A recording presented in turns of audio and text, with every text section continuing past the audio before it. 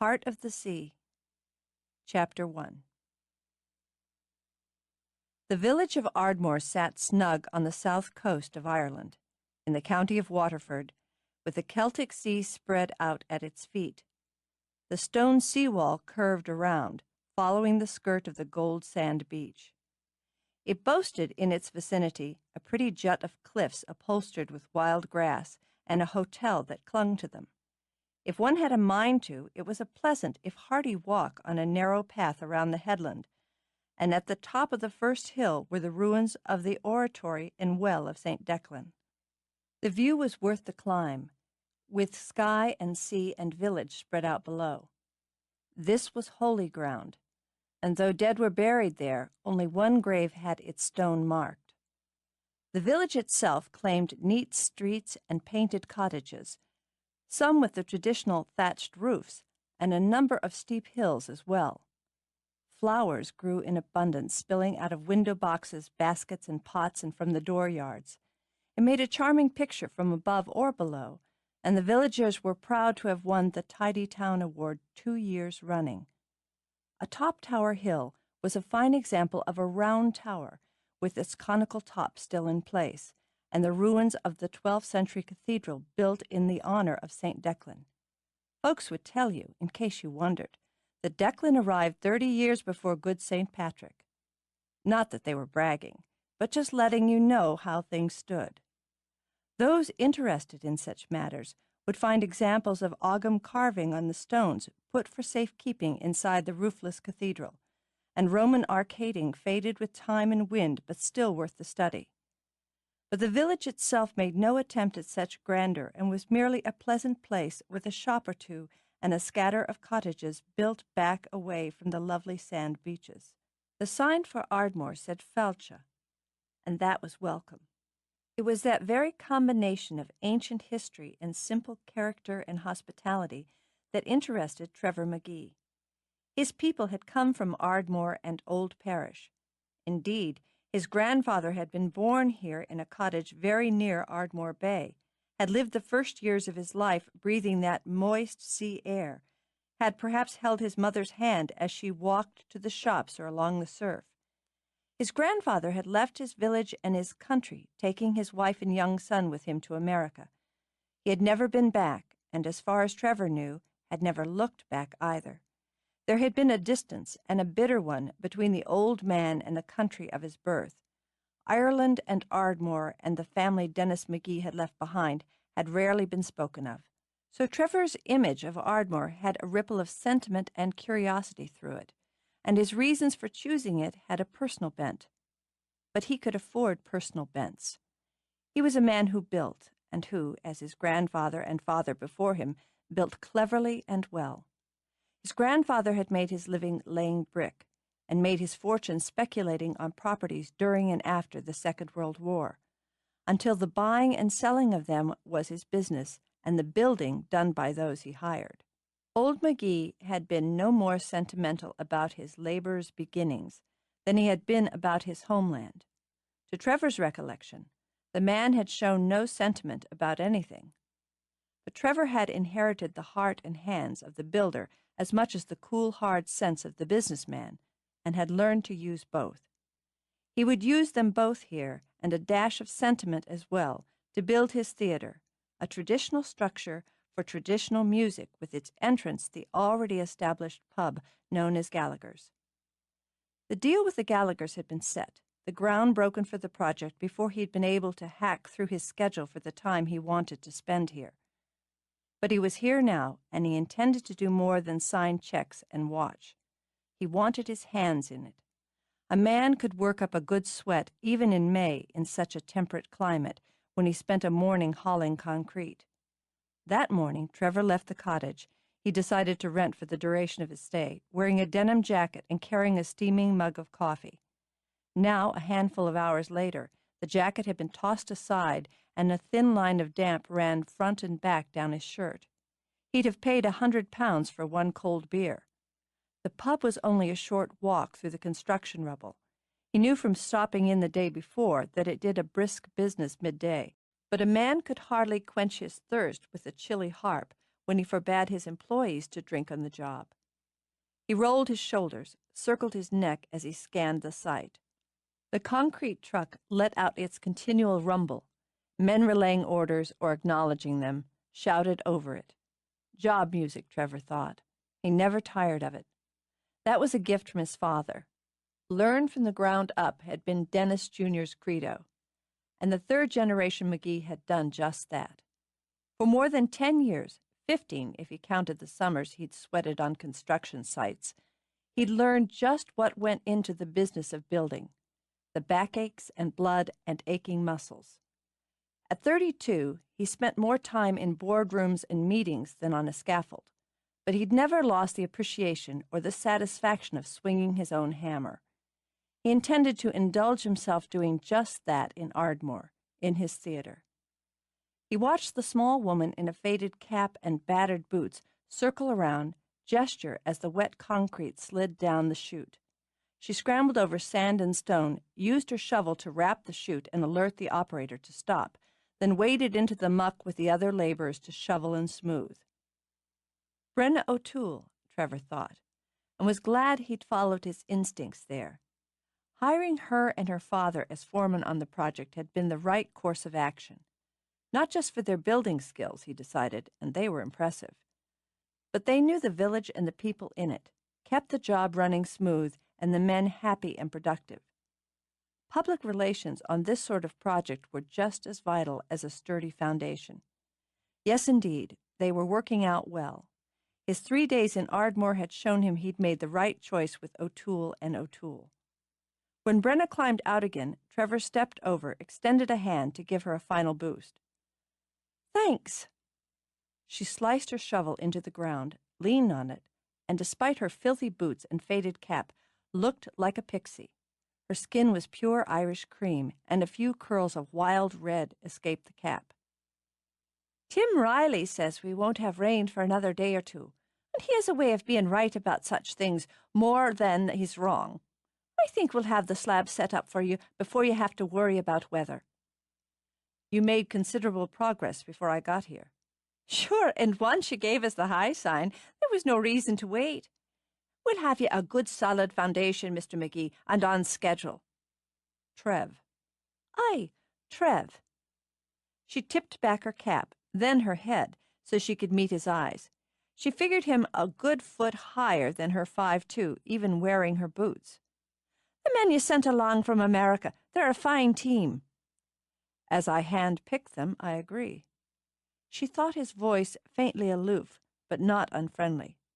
"And do you never pick females, then?" He smiled slowly, so it seemed humor just moseyed over his face until it reached eyes the color of turf smoke. "I do indeed, and as often as possible, both on and off the job. I've put one of my best carpenters on this project. She'll be here next week." "It's good to know my cousin Brian wasn't wrong in that area. He said you hired by skill and not gender. It's a good morning's work here," she added, nodding to the site. "That noisy bastard of a truck will be our constant companion for a while yet. Darcy'll be back from her holiday tomorrow, and I can tell you she'll bitch our ears off about the din." "It's a good noise, building." "I've always thought the same." They stood a moment in perfect accord while the truck vomited out the last yard of concrete. "I'll buy you lunch," Trevor said. "I'll let you." Brenna gave a whistle to catch her father's attention, then mimed spooning up food. Mick responded with a grin and a wave, then went back to work. "He's in his heaven," Brenna commented as they walked over to rinse off their boots. "Nothing makes Mick O'Toole happier than finding himself in the middle of a job site. The muckier, the better." Satisfied, Brenna gave her feet a couple of stomps, then headed around to the kitchen door. "I hope you'll take some time to see the area while you're here, instead of locking yourself into the job at hand." "I plan to see what's around." He had reports, of course, detailed reports on tourist draws, road conditions, routes to and from major cities, but he intended to see for himself. Needed to see it, Trevor admitted to himself. Something had been pulling him toward Ireland, toward Ardmore, for more than a year, in dreams. Ah, now there's a fine-looking man doing what he does best, Brenna said when she pushed open the kitchen door. What have you for us today, Sean? He turned from the enormous old stove, a rangy man with shaggy black hair and eyes of misty blue. For the special, we've sea spinach soup and the beef sandwich. Good day to you, Trevor. Is this one working you harder than she should? She keeps things moving. And so I must, for the man in my life is slow. I wonder, Sean, if you've selected another tune or two for Trevor's consideration. I've been busy catering to my new wife. She's a demanding creature. So saying, he reached out to cup a hand on Brenna's face and kiss her. Get out of my kitchen. It's confusing enough around here without Darcy. She'll be back tomorrow, and by this time of day you'll have cursed her 12 times. Why do you think I miss her? Give your order to Sinead, he told Trevor. She's a good girl, and our Jude's been working with her. She just needs a bit more practice. A friend of my sister Mary Kate's is Sinead, Brenna told Trevor as she pushed open the door that swung between the kitchen and pub. A good-natured girl, if a bit scattered in the brain. She wants to marry Billy O'Hara, and that is the sum total of her ambitions at this time. And what does Billy O'Hara have to say? Be not quite so ambitious as Sinead. Billy keeps his mouth shut. Good day to you, Aidan. And to you. The oldest of the Gallaghers worked the bar and had his hands on the taps as he looked over. Will you be joining us for lunch, then? That we will. We've caught you busy. God bless the tour buses. With a wink, Aidan slid 2 pints down the bar to waiting hands. Do you want us to take it in the kitchen? No need for that, unless you're in a great hurry. His eyes, a deeper blue than his brother's, scanned the pub. Service is a mite slower than our usual, but there's a table or two left. We'll leave it to the boss. Brenna turned to Trevor. How will you have it? Let's get a table, he answered, thinking the better to watch how the business runs. He followed her out and sat with her at one of the mushroom-sized tables. There was a buzz of conversation, a haze of smoke, and the yeasty scent of beer. Will you have a pint? Brenna asked him. Not until after the workday. Her lips twitched as she kicked back in her chair. So I've heard from some of the men. Word is you're a tyrant on this particular matter. He didn't mind the term tyrant. It meant he was in control. Word would be correct. I'll tell you this. You may have a bit of a problem enforcing such a rule around here. Many who labour for you were nursed on Guinness, and it's as natural to them as mother's milk. I'm fond of it myself, but when a man or woman is on my clock, they stick with mother's milk. Ha! You're a hard man, Trevor McGee. But she said it with a laugh. So tell me, how are you liking Fairy Hill Cottage? Very much. It's comfortable, efficient, quiet, and has a view that rips your heart into your throat. It's just what I was looking for, so I'm grateful you put me onto it. That's not a problem. Not a problem at all. It's in the family. I think Sean misses the little kitchen there, as the house we're building's far from finished. More than livable, she added, as it was one of their current sore points. But I figure to concentrate on the kitchen there on my off days, so he'll be happier. I'd like to see it. Would you? Surprised, she angled her head. Well, you're welcome any time. I'll give you the direction. Do you mind me saying I didn't expect you to be as friendly a sort of man as you seem to be? What did you expect? More of a shark, and I hope that doesn't offend you. It doesn't, and it depends on the waters where I'm swimming. He glanced over, and his face warmed as Aidan's wife came up to the table. But when he started to rise, Jude waved him down again. No, I'm not joining you, but thanks. She rested a hand on her very pregnant belly. Hello, I'm Jude Francis, and I'll be your server today. You shouldn't be on your feet like this, carrying trays. Jude sighed as she took out her order pad. He sounds like Aidan. I put my feet up when I need to, and I don't carry anything heavy. Sinead can't handle things on her own. Not to worry, Trevor. Why, me one blessed mother dug potatoes on the day I was born, then went back to roast them after the delivery. At Trevor's narrowed glance, Brenna chuckled. Well, maybe not, but I'll wager she could have. I'll have today's soup, if you don't mind, Jude, and a glass of milk, she added with a wicked smile for Trevor. The same, he said, plus the sandwich. A fine choice. I'll be right back with it. She's stronger than she looks, Brenna told him when Jude moved to another table, and more stubborn. Now that she's found her direction, so to speak, she'll only work harder to prove she can do what you tell her she shouldn't. Aidan won't let her overdo. I promise you, the man adores her. Yes, I've noticed. The Gallagher men seem to be devoted to their women. So they better be, or their women will know why. Relaxed, she kicked back, pulled off her cap. Those red curls tumbled down. So, you aren't finding it, I guess, we'd say, too rustic for you out in the countryside here after being used to New York City? He thought of the job sites he'd experienced, mudslides, floods, blistering heat, petty vandalism, and sabotage. Not at all. The village is exactly what I expected after Finkel's reports. Ah, yes, Finkel. She remembered Trevor's scout very well.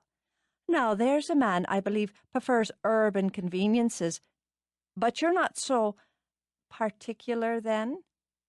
I'm very particular, depending.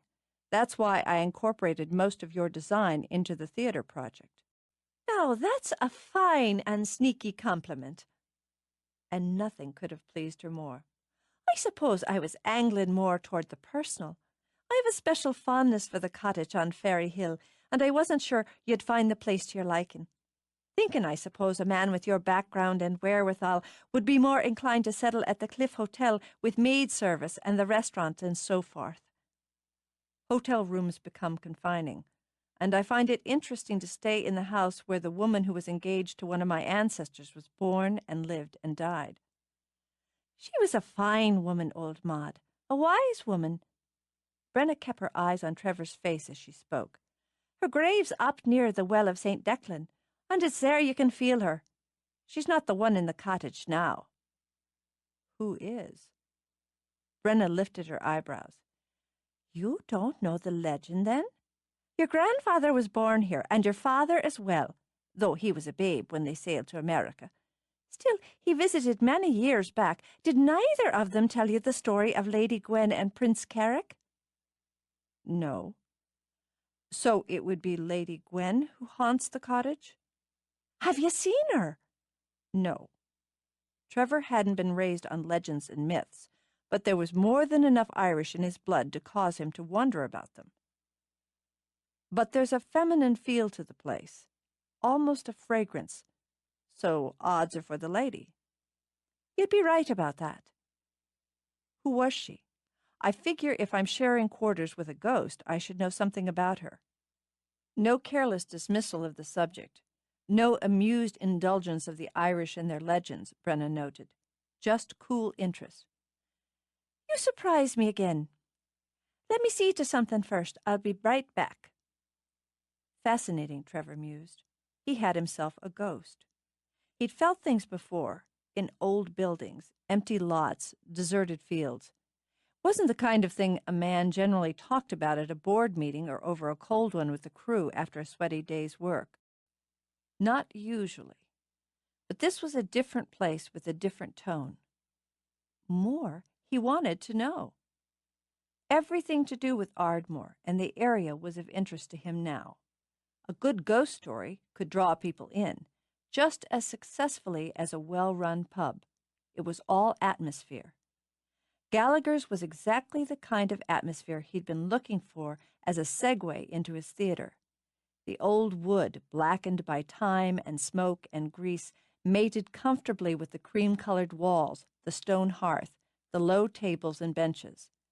The bar itself was a beauty, an aged chestnut he already noted the Gallaghers kept wiped and polished. The age of customers ranged from a baby in arms to the oldest man Trevor believed he'd ever seen, who was balanced on a stool at the far end of the bar. There were several others he took as locals just from the way they sat or smoked or sipped, and 3 times that many who could be nothing other than tourists with their camera bags under their tables and their maps and guidebooks out. The conversations were a mix of accents, but predominant was that lovely lilt he'd heard in his grandparents' voices until the day they died. He wondered they hadn't missed hearing it themselves, why they'd never had a driving urge to come to Ireland again. What bitter memories had kept them away, skipped over a generation, and caused him to come back and see for himself. More, why he should have recognized Ardmore and the view from the cottage, and even now know what he would see when he climbed the cliffs. It was as if he carried a picture in his mind of this place, one someone else had taken and tucked away for him. They'd had no pictures to show him. His father had visited once, when he'd been younger than Trevor was now himself, but his descriptions had been sketchy at best. The reports, of course.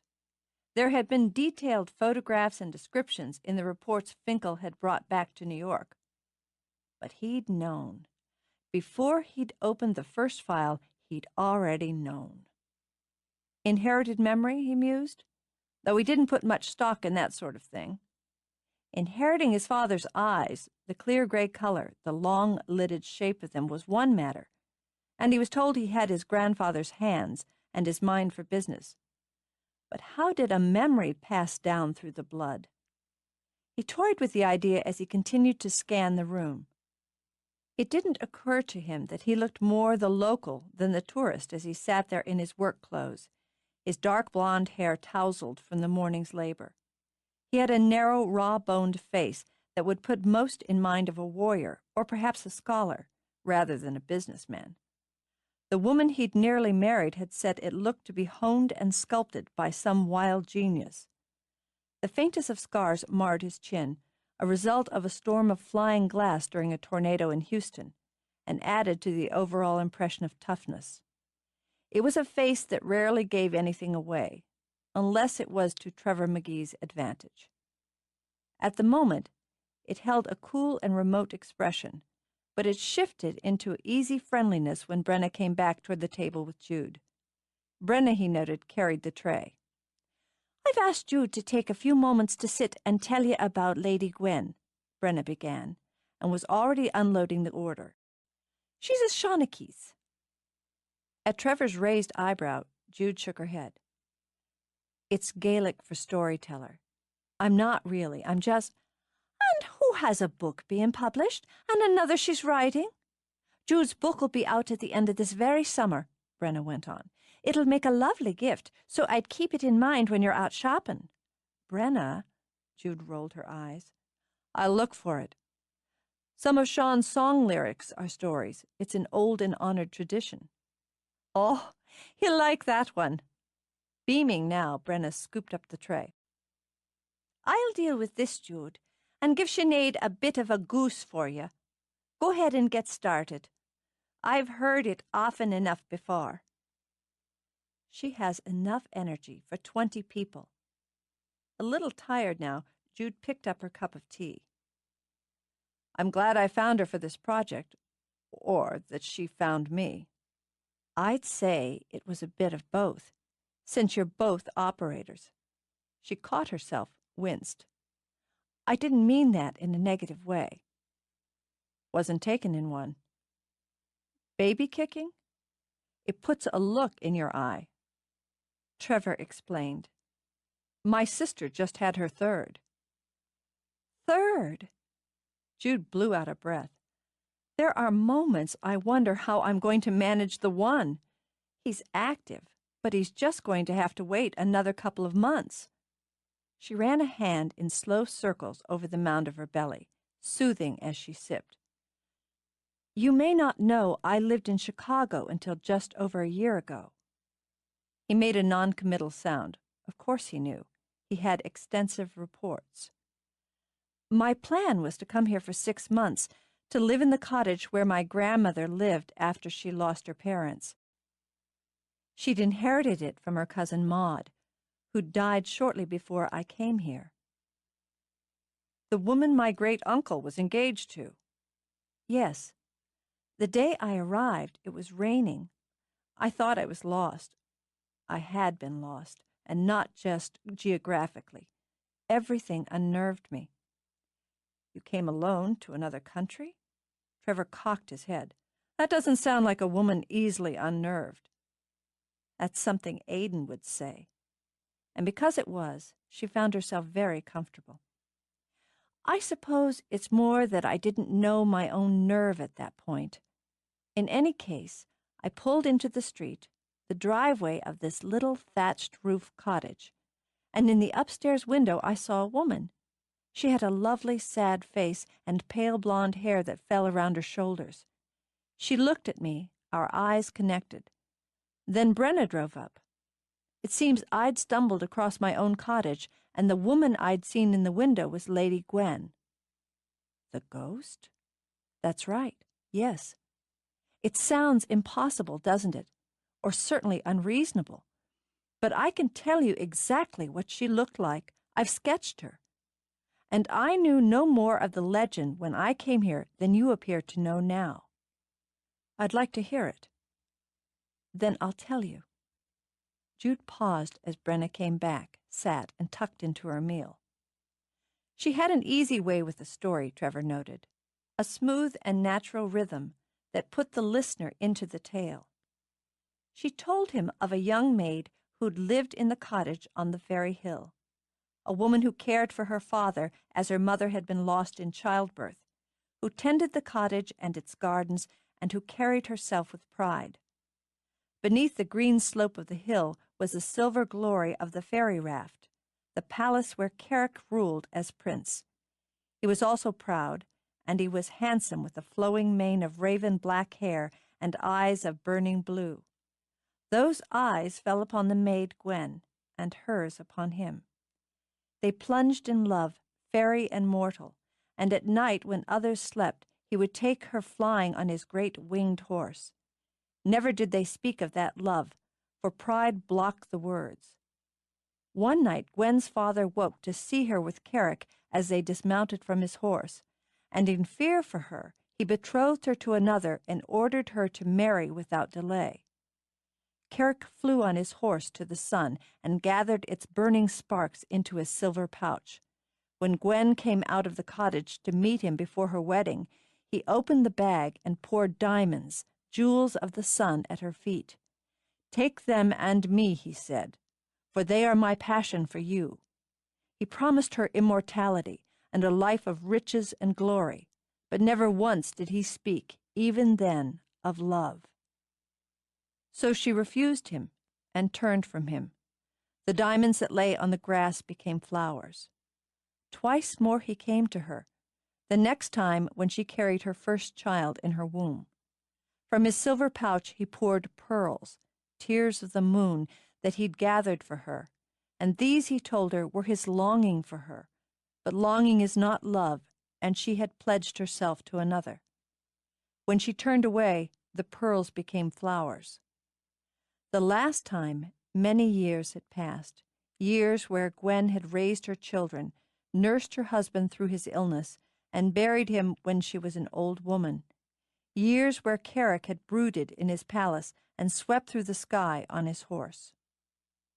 He dived into the sea to wring from his heart the last of his gifts to her. These he poured at her feet, shimmering sapphires that blazed in the grass, his constancy for her. When now, finally, he spoke of love, she could only weep bitter tears, for her life was over. She told him it was too late, that she had never needed riches or promises of glory, but only that he loved her enough that she could have set aside her fear of giving up her world for his. And as she turned to leave him this last time, as the sapphires bloomed into flowers in the grass, his hurt and his temper lashed out in this spell he cast. She would find no peace without him, nor would they see each other again until 3 times lovers met and, accepting each other, risking hearts, dared the choice of love over all else. 300 years, Trevor thought later as he let himself into the cottage where Gwen had lived and died. A long time to wait. He'd listened to Jude tell the tale in her quiet storyteller's voice without interrupting, even to tell her that he knew parts of the story. Somehow he knew. He'd dreamed them. He hadn't told her that he too could have described Gwen, down to the sea green of her eyes and the curve of her cheek. He dreamed her as well, and had, he realized, nearly married Sylvia because she'd reminded him of that dream image, a soft woman with simple ways. It should have been right between them, he thought, as he headed upstairs to shower off the day's dirt. It still irritated him that it hadn't been. In the end, it just hadn't been right. She'd known it first, and had gently let him go before he'd admitted he'd already had his eye on the door. Maybe that was what bothered him most of all. He hadn't had the courtesy to do the ending. Though she'd forgiven him for it, he'd yet to forgive himself. He caught the scent the minute he stepped into the bedroom. Delicate, female, like rose petals freshly fallen onto dewy grass. A ghost who wears perfume, he murmured, oddly amused. Well, if you're modest, turn your back. So saying, he stripped where he stood, then walked into the bath. He spent the rest of his evening alone, catching up on paperwork, scanning the faxes that had come in on the machine he'd brought with him, shooting off replies. He treated himself to a beer and stood outside with it in the last of the dying light, listening to the aching silence and watching the stars pulse to life. Tim Riley, whoever the hell he was, looked to be right. There was no rain coming yet. The foundation he was building would set clean. As he turned to go back in, a streak of movement overhead caught his eye, a blur of white and silver across the darkening sky. But when he looked back for it, narrowing his eyes to scan, he saw nothing but stars and the rise of the quarter moon. A falling star, he decided. A ghost was one thing, but a flying horse ridden by the Prince of the Fairies was another entirely. But he thought he heard the cheerful lilt of pipes and flutes dance across the silence as he shut the door of the cottage for the night. Chapter 2. Darcy Gallagher dreamed of Paris, strolling along the left bank on a perfect spring afternoon with the scent of flowers ripe in the air and the cloudless blue sky soaring overhead. And perhaps best of all, the weight of her shopping bags heavy in her hands. In her dreams, she owned Paris, not for a brief week's holiday, but for as long as it contented her. She could stop to while away an hour or two at a sidewalk cafe, sipping lovely wine and watching the world, for it seemed the whole of the world, wander by. Long-legged women in smart dresses and the dark-eyed men who watched them. The old woman on her red bicycle with her baguettes spearing up out of her bakery sack. And the tidy children in their straight rows marching along in their prim school uniforms. They belonged to her, just as the wild and noisy traffic was hers, and the cart on the corner bursting with flowers. She didn't need to ride to the top of the Eiffel Tower to have Paris at her feet. As she sat, sampling wine and cheese that had been aged to perfection, she listened to the city that was hers for the taking. There was music all around her in the cooing of the ubiquitous pigeons, and the swirling whoosh when they took wing, in the steady beep of horns, the click of high, thin heels on sidewalks, the laughter of lovers. Even as she sighed, blissfully happy, the thunder rolled in. A rumble of it had her glancing skyward. Clouds spewed in from the west, dark and thick. The brilliant sunlight fell into that false twilight that precedes a storm. The rumble became a roar that had her leaping to her feet, even while those around her continued to sit, to chat, to stroll, as if they heard or saw nothing amiss. Snatching up her bag, she started to dash away, to safety, to shelter, and a bolt of lightning, sizzling blue at the edges, lanced into the ground at her feet. She woke with a start, the blood pounding in her ears and her own gasp echoing. She was in her own rooms over the pub, not in some freakish storm in Paris. She found some comfort in that, in the familiar walls and quiet light, found more comfort when she sat up and saw the clothes and trinkets she treated herself to in Paris strewn around the room. Well, she was back to reality, she thought, but at least she'd bagged a few trophies to bring home with her. It had been a lovely week, the perfect birthday present to give herself. Indulgent, she admitted, taking such a big chunk of her savings that way. But what were savings for if a woman couldn't use them to celebrate her first quarter century of living with something spectacular? She'd earn it back. Now that she'd had her first good taste of real travel, she intended to experience it on a more regular basis. Next year, Rome, or Florence, or perhaps New York City. Wherever it was, it would be someplace wonderful. She'd start her Darcy Gallagher holiday fund this very day. She'd been desperate to get away, to see something, almost anything that wasn't what she saw every day of her life. Restlessness was a sensation she was accustomed to, even appreciated about herself. But this had been like a panther inside her, pacing and snarling and ready to claw its way out of her and leap on the people she loved best. Going away had been the best thing she could have done for herself, and she was sure for those closest to her. The restlessness was still there, always would stir a bit inside her, but that pacing and snarling had stopped. The fact was, she was glad to be home, and looking forward to seeing her family, her friends, and all that was home. And she looked forward to telling them all she'd seen and done during that glorious 7 days to herself. But now she'd best get up and put things back in order. She'd gotten in too late the night before to do more than throw open her bags and admire her new things. She needed to put them away proper and stack up the gifts she'd bought, as she was a woman who couldn't abide untidiness for long. She'd missed her family. Even through the giddy rush of seeing, doing, just being in Paris, she'd missed having them around. She wondered if it was shameful of her not to have expected to. She couldn't say she missed the work, the hefting trays and serving yet another pint. It had been glorious to be served for a change, but she was anxious to go down and see how the pub had fared without her, even if it did mean spending the rest of the day on her feet.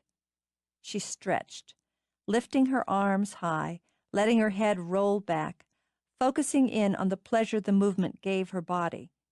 She was a woman who didn't believe in wasting her senses any more than she would waste her pounds. It wasn't until she climbed out of bed she realized the constant rumble outside wasn't thunder. The construction, she remembered. Now, wasn't it going to be lovely hearing that din every blessed morning? Snagging a robe, she walked to the window to see what progress had been made in her absence.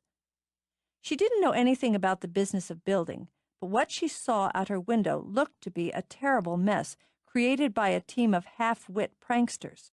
Piles of rubble, scars in the soil, a large concrete floor bottoming out a hole in the ground. Squat towers of cinder block were being erected at the corners with spears of metal poking out of the tops, and a great ugly truck was grinding away with an awful noise. Most of the workmen, in their rough clothes and filthy boots, were going about the business of making a bigger mess altogether. She spotted Brenna, her cap perched on her head, her boots mucked nearly to the knee. Seeing her, this forever friend who was now her sister, brought Darcy a warm flood of pure pleasure. It had shamed her, and did still, to know that part of the reason she'd been wild to get away had been Brenna's and Sean's wedding, as well as her older brother Aidan's and his wife Jude's happy planning for the baby they'd have by the end of the summer. Oh, she was thrilled for all of them, couldn't be more delighted with what they'd found together. But the more content and settled they were, the more discontent and unsettled she found herself. She'd wanted to ball up her fists, shake them, and demand, Where's mine? When will I have mine? It was selfish, she thought, and it was sinful, but she hadn't been able to help it. Well, now she was back, and she hoped better.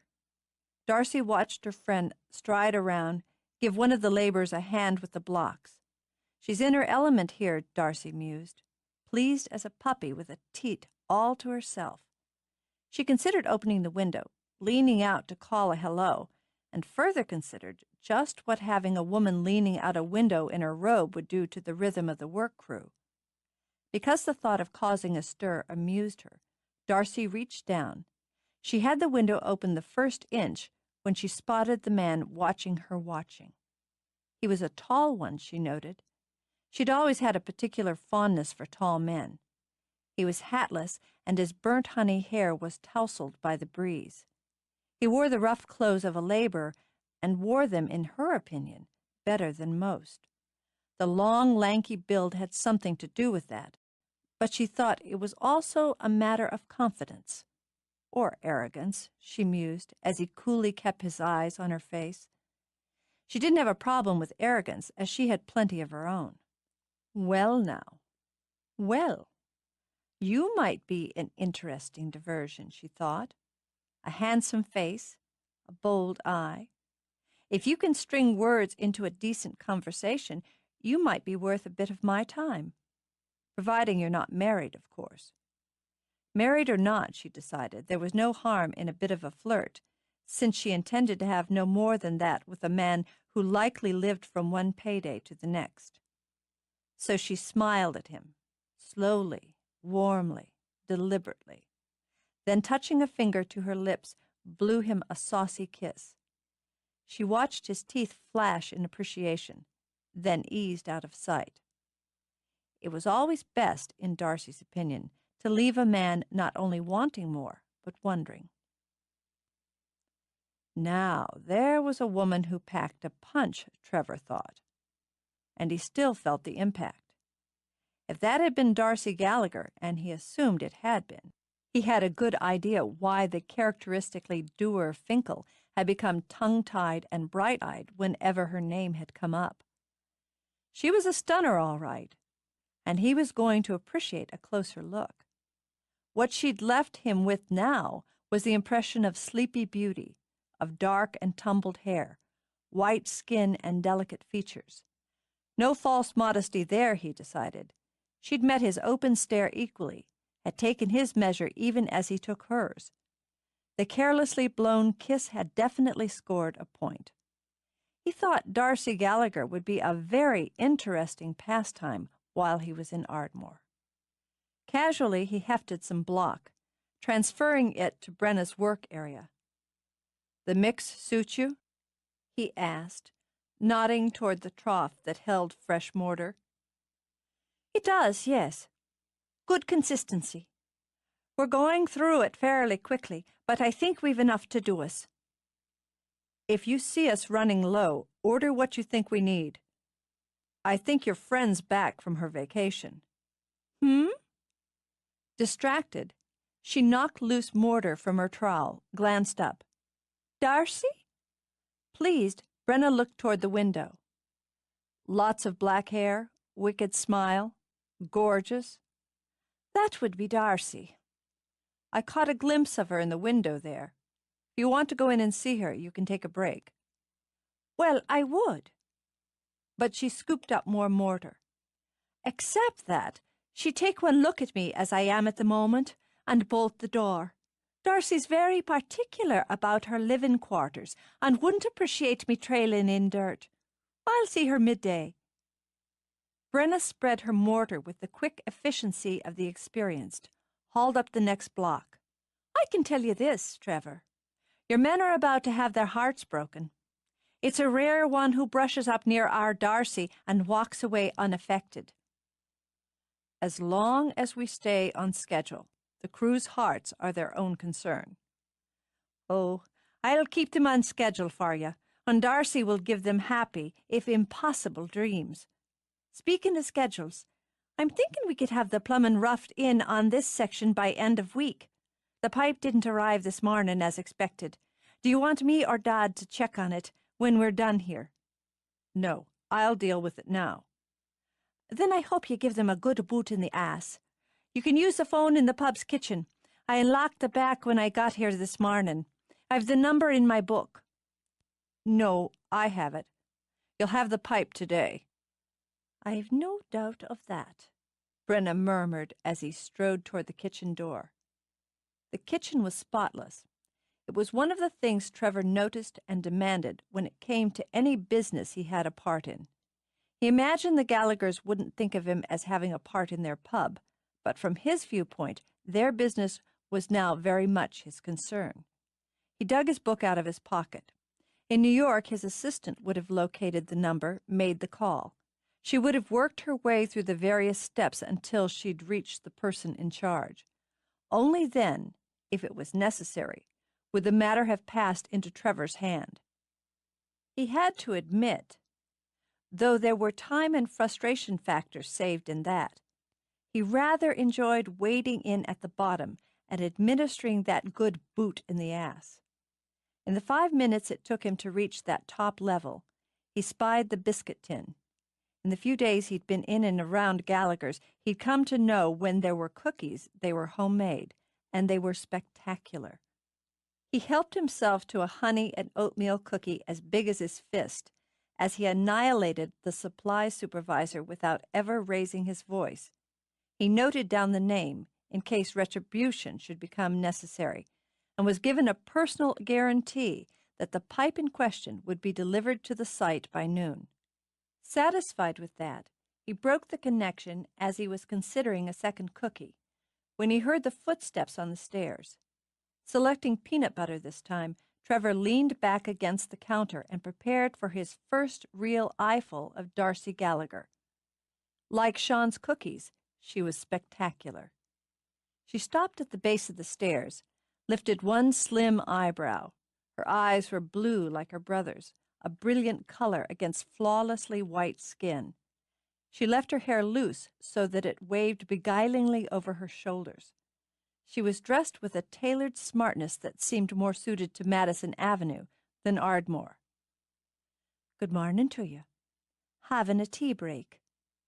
Phone call. He took a bite of the cookie as he watched her. The voice, Irish and smoky as a turf fire, was as straight-out sexy as the rest of her. "Well, I'm making some tea here as I've run out upstairs and don't like to start my day without. Makes me cross." She skimmed her gaze over him as she moved to the stove. "Will you have a cup to wash down the biscuit, or must you go straight back to work?" "I can take a minute." "You're fortunate your employer's not so strict. I've heard the McGee runs a very tight ship." "So he does." While the kettle heated, Darcy dealt with the pot. The man was better up close. She liked the sharp angles of his face, the little scar on his chin. It gave him a dangerous look, and she was so bloody weary of safe men. No wedding ring, she noted, though that didn't always tell the tale. "You've come all the way from America," she continued, "to work on his theater." "That's right." "A long way from home. I hope you were able to bring your family with you." "If you mean wife, I'm not married." He broke the cookie in half, offered her a share. Amused, she took it. "That leaves you free to travel for your work, doesn't it? And what is it you do?" "Whatever's necessary." Oh, yes, she thought, and nibbled on the cookie. Just dangerous enough. "I'd say that makes you a handy man to have around and about." "I'm going to be around and about here for some time yet." He waited while she lifted the sputtering kettle, poured the boiling water into the pot. "Would you like to have dinner?" She sent him a long, sidelong glance, added a hint of smile. "Sure, I like a good meal now and then, and interesting company with it. But I'm just back from my holiday and won't have time off for a bit, and my brother Aidan's a hard man with a schedule."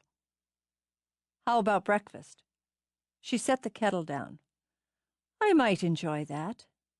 Perhaps she'll ask me again in a day or two, once I've settled back in. Perhaps I will. She was vaguely surprised and a little disappointed he hadn't pursued the invitation then and there. She was used to men pleading a bit, but she turned, took out a thick mug for his tea. "What part of America are you from, then?" "New York."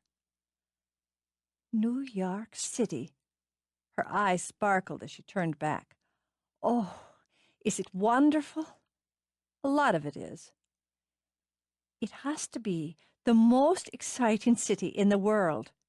She cupped the mug in both hands as she'd imagined it countless times before.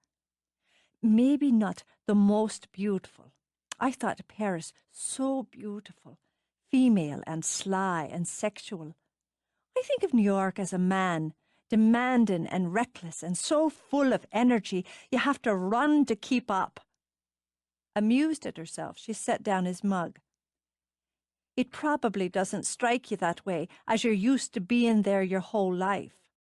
I doubt you think of Ardmore or this area as magic." He saw her eyebrow arch up again at his words. "As a small and nearly perfect corner of the world, where you can reach back or forward in time as suits you.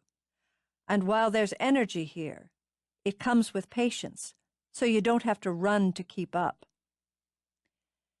"It's interesting, isn't it? How people see what's the everyday to someone else." She poured out his tea. "I think a man who can philosophize so easily over tea and biscuits might be wasting his talents hauling bricks." "I'll keep that in mind. Thanks for the tea." He moved toward the door, passing close enough to appreciate she smelled every bit as good as she looked. "I'll bring back the mug." "Mind you do. Sean knows his kitchen supplies down to the last spoon."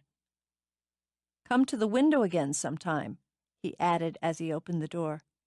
"I liked looking at you." She smiled to herself when he left. "Well, now, that goes both ways, New York City."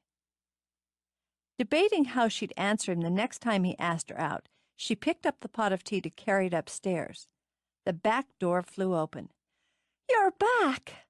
Brenna took one leap inside. Little pellets of drying cement flew. "Keep your distance." Darcy held up the pot like a shield. "Christ Jesus, Brenna, you have as much of that muck on your person as you do the brick." "Block. And not by any means. Don't worry, I won't hug you." "Damn right you won't." "But I missed you." Though she was touched, Darcy let out a snort. "You're too busy being a newlywed to have missed me." "I can do both. Can you spare a cup of that? I've 10 minutes coming." "All right, then. But get some old newspaper to put on the chair before you sit down." "I missed you, too," Darcy admitted as she took out a pair of mugs. "I knew you would. I still say it was adventurous of you to go off to Paris like that by yourself. Did you love it?" Brenna asked as she dutifully laid out newspaper. "Was it everything you wanted it to be?" "It was, yes. Everything about it. The sounds, the scents, the buildings, the shops, the cafes. I could have spent a month just looking. Now, if they just learned to make a decent cup of tea." She sipped at her own. "But I made out fine with wine. Everyone dresses so smart, even when they aren't trying to. I got some marvelous clothes. The shopkeepers are very aloof and act as if they're doing you a great favor in taking your money. I found it added to the overall experience." "I'm glad you had a good holiday. You look rested." "Rested? I barely slept the whole week. I'm energized," Darcy decided. "Of course. I'd planned to lay like a slug until I had to get up for work this morning, but that noise outside is enough to keep the dead alert." "You'll have to get used to that. We're making fine progress." "Not from my window. It looks like a rubble heap with ditches." "We'll have the foundation finished and the plumbing roughed in by the end of the week. It's a good crew. The ones from New York are well trained, and the ones from here Dad and I picked ourselves. McGee doesn't tolerate slackers, and he knows every step of putting a building up, so you'd better be on your toes. Which tells me you're enjoying yourself? Tremendously. And I'd best get back to it. Wait, I got you a present. I was counting on it. I'll go up and get it. I don't want you tracking through my rooms. I was counting on that, too, Brenna commented as Darcy hurried up the stairs. It's not boxed, Darcy called down. It was easier to pack, just keeping it in a bag. Jude was wise in telling me to take an extra suitcase as it was, but yours didn't take up much room. She came back with a small shopping bag, then narrowed her eyes at Brenna's hand. I'll take it out for you. She slid out a thin bundle wrapped in tissue, carefully uncovered it, then held it up. Brenna's mouth fell open. Sean's going to love it, Darcy decided. It was a short, narrow-strapped nightgown in a shimmering green that was nearly transparent. He'd have to be a complete dunderhead not to, Brenna agreed once she had her voice back. I'm trying to imagine wearing that.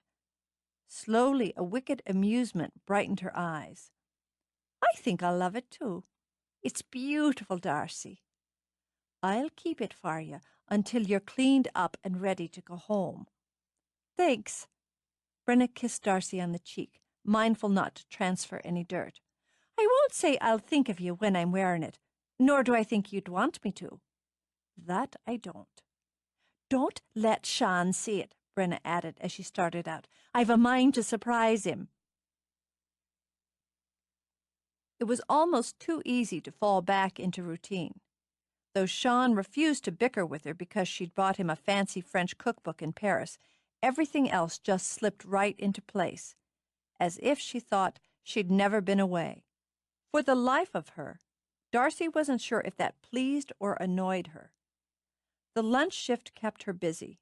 Added to the regulars were the tourists who were beginning to come in packs for the season, and added to them were the men hired to work on the theater.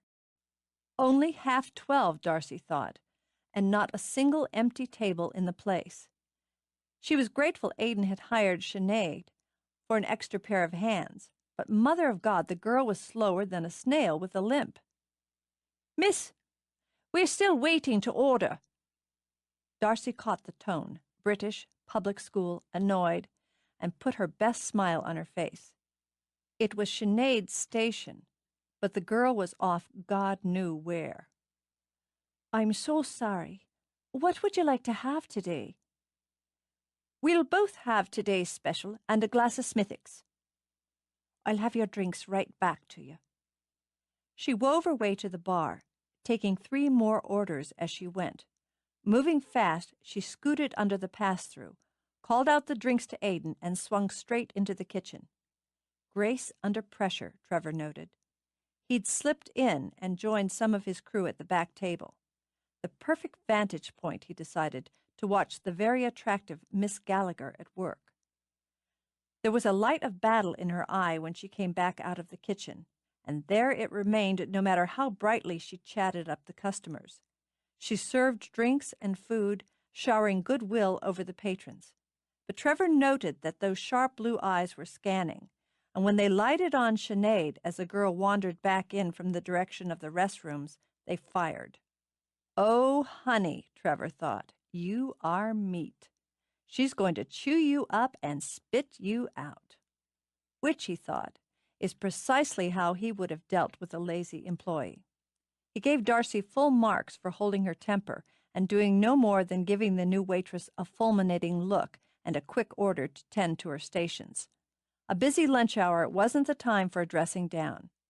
He imagined Sinead's ears would be burned off after shift. And he figured it was his lucky day, as Darcy was even now working her way back to his table. And what can I get you fine, handsome men this afternoon? She got out her pad, then focused those glorious eyes on Trevor. You look hungry. You can't go wrong with the special at Gallaghers, Trevor said. That you can't. Will you have a pint to go with it?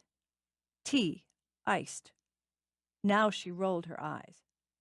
That's a Yank's way of ruining a perfectly good pot of tea, but we'll accommodate you. And for you, gentlemen. I sure like the way y'all do fish and chips. Darcy smiled at the scrawny man with a pleasantly homely face. My brother will appreciate that. And where are you from, if you don't mind my asking? For that's a lovely accent. Georgia, ma'am. Donnie Bryan from Macon, Georgia. But I've never heard anyone talk prettier than you, and I'd love some of that iced tea like the boss here. And just when I was thinking you might have some Irish in you. And for you, sir. I'll have the meat pie, fries, chips on the side, and a burly man with a scraggly dark beard. He slid a sorrowful glance at Trevor. Make it iced tea all around. I'll be back with your drinks quick as I can. Now that, Donnie said with a long sigh as Darcy walked away, is the most beautiful thing I've seen in my entire life. Makes you glad to be a man, doesn't it, Lou? Lou stroked his beard. I've got a 15-year-old daughter, and if I caught a man looking at her the way I figure I just looked at that tasty little dish there, I'd have to kill him. Your wife and daughter still planning on coming over? Trevor asked him. As soon as Josie's out of school. Another couple of weeks. Trevor settled back while his two men talked of family. There was no one waiting for him at home or looking forward to the day she could fly over and join him. It wasn't something that troubled him. It was better to live alone than to make a mistake as he'd nearly done. Living alone meant he could come and go as he needed to, as his business demanded. And without the guilt or tension regular travel could add to a relationship. No matter how much his mother might pine for him to settle down and give her grandchildren, the simple fact was his life ran more efficiently solo. He glanced at a nearby table where a young family was crowded together. The woman was doing her best to distract a fussy infant, while the man frantically mopped up the soft drink their whining toddler had just managed to spill all over everything. Nothing efficient about it, Trevor mused. Darcy delivered their tea, apparently unaffected by the fact that the toddler had gone from whine to wail. Your meals will be out directly, and if you've a need for more tea, just give me a sign. Still smiling, she turned to the next table, handed the young father a stack of napkins, all the while waving away his apologies. Oh, it's not so much of a thing. Is it, little man? She crouched down to the little boy's level. Wipes up, doesn't it? But such things scare off the fairies. You might lure them back if they weren't afraid your tears would flood them out again. Where are the fairies? He demanded, in the testy voice of a child who desperately needed a nap. Oh, they're hiding now, but they'll come back when they're sure you mean them no harm. Could be they'll be dancing around your bed next time you lay your head on your pillow. I bet your sister's seeing them now. Darcy nodded toward the baby, who drifted off to sleep. That's why she's smiling. The boy subsided into sniffles and watched his sister sleep with both suspicion and interest. That, Trevor thought, as she moved on to the next table, was efficient. Chapter 3. Now, Sinead, can we go over the things we talked about when I hired you? With the pub cleared between shifts and her brothers ordered out, Darcy sat across from her new waitress. Aidan ran the pub, it was true, and Sean ruled the kitchen, but it was understood that when it came to the serving, Darcy held the controls. Sinead shifted her skinny butt on the stool, drew her eyebrows down into an expression of deep concentration. Well, you said as how I was to take the orders in a friendly manner. Aye, that's true. Darcy sipped her soft drink and waited, nearly sighed as Sinead just sat darting nervous little glances around the pub as if she'd somehow found herself in some exotic den of iniquity. "And what else do you remember?" "Ah." Jesus God, Darcy thought. Can the girl do anything at other than the pace of a turtle?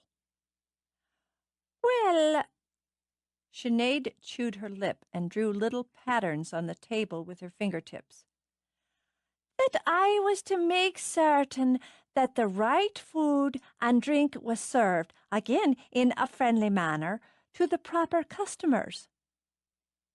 "And do you remember, Sinead, anything about the taking and serving of those orders in an efficient and timely manner as well?" "I do, yes." Sinead dropped her gaze to her own glass, all but pinned her eyes to it. "It's all so confusing, Darcy, with everyone wanting something and at the same time." "That may be. But you see, the thing with the pub is people tend to come in one wanting something, and our job is to see they get it. You can't do your job if you hide in the loo half your shift." "You said I was coming along." Sinead raised her eyes now, and they were brimmed with tears. "That won't work with me." Darcy leaned forward. "Filling your eyes up and letting tears shimmer only works on men and soft hearts, and that's not what you're dealing with here. So sniff them back, girl, and listen." The sniff was more of a wet snuffle, but Darcy nodded. "You came to me asking for work and promising that you'd work hard. Now, it's barely 3 weeks since that day, and you're already slacking. I'm asking you straight out, and you answer in the same manner. Do you want this job?" Sinead dabbed her eyes. The new mascara she'd purchased out of her first week's pay smeared. Some might have found the look pitiful and softened. Darcy only thought the girl needed to practice shedding tears with more grace. "I do. I need the work." "Needing work and doing work are two different matters." "As you're about to discover," Darcy decided. "I want you back here in 2 hours for the evening shift." Tears dried up quickly with sheer shock. "But I've the night off." "Not any more, you don't. You'll come back prepared to do the job you're paid to do, if you want to keep it. I want you moving smartly from table to table, from table to kitchen, and back again. If something confuses you, or if there's something you don't remember or understand, you can come to me and I'll help you out. But," she paused, waiting until Sinead met her eyes again, "I won't tolerate you leaving your stations. You've got to pee, that's fine, but each time I note you sliding into the back and staying over 5 minutes at it, I'm docking you £1. "I've got a bladder problem." Darcy would have laughed if it hadn't been so pathetic. "Now that's bullshit, and the both of us know it. If you had any problems with your plumbing, I'd have heard as your mother would have told Brenna's mother, and so it would have come to my ears." Trapped, Sinead shifted from apologetic to pout. "But £1, Darcy." "Aye, £1. So consider before you nip off what it's costing you." Which, she already decided, would go into her own wish jar, as she'd be the one taking up the slack. "We've a reputation here at Gallaghers that's generations in the making," she continued. "You work for us. You meet the standards we set. If you can't or won't, you get the boot. This is your second chance, Sinead. You won't get a third." "Aiden's not so hard as you." Darcy lifted a brow as Sinead's bottom lip trembled. "Well now, you're not dealing with Aiden, are you? You've 2 hours. Be on time, or I'll assume you've decided this isn't the job for you." "I'll be here." Obviously irked, Sinead got to her feet. "I can handle the work. It's nothing but hauling trays about. Doesn't take any brains." Darcy sent her the most pleasant of smiles. "There you are, then." When I save enough money so I can marry Billy, I'm leaving all of this behind me. That's a fine ambition, but this is today. Go on now and walk off your temper before you say something you'll be sorry for later. Darcy sat where she was as Sinead strode across the room. Since she'd expected the girl to slam the door, she only rolled her eyes at the bullet crack. If she used half that energy for the job, we wouldn't have had this pleasant little chat. She shrugged her shoulders to relieve some of the tension, curled her toes in her shoes to work out some of the ache, then got to her feet. Gathering the glasses, she turned to carry them to the bar, and Trevor came through the kitchen door. That, she thought, was a fine example of what God had intended when He'd designed man. He might have looked a tad rough and dirty from the day's work, but it didn't mar the appeal. "We are closed at the moment," she told him. The back door was unlocked. "We're a friendly sort of place." She carried the glasses to the bar. "But I'm afraid I can't sell you a pint at the moment." "I didn't come in for a pint." "Didn't you know?" She knew what a man was after when he had his eyes on her that way, but the game required playing. "What are you looking for, then?" "I wasn't looking for anything when I got up this morning." He leaned on the bar. They both knew what they were about, he thought. It made the dance simpler when both people knew the steps. "Then I saw you." "You're a smooth one, aren't you, Mr. New York City?" Trev. "Since you've got a couple of hours free, why don't you spend them with me?" "And how would you know I have free time?" "I came in on the end of your employer directive. She's wrong, you know." "About what?" "It takes brains and knowing how to use them. You do." It surprised her. It was a rare man who noticed she had a mind, and a rarer one who commented on it. "So you're attracted to my brain, are you?" "No." The quick humor in his eyes and flash of grin had a nice little ripple moving up her spine. "I'm attracted to the package, but I'm interested in your brain." "I like an honest man under most circumstances." She considered him another moment. He wouldn't do, of course, for more than a pleasant flirtation. No, wouldn't do, she thought, and was surprised at a very real tug of regret. But he was right about one thing, time she had. "I wouldn't mind a walk on the beach, but aren't you supposed to be working?" "My hours are flexible." "Lucky for you." She moved down the bar, lifted the pass-through. "And maybe for me as well." He came through the opening, then stopped so they stood close and face to face. "One question." "I'll try to give you one answer." "Why isn't there someone I have to kill before I do this?" He leaned down, brushed his lips very lightly over hers. She dropped the pass-through back in place. "I'm choosy," she said. She walked to the door, then sent him a level and amused look over her shoulder. "And I'll let you know if I choose to have you try that again, Trev of New York, with a bit more enthusiasm." Fair enough. He stepped outside with her, waiting while she locked the front door. The air smelled of sea and flowers. It was something she loved about Ardmore, the scents and sounds, and the wonderful spread of the water. There were such possibilities in that vast sea. Sooner or later, it would bump into land again, another place with new people, different things. There was wonder in that. And comfort here, she supposed, raising a hand in greeting as Kathy Duffy called out to her from her dooryard. "Is this your first time in Ireland?" Darcy asked him as they walked toward the beach. "No, I've been to Dublin several times." "One of my favorite cities." She scanned the beach, noting the pockets of tourists. Automatically, she angled away and toward the cliffs. "The shops and restaurants are wonderful. You can't find that in Ardmore." "Why aren't you in Dublin?" "My family's here. Well, part of them. Our parents are settled in Boston now, and I don't have a burning desire to live in Dublin when there are so many places in the world, and I haven't seen nearly enough of them yet." "What have you seen?" She looked up at him. A rare one indeed, she thought. Most of the men of her acquaintance wanted to talk about themselves, but they'd play it his way for now.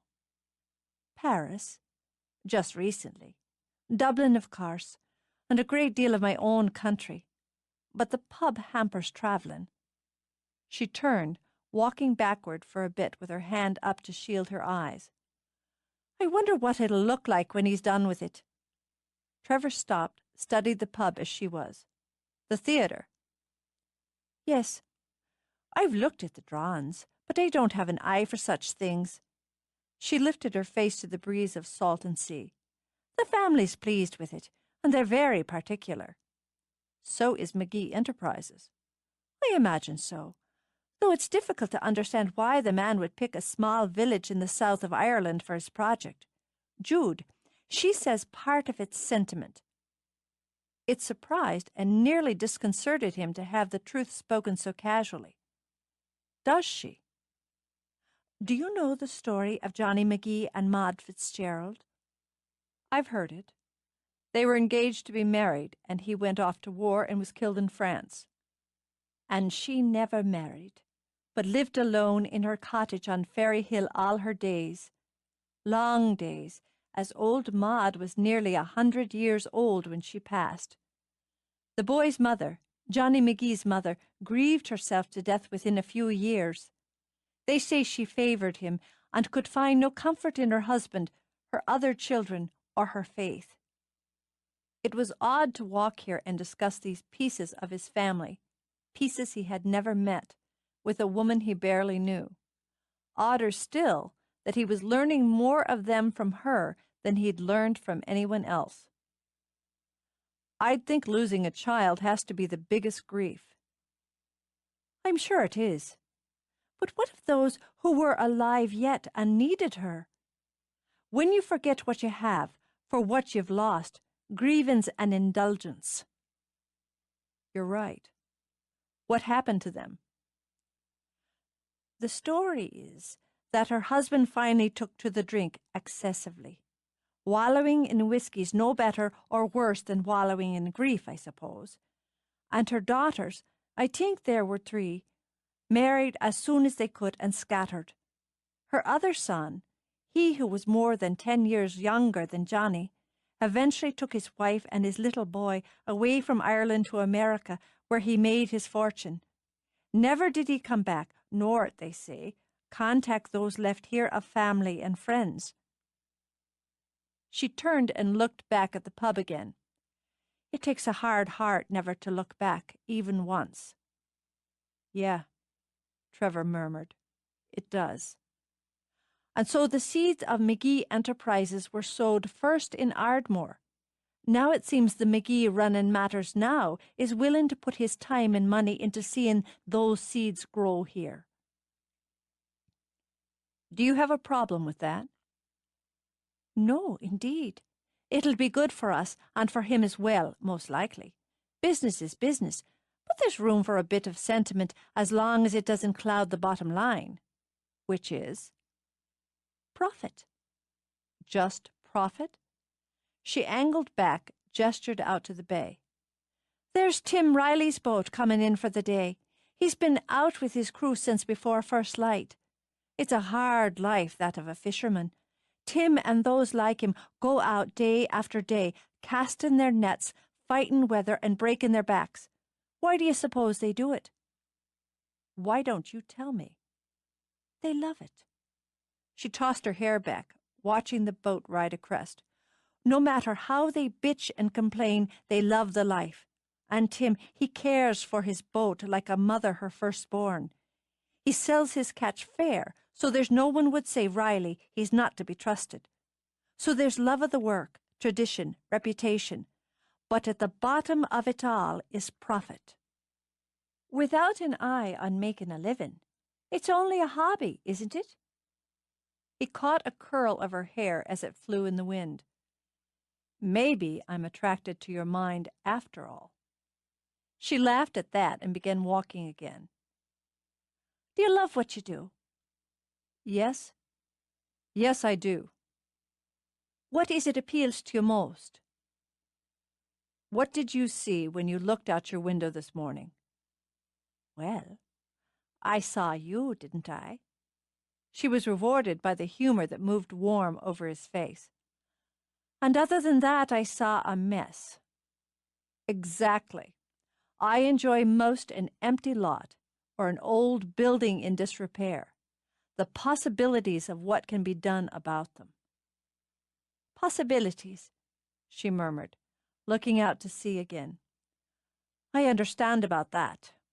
So you enjoy building something out of nothing, or out of what's been neglected? Yes. Changing it without damaging it. If you cut down a tree, is what you're putting in its place worth the sacrifice? Does it matter in the long run, or is it only short-term ego? Again the philosopher. His face suited that, even while the wind-blown hair and the little scar spoke another, less quiet side. Are you the conscience of McGee, then? I like to think so. An odd sentiment for a laborer, she thought, but it appealed to her. The fact was, she couldn't at the moment find one thing about him that didn't appeal. Up on the cliffs there, beyond the big hotel, men once built grandly. The structures are ruins now, but the heart remains, and many who go there feel that. The Irish understand sacrifice, and why and when it matters. You'll have to find time to walk there. I'll plan on it. I'd like it better if you found time to show me the way. That's another possibility. Judging the hour, she turned to walk back. Let's build on it.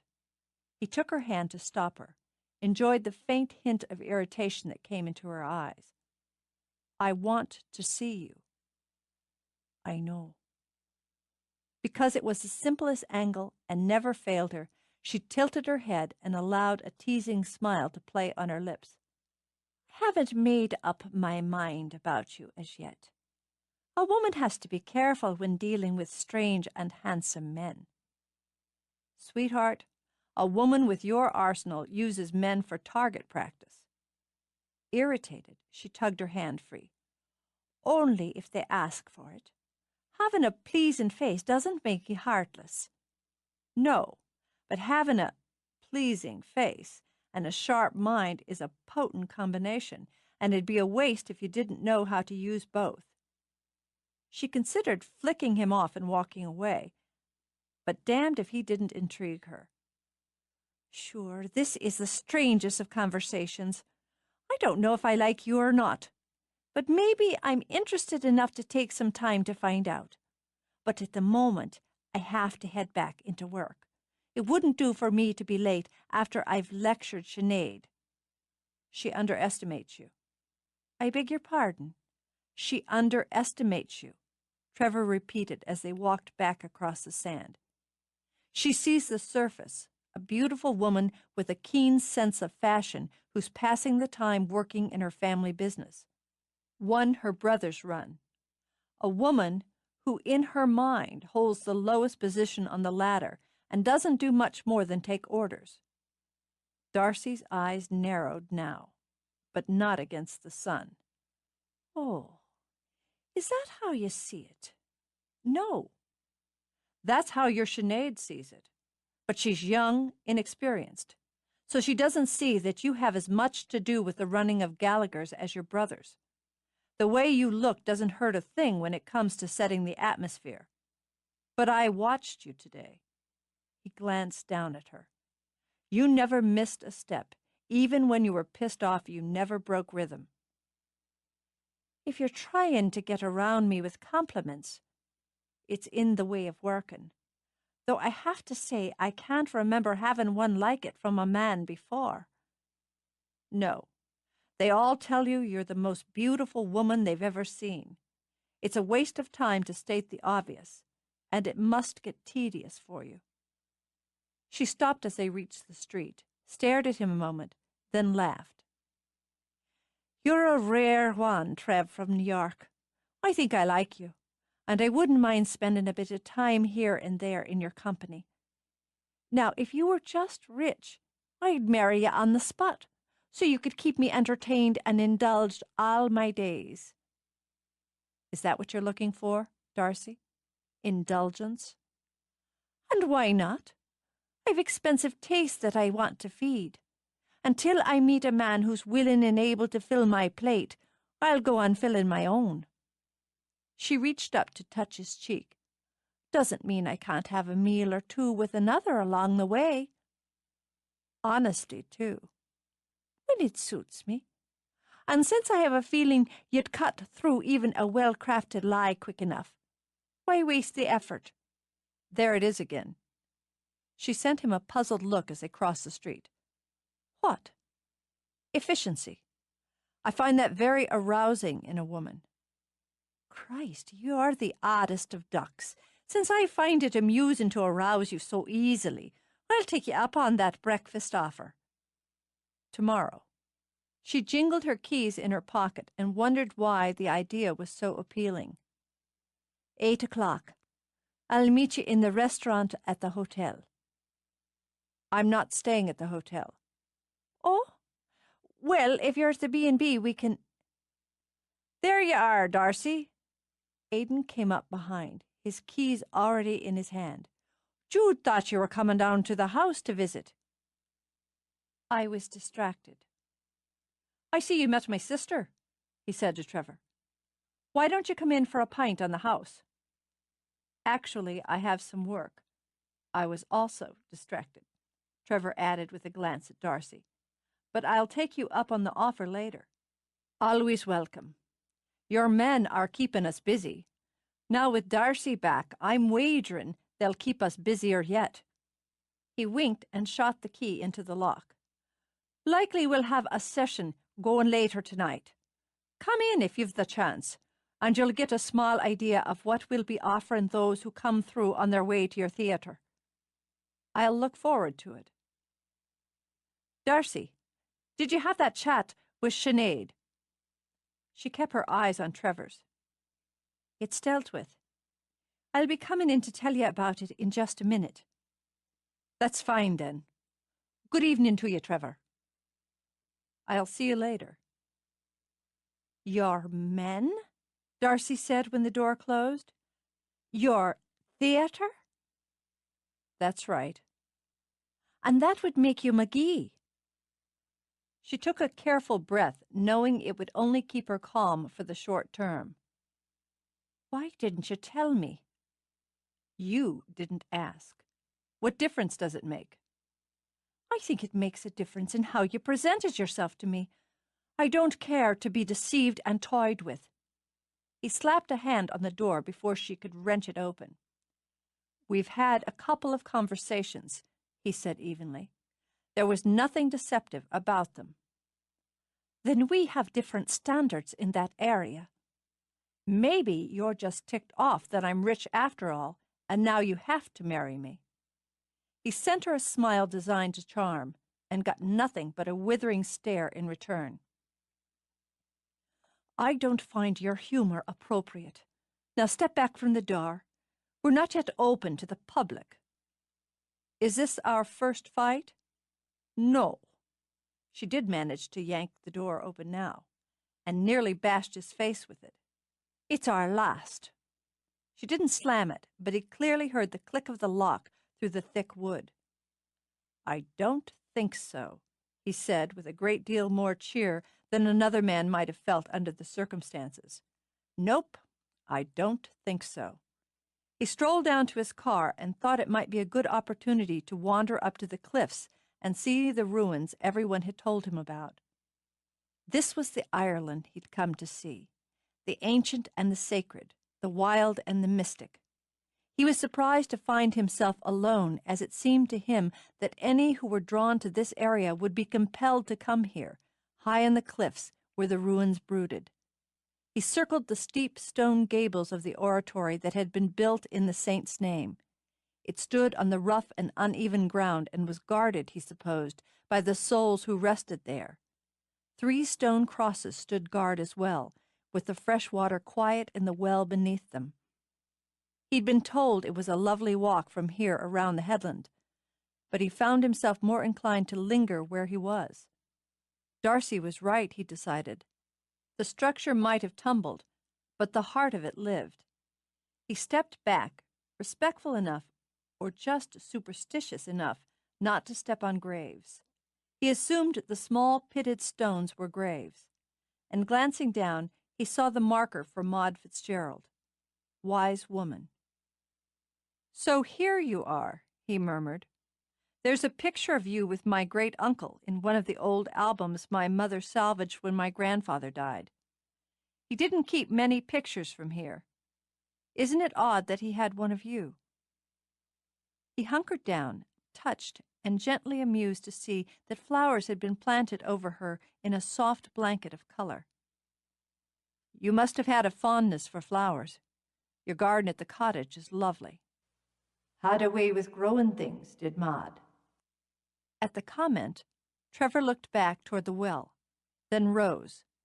The man who stood there was oddly dressed, all in silver that sparkled in the sun. A costume, Trevor assumed, for some sort of event at the hotel. He was certainly the theatrical sort, with his long flow of black hair, wicked smile, and lightning blue eyes. "Don't startle easily, do you? Well, that's to your favor." "A man who startles easily shouldn't pass the time here. Great spot," Trevor added, glancing around again. "I favor it. You'd be the McGee come from America to build dreams and find answers." "More or less. And you'd be—" "Carrick, Prince of Fairies. Pleased to make your acquaintance." "Uh-huh." The bland amusement in Trevor's tone had Carrick's brows beetling. "You'd have heard of me, even over in your America." "Sure." Either the man was a lunatic or wasn't willing to step out of character. Probably both, Trevor decided. "It so happens I'm staying in the cottage over the hill." "I know where the devil you're staying, and I don't care for that indulgent tone you're using. I didn't bring you here to have you make sport of me." "You brought me here?" "Mortals," Carrick grumbled. "They like to think everything's their own doing. Your destiny's here, and is tied with mine. If I planted a few seeds to get you moving on it, who has a better right?" "Pal, if you're going to drink this early in the day, you ought to stay out of the sun. Why don't I give you a hand back down to the hotel?" "Drunk? You're thinking I'm drunk?" Carrick threw back his head and laughed until he was forced to hold his sides. "Bloody bonehead! Drunk? We'll show you drunk. Just give me a moment here to recover myself."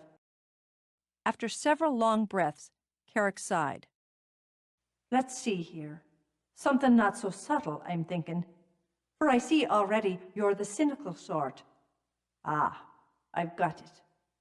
His eyes went dark as cobalt, and Trevor would have sworn the tips of the man's fingers began to glow gold. Then in his hands was a sphere, clear as water. Swimming in it was the image of Trevor himself and Darcy standing together on the beach while the Celtic Sea charged the shore beside them. "Have a look at your destiny. She's fair of face and strong of will and hungry of heart. Are you clever enough to win what the fates offer you?" He flicked his wrist, sent the globe flying toward Trevor. Instinctively he reached out, felt his fingers pass through something cool and soft. Then the globe burst like a bubble. "Hell of a trick," Trevor managed, then looked over at the well. He was alone again, with just the stir of the grass in the wind for company. "Hell of a trick," he repeated, and more shaken than he cared to admit, stared down at his empty hands. Chapter 4. Dreams haunted him through the night.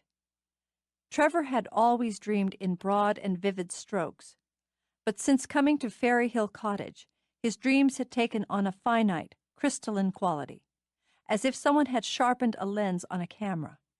The odd man from the cemetery rode a white-winged horse over a wide blue sea, and Trevor felt the broad back and bunching muscles of the mythic steed beneath him. In the distance, the sky and water were separated clearly, like a thin pencil stroke drawn with a ruler. The water was sapphire, the sky gray as smoke. The horse plunged, its powerful forelegs cutting through the surface, spewing up water that Trevor could see and feel in individual drops. He could taste the salt of it on his lips. Then they were in that swirling underworld, cold, so cold, with the dark underlit with some eerie glow. There were flickers of iridescent light, like fairy wings fluttering, and the music playing through the pulse beat of the water was pipes. Deeper, still deeper, flying down in this element as smoothly as they had flown in the air. The thrill of it coursed through him like blood. There, on the soft floor of the seabed, a hillock of darker, wilder blue throbbed like a waiting heart. Into this the man who called himself a prince thrust his arm to the shoulder, and Trevor felt the slick texture of the mass on his own flesh, the vibration ripple up his own arm. His hand flexed, closed, twisted, and he wrenched free the heart of the heart. For her, he thought, clutching it tight. This is my constancy, only for her. When he woke, his hand was still fisted, but the only heart that pounded was his own. As baffled as he was shaken, Trevor opened his hand. It was empty. Of course it was empty. But he felt the charge of power fading from his palm. The heart of the sea. It was ridiculous. He didn't have to be a marine biologist to know there was no shimmering blue mass, no organic life beating away on the floor of the Celtic Sea. It was all nothing more than an entertaining scene played by the subconscious, he told himself, full of symbolism, he was sure, that he could analyze to death if he was inclined, which he wasn't. He got out of bed, heading for the bath. Absently, he pushed a hand through his hair and found it damp. He stopped short, lowering his hand slowly, staring at it. Cautious, he brought his hand to his face, sniffed. Seawater? Naked, he lowered to the side of the bed again. He'd never considered himself a particularly fanciful man. In fact, he liked to think he was more grounded in reality than most. But there was no denying that he'd dreamed of flying through the sea on a winged horse and had awakened with his hair damp with seawater. How did a rational man explain that? Explanations required information. It was time he started gathering it. It was too early to call New York, but it was never too early to fax. After he'd dressed for the day, Trevor settled into the little office across from his bedroom. He composed the first message to his parents. Mom and Dad, hope you're both well. The project's on schedule and remains on budget as well. Though after a couple of days' observation, I've concluded the O'Tooles could handle the job without me. I prefer staying, at least for the present, to supervise. There's also the matter of community relations. Most of the village and the surrounding parish seem to be in favor of the theater, but the construction disturbs the general tranquility of the area. I think it's wise for me to remain visible and involved. I also intend to continue the preliminary publicity from here. Meanwhile, I'm enjoying the area. It's as beautiful as you told me, Dad, and you're remembered fondly here. The two of you should take some time and come over. Gallaghers is, as you remembered, and Finkel reported, a well-run, friendly, and popular business. Connecting the theater to it was a brilliant concept, Dad. I'm going to spend more time there getting a clearer feel for just how it all runs and what changes or improvements we might want to implement to benefit the theater. Mom, you'd particularly like the cottage where I'm staying. It's a postcard, and better yet, is reputed to have its own ghost. You and Aunt Maggie would get a kick out of it. No unearthly visitation to report, I'm afraid, but since I'm trying to drench myself in the local color, I wonder if the two of you can pass on any information you might have on the legend based here. It's something about star-crossed lovers, of course. A maid and a fairy prince. I'll call when I get a chance. Love, Trev.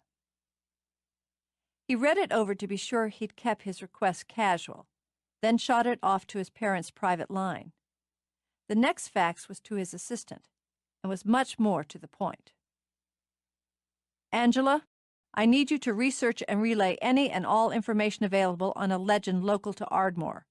References: Carrick, Prince of Fairies, Gwen Fitzgerald, Fairy Hill Cottage, Old Parish, Waterford, 17th century. Trevor McGee. Once he'd transmitted, he checked his watch. Though it was just past 8, it was too early to tap his other source.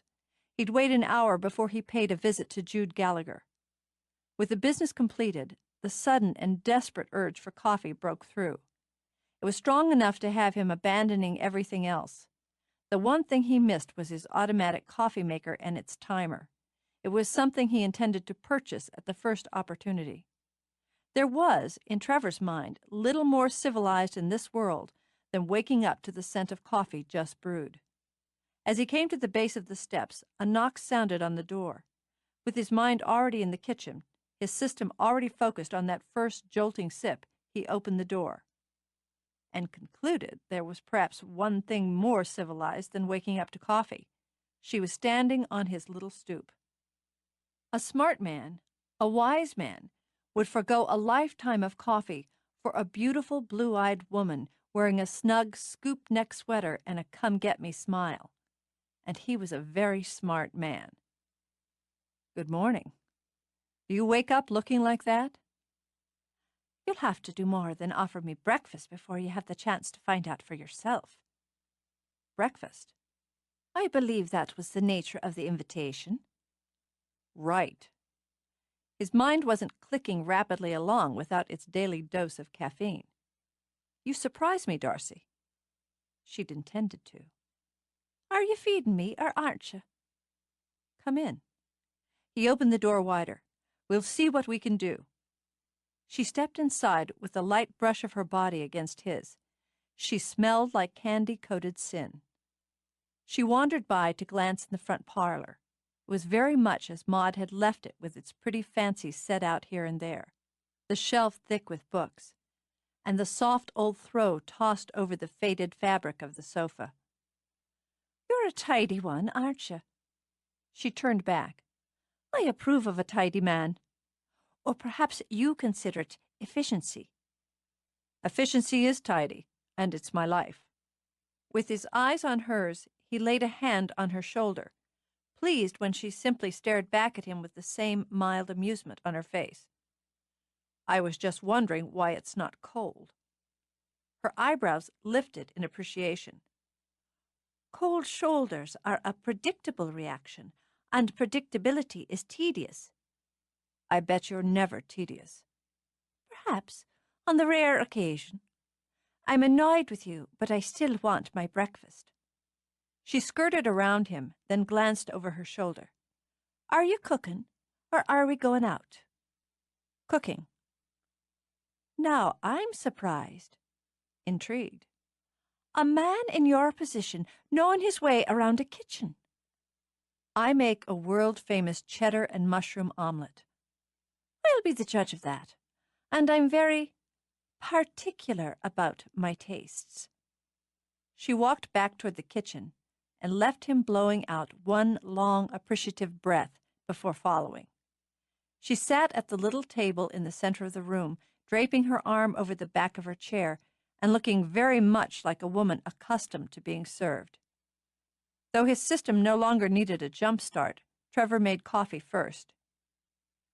While I'm sitting here watching you deal with some homey chores, Darcy began, why don't you tell me why you had me babble on yesterday about your family and ancestors and seem so interested in information that would be already familiar to you? Because it wasn't familiar to me. She'd suspected that, after she'd calmed down. He didn't strike her as a man who'd waste time asking questions when he already had the answers. Why is that, if you don't mind my asking? He would mind. usually, but he felt he owed her an explanation. My grandfather had very little to say about his family here or Ardmore, or Ireland, for that matter.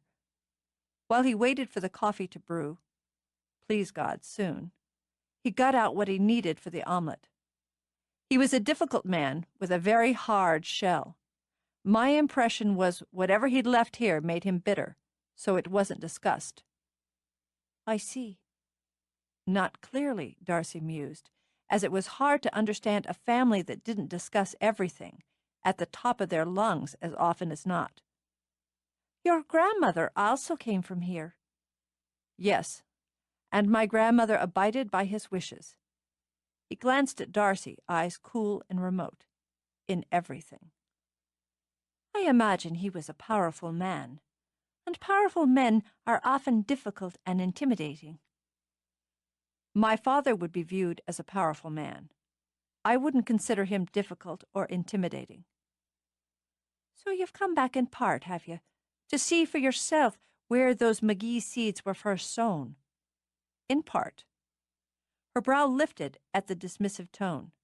A sore spot here, she decided, and though she'd have dearly loved to have poked a bit, she left it alone, for now. Well then, since here's where you are, why don't you tell me what you think about the cottage? Tension that irritated him, eased a bit. He snagged the first cup of coffee as he dealt with the eggs. I just sent my mother a fax telling her it was a postcard. A fax? Is that the way mother and son communicate? Mother and son use technology where it's useful. Remembering manners, he poured her a cup, brought it to the table. Best of all worlds, isn't it? A thatched roof cottage in the Irish countryside and the conveniences of modern times. You left out your ghost. He had a steady hand, but nearly bobbled the skillet. I wouldn't say she was mine. While you're living here, she is. A tragic figure is Lady Gwen, and while I sympathize and appreciate the romance of it all, I find it hard to understand anyone who would pine, even for love, over the centuries, beyond death. Life's the point, isn't it? And making it work for you. How much do you know about her? As much as any in these parts, I suppose. She enjoyed watching his long and competent hands do their work. Though Jude's done more of a study on the matter for her book. Several I know have seen her. He glanced back. It wasn't surprise in his eyes, but caution. Have you?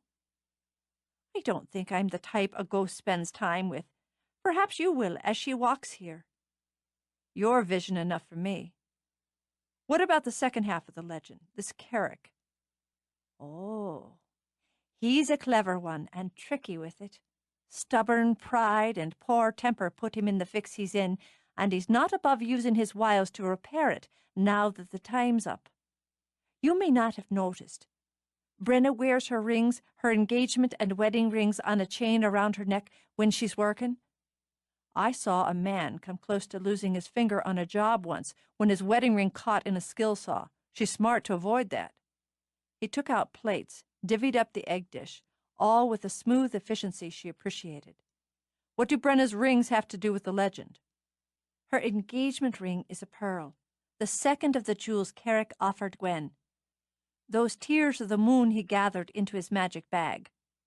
Carrick gave the pearl to Sean. Trevor's eyebrows lifted, but he turned back for flatware. A generous sort. I don't know about that, but the pearl was given to him by Carrick at old Maud's grave, and now it's Brenna's. The first offered was diamonds, jewels of the sun. Ask Jude about that if you have an interest. The third and the last he offered were sapphires from the heart of the sea. The heart of the sea? His dream came back to him fast and clear, so that he once again stared down at his own hand. A pretty story, you're thinking, and so would I myself, if those I know hadn't become part of it. There's one more step that has to be taken, one more pair of hearts that have to meet and promise to each other. She sipped her coffee, watching him over the rim. The others, who lived here in this cottage since old Maud passed, were step 1 and step 2.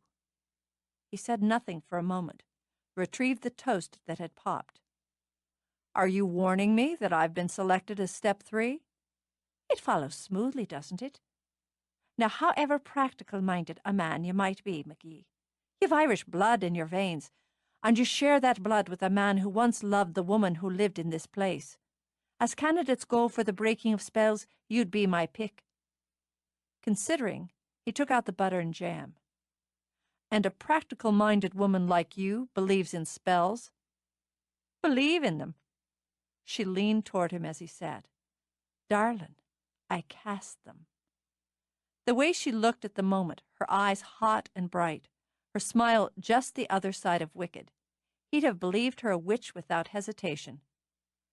Setting aside your considerable powers, are you going to tell me you believe this story, and all its parts, as reality? I do, yes. She picked up her fork. And if I were you, and living here, I'd take great care with my heart. She lifted a forkful of creamy egg and cheese, slid it between her lips. There are those who also believe if one loses that heart here, it's forever pledged. Like Maud's. The idea of it worried him more than he wanted to admit. Why are you telling me this? Well, I wondered if you'd ask. You're an attractive man, and I like the look of you. Added to that, and I'm not ashamed to say it's a big added to that to me, you're rich. I think there's a good possibility I might enjoy your company as well. Are you proposing? She shot a grin at him, wide and gorgeous. Not quite yet. I'm telling you this because I've the impression you're a man who sees through pretenses as easy as a knife slides through butter. She picked up her own knife, demonstrated on the stick he'd taken from the refrigerator. I'm not a woman who falls in love. I've tried, she said. And for a moment the light in her eyes clouded. Then she shrugged, slathered the butter on a slice of toast. It's just not in me. And it may be that we're not what destiny has in store for each other. But if we are, I think we might come to an arrangement that pleases both of us. Under the circumstances, he decided another jolt of coffee wouldn't hurt. He got up to top off the cups. I've met a lot of people in my business, sampled a lot of cultures, and I have to say, this is the strangest breakfast conversation I've ever had. I believe in fate, Trevor, in the meeting of like minds, in comfort and in honesty when it serves its purpose. She took another bite of omelette. Do you? I believe in like minds, comfort, and honesty when it serves its purpose. As to fate, that's a different matter. There's too much Irish in your blood for you not to be a fatalist, she told him. Is that the nature of the beast? Of course. And at the same time, we manage to be optimistically sentimental and full of dark and exciting superstition. As for honesty, her eyes twinkled at him as they ate. Now, that's a matter of degrees and viewpoints, for what's better, all in all, than a well-told tale embroidered with colourful exaggerations. However, honesty is something I think you appreciate. So what's wrong with letting you know that if you fall in love with me, I'll likely let you? He enjoyed the last of his second cup of coffee and her. I've tried to fall in love. It didn't take from me either. For the first time, sympathy moved over her face, and she reached out to touch his hand. It's as painful not being able to stumble, I think, as the fall would be. He looked down at their joined hands. What a sad pair we are, Darcy. Best, isn't it, to know yourself and your limitations? It could be that some pretty young woman will catch your eye and your heart will pop right out of your chest and plop at her feet. She moved her shoulders. But meanwhile, I wouldn't mind having you spend some of your time and your not inconsiderable funds on me. Mercenary, are we? Yes, I am. She gave his hand a friendly pat, then went back to her breakfast. But you've never had to count your pennies, have you? Got me there. But if you ever have to earn a few extra, You make a very fine omelette. She rose, taking both their plates to the sink. I appreciate a decent cook, as it's not a skill I have, nor one I care to develop. He came up behind her, ran his hands over her shoulders, down her arms, and back again in one long stroke. Going to wash my dishes? No. She wanted to stretch like a satisfied cat, but thought it wiser not to. But I might be persuaded to dry them for you. She let him turn her around, kept her eyes on his. He lowered his head, then, with not a little regret, placed her fingers on his lips before they touched hers. Here's what I'm thinking. Either of us could seduce the other with considerable style, if not much effort. Okay, let me go first. Her laugh was low and smooth. And, however satisfied we might be after, it's early days yet. Let's keep that adventure for another time. He gathered her a little closer. Why wait? You're the fatalist. Clever. But we'll wait because I've a mind to. I've a very strong mind. She tapped his lips with her finger once, then drew back. Me too. Deliberately, he lifted her hand to his lips again, brushed them over her palm, then her knuckles. I like that. I might just come back for more, another time.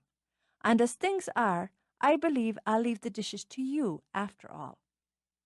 Now, will you walk me out like a proper gentleman? Tell me, he said as they started out of the kitchen, how many men have you wrapped around your finger to date?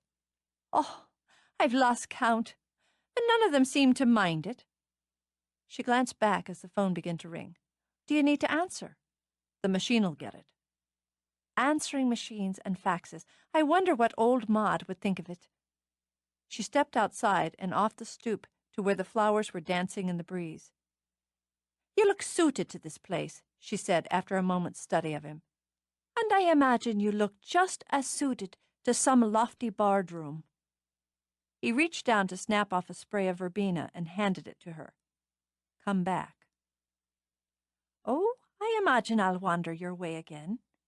She tucked the flower into her hair as she turned to the garden gate. He saw then why he hadn't heard her drive up. She'd ridden a bike.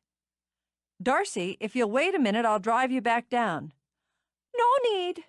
Good day to you, Trevor McGee. She straddled the bike and steered down the narrow drive and into the bumps and ditches the locals claimed was a road, and managed, Trevor noted, to look outrageously sexy doing it. Since he stopped by the site after going into the village, it was afternoon when he walked to the Gallagher house. His knock was answered by the barking of a dog, a throaty, excitable sound that had him taking a cautious step in reverse. He was an urbanite and had a healthy respect for anything capable of making that kind of noise. The barking stopped seconds before the door opened, but the dog itself sat beside Jude, madly thumping his tail.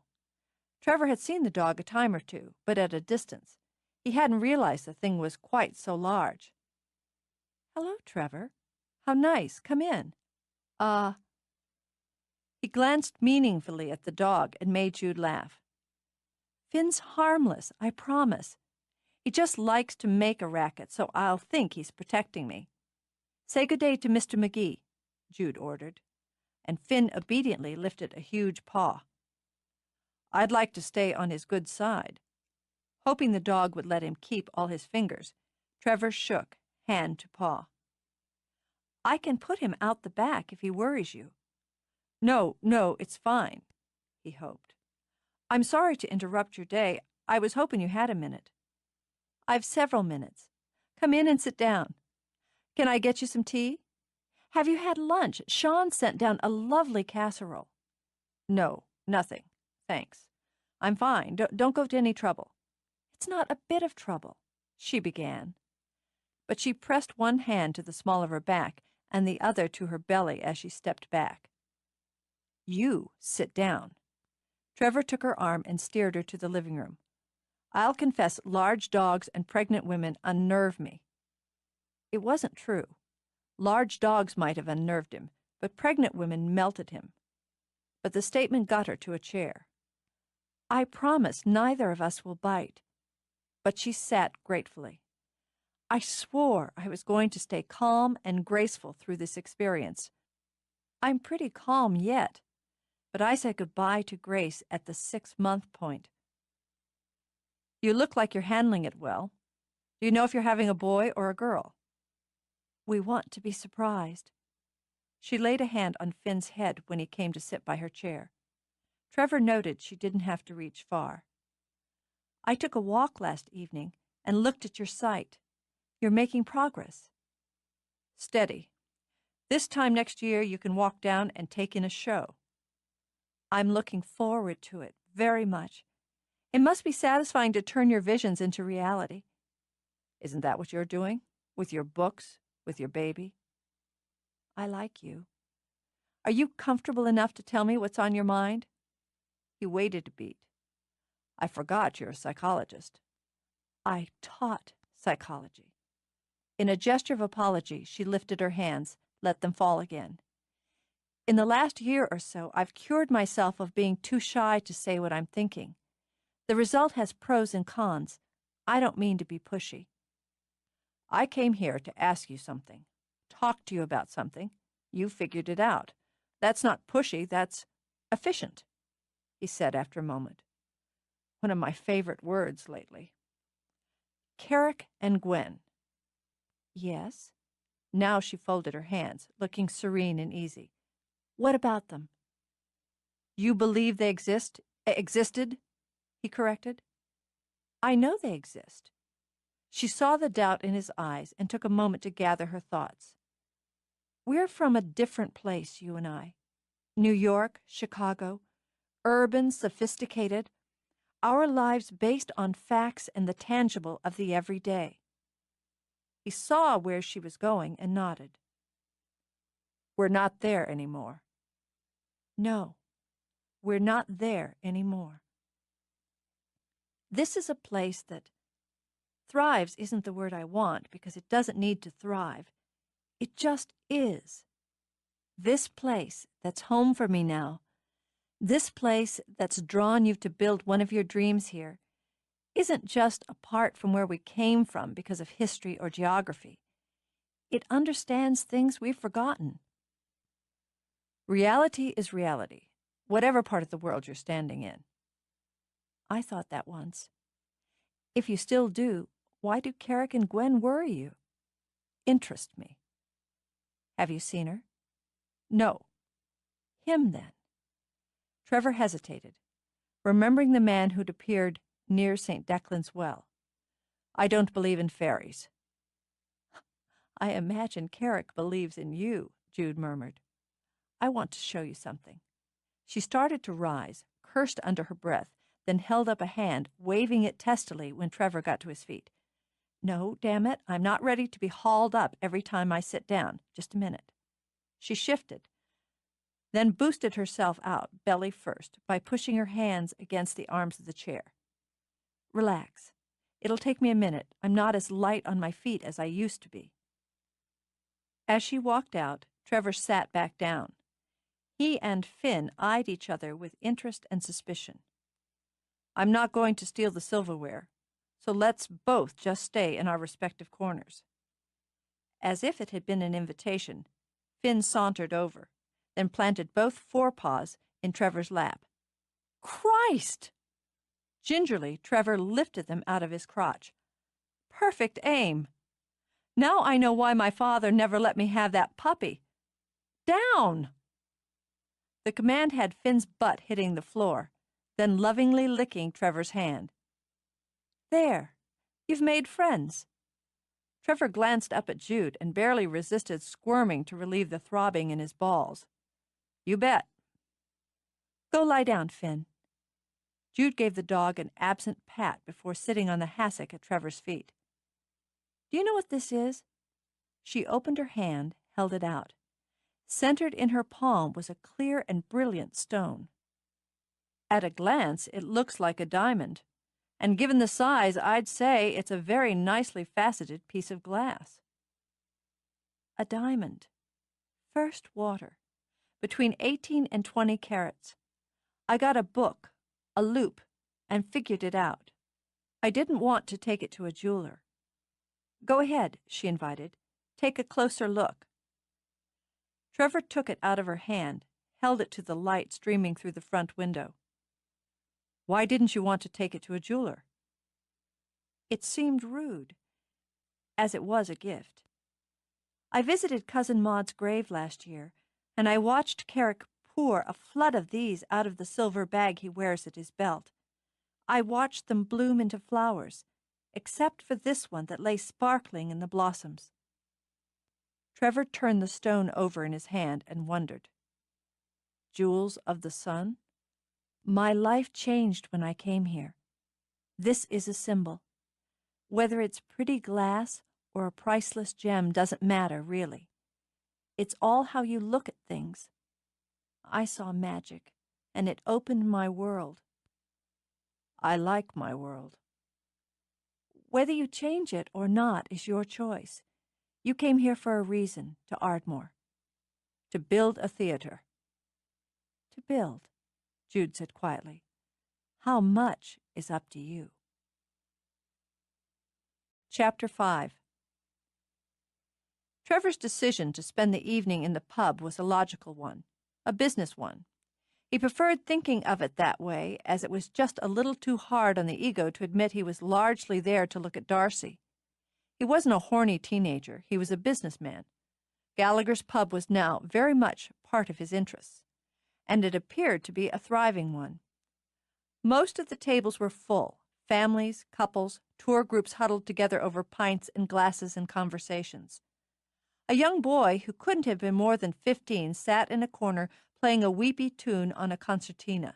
A fire had been lit as with the evening the weather had gone chilly and damp, and around the red glow of the simmering turf there was a trio of old men with wind-raw faces who sat smoking contemplatively and tapping booted feet to the music. Nearby, a child who couldn't have seen his first birthday bounced and giggled on his mother's knee. His own mother, Trevor thought, would have loved this. Carolyn Ryan McGee was fourth-generation Irish, born of parents who'd never stepped foot on Irish soil, any more than their parents had before them, and she was unabashedly sentimental over what she considered her roots. She was, he understood, the only reason he knew as much as he did about family history on his father's side. Family, no matter if they'd been dead and buried for generations, meant something to her. When something mattered to his mother, she made certain it mattered to her men, neither of whom, Trevor mused, could resist her. It was she who'd played Irish music in the house while his father had rolled his eyes and tolerated it. It was she who had told her son stories at bedtime of the good people and silkies and pukas. And it had been she, Trevor knew, who had smoothed over in her fiercely determined way whatever hurts and resentments his father had felt toward his parents. Even with her powers, she hadn't been able to add warmth, but at least she'd built a shaky bridge that had allowed for civility and respect on both sides. In fact, Trevor wondered if he'd have noticed the distance between his father and his father's parents if it hadn't been for the love and openness of his own home. Of all the couples he knew, he'd never known any as cheerfully devoted to each other as the one who'd created him. It was a marvelously intimate miracle, and one he never took for granted. He imagined his mother would sit here as he was now and soak it all up, join in the songs, chat with all the strangers. Thinking of it, he scanned the room through the pale blue haze of smoke and thought of ventilation systems. Then he shook his head, headed to the bar. Whatever the health hazards, he supposed this was precisely the atmosphere those who came here looked for. He saw Brenna at the far end of the bar, working the taps and having what appeared to be the most serious of discussions with a man who had to be 106. The only stool left was at the opposite end, and sliding on, Trevor waited while Aidan passed out glasses and made change. "Well, how's it all going then?" Aidan asked, and added the next layers to a pair of Guinnesses he was building. "Fine. You're busy tonight." "And busy we should be most nights from now till winter. Can I quench your thirst for you? You can. I'll have a pint of Guinness. That's the way. Jude said you were by to see her today and having some concerns about our local colour. Not concerns, curiosity. Curiosity, to be sure. Aidan began the slow, intricate process of building Trevor's pint while he finished off the two in progress. A man's bound to have some curiosity about the matter when he finds himself plunked down in the middle of it. Jude's publisher has the notion that when her book comes out, it could stir more interest in our little corner of the world. Good business, that, for both of us. Then we'll have to be ready for it. He glanced around, noted that Sinead was moving with a great deal more energy tonight, but Darcy was nowhere to be seen. You're going to need more help in here, Aidan. I've given that some thought. He filled a basket with crisps and set them on the counter. Darcy'll be talking to some people when the time comes. As if hitting the cue, Darcy's voice rang through the kitchen doorway in a peal of heartfelt and inventive curses. You're a miserable excuse for a blind donkey's ass, and why you require a head hard as a rock when you've nothing inside it, needing protection, I'll never know, for you're brainless as a turnip and twice as disagreeable. When Trevor cocked his head in question, Aidan merely continued to work his taps. It's a bit of a temper our sister has, and Sean needs only to exist to provoke it. A shrew, is it? I'll give you a shrew, you slant-eyed, toothless toad. There was an audible thud, a yelp, more cursing. Then Darcy, face flushed, eyes lightning hot, swung through the door with a large and loaded tray on her hip. Brenna, I brained your husband with a stew pot. Though why an intelligent woman such as yourself would choose to wed a baboon escapes me. I hope it wasn't full, as he makes a fine stew. It was empty. You get a better ring that way. She tossed her head, drew in a long breath, and let it out again with a satisfied huff. Shifting her tray, she turned toward the pass-through and spotted Trevor. Temper vanished from her face like magic. Though her eyes remained hot, they took on an unmistakable sexual edge.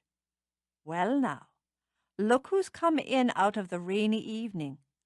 Her tone went to purr as she sauntered to the end of the bar. Would you mind flipping up the pass-through, darling? I've my hands a bit full at the moment. She'd been balancing trays one-handed more than half her life, but she liked to see him move. The hum in her throat was a sound of pure appreciation when he slid off the stool and walked over to do as she'd asked. It's nice to be rescued by a strong, handsome man. Mind yourself, Trev.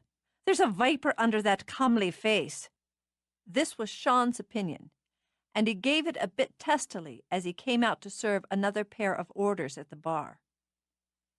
Pay no attention to the babblings of our pet monkey.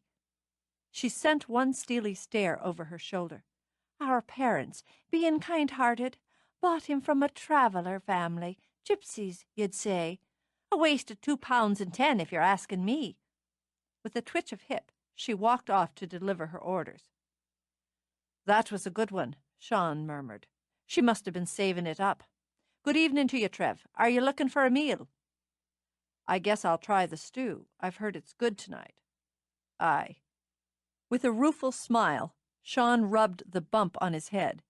His gaze drifted to the side where the young boy teased out a livelier tune. You've come on a good evening. Connor there can play like an angel or a demon, depending on the mood. I've yet to hear you play. Trevor settled on his stool again. I'm told, like the stew, it's good. Oh, I've a bit of a hand with it. We all do. Music's part of the Gallagher way.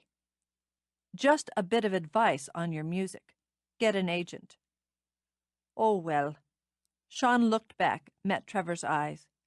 You're paying me a good price for the songs you've bought so far. I trust you to be fair. You've an honest face. A good agent would squeeze out more.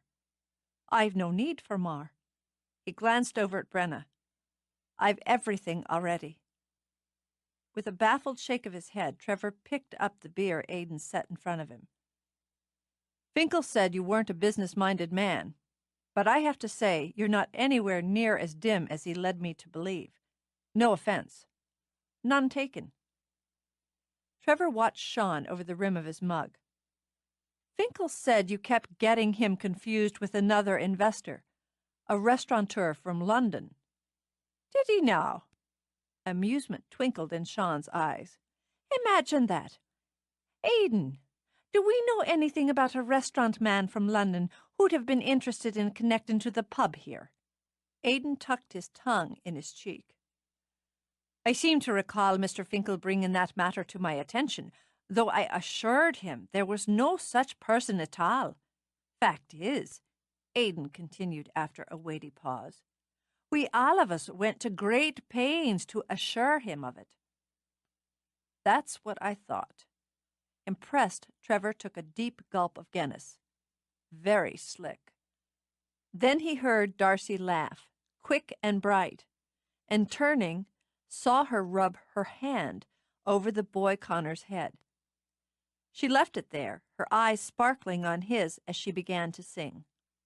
It was a fast tune, with lyrics tumbling into each other. He'd heard it before in the pubs of New York or when his mother was in the mood to listen to Irish music, but he'd never heard it like this, not in a voice that seemed soaked in rich wine with gold at the edges. He'd had the report from Finkel, and there had been mention of Darcy's singing voice. In fact, the man had rhapsodized about it. Trevor hadn't put any stock in that issue. As his pet business was a recording company, he knew how often voices were praised through the roof when they deserved no more than polite applause. Listening now, watching now, Trevor admitted he should have given his scout more credit. When she came back into the chorus, Sean leaned on the bar and matched his voice to hers. There was a laugh in the music of it as she wandered back toward the bar, and laying a casual hand on Trevor's shoulder, sang straight to her brother. I'll tell me ma when I go home the boys won't leave the girls alone. No, Trevor imagined. The boys had never left this one alone. He had an urge to pull her hair himself, but not in the playful manner the song indicated. No, to fill his hands with it, pull it back and feast on her. Thousands of men, he imagined, would react the same way. The notion appealed to his business side even as it irked on a personal level. Since jealousy made him feel ridiculous, he concentrated on the business angle. When the song was over, she reached over the bar to grab Sean by the collar and haul him halfway over for a loud kiss. Moron, she said with obvious affection. Shrew! 3 fish and chips, 2 stews, and 2 portions of your parter cake. Now back into the kitchen where you belong. She ran her hand absently across Trevor's shoulder as she turned to Aidan. 3 pints each Guinness and Harp, a glass of Smithwick's, and a pair of Cokes. The 1 Coke's for Connor, so there's no charge. Do you mind? She said to Trevor, and picked up his pint for a small sip. So, do you take requests? I'm here to do nothing but. Sing another. Oh, it's likely I will before the evening's done. She transferred the drinks that were poured onto her tray. No, now. He pulled a 20-pound note out of his pocket, held it up between 2 fingers. A ballad this time. Her gaze shifted from his face to the bill, then back again. That's a considerable tip for a bit of a tune. I'm rich, remember? That's something I haven't forgotten. She reached out for the 20, narrowed her eyes when he jerked it away. Sing it first. She considered ignoring him on principle, and perhaps a little spite, but it was 20 pounds, and singing wasn't a trial to her. So she smiled at him, then lifted her voice as she lifted her tray. Come all ye maidens young and fair, all you that are bloomin' in your prime, always beware and keep your garden fair. Let no man steal away your time. Connor picked up the melody, flushing a bit when she winked at him and served his soft drink. She served the others as well, singing as she did a song of regret and the loss of innocence. Conversations hushed, and more than a few hearts sighed. Because he was paying for it, she looked at Trevor as she walked back to the bar. She gave the last lines to him. Satisfaction warmed her eyes when applause broke out. It gleamed there as she nipped the bill from his hand. "At 20 each. I'll sing as many tunes as you like." Then, taking the Guinnesses Aidan had finished, moved off to serve them. "Hell, I'll do one for half that," someone called out, and over a roar of laughter began on Biddy Mulligan. "There's formal music over the weekend," Aidan told Trevor, "and Gallaghers pays the band." "I'll check it out." He watched Darcy go back behind the bar into the kitchen. "Do the three of you ever play together?" "Sean and Darcy and myself? At Cayley's now and again, or in here for a bit of fun. I sang for my supper a time or two when I was travelling. It can be a hard life." "Depends on the booking." Trevor stayed another hour, nursing his pint, enjoying his stew, and listening to the apparently tireless Connor play tune after tune. He got up once to open the door for a couple who each had a sleeping child over the shoulder. It was families, he noted, who left for home, and a couple of men with weather-beaten faces. Fishermen, he imagined, who would be up before dawn to head out to sea. Food orders began to taper off after 9 o'clock, but the taps ran steadily as he rose to go. "Are you calling it a night, boss?" Brenna called out. "Yeah, until I find out what vitamins you're taking that keep you going strong for 15 hours' work." "Ah, it's not vitamins." She leaned over to pat the gnarled hand of the old man who'd sat on the same stool for hours. "It's being near my true love, Mr. Riley here, that keeps me going." Riley let out a cackle. "Come, give us a last pint then, me darling, and a kiss to go with it." "Well, the pint will cost you, but the kiss is free." She glanced back at Trevor as she drew it. "I'll see you in the morning." "I need to borrow your sister a minute," Trevor told Aidan, then took Darcy's hand before she could move by him. "It's your turn to walk me out." "I suppose I can spare you a minute." She set down her tray and, ignoring Aidan's frown, strolled to the door. The rain was a fine mist that drenched the air. Smoky drifts of fog crept in from the sea to crawl along the ground. Through it came the steady beat of the water and the far-off call of a horn as a boat passed in the night. "Ah, it's cool." Closing her eyes, Darcy lifted her face to the thin rain. "It gets stuffy in there by this time of night." "Your feet must be killing you." "I won't deny they could use a good hard rub." "Come back with me, and I'll give them my attention."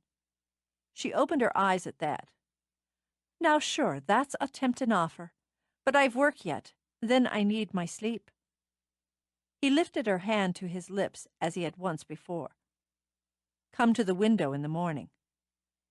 She didn't mind the way her heart gave one hard thud, or the tingle low in her belly. She was a woman who believed in enjoying sensations, in savoring every one of them. But she had to think past that and remember how the game was played. "I might." Slowly she ran a fingertip along his jaw. "If the thought of you comes into me mind." "Let's make sure it does." His arm slid around her, but the forward motion stopped when she laid a hand against his chest.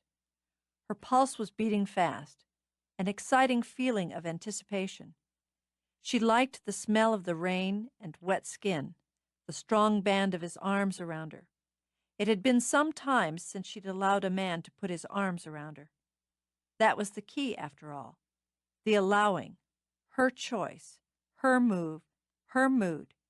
It was important always to stay in charge of those parts and of the man she allowed to touch her.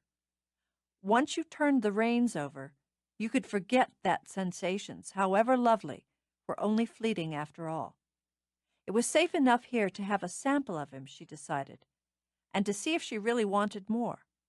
So she slid her hand up his chest, around the back of his neck, and with her eyes open brought his mouth down to hers. He took his time, she had to give him that, and didn't go grabbing and fumbling and trying to sever her tonsils with his tongue. He had a nice style about him, firm, confident, with just a hint of bite. Not so dangerous as she'd thought, which was rather a shame all in all. Then he shifted the angle of his body, his hands running up her back, his lips slanting over hers. The edges of her mind blurred, and she thought, "Oh, God," and then didn't think at all. He wanted to eat her alive, in fast, greedy bites, and imagined that was just what she expected from a man, greed and heat and desperation. She had them all churning inside him. He'd seen it in a kind of mild disdain in her eyes when he'd reached for her. So he'd moved slow, watched as he'd tasted, seen the shift to approval, even pleasure, along with a measuring that annoyed him even as the flavor of her poured into him. Then he'd needed more, just needed more, and took it. He felt the change register dimly in some far corner of his mind, a tension in her mixed with a soft and slow yielding that was as quiet as the rain around him.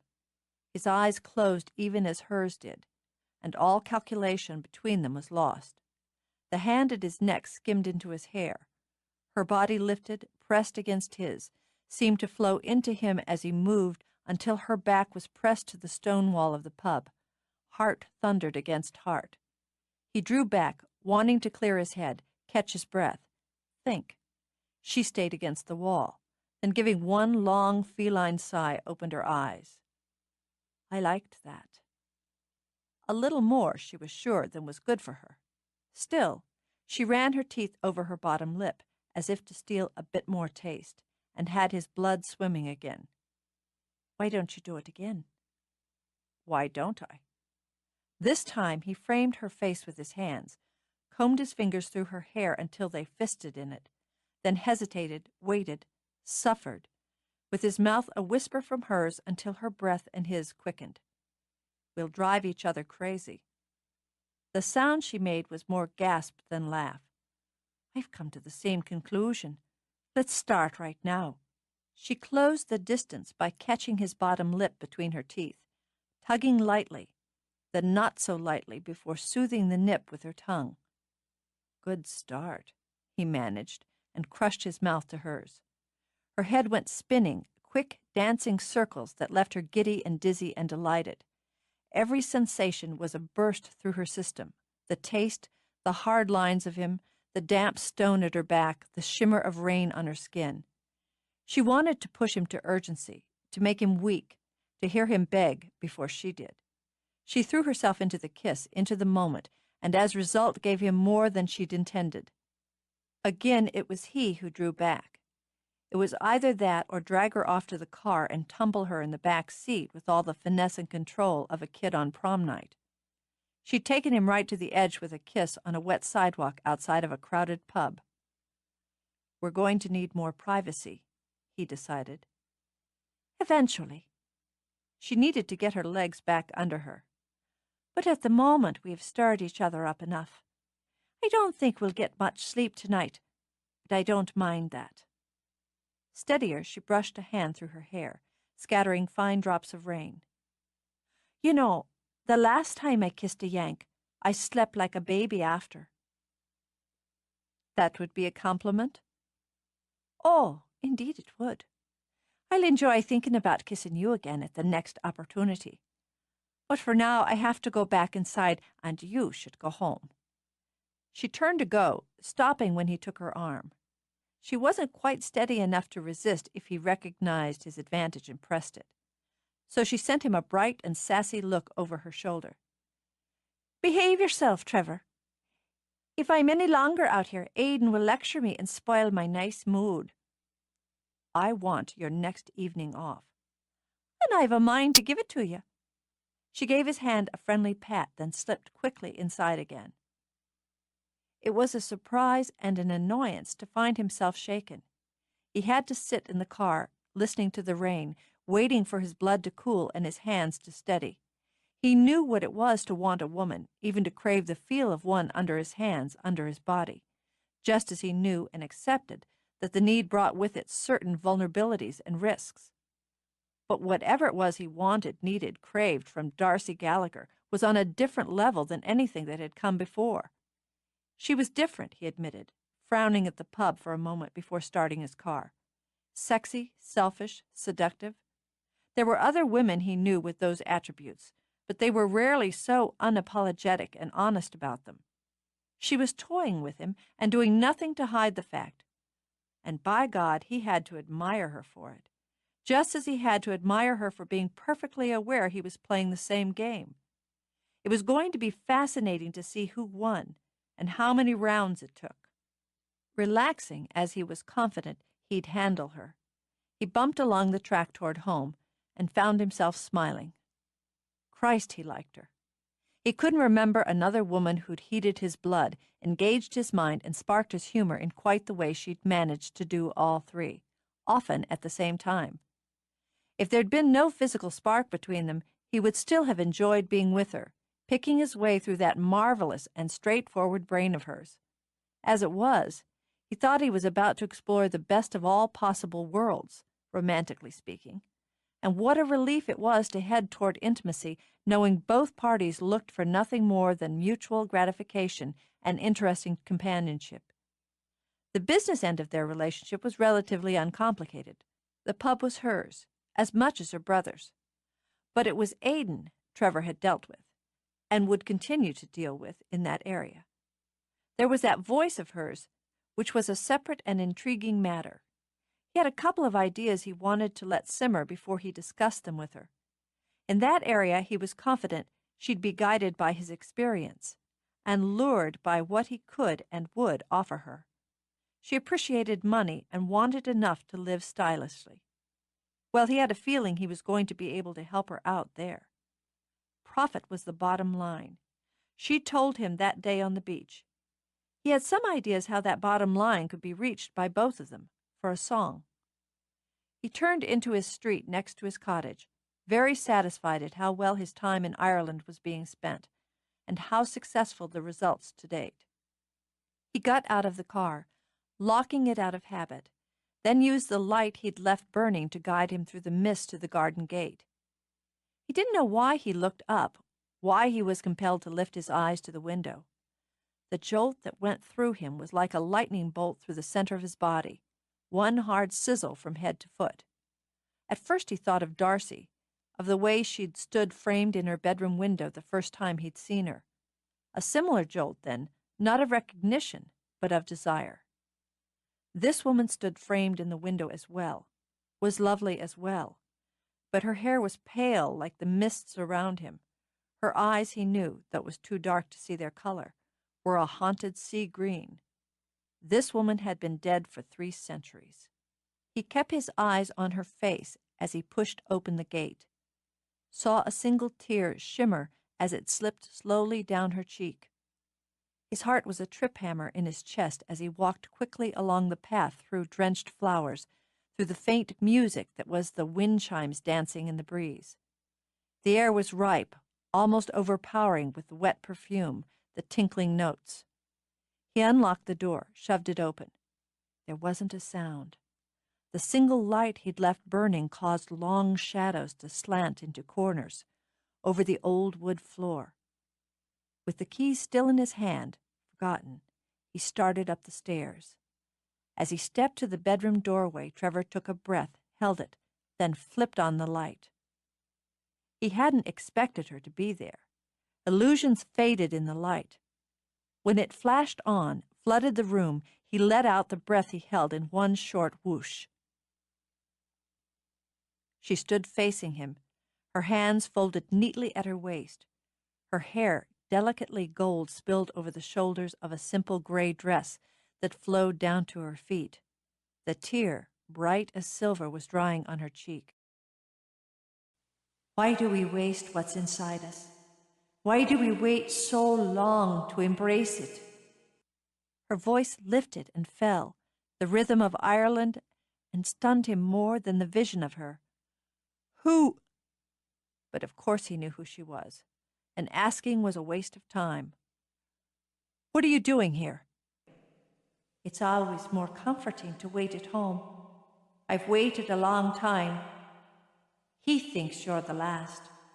I wonder, could he be right when you don't wish to be? and wish it so strongly. It was impossible. A man didn't hold a conversation with a ghost. Someone, for some reason, was playing games, and it was time to put a stop to it. He strode forward, reached out to take her arm, and his hand passed through her as it would through smoke. The key slipped out of his numb fingers and clattered on the floor at her feet. Is it so difficult to believe that more exists than what you can touch? She said it kindly, because she understood what it was to fight beliefs. She could have allowed him to touch an illusion of what she had been, but it would have meant less to him. You already know it in your heart, in your blood. It's only a matter of letting your mind follow. I'm going to sit down. He did so, abruptly, on the side of the bed. I dreamed of you. And for the first time, she smiled. Mixed with gentle humor was compassion. I know it. Your coming here to this place at this time was determined long ago. Fate? It's a word you don't like, one that makes you want to brace for battle. She shook her head at him. Such a thing as fate takes us to certain points along a path. What you do here and now is up to you. The choice at the end of a path. I made mine. Did you? I did what I thought was right. Annoyance filtered into the musical voice. It doesn't make it right, but only what I thought and what I felt needed to be done. My husband was a good man, a kind one. We had children together who were the joy of my life, a home that contented us. Did you love him? I did. Oh, I did after a time. A warm and settled love we had, and he would have asked no more than that from me. 'Twasn't the flash and burn I felt for another. Do you see, that's what I believed it was I felt for Carrick. A fire that would flame hot and high and then die away to nothing but ash. And there I was wrong. She turned as if looking out the window, beyond the glass, beyond the rain. I was wrong, she repeated. I've bided in this place a long time, a long and lonely time. And still the burn of that love, the ache and the joy of it's inside me. It's so easy for love to hide itself under passion and not be recognized. Most would say it's easy to mistake passion for love. Both are true enough, but for me, I feared the fire, even as I longed for it, and fearing and longing never looked into the flames for the jewels that waited in them for me. I know about passion, but I don't know about love. And still, I've looked for you in other women. Her eyes met his again. You haven't realized what you look for. I hope you will. We're coming to the end of it one way or the other. Look hard at what you want to build, then make your choices. I know what... But she was fading away. He leaped to his feet, reached out again. Wait, damn it! Alone, he tried to pace off nerves, but they stretched and snapped inside him. How the hell was he supposed to handle this? Dreams and magic and ghosts. There was nothing solid there, nothing tangible, nothing believable if it came to that. But he did believe, and that's what worried him. Chapter 6. You're looking a bit worse for wear this morning.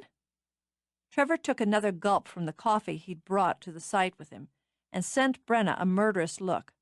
Shut up. She didn't bother to disguise her snort of amusement. She was used to him now and didn't worry overmuch about his bark. When the likes of him meant to bite, he didn't warn you first. And cross as well. There now, I can have someone bring out a nice rocking chair, and you can sit under an umbrella and have a bit of a nap. He sipped again. Have you ever seen a cement mixer from the inside? As rough as you look around the edges this morning, I could take you one-handed. Seriously, you can go into the kitchen and have your coffee in peace and in quiet. Construction zones cheer me up. And me. She glanced around at the stacks of equipment, the hulking machines, the men hefting pipe and cheerfully insulting each other. Odd creatures, aren't we? Dad's off this morning, doing a spot of repair jobs here and there. So I'm glad you're here and in the mood for working off your sulks. I'm not sulking. I don't sulk. Ah, well, brooding then. I enjoy a good brood myself, though most often I prefer just punching something and being done with it. Sean must lead an interesting life. He's a darling man, and the love of my life, so I do my best to keep him from tedium. Tedium, Trevor muttered, kills. She nodded. He didn't look cool and reserved this morning, nor did his voice hold that faint tint of distance. She judged him to be a man that put all of that up as a barrier until the one he dealt with proved trustworthy. She was glad to have passed the mark. I should tell you, the lines from the new well and those from the septic are to be inspected this morning. All goes well, we'll be burying them by end of day. She headed over to show Trevor the progress. The ground was muddy from the night's rain, and rain continued to fall steadily. It dripped off the brim of Brenna's cap, glimmered on the little silver fairy she had pinned on it as she hunkered down beside a trench. The smell of mud and men and gasoline pleased her enormously. As you see, we've used the grade of material you specified, and a pretty good job it is, too. Dad and I dealt with a busted septic line during the flood last winter, and it's not an experience I'm after repeating any time in the near future. This'll hold. He crouched where he was, scanned the area. He could see it perfectly, the long, low sweep of the theater, faced with stone to blend with the existing pub, the trim of dark, distressed wood, charming and simple. But what it was built of and built on would be the best modern technology offered. That was the dream, after all, taking what was here, respecting it, even showcasing it, while using the material and ingenuity man had devised along the way. That's why he was here, to put the McGee mark on the place they'd come from. It had nothing to do with old legends and lovely ghosts. Turning back into the moment, he glanced back and saw Brenna patiently watching him. Sorry, mine wandered. He looked perplexed and not a little angry. She hesitated. After all, they'd only known each other in the face-to-face manner for a handful of days. If it's something to do with the job that's troubling you, I hope you'll tell me so I can do what I can to smooth it out. That's part of what you're paying me for. If it's a personal matter, I'll be glad to listen if it's something you feel the need to talk through. I guess it's a combination. I appreciate it, but I'll mull a while. I find I mull most successfully when my hands are busy. Good point. He straightened. Let's get to work. It was rough and messy work, and most wouldn't find it pleasant. Trevor did. Large sheets of plywood were spread over the mud to give barrows and boots traction as material was transported. He hauled lumber for studs and joists, stood under the tarp where the plumbers worked, and listened to rain patter on canvas. He drank a gallon of coffee and began to feel marginally human again. Brenna was right, he decided. Busy hands kept the mind occupied, so what was troubling it could stew and turn in the corners. He'd figure out what was happening and what to do about it while he dealt with the business at hand. That, he thought, amused at himself, was a great deal more efficient than brooding. Drenched and muddy, and in a much happier frame of mind, he hefted another board, and nerves danced in his belly, up his spine, over the back of his neck. He was compelled, as he'd been the night before, to look up. Darcy stood in the window, watching him through the thin curtain of rain. She didn't smile, nor did he. In that meeting of eyes was an acute awareness that was primitive, sexual, erotic as a slide of naked flesh to naked flesh. There was nothing of the casual flirtation that had passed between them that first morning, Nothing of the clever, seductive game they'd played since. The flash and burn. Yes, he understood that exactly as he stood in the chilly rain staring at a woman he barely knew. Barely knew, he thought, but had to have. And he didn't give a damn how quickly that fire died.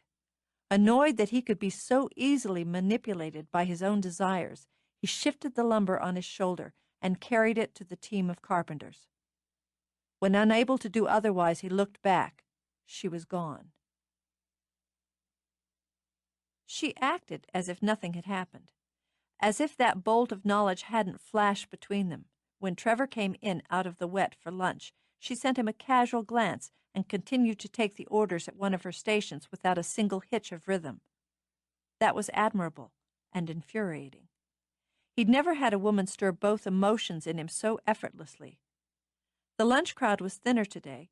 He supposed the rain kept some of the tourists within the confines of the hotel. Knowing it was perverse, he deliberately chose a table in Sinead's section. It would be interesting to see which move Darcy made in this little chess match they appeared to be playing. Clever, was Darcy's opinion when she noticed his strategy. Though it would cost him in speed of service, he'd made his point. It was her turn to take a step ahead or back. Then again, she thought, as she scooped up the tip from a table that had just cleared, there was always sideways. "A bit wet out today, is it, Trevor?" she called across the room while she gathered dirty dishes. "More than a bit." "Ah, well, it's what makes us what we are. A day like this, I imagine you'd rather be tucked into your fancy office in New York City." Enjoying himself, he propped a booted foot on his knee. "I like it fine where I am. How about you?" "Oh, when I'm here, I think about being there, and vice versa. I'm a fickle creature." Pulling out her pad, she moved to the next table, beamed smiles. "And what is it I can get for you today?" She took their orders, and those of another table besides, delivered them into Sean, and served drinks before Sinead managed to make her way to Trevor. Out of the corner of his eye, he saw Darcy smirk. He kept it simple at a bowl of soup, and waited until Darcy was serving the next batch of meals.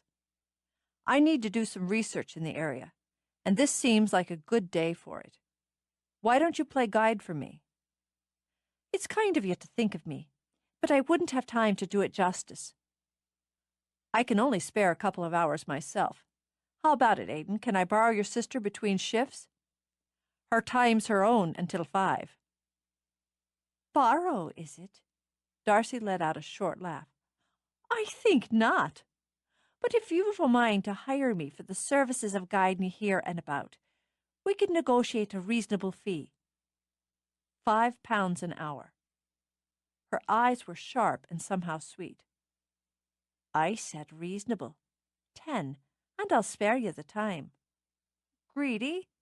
Piker," she shot back, and had several customers chuckling. "10 it is, and you'd better be good."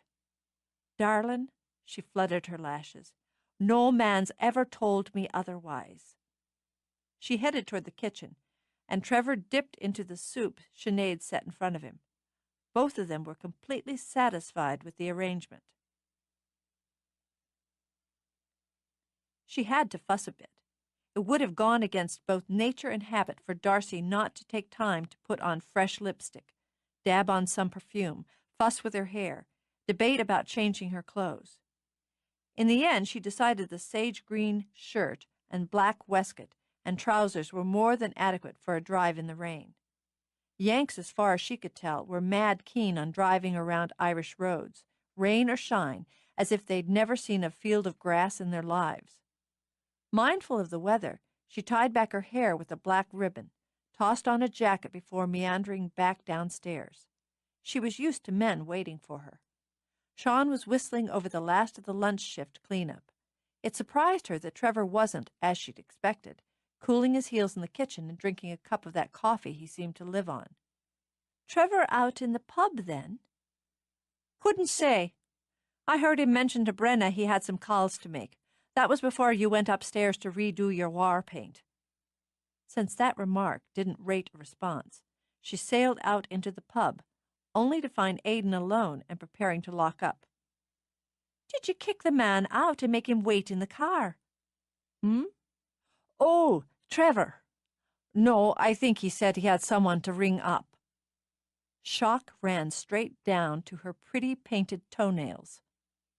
"He left? I imagine he'll be back directly. Since you're waiting, I'll leave you to lock up, and see that you're back on time, Darcy." "But—" She could barely stutter out the single syllable, which didn't matter in the least as Aidan was already out the door. She never did the waiting. It was just wrong somehow to be ready and not have the man pacing about and looking at his watch for the second or third time. It set the wrong tone entirely. More baffled than annoyed, she turned to go back up to her rooms and forget the entire arrangement. The door opened, letting in a sharp sprinkle of rain and Trevor. "Good, you're ready to go. Sorry I got hung up." He stood holding the door, smiling easily. The puzzled irritation on her face was very close to what he'd expected. He was certain every man she'd ever dealt with had waited, panting, for her to finally make her entrance. "Your move, gorgeous," he thought. "My time's worth considerable, if yours isn't." She strode past him, flicking him an annoyed look before she stepped out into the rain. "Time's part of the problem." He stood, shielding her from the worst of the wet as she locked the pub doors. "Everybody wants a piece of it. What I want is a couple of hours away from phones and demands for answers." "Then I won't ask you any questions." He led her to the car, held her door until she was settled, and wondering how long she'd steam, rounded the hood to the driver's side. "I thought we'd head north a while. Maybe hook up with the coast road, then just see." "You've the wheel and the wallet." He pulled away from the curb. "Everyone says getting lost in Ireland is part of its charm." "I don't imagine those with a destination in mind would find it charming." "Fortunately, I don't have one at the moment." Darcy shifted, settled comfortably. It was a fine car, roomy and with an expensive smell to it, even if it was leased.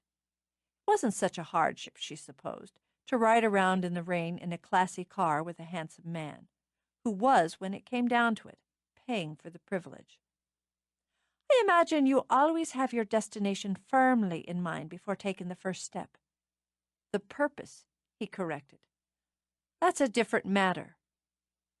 "And your purpose today is to see the near area, to put a picture in your mind of what people might be coming to your theater, and how they'd go about getting there." "Yes, that's one purpose. The other is to have a couple of hours with you." "So, it's clever you are to find a way to do both at the same time. Travelling this way," she continued, "you'll go to Dungarvan. If you take the coast road, you'll go to Waterford City. Go north instead, and you come to the mountains." "Which way would you like to go?" "Oh, I'm just along for the ride, aren't I? The tourists often enjoy a stop by Anrin, between here and Dungarvan. It's a little fishing village where they still speak Gaelic. There's nothing much otherwise, but a fine view of cliffs or the mountains.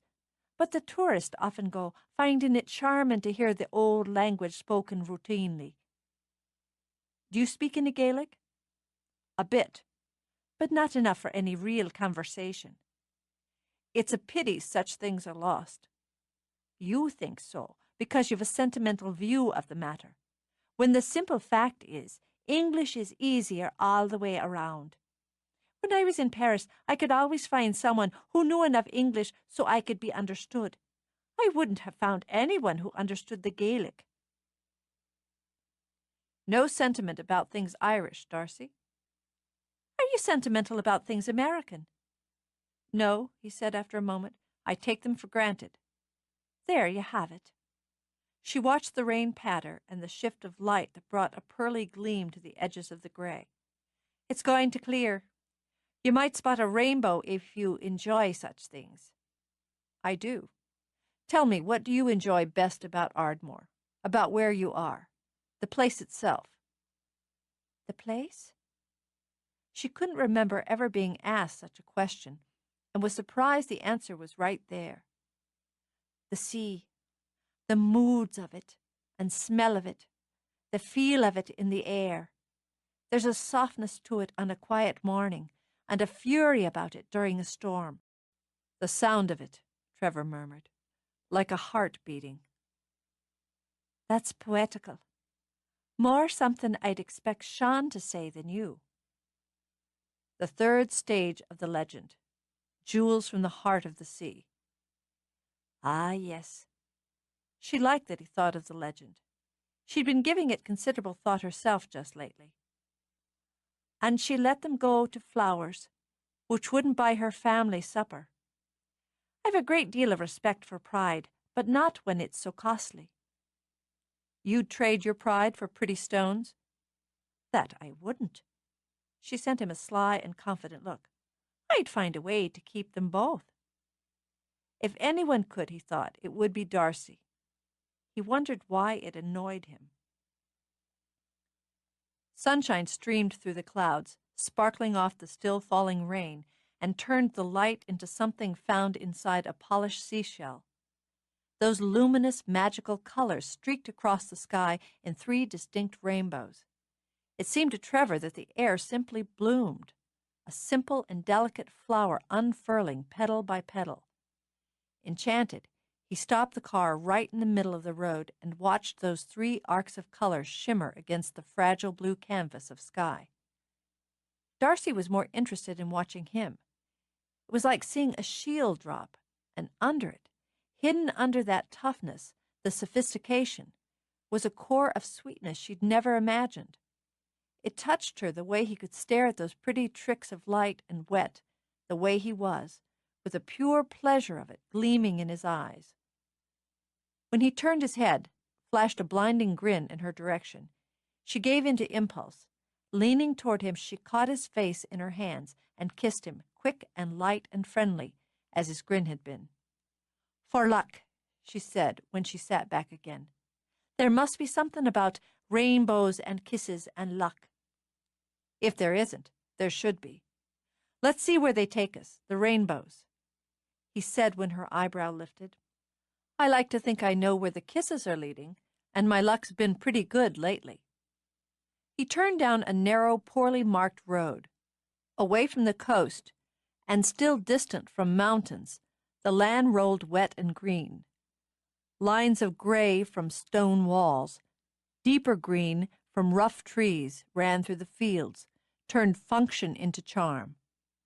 He spotted a cottage much like the one on Ferry Hill, with its creamy walls and thatched roof, a scatter of sheep, little white blobs wandering over the postcard, and over it all those 3 smears of color on a pale sky. He opened the sunroof, chuckling when Darcy cursed as the water that had pooled on the glass showered in. It smelled fresh, gloriously clean, and added something elemental to the scent of her skin. Then, as the road climbed, he saw it, dull and gray and forbidding against the seashell sky. Only 3 walls of the structure were standing, the 4th long fallen into a tumble of stones. But what was left was defiant, spearing up out of the quiet, a country field as a monument to blood, to power, to vision. He swung off the road, stopped the car. Let's go see it. See what, Trevor? It's only a ruin. You can find one by doing hardly more than turning a corner in Ireland. There are far better than this, if such things interest you. You've the oratory, or the cathedral in Ardmore, for that matter. This one's here, and so are we. He reached across her to open her door. This is just the sort of thing that draws people to an area. Those who haven't the sense to take holiday where there's a nice pool and 5-star restaurants. Grumbling a bit, she climbed out. Then, sighing, followed after him. Just one of the many ruined castles or forts, probably sacked by the Cromwellians, as they seem to like nothing so much as sacking and burning. The grass was damp, which made her glad she'd thought to wear boots. Knowing just what sheep and cows did in fields, She watched her step. No sign, no marker, nothing. It just stands here. Darcy cocked her head, deciding it was more productive to be amused than annoyed. And what do you think it should do but stand here? He only laid a hand on the stone and looked up. How many men, I wonder, did it take to build this? How long? Who ordered it built here? And why? Shelter and defense. He stepped inside, and humoring him, Darcy followed. Grass had grown up, wild and tough, through fallen stones. The walls, open to the elements, dripped with wet from the recent storms. His builder's eyes could make out where the separate stories had been, and marveled at the sheer size of the broken wood beams. It would have been draughty, smelly as well, Darcy commented. The light was shifting again, growing, and he could still see the rainbows overhead. Where's your romance? Ha! I doubt many of the women who had to cook and clean between having their babies thought it was very romantic. Survival would have been the point. Then they made their point. This survived. The people survived. The country survived. That's the magic that draws people here. The magic you miss because it's all around you. It's history, not magic. It's both. That's what I'm building here. That's why I came. That's a large ambition. Why have small ones? Now that's a sentiment I can agree with, and as that ambition includes Gallaghers, I'll do my best to help you realize it. That's something else I want to talk to you about, another time. What's wrong with now? Because now I need a little more luck. He took her hands, threading his fingers through hers. This time, instead of drawing her toward him, he stepped to her. In an ancient castle, under a trio of rainbows, I think this ought to be worth big pots of luck. You've your myths confused. The pot's at the end of the rainbow. I'll take my chances right here. He touched his lips to hers, light and friendly, as she had to his. He liked the glint of amusement it brought to her eyes and did it again, a little firmer this time, a little warmer. I've also heard it said, 3rd time's the charm, he murmured, and took her mouth again, fast and deep and hot. The change deliberately abrupt to test both of them. She answered as if she'd known, as if she'd only waited. Her lips parted for his, no surrender but demand, equal to equal, hunger to hunger. Together their fingers curled until they formed taut fists, held as if it was understood if either let go, they'd rush blindly to the next step. Her heart leaped against his, a quick kick of excitement that sent his own racing. It thrilled and it stunned that it should be as wild, as near to feral as it had been before. A storm brewed inside her, wanted to whip high and free, and God, she wanted to ride it, even at the risk of finding herself battered and wrecked at the end. Here, now. What did it matter where they were, or who they were, or why it seemed so desperately right? When his lips left hers to trail to her temple, into her hair, to rest quietly there, the sweetness of the gesture after the passion left her shaken and weak, and allowed caution to return. If such activities under rainbows bring luck, Darcy began, the pair of us are set for life. He couldn't laugh nor come up with a joke in return. Something was churning inside him, something complicated, folding itself cannily in with simple desire. How many times have you felt like that? Before she could answer, he released her hands, put his own on her shoulders to draw her away enough for their eyes to meet. Give me a straight answer. How many times have you felt the way you felt just now? She could have lied. She knew herself skilled at the careless and casual lie, but only when it didn't matter. His eyes were intense, direct, and she thought just a little angry. She found she couldn't blame him for it. I can't say I ever have, exceptin' last night. Neither have I. Neither have I, he repeated, and let her go so he could pace. That's something to think about. Trevor, I think we both know that the hotter the flame, the quicker it flashes, and the sooner it goes cold. Maybe. He thought of Gwen, the words she'd spoken to him. We'd both know that going in. We would. Just as they both accepted they weren't capable of falling in love. He was right, she thought. They were a sad pair. We'd know, she agreed. Just as we both know we'll sleep together before we're done. But there are matters that tangle it up. Business matters. Business isn't involved in this. No, and it shouldn't be. But since we have a business relationship, mutual professional interests that involve my family, there are things to be discussed and agreed upon before we roll ourselves into bed. I want you, and having you is my intention, but I have terms. What do you want? A goddamn contract? Nothing so formal, and don't take that tone with me. You're just annoyed that the blood's still in your lap and you didn't think of it first. He opened his mouth, then closed it again and turned away. She had a point, damn it. So we work out what we want and expect out of our personal relationship and agree to keep it separate entirely from the business one. We do, yes. And as you said, that's something to think about. You might think that I sleep with anyone I find appealing or even handy. She kept her voice cool as he turned back. But the fact is, I don't. I'm careful and selective, and I have to have some affection for a man, some understanding of him before I take him to bed. Darcy, I understood that after an hour in your company. I'm also selective. He walked back to her. I like you, and I'm beginning to understand you, and when the time comes, we'll take each other to bed. She relaxed into a smile. I think we've just had a serious conversation.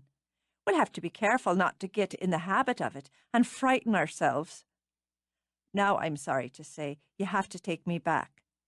She held out a hand. Next time, we'll drive along the coast. Next time, you'll be taking me out to a candlelight dinner, buying me champagne and kissing my hand in the way you have. She glanced up, caught another glimpse of the fading rainbows as they crossed the wet grass. But we can drive along the coast road to get there. Sounds like a deal. Get a night off. I'll start working on that. Chapter 7. Warm, dry weather returned to paint both sky and sea the vivid blue of coming summer. Clouds that hovered were white and harmless, and the flowers of Ardmore drank in the sun as they had the rain. The round tower cast its long and slender shadow over the graves it guarded, and high on the cliffs the wind blew gentle ripples over the water in the Well of the Saint. Dogs ran the fields after rabbits, and birds chorused day into peaceful day. In the village, men worked in shirt sleeves and arms turned ruddy in the sun.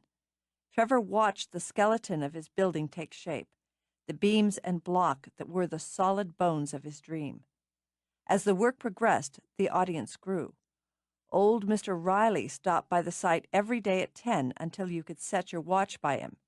He brought along a folding chair and sat with his cap shielding his eyes and a thermos of tea for company. There he would sit and watch, sit and nap until sharply at 1 he would stand up, fold his chair, and toddle off to his great-granddaughters who fixed his midday meal. As often as not, one of his cronies would join him, and they would kibitz on the construction while playing at checkers or gin rummy. Trevor began to think of him as job mascot. Children came by now and again and sat in a half-circle by Riley's chair.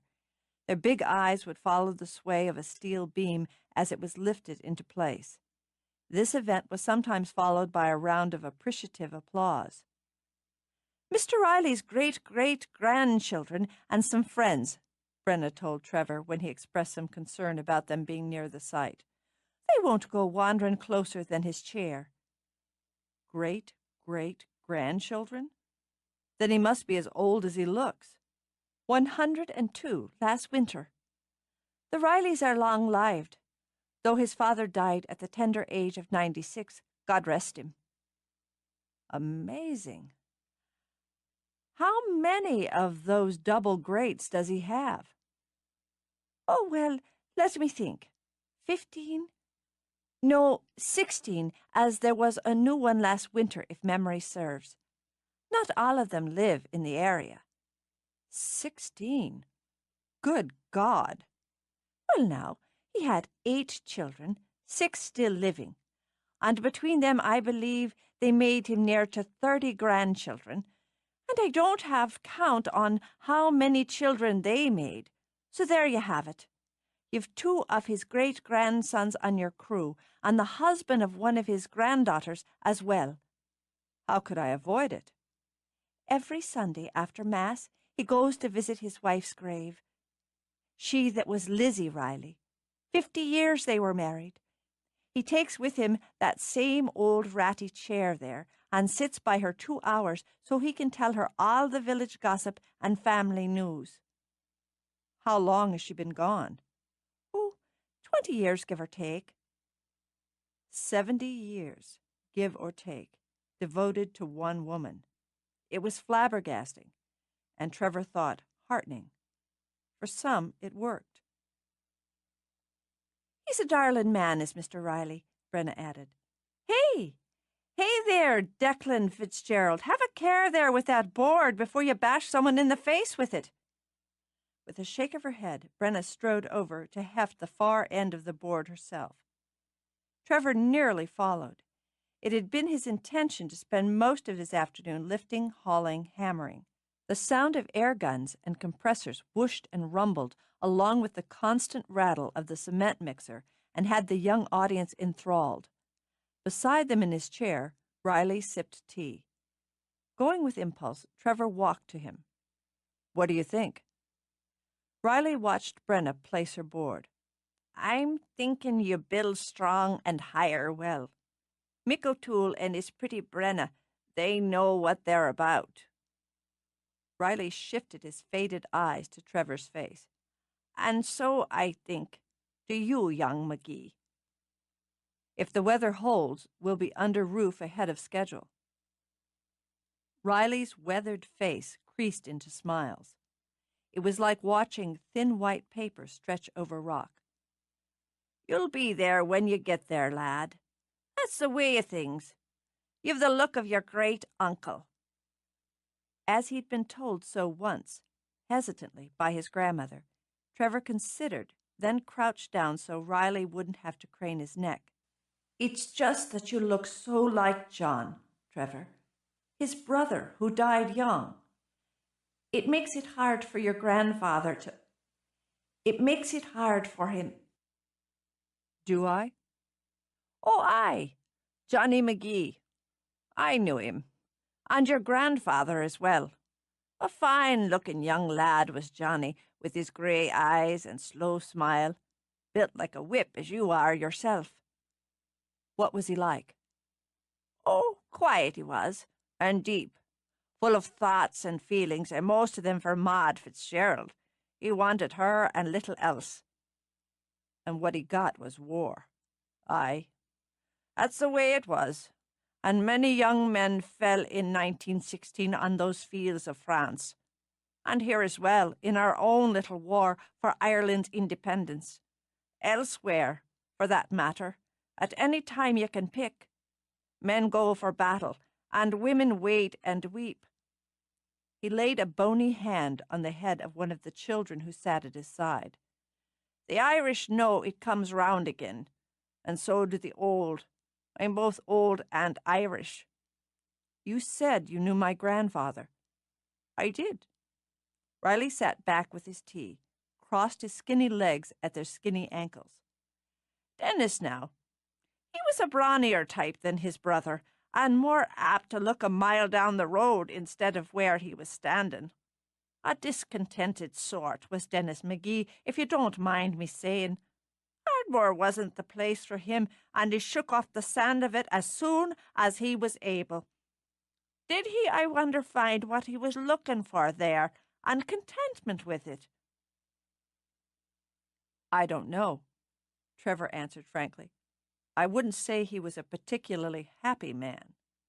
I'm sorry for that, for it's often hard for those around the unhappy to be happy themselves. His bride, as I recall, was a quiet-mannered lass. She was Mary Clooney, whose family farmed in Old Parish, and one of a family of 10, if my memory can be trusted. It seems sharp to me. Riley cackled. Oh, the brain stayed with me well enough. Just takes the body a mite longer to get up and running these days. The boy wanted to know what had been and where he'd come from, Riley decided. And why shouldn't he? I'll tell you. The babe, the boy who grew to be your father, was a handsome one. Many's the time I saw him toddling along the roads holding his ma's hand. And his father's? Well, perhaps not so often, but now and again. Dennis was after making a living and putting by for his journey to America. I hope they had a good life there. They did. My grandfather wanted to build, and that's what he did. And that was enough for him. I remember your father, the younger Dennis, coming back here when he was old enough to have grown a few whiskers. Riley paused to pour himself more tea from his thermos. He seemed to have grown fine, had a pleasing way about him, and set some of the local lasses fluttering. He winked. As you've done yourself. Still, he didn't choose at that time to leave anything behind him here but the memory. You've chosen different. Riley gestured toward the construction with his cup. Building something here is what you're about, isn't it? It seems to be at the moment. Well, Johnny, he wanted nothing more than a cottage and his girl, but the war took him. His mother died not 5 years after, heartbroken. It's a hard thing, don't you think, for a man to live always in the shadow of a dead brother? Trevor glanced up again, met the faded and shrewd eyes. Clever old man, he thought, and supposed if you lived past the century mark, you had to be clever. I imagine it is, even if you go 3,000 miles to escape it. That's the truth. Better by far to stand and build your own. He nodded, this time with a kind of approval. Well, as I said, you've the look of him, long dead John McGee, in the bones of your face and around the eyes. Once they landed on Maud Fitzgerald, she was his heart. Do you believe in romance and ever after, young McGee? Trevor glanced away, up toward Darcy's window, then back again. For some. You have to believe in it to get it. Riley winked and passed his cup to Trevor. What's built isn't always of wood and stone, and still it lasts. Reaching out, he once again laid one of his gnarled hands on the head of the child nearest his chair. Ever after. Some of us do better with wood and stone, Trevor commented, then absently drank the tea. He lost his breath, his vision blurred. Oh, Jesus, he managed, as the heavy lacing of whiskey scored his throat. Riley laughed so hard he fell to wheezing, and his wrinkled face went pink with humor. There now, lad. What's a cup of tea without a shot of the Irish in it, I'd like to know? Never say they've diluted your blood so over there in America you can't handle your own. I don't usually handle it at 11 in the morning. What's the clock got to do with the bloody thing? The man, Trevor thought, seemed old as Moses and had been steadily sipping the spiked tea for an hour. Compelled to save face, Trevor downed the rest of the cup and was rewarded by a wide, rubbery grin. You're all right, young McGee. You're all right. Since you are, I'll tell you this. That lovely lass inside Gallaghers won't settle for less in a man than hot blood, a strong backbone, and a clever brain. I'm considering you have all three. Trevor handed Riley back his cup. I'm just here to build a theater. If that's the truth, then I'll say this as well. It goes that youth is wasted on the young, but I'm of a mind that the young waste youth. He poured another cup of tea. And I'll just have to marry her myself. Amusement danced in his eyes as he sipped. Sip lively, boyo, for I've a world of experience with the female of the species. I'll keep that in mind. Trevor got to his feet. What did John McGee do before he went to war? For a living, you're meaning. If Riley thought it was odd, Trevor wouldn't know he didn't say so. He was for the sea. His heart belonged to it. And Maud, and to nothing else. Trevor nodded. Thanks for the tea, he said, and went back to join his crew. He skipped lunch. There were too many calls to make, faxes expected, to take time for an hour in the pub and his afternoon dose of Darcy. He hoped she looked for him, wondered a little. If he understood her as he thought he did, she would expect him to come in, to have to come in, and it would annoy her when he didn't. Good, Trevor mused as he let himself into the cottage. He wanted to keep her a little off balance. That careless confidence of hers was a formidable weapon. Her arrogance played right along with it, and damned if he didn't find them both attractive. Amused at himself, he went directly up to his office. He spent 30 minutes immersed in business. It was one of his skills, this ability to tune out every other thought and zero in on the deal of the moment. With Riley's memories fresh in his own mind and Darcy dancing at the edges of it, he needed that skill now more than ever. Once current projects were handled, faxes zipped off, email answered and sent, he gave his thoughts to a future project he was formulating. Time, he thought, to lay the groundwork. Picking up the phone, he called Gallaghers. He was pleased that Aidan answered. Trevor made it a point to go straight to the head of a company, or in this case, a family. It's Trev. Well now, I thought I'd see you sitting at one of my tables by this time of day. Aidan raised his voice over the lunchtime clatter, and Trevor imagined him pulling pints one-handed while he talked. In the background, he heard a smoke stream that was Darcy's laugh. I had some business to do.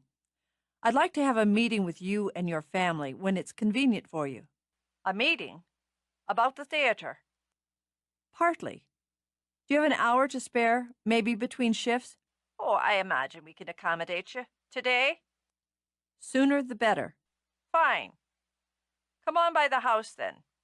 We tend to hold our family meetings round the kitchen table. I appreciate it. Would you ask Brenna to come by? I will, yes. Taking her off the job, Aidan thought, but made no comment. I'll see you a bit later, then. Around the kitchen table. Trevor recalled several of his own family meetings in the same venue. Before his first day of school, when he was going off to baseball camp, about to take his driver's test, and so on. All of his rites of passage, and his sister's, had been discussed there. Serious punishments, serious praise had warranted the kitchen table. Odd, he remembered now. When he had broken his engagement, he'd told his parents as they sat in the kitchen. And that's where he'd told them of his plans for the Ardmore Theatre and his intention of coming to Ireland. And, he realized, as he calculated the time in New York, that was where his parents most likely were at that moment. He picked up the phone again and called home.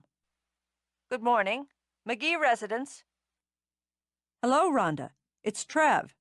Mr. Trevor! The McGee housekeeper had never called him anything else, even when she'd threatened to swat him. How are you enjoying Ireland? Very much. Did you get my postcard? I did. You know how much I love to get them. I was telling Cook just yesterday that Mr. Trevor never forgets how I like postcards for my album. Is it as green as that, really? Greener. You should come over, Rhonda. Oh, now you know I'm not getting on an airplane unless someone holds a gun to my head. Your folks are having breakfast. They're going to be thrilled to hear from you. Just hold on a minute. You take care of yourself, Mr. Trevor, and come back soon. I will, thanks. He waited, enjoying the picture of the rail-thin black woman in her ruthlessly starched apron hurrying over the rich white marble floor, past the arts, the antiques, the flowers, to the back of the elegant brownstone. She wouldn't use the intercom to announce his call. Such family dealings could only be delivered in person. The kitchen would smell of coffee, fresh bread, and the violets his mother was most fond of. His father would have the paper open, the financial section. His mother would be reading the editorials and getting worked up about the state of the world and narrow minds. There would be none of that uneasy quiet, that under-the-polish tension that had lived in his grandparents' home. Somehow his father had escaped that, just as his own father had escaped Ardmore. But the younger Dennis had indeed stood and built his own. Trev, baby, how are you? I'm good. Nearly as good as you sound. I thought I'd catch you and Dad at breakfast. Creatures of habit. But this is an even lovelier way to start the day. Tell me what you see. It was an old request, an old habit. Automatically he rose to go to the window. The cottage has a front garden, an amazing one for such a small place. Whoever designed it knew just what they wanted. It's like a witch's garden. One of the good witches who helps maidens break evil spells. The flowers tumble together, color, shape, and scent. Beyond it are hedges of wild fuchsia, deep red on green and taller than I am. The road they line is narrow as a ditch and full of ruts. Your teeth rattle if you go over 30. Then the hills slope down, impossibly green, toward the village. There are rooftops and white cottages and tidy streets. The church steeple, and well off is a round tower I have to visit. It's all edged by the sea. It's very sunny today, so the light flashes off the blue. It's really very beautiful. Yes, it is. You sound happy. Why wouldn't I be? You haven't been. Not really, for too long. Now I'll let you talk to your father, who's rolling his eyes at me, as I imagine you have business to discuss. Mom, there was so much that morning conversation with an old man and his horde of progeny had swirling inside him. He said what he felt the most. I miss you. Oh, now look what you've done, she sniffled. You can just talk to your father while I cry a little. Well, you got her mind off an editorial on handguns. Dennis McGee's voice boomed over the wire. How's the job going? On schedule, on budget. Good to hear. Going to keep it there? Close to there, anyway. You, Mom, Doro, and her family better keep a week open next summer. The McGees should all be here for the first show. Back to Ardmore. I have to say I never figured on it. From the reports, it hasn't changed much. It's not meant to. I'll send you a written update on the project, but that's not why I called, Dad. Did you ever visit Fairy Hill Cottage? There was a pause, a sigh. Yes. I had some curiosity about the woman who had been engaged to my uncle. Maybe because my father so rarely spoke of him. What did you find out? That John McGee died a hero before he ever had the chance to live. And Grandfather resented that? That's a hard way to put it, Trev. He was a hard man. What he felt about his brother, his family, he kept to himself. I never tried to get through. What was the point? I would never get through to him about what he felt about anything, much less what he'd left behind in Ireland. Sorry.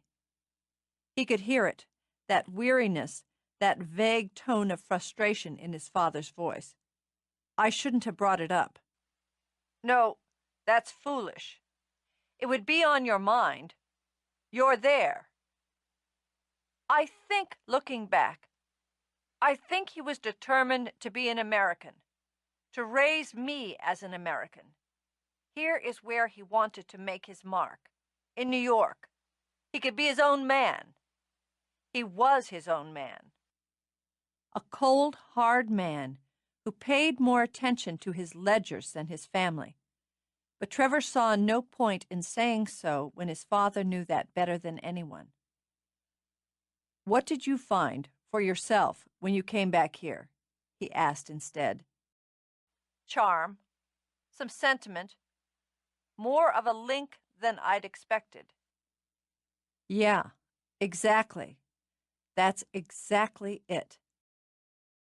I meant to go back, but something else always seemed to come up. And truth is, I'm a city boy. A week in the country and I'm itchy. You and your mother never minded roughing it, but the Hamptons is about as rural as I can manage and stay sane."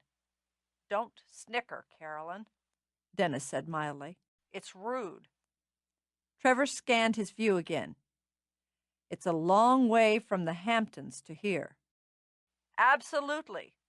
A couple of weeks in that cottage you're renting, and I'd be babbling. I don't do quaint for long." "But you visited, saw Maud Fitzgerald?" "Yes. Jesus, must be 35 years ago. She didn't seem old to me, but I guess she was well into her 70s. I remember her being graceful, not creaky the way I, being callow, expected an old woman to move. She gave me tea and cake, showed me an old photograph of my uncle. She kept it in a brown leather frame. I remember that because it reminded me of the song, what is it? Willie McBride. And then she walked with me to his grave. He's buried on the hill by the ruins and the round tower." "I haven't been there yet. I'll go by." "I don't remember what we talked about exactly. It was all so long ago. But I do remember this because it seemed odd at the time. We were standing over his grave and she took my hand. She said, 'What came from me would journey back and make a difference.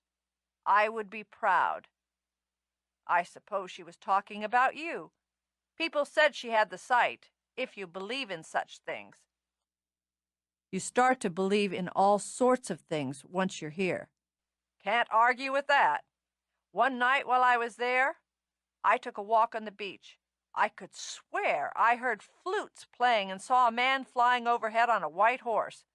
Of course, I'd had a few pints at Gallagher's pub." Even as his father laughed, Trevor felt a chill skate down his spine. "What did he look like?" "Gallagher?" "No, the man on the horse." "A drunken delusion. Well, that set your mother off," Dennis muttered, and through the line Trevor could hear his mother's delighted laugh. "I'll let you get back to breakfast." "Take some time to enjoy yourself while you're there. Get me the report when you can, Trev, and we'll all keep next summer in mind. Stay in touch." "I will." He hung up, continued to stare thoughtfully out of the window. Delusions, illusions, reality. There didn't seem to be very much space between them in Ardmore. He finished up what business could be done before New York opened, then took a walk to John McGee's grave. The wind was high and the graves were old. The shifting of ground had tipped and tilted many of the markers, so they leaned and slanted toward the bumpy grass to cast their shadows over their dead. John McGee stood straight, like the soldier he'd been. The stone was simple, weathered by wind and time, but still the carving was deep and clear. John Donald McGee, 1898 to 1916. Too young to die a soldier. "His mother had that carved in her grief," Carrick said, as he stepped up to stand beside Trevor. "In my estimation, one is always too young to die a soldier." "How would you know why she had it carved?" "Oh, there's little I don't know unless I can't find out. You mortals make your monuments to the dead. I find it an interesting habit, a peculiarly human one. Stones and flowers, symbols, aren't they, of what lasts and what passes away? And why do you come here, Trevor McGee, to visit those you never knew in life? Blood and bonds, I suppose. I don't know. Frustrated, he turned to face Carrick. What the hell is this? By that you're meaning me? You've more your mother in you than ever your grandfather, so you know by now the answer to that, even if your diluted Yank blood doesn't accept what's in front of your face. You're a travelled man, aren't you? You've been more places and seen more things than most of your age. Have you never found magic on your journeys till now? He wanted to think he had more of his mother in him, much more than he had of his grandfather, but there was nothing in Caroline McGee of the easy mark. I've never had conversations with ghosts and fairies till now. You talked with Gwen? The amusement died out of Carrick's eyes, turning the bright blue dark and with an edge. He gripped Trevor's arm with a hand that transferred a jolt of heat and energy. What did she say to you? I thought you knew, or could find out. Abruptly, Carrick released him, turned away. He began to pace through the grass around the stones in quick, almost jerky movements. The air around him sizzled with a visible color and spark. She's the only thing that matters, and the only thing I can't see clear. Can you know, McGee, what it is to want one person with all your heart, with all that you have in you, and for her to be just out of your reach? No. I blundered with her. Now that's a deep score to the pride, make no mistake. Not that it was only my fault. She blundered as well. It hardly matters who holds the heaviest weight of the blame at this point. He stopped, turned back, the air still again. Will you tell me what she said to you? She spoke of you, and regrets, of passions that flash and burn, and love that lasts. She misses you. Emotion swirled into Carrick's eyes. If she... Should you speak to her again? Would you tell her I'm waiting, and I've loved no other since last we met? For some reason, it no longer seemed odd to be asked to deliver a message to a ghost. I'll tell her. She's beautiful, isn't she? Yes, very. A man can forget to look past beauty and into the heart. I did, and it's cost me dear. You won't make that mistake. It's why you're here. I'm here to build a theater and to acquaint myself with my roots. His humor restored, Carrick strolled back to Trevor. You'll do both, and more. Your ancestor here was a fine young man, a bit of a dreamer, with a heart too soft for soldiering, and what war makes men do to men. But he went out of duty and left his love behind. You knew him? Aye, both of them, though only Maud knew me. She gave him a charm before he marched off for protection. He flicked his fingers, and from them dangled a chain with a little silver disc. I expect she'd want you to have it now. Too curious for caution, Trevor reached out and took.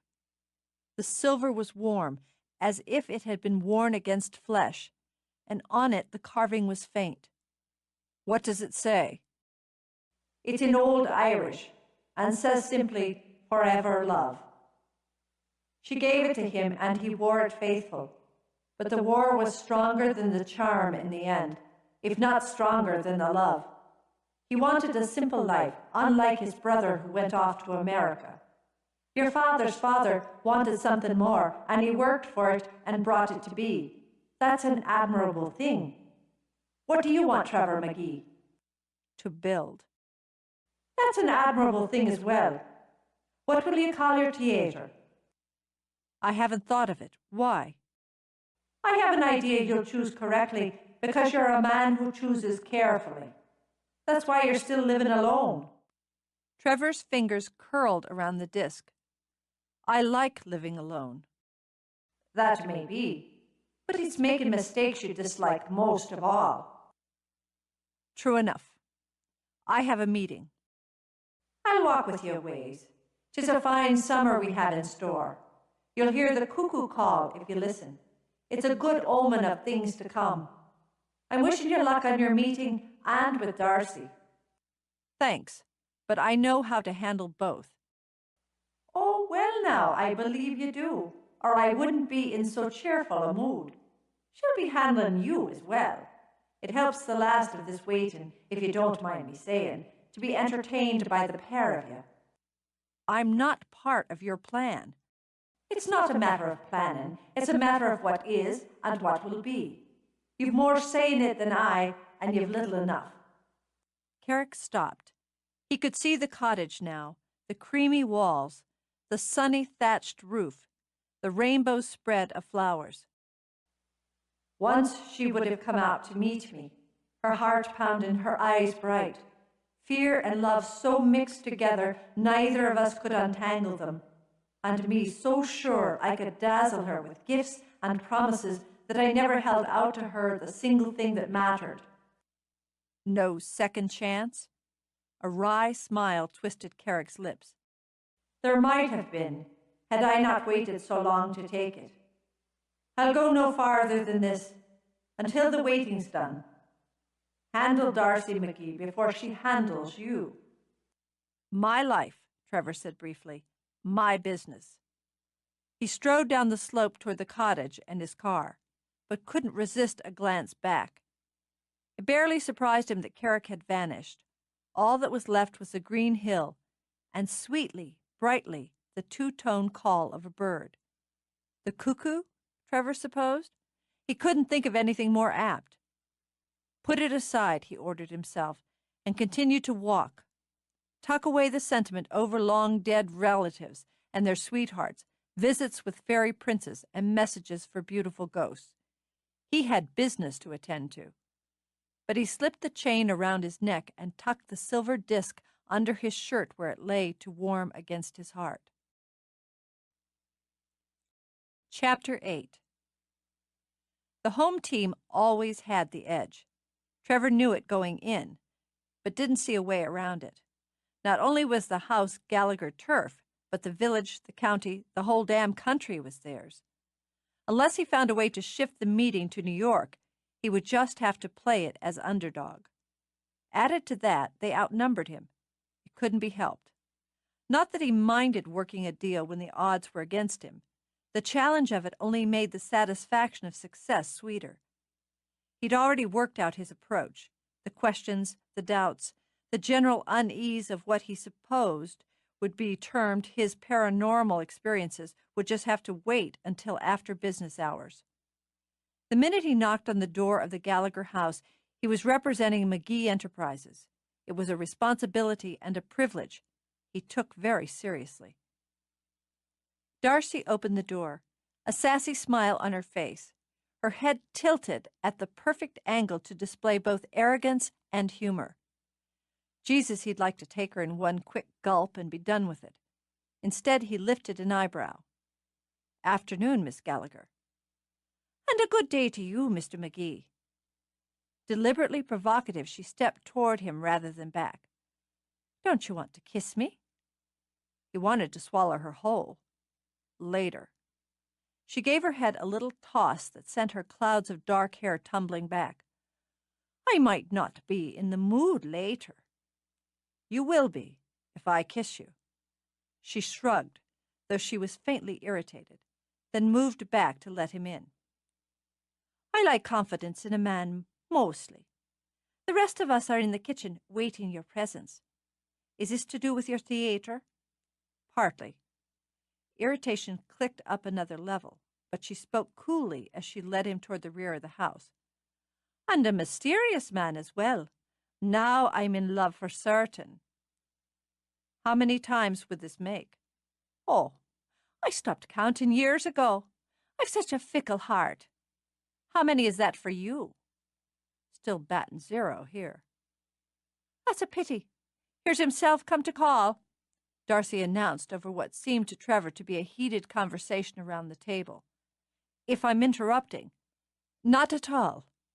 Aidan rose. waved a hand toward Brenna and Sean, who sat scowling at each other. If these two don't snap at each other 6 times a week, we're worried enough to ring up the doctor. You said you'd leave the details of the house to me, Brenna reminded her husband. You're talking about materials and colours of the kitchen counters and such. Who does the bloody cooking? The blue laminate's pretty and sensible. The granite's subtle and strong. It'll last 2 lifetimes. Well, we've only this one to concern us at present, don't we? Trevor. Even as she turned to him, Trevor held up a hand. No, absolutely no.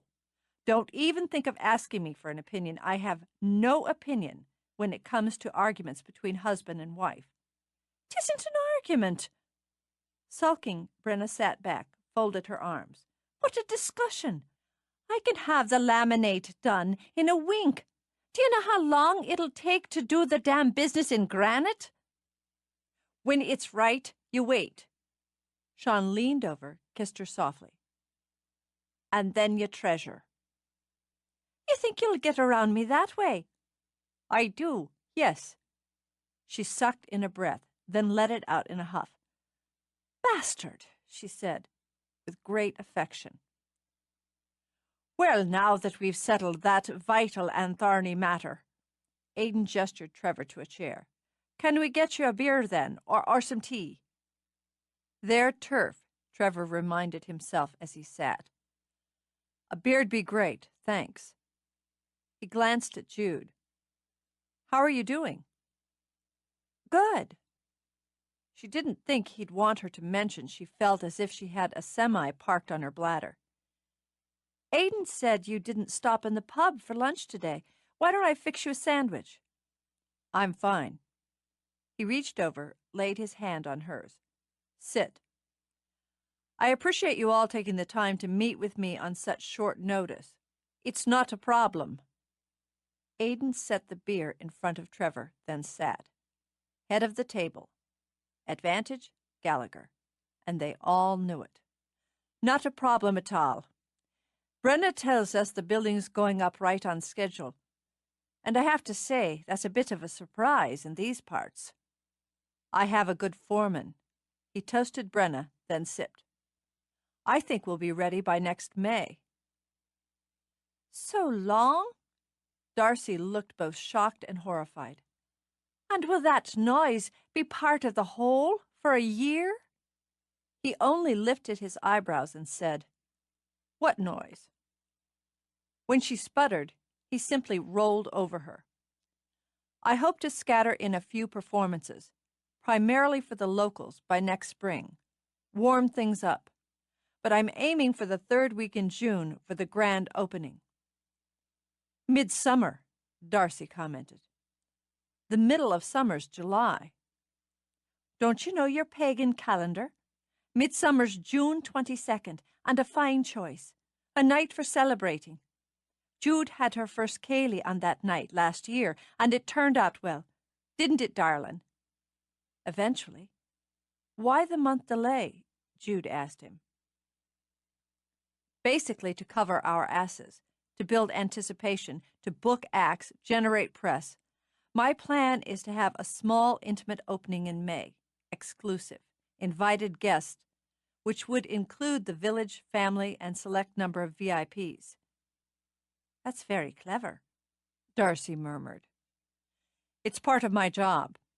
It'll generate interest and publicity in the official June opening, and give us time to tweak any details that need tweaking. Like a dress rehearsal. He nodded at Darcy. Exactly. I'd like your help with the guest list for the area. That's easily done, as said, Aidan told him. And I'd like you to perform, the 3 of you. Aidan reached for his own beer. In the pub. On stage, Trevor corrected. The main stage. In the theater. Aidan set his beer down again without drinking. Why? Because I've heard you and you're perfect. Well now, Trev, that's flattering to be sure.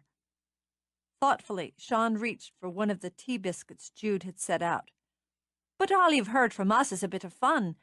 It's not as if we're a professional act or anything of that nature, the kind you're looking to have in your theatre.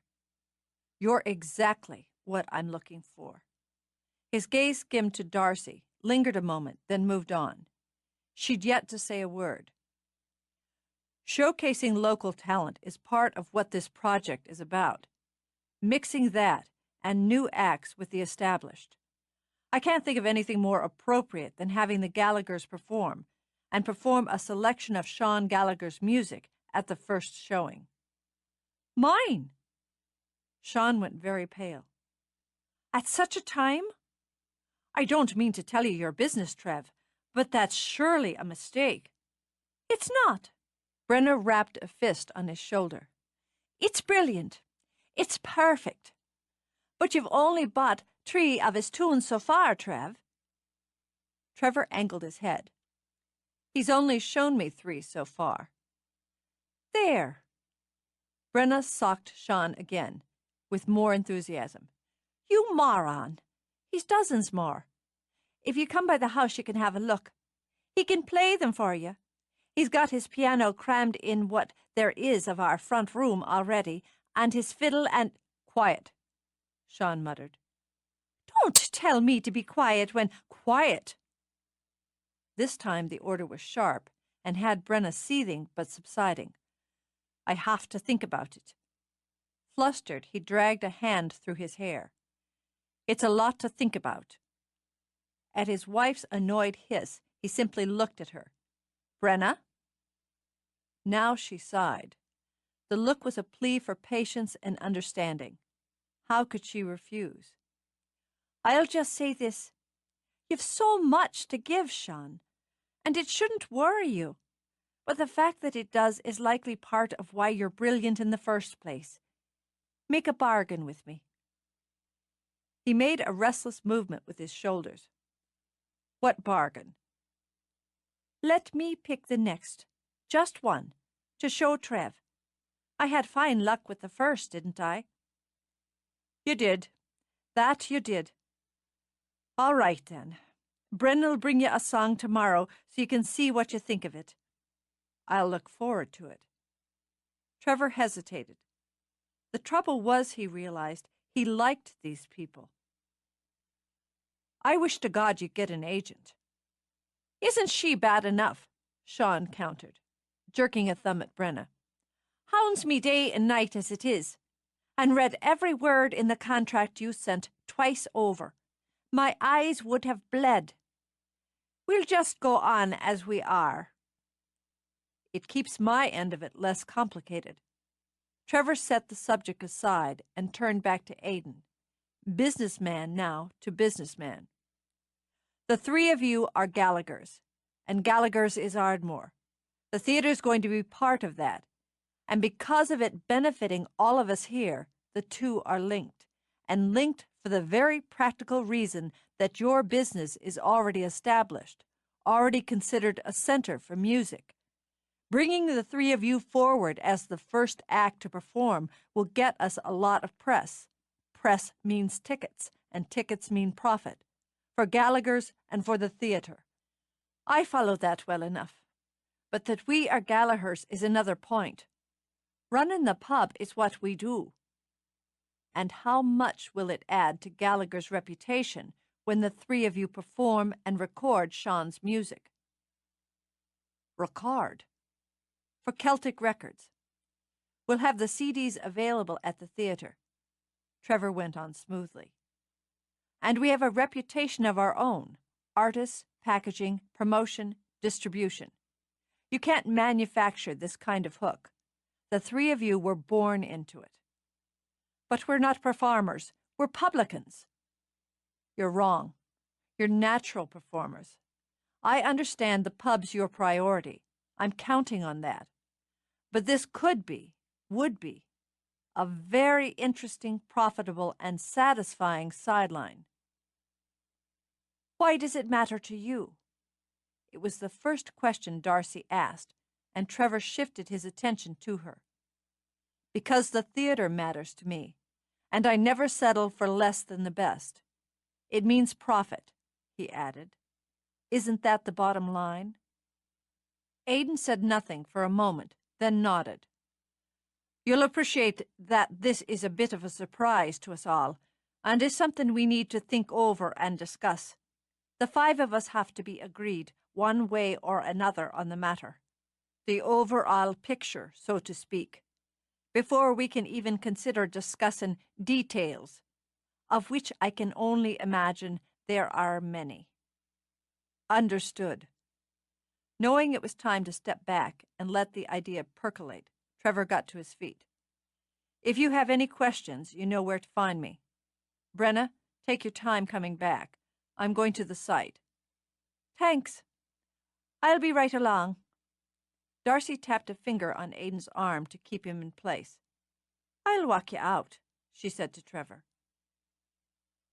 There were so many thoughts whirling through her mind. She knew it was important, vital, to snatch the most significant of them and get a firm hold. So she kept all those thoughts to herself until they walked outside again. Sure, it's quite the surprise you've brought us today, Trevor. So I see. But I wonder why it's such a surprise. You've got ears and brains. You've heard how the 3 of you are together. Maybe it's that I've already heard it. She glanced back, knowing her family was already discussing the matter. Still, she wanted her own thoughts and feelings settled before she added them to the mix. You're not the impulsive sort. Not with business. No. So this isn't something that just popped wild into your head. I've been playing the angles since the first time I heard you sing. You've got a voice that goes straight to the gut, right after it's broken the heart. It's quite a talent. She strolled by, down the narrow path, through Jude's garden. And this notion you've come to us with today, you're thinking it'll enhance our mutual concerns. Not think, Darcy. I know. It's my business to know. She turned her head, studied him over her shoulder. I suppose so. And how much would you be paying for this enhancement? Now he smiled. Trust her to get right down to the sharpest point in the quill. It's negotiable. And what would be the floor of that negotiation? 5,000 for the performance. The recording rights are a separate issue. Her eyebrows arched. 1 evening singing, and more than she'd earned waitressing weeks in the pub. Pounds or dollars? He hooked his thumbs in the front pockets of his jeans. Pounds. She made a little humming sound again. Well, if we decide we're interested, Aidan will haggle with you over that pitiful amount, to be sure. I'm looking forward to it. Aidan's the businessman. Keeping his eyes on her, Trevor moved to her. Sean's the artist. And what would I be? The ambition. Put the 3 parts together, and you've got a hell of a team. As I said before, you're a clever man. She looked away from him and out to sea, where the waves rolled in slow and smooth. I've ambitions right enough. And I'll be honest with you here, Trevor, and tell you this particular idea has never occurred to me. The singing for anything but my own enjoyment. He surprised her by trailing a finger down the line of her throat. What you've got in there can make you rich, famous. I can help make that happen. That's quite an offer, and appeals to my basest of egos and desires. She walked a little farther until she stood near the street of the village where she'd lived all her life. How rich? His laugh was easy and full of pure pleasure. I like you. I'm growing fonder of you by the minute. I've a yen to be rich, and I'm not ashamed to say so. He jerked his head toward the house. Talk them into it. No, that I won't. I'll put in my thoughts, and I'll shout if I need to be heard and exchange the usual insults when they're warranted, but I won't pressure them to do anything that doesn't sit comfortably. It'll come from all of us, or not at all. It's the Gallagher way. Does it sit comfortably with you? I haven't decided, but I'm enjoying the trying of it on, so to speak. I have to get back in there, as the discussion's hot and heavy by this time, but what?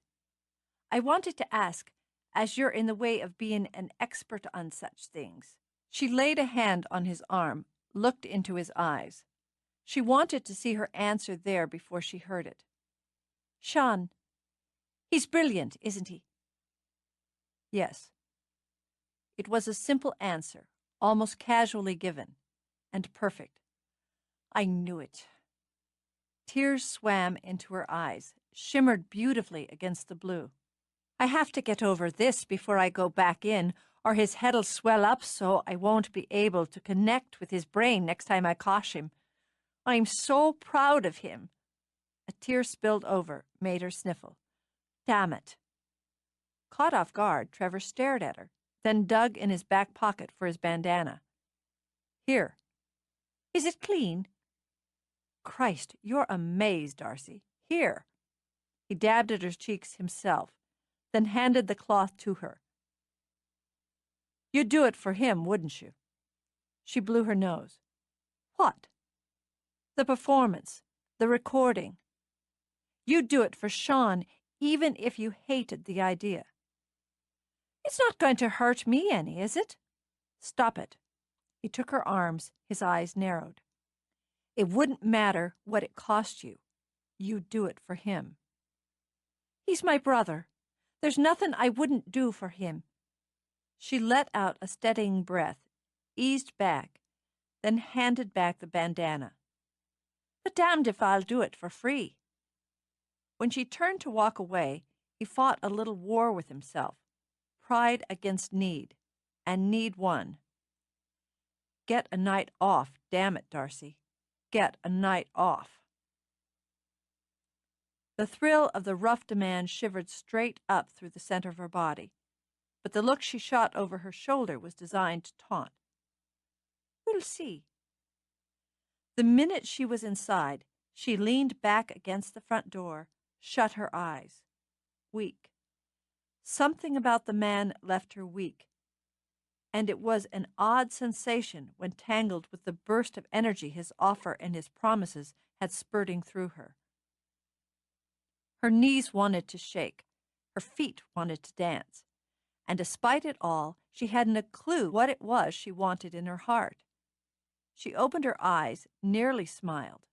From the raised voices coming from the kitchen, it was clear that her family hadn't a clue either. She started back, then stopped in the parlor doorway and looked at the old piano. Music had been as much a part of her life as the pub, for always. But the music had always been for the fun, for the pleasure, and never for money. One of her earliest memories was of that piano, of sitting on her mother's lap there on that same stool while the music and the laughter ran all around. She had a good, strong voice. She wasn't a bubblehead and knew her voice was fine enough.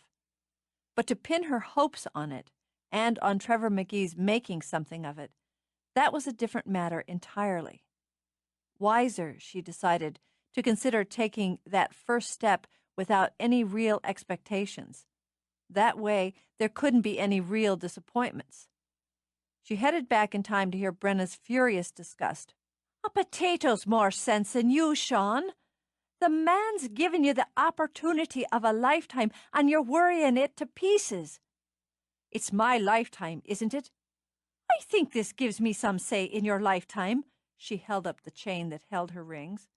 It's my music, and even you can't hammer it out of me.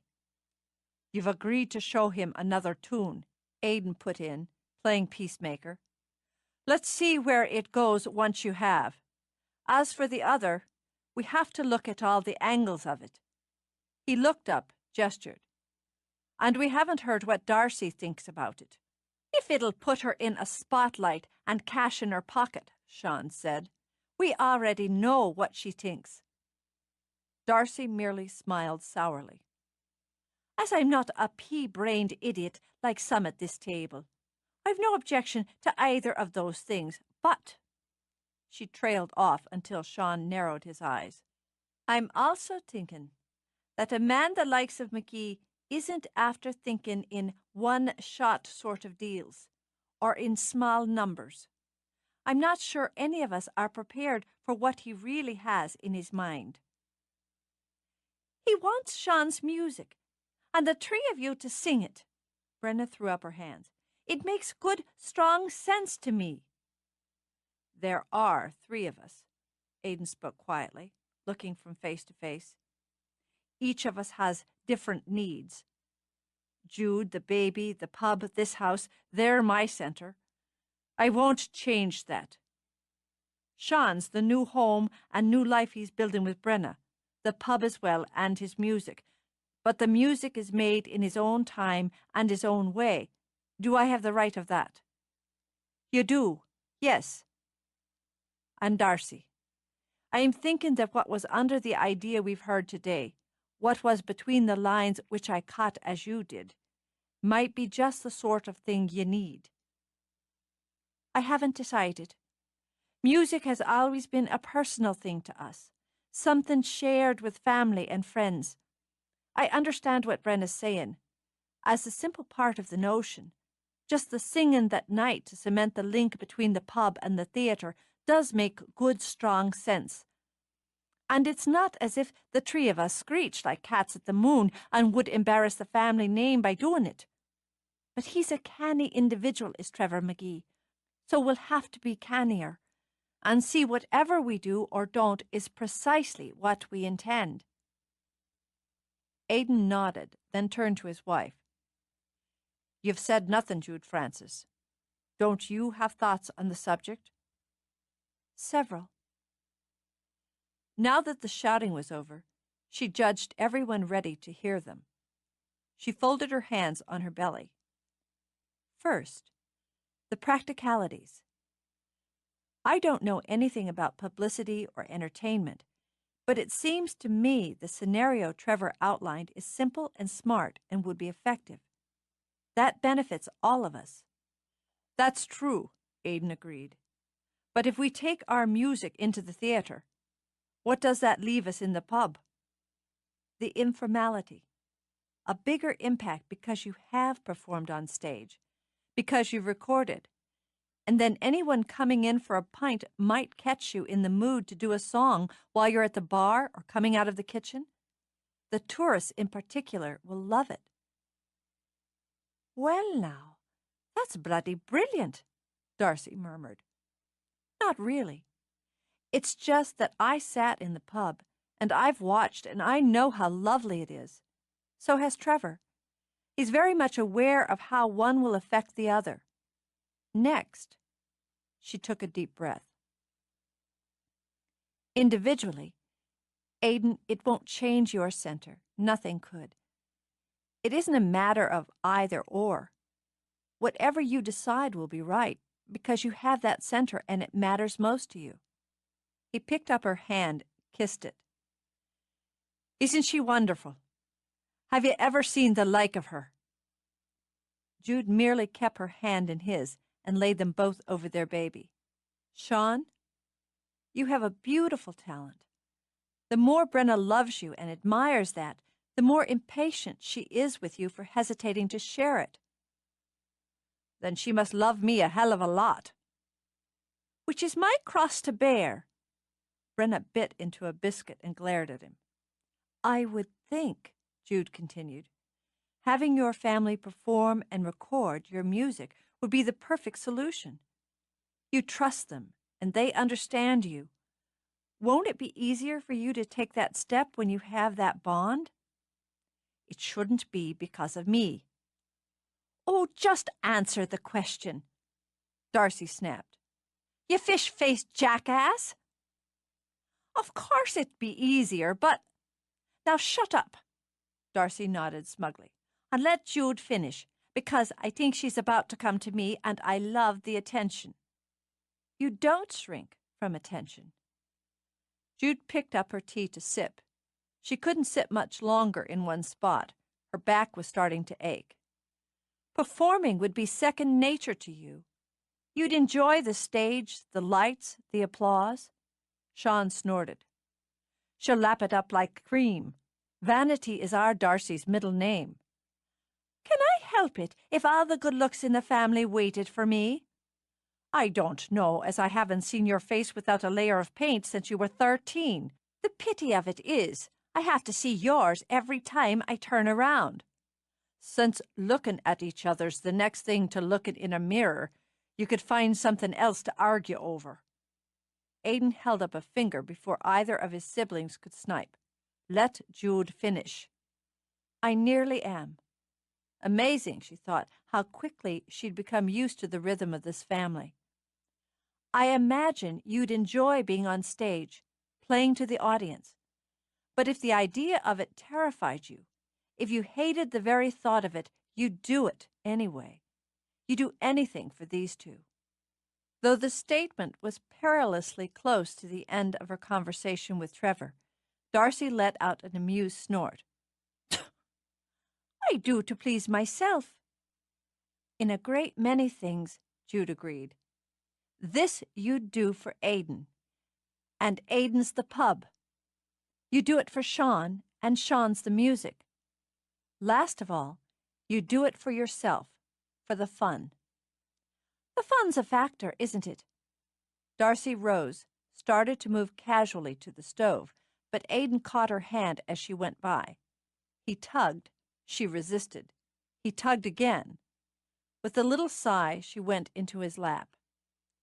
Tell me what you want, Darcy, darling. A chance, I suppose.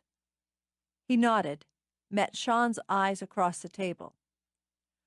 Let's give it a day or two to simmer. Then I'll talk to McGee again and see just what's up his sleeve. Chapter 9. The hums and grumbles and thuds outside her window drove Darcy out of bed early every morning. Whenever she thought about it going on for nearly another year, she was tempted to bury her head under the pillow and smother herself. Since suicide wasn't in her makeup, she tried to make the best of it. She could turn up her music loud or just lie there and pretend she was in a big, noisy city. New York, Chicago, all that noise was really traffic and people bustling under her lovely, lofty penthouse flat. Most of the time it worked. When it didn't, she got up and spent quite a bit of time in the shower cursing. Otherwise, if she was in the mood, she'd wander over to look down and watch the work a while. And look for Trevor. She didn't allow herself to do it daily, or allow herself to be seen daily. That would be predictable. She liked looking at him, seeing what he was up to that morning. Some days he was standing on the edge of things, his hair blowing in the wind, discussing something or other with Brenna or Mick O'Toole in the way men did, with thumbs tucked into pockets and wise, sober expressions on their faces. And others, and she liked the others best, he was in the middle of the thing, hammering or hauling or drilling, stripped down to his shirt sleeves, so if the angle was right, she could watch a ripple of muscle. It was odd. Not that she hadn't always enjoyed taking a good long look at men, but she couldn't remember ever being so interested in the look of one man before, or being fascinated by studying him as he went about manual labor. He had a fine build, she mused as she stood framed in the window. That was part of it. A woman who didn't appreciate a long and wiry build on a man, well, she had a problem as far as Darcy was concerned. It was the way he moved, too, light on his feet, confident and in control. She imagined, and why wouldn't she imagine, that he'd be just as confident and in control with a woman in bed. Control would make a man thorough, and a thorough loving was no small matter to a woman. Still, she had to wonder what it would take to snap that control. A loving, wild and fierce, was no small matter either. It concerned her in a mild sort of way that she thought of him as often as she did, looked for him as often as she did. In the mornings like this, at midday, in the evening. Sometimes he came into the pub, sometimes he didn't. She was certain it was purposeful on his part, that lack of predictability. They were gaming with each other, and both knew it perfectly well. And damn, but didn't she like that about him. The man was every bit as arrogant as she was herself. She hadn't arranged for a night off. That was purposeful on her part. It was true enough that she liked keeping him waiting, but she was keeping herself waiting as well, with a delicious sort of tension inside her. She understood when they spent the evening together, it wouldn't be just a matter of having dinner. Dinner wasn't what either of them wanted. It had been a long time since she'd had an urge for a man, a particular man. She missed the feel of one against her, that was true. The strength and the heat, that flash of fire in the belly that came just before release. She was a woman who enjoyed sex, Darcy admitted. The problem being, there'd been no one to tempt her for more than a year. Sure, and she was tempted now, she thought when Trevor looked up. Their eyes met. She enjoyed, absorbed, the edgy little thrill that whipped down her spine. The man tempted her in all manner of ways. So, it was time to arrange for that night off. She smiled down at him, slow and sly, then deliberately stepped back. Let him do some thinking about that, she decided. Restless, not ready to face the long day or even dress for it as yet, she wandered her rooms. She put on the kettle for tea, more out of habit than desire. The rooms, such as they were the first she'd had all to herself in all of her life.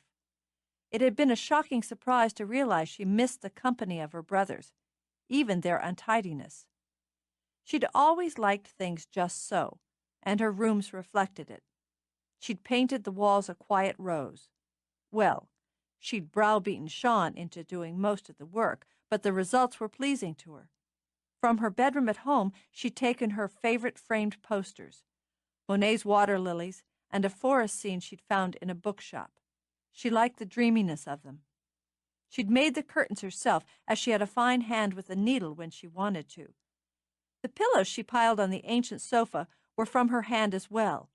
A practical woman who preferred nice things, understood it was cheaper by far to buy a length of satin or velvet and put in the time than plunk down the cost for ready-made. And it left more spending money for shoes or earrings. Standing on a table was her wish jar, full of coins that came from tips, and one day, she thought, one fine day there would be enough for her to take the next trip. An extravagant trip next time, to anywhere. A tropical island, maybe, where she could wear an excuse for a bikini and drink something foolish and fruity out of a coconut shell. Or Italy, to sit on some sun-baked terrace and look out over red-tiled roofs and grand cathedrals. Or New York, where she would stroll along Fifth Avenue and gaze at all the treasures behind the forest of shop windows and pick out what was waiting just for her. One day, she thought, and wished whenever she imagined it, she didn't see herself alone. Didn't matter, she reminded herself. She'd enjoyed her week in Paris alone, so she would enjoy the others in their time. Meanwhile, she was here, and so was the work. She brewed the tea first, and told herself since she was up early she'd lounge on the sofa, page through one of her glossy magazines, and enjoy a quiet morning. Before she settled in, her gaze landed on the violin she kept on a stand, more for decoration than convenience. Frowning, she set her cup aside, picked up the instrument. It was old, but had a clear voice. Would it be this, she wondered? Would it be the music that had always been a part of her life that finally opened the doors for her, that took her into those places she dreamed of and rolled out the red carpet she was dying to walk on? Wouldn't that be odd, she murmured. Something you never think twice about because it's always been there. Idly, she rosined the bow, tucked the violin on her shoulder, and played what came first to mind. He'd expected her to come down. Trevor left the site, slipped into the kitchen with the excuse of making a phone call. but she wasn't there. He heard the music, the aching, romantic notes of a violin, the kind of music he thought that belonged to moonlight. He followed it. Her door was at the head of the stairs, and the music seemed to swell against it, rising up like hope, sliding down like tears. He didn't even think to knock. He saw her, half turned away, eyes closed, lost. Her hair was loose, still tumbled from sleep to rain down the back of a long blue robe. One narrow bare foot tapped the time. The look of her clogged his lungs. The music she made had his throat burning. She played for herself, and the quiet pleasure of it glowed on that remarkable face. Everything he wanted, had planned for, dreamed of, seemed to melt together in that one woman, that one moment, and left him shaken down to the bone. The music soared, note echoing against note, then slid away to silence. Still drifting, she sighed, opened her eyes, and saw him. Her heart stuttered, an almost painful sensation. Before she could recover, before she could slip on the mask of a knowing smile, he crossed to her. She felt her breath catch, as if someone had squeezed a hand over her throat, or her heart. Then his mouth was on hers, hot, fierce, glorious. Her arms fell weakly to her sides, as if the fiddle and bow had taken on great weight. His hands were on her face, in her hair, and need pumped like heat from his body into hers. She had no choice but to take, that hard slap of desire. She gave. Finally he felt her give, that slow, somehow liquid surrender of the female that made every man feel like a king. Because she did, because it brought the ache inside him towards something like a tremble, he gentled, lips, hands, cruising now, caressing, savoring. When he drew away, she fought off a shudder, forced a smile to her lips. "Well now, good morning to you. Just shut up a minute." He pulled her back, but this time simply rested his cheek on top of her head. She wanted to step back. This embrace was more intimate than the kiss, and just as stirring. Just, she realized, as she relaxed against him, as irresistible. "Trevor, shh." For some reason, that made her laugh. "Aren't you the bossy one?" The tension he'd worried would blow off the top of his head faded away. "I don't know why I bother. You don't listen anyway." "Why should I?" He held her another moment, steady enough now to appreciate that her robe was very thin. "Do you ever lock that door?" "Why should I?" Now she did step back. "No one comes in and stays in unless I want them to." "I'll remember that." He lifted a hand, brushed at her hair. "I didn't know you could play." "Oh, music is a Gallagher way."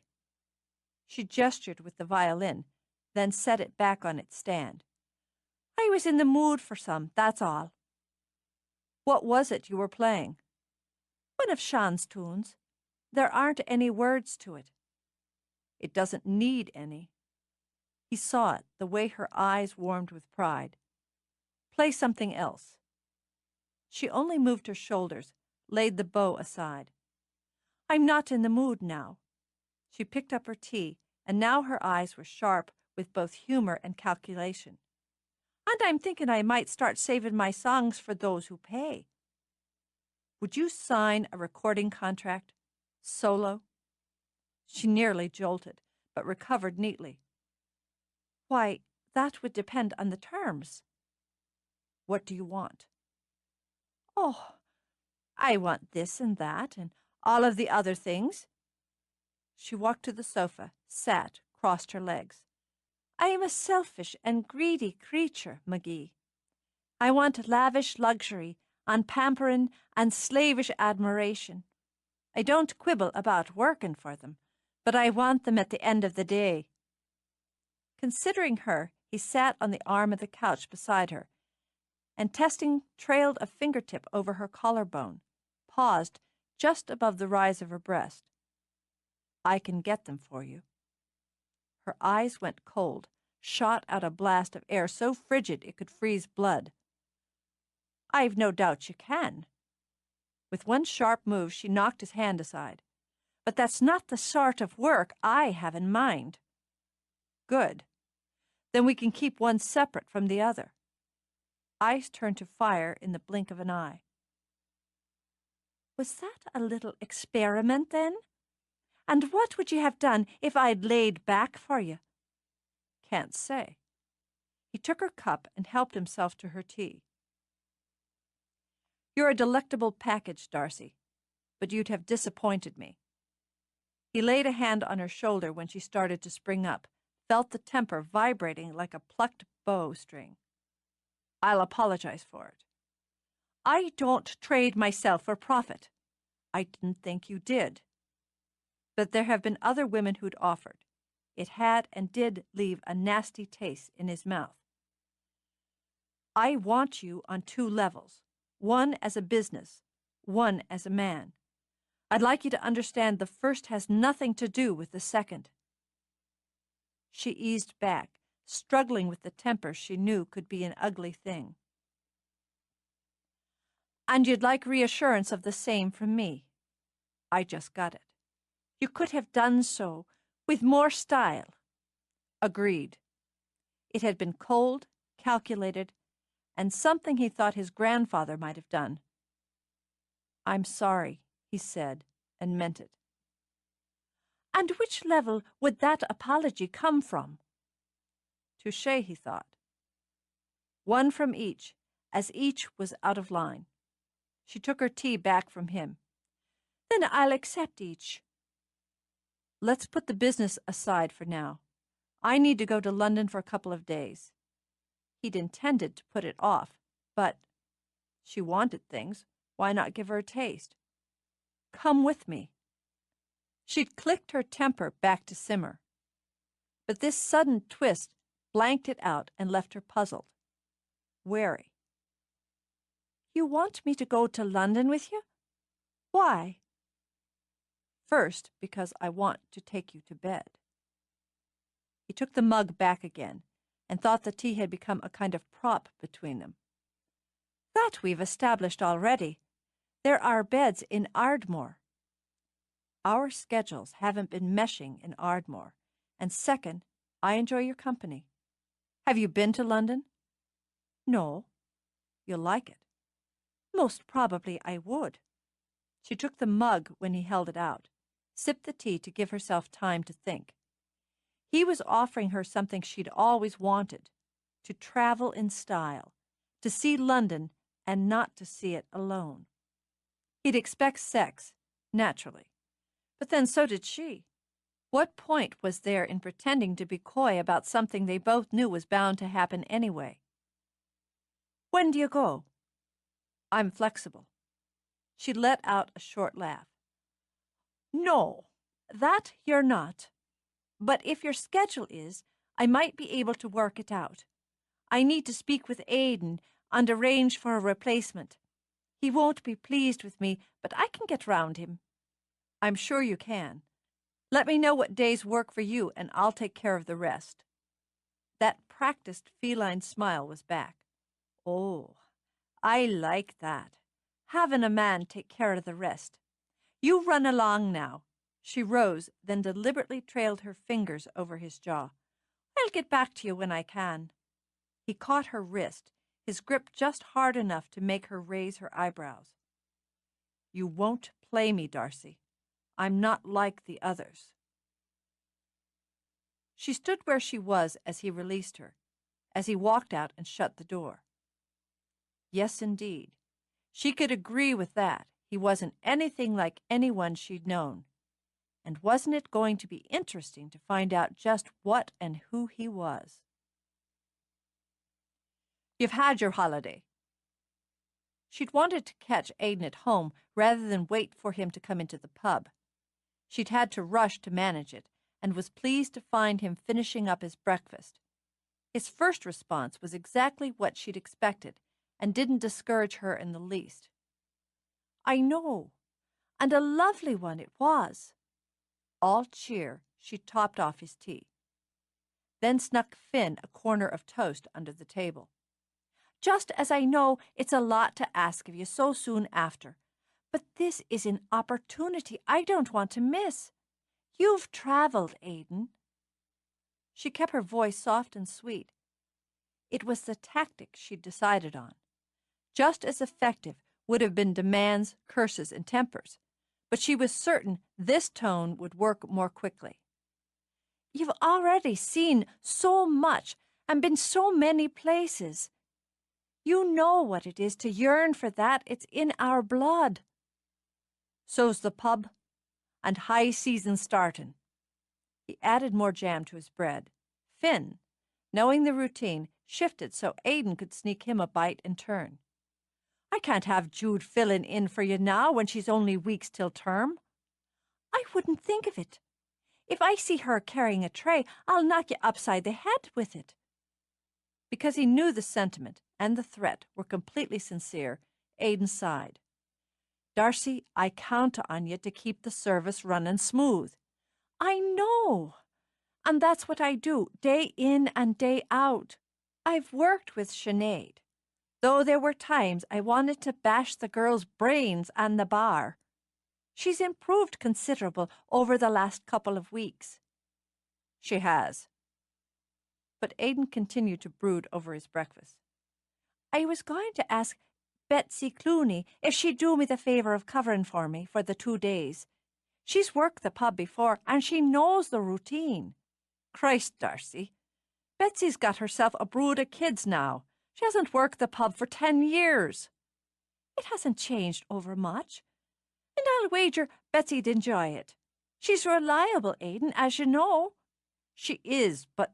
And there's another thing I wanted to put to you. Young Alice May could use a summer job.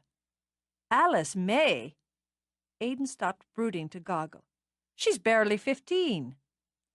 And all 3 of us were working before that, without harm. Brenna mentioned her baby sister wanted to earn some spending money. I'd like to give her a chance. She's a bright girl, and being an O'Toole will work hard. I'd start her on the 1 shift, the midday, today, so I can have her trained before I leave for London. Christ, she was in nappies yesterday. Getting old, aren't you? She rose just long enough to kiss his cheek. I want to go, Aidan, and I'll see the service is handled smooth while I'm gone. Was a time only Gallaghers worked Gallaghers. But for Brenna now and again. But that was practically the same thing. We can't stay with that. And because she understood some of the sentiment, even a twinge of the regret, she rose again and, standing behind him, wrapped her arms around his neck. We've already made the changes. I guess we started when Ma and Dad moved to Boston. We'll be bigger now, but we'll still be Gallaghers. Aye, and it's what I want for us.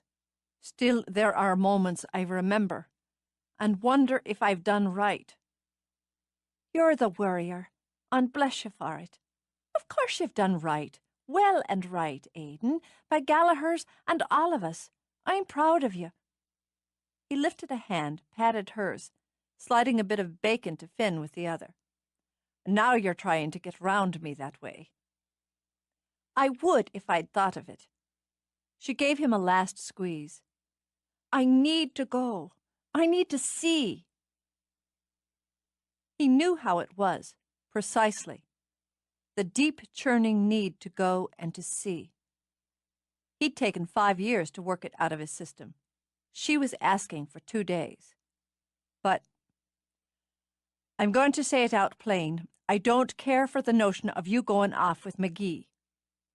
Darcy rounded her eyes, pursed her lips.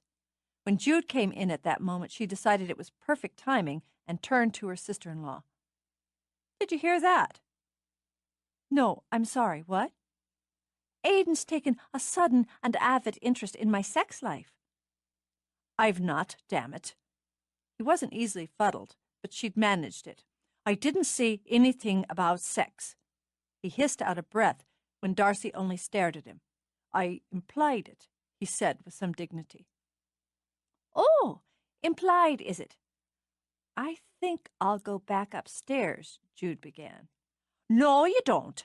Darcy waved her to a chair. Finn immediately bellied over, prepared for the next covert treat. "Sit down, for this should be interesting. Your husband here, my darling brother, is implying that he disapproves of my having sex with McGee." "Christ Jesus!" Aidan put his head in his hands. "I'll go upstairs."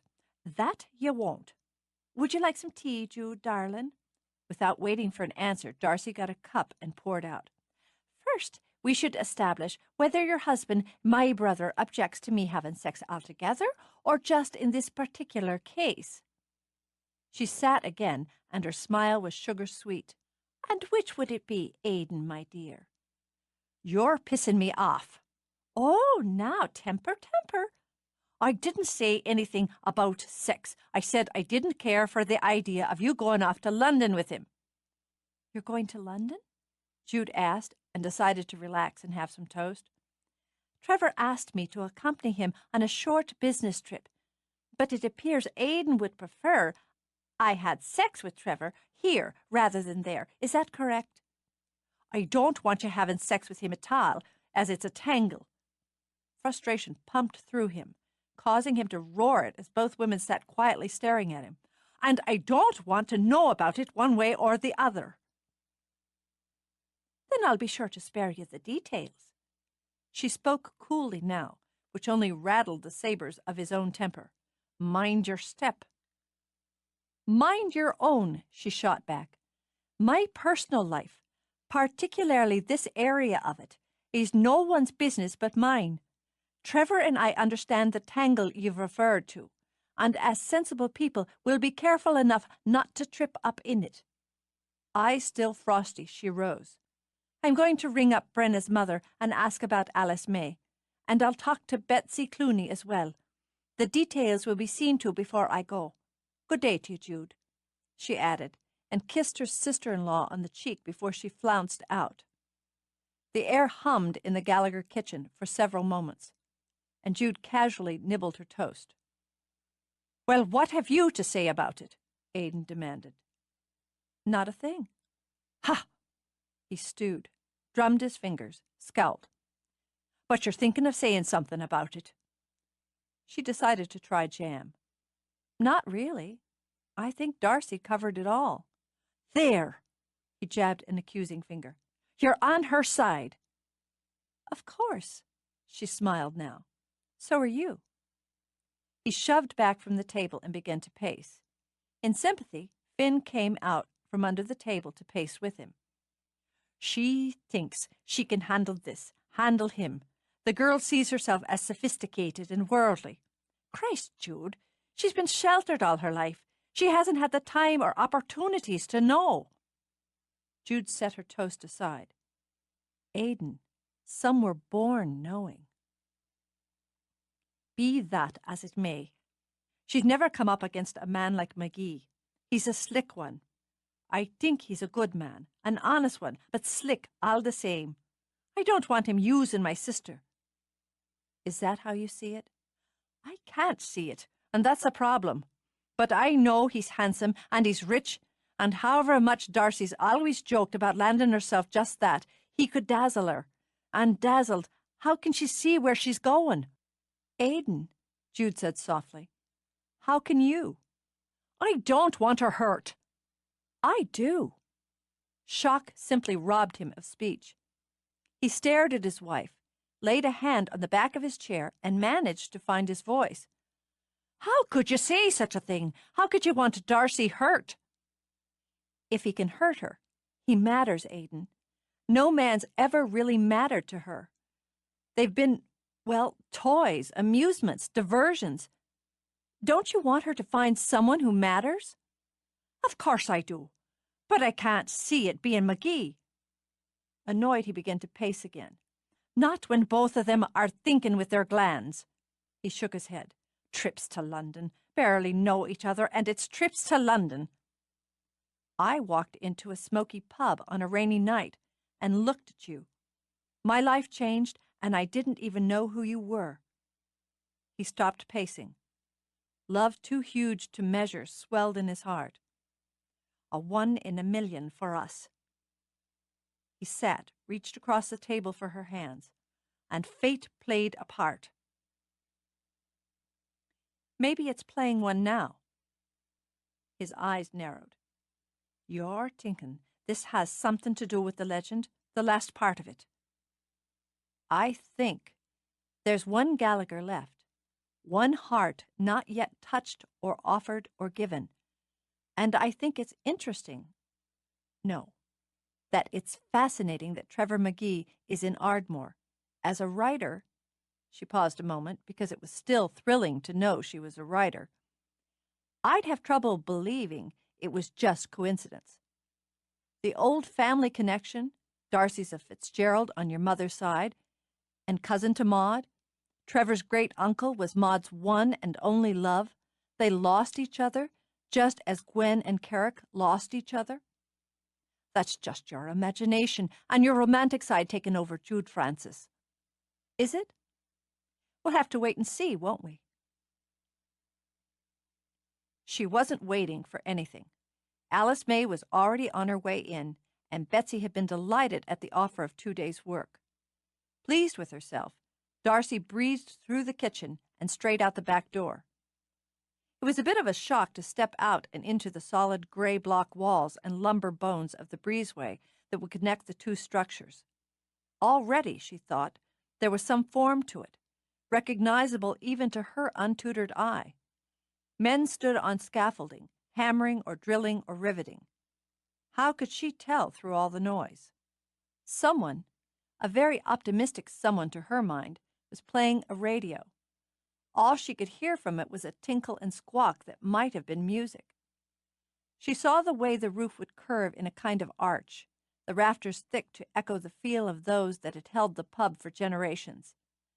Unexpectedly, she felt a twinge and recognized it as pride. Gallaghers was the root, and the theater a branch on the tree. She walked through, mindful of the cables and cords that snaked over the subflooring. She'd already spotted Trevor up on the scaffolding platform at the far end where the breezeway widened.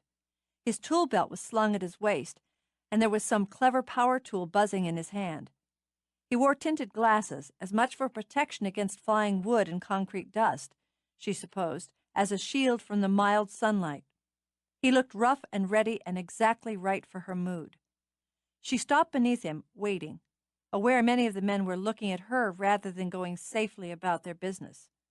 Mick O'Toole sauntered by, a bundle of rebar balanced over his shoulder. "You're distracting our crew, pretty Darcy." "I won't be but a minute. How's it all going, then, Mr. O'Toole?" "Himself knows what he wants and how he wants it. As I am in agreement with him, it couldn't be going better." "Will it be wonderful?" "It will. A credit to Ardmore. Watch your step there now, darling. Lots to trip over hereabouts." "I've thought of that," she murmured. There was a great deal to trip over when it came to Trevor McGee. When Mick headed off, she looked back up and saw it was Trevor who waited now. That was more like it. "A word with you, Mr. McGee," she shouted up. "What can I do for you, Miss Gallagher?" So he wouldn't trouble to come down. That was fine. She skimmed her hair back from her shoulder.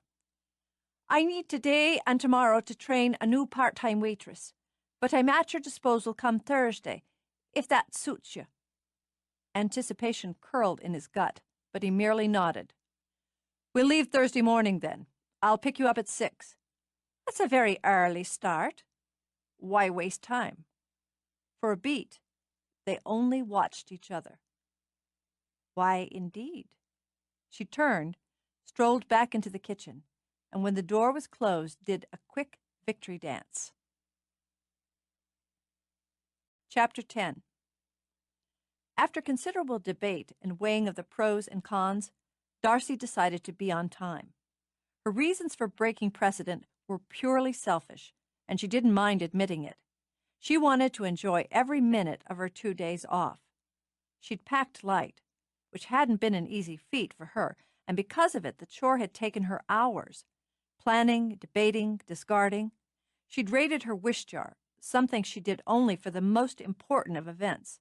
But she needed to buy something wonderful to commemorate the trip, didn't she? For 2 days, she'd worked like a mule to be certain her responsibilities at the pub were well covered. In lieu of sleep, she'd given herself a manicure, a pedicure, and a facial to make certain she presented as polished an image as she could manage. She'd selected her lingerie with the canniness and foresight of a general preparing for battle. Trevor McGee wouldn't know what hit him once she allowed him to seduce her. The idea had odd little nerves fluttering in her stomach, and she had to be, calm, cool, cosmopolitan. She had no intention of playing the kulchi, country bumpkin, in London or in bed. Part of the problem was Trevor was exactly as Aidan had described him, slick. It didn't matter if he dressed in work clothes and sweated along with his crew. He could wade through the mud, hauling supplies, and still, beneath that sweat and dirt, was a sheen of gloss that came from privilege, education, and wealth. She'd met other men from privilege. The fact was, she'd honed the skill of recognizing and separating from the pack those trust fund babies on tour or holiday. But a trust fund baby Trevor was not, and she thought never had been. With all his wealth he worked, and the power of both the rewards and the labor sat well on him. That earned her respect, and Darcy gave her respect sparingly. She'd never known anyone quite like him, and while that intrigued her, it also made her wary. Added to it all, layered through the observations and interest, was the not-too-simple fact that she wanted him. She'd never wanted a man with quite so much focus and intensity. She wanted his hands on her, his mouth on hers, his body on hers. In the few hours she'd slept the night before, she'd dreamed of him. Strange, confused dreams. In them he'd come to her on a white-winged horse, and together they'd flown over a sea as blue as sapphire, over the damp green fields of home, through pearly light toward a silver palace where trees had dripped with golden apples and silver pears. And the music that rose into the air was enough to break the heart. In the dream, for that short, misty time, she was in love, in a way she'd never thought she could be, had never been certain she wanted to be. So completely, blindly, joyfully in love that nothing seemed to matter but those moments with him. He'd said only one thing to her as they'd flown through the sunlight, moonlight, fairy light. Everything and more. All she could say, all she could feel as she turned her body to his, laid her cheek upon his, was, you're everything and more. She'd meant it. With everything she'd had inside her, all she would ever have, would ever be. And waking, she'd wished she could feel that again, so much power of emotion. But she'd lost it in dreams and could only smile at her own fancies. Neither she nor Trevor wanted fancies. At 6 on the dot, she carried her bag downstairs, and her heart thumped with anticipation. What would she see and do and taste over the next 48 hours? Everything, she thought with a laugh, and more. She took one last scan of the pub, tidy and scrubbed. Sinead, Betsy, and Alice May should surely be able to handle what she often did alone. She'd drummed routine into their heads and had left a written list as a backup. Satisfied, she let herself out and promised not to give the pub a single thought until she stepped foot in it again. It was the dot of 6. It pleased her to see Trevor pull up to the curb as she walked out. They were of a mind then, she thought. Things would go smoother because of it. It surprised her to see he was wearing a suit. Italian, she imagined, when he got out of the car to take her luggage. Blisteringly pricey, she was sure, but not a bit flashy. The stone gray matched his eyes well, and the shirt and tie were all of a hue, so the look was smartly European. Power, she thought again. Yes, he wore it very well. Well now, look at you. Deliberately, she fingered his sleeve as he loaded her luggage into the boot. "Aren't you pretty this morning?" "I have a meeting." He closed the boot, then went around to open her door. "The timing's a little tight."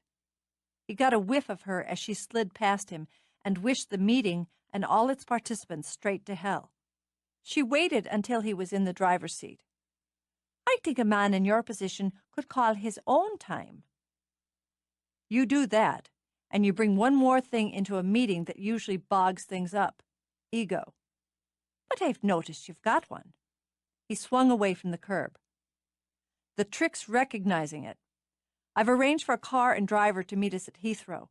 He'll take you to the house so you can settle in. He'll be at your disposal through the day if you want to sightsee or shop." "Will he?" Imagine that, she thought. "Well, that's considerate of you." "I'll have more free time tomorrow, but today's packed." He glanced at her. "I should be done by 6 this evening. We have dinner reservations at 8. Does that suit you?" "Perfectly." "Good." My assistant faxed over several points of interest. I have the file in my briefcase. You can take a look during the flight to help you plan what you'd like to do today. "That's a lovely thought, and I'll do just that. But you needn't worry that I'll have trouble entertaining myself." He glanced over. She wore a trim jacket and slacks of slate blue, and had matched them with a soft, faintly shimmering blouse the color of roses drenched in cream. The choice was more than stylish. It was cleverly, completely female. "No, I don't imagine you will." Inexplicably miffed that she wouldn't be wandering aimlessly, missing him, waiting for him, he fell into silence. More like a business arrangement than a... What the hell was it anyway? An assignation? He didn't care for the word, but he didn't suppose romance fit the situation either. Neither of them were starry-eyed types. They wanted what they wanted. Better to be upfront and systematic about it. But it irritated him nonetheless. They arrived at Waterford's airport on schedule, and it was there Darcy got her first taste of what a man who walked in wealth could command. Their luggage was whisked away, and they were guided through security with a great many, "This way, Mr. McGee's," and "I hope you enjoy your trip, Mr. McGee's." Remembering the hassles and glitches in her recent travel to Paris, Darcy reaffirmed her determination to travel first class or not to travel at all. But even her imagines of top drawer took a bump when Trevor led her out on the tarmac toward a sleek little plane. "Is this yours?" "The company's," he told her, taking her arm for the short trip up the steps to the hatch. "I do a lot of traveling, so it's more convenient to have my own transportation." She stepped inside and had to struggle not to gasp. "I bet it is." The seats were done in rich navy leather and were sized generously. Crystal vases were tucked into the silver holders on the cream-colored walls between the windows. Each held a dewy bouquet of fresh yellow rosebuds. Her feet sank into the carpet. A uniformed flight attendant with a polite smile and flawless skin greeted her by name, then asked if she would care for a mimosa before takeoff. Champagne for breakfast, she thought. Just imagine that. "That would be lovely, thank you." "Coffee for me, Monica. Want a tour?" he asked Darcy. "I would, yes." Hoping she wasn't gawking, Darcy set down her purse. "Galley's through here." She peeked in and saw the efficient Monica already had coffee brewing and was popping the cork on a bottle of champagne. The small space seemed to use every inch resourcefully, and stainless steel surfaces gleamed. "Cockpit." Trevor gestured through the already open door. The man sitting at a panel of complicated-looking controls swiveled in his chair. "Ready when you are, Mr. McGee. Good morning, Miss Gallagher. You can look forward to a short but smooth flight into Heathrow." "Thank you. And do you fly this plane all by yourself with no co-pilot?" "It's a one-man operation," he told her. "But I don't need a co-pilot when Mr. McGee's on board." "Is that so? Do you fly then, Trevor?" "Occasionally. Give us 10 minutes, Donald, then clear with the tower. Yes, sir. We have a lot of interest in Europe, Trevor began as he led Darcy back through the main cabin. We use this equipment primarily for the short-range flights over here. And for the longer flights? We have larger equipment. He opened a door. Inside was an office complete with what looked to be a trim antique desk, a computer console, a wall screen for viewing videos, and a bed. She caught a glimpse of the bath through a side door. Everything gleamed. All the creature comforts, and the business ones as well. You do better with the second if you have the first. Celtic's relatively young at 6 years, but it's growing, and it's profitable.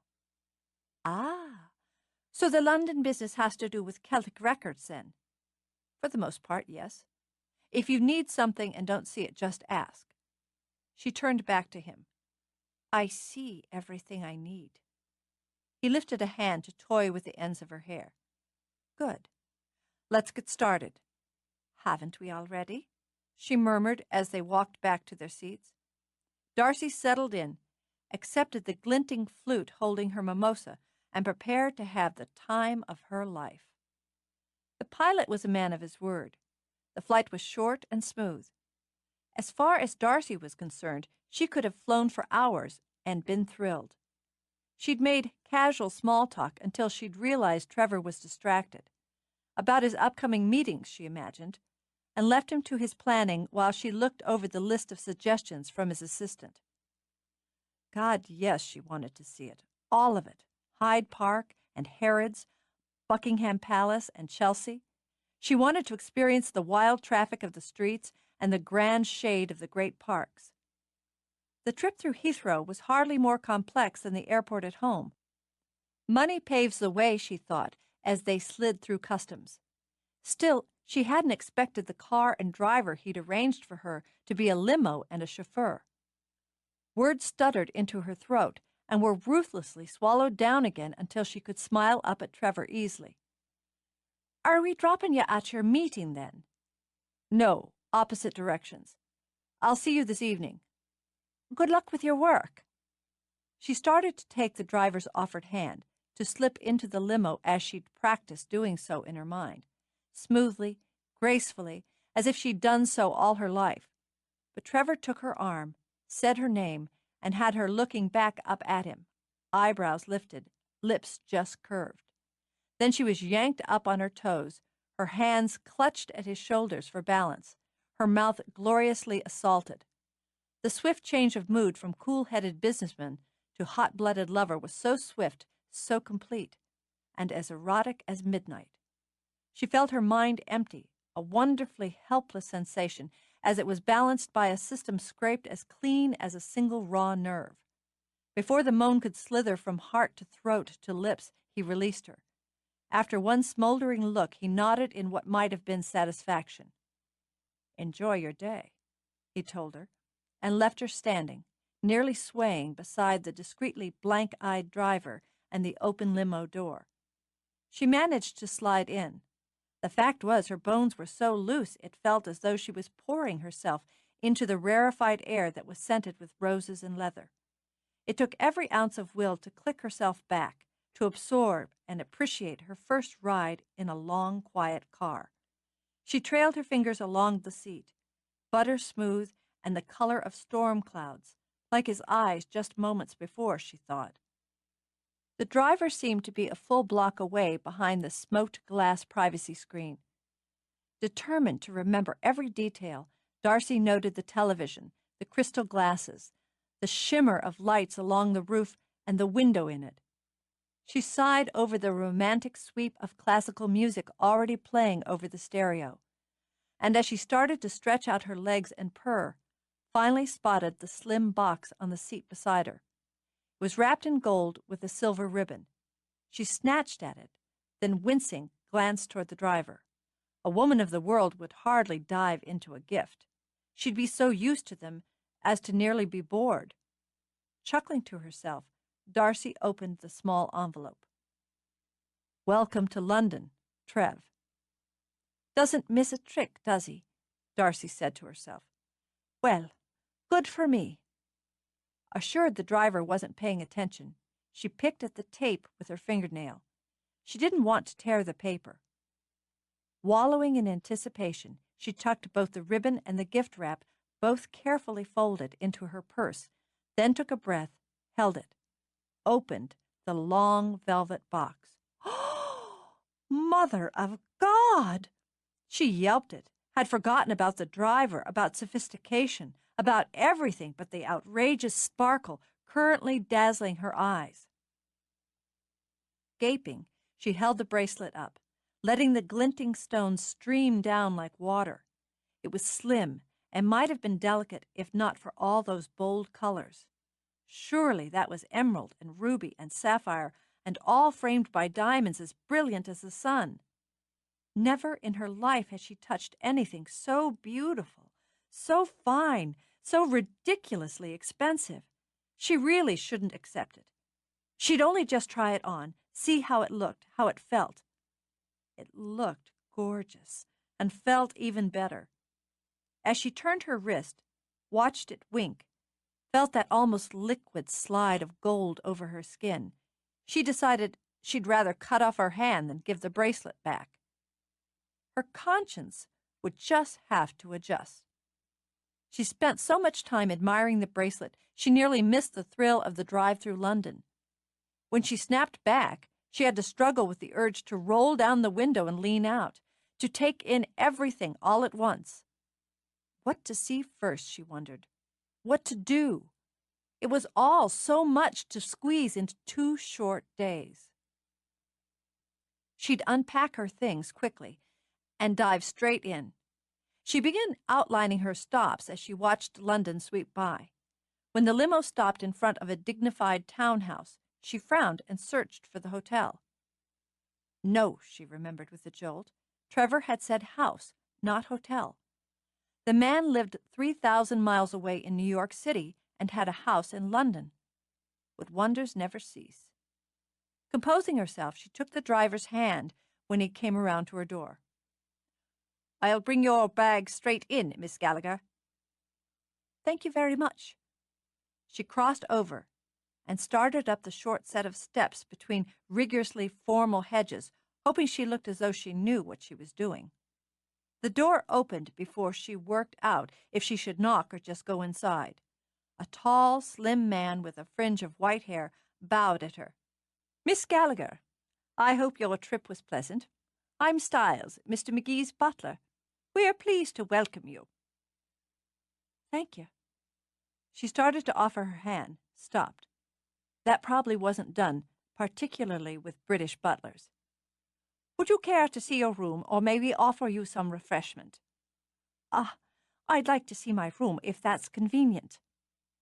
"Of course. I'll see to your luggage. Winthrop will show you upstairs."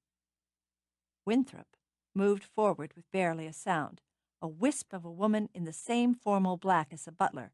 Her hair was a colorless ash, quietly styled, her eyes pale as water behind thick lenses. "Good morning, Miss Gallagher. If you'll follow me, I'll see you settled."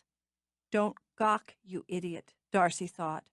Trying desperately for casual, she crossed the golden gleaming wood of the foyer, walked under the magnificence of the central chandelier, and started up the grandeur of the staircase. She couldn't say it was like a palace. It was too ruthlessly dignified for that. Like a museum, she thought, all polished and hushed and intimidating. There was art on the walls, but she didn't dare take time to study it. The walls themselves must have been papered in silk, so smooth and rich did they appear. She had to curl her fingers to keep them from touching. The housekeeper, as she imagined Winthrop was the housekeeper, led the way down a corridor wainscoted in deep, rich wood. Darcy wondered how many rooms there were, how they were furnished, what she would see from the windows. Then Winthrop opened a deeply carved door into luxury. The bed was as big as a lake, with its 4 posters spearing toward the deeply coved ceiling. Darcy didn't know what sort of rugs were tossed over the polished floor, but knew they were old and magnificent. Everything, chest of drawers, bureaus, mirrors, tables were polished to mirror gleams. Dozens of white roses bloomed out of a crystal vase she imagined weighed 10 pounds if it weighed an ounce. Draperies of deep forest green were tied back with gold tassels, framing the glinting glass. There was a fireplace fashioned out of white marble veined with rose, and towering candlesticks flanked the mantel. More flowers, lilies this time, in that same blinding white, stood in the center. A cozy arrangement, plush chairs, polished tables, were set in a way that invited her to settle in. The sitting room is to the right, and the master bath to the left. Winthrop folded her thin hands.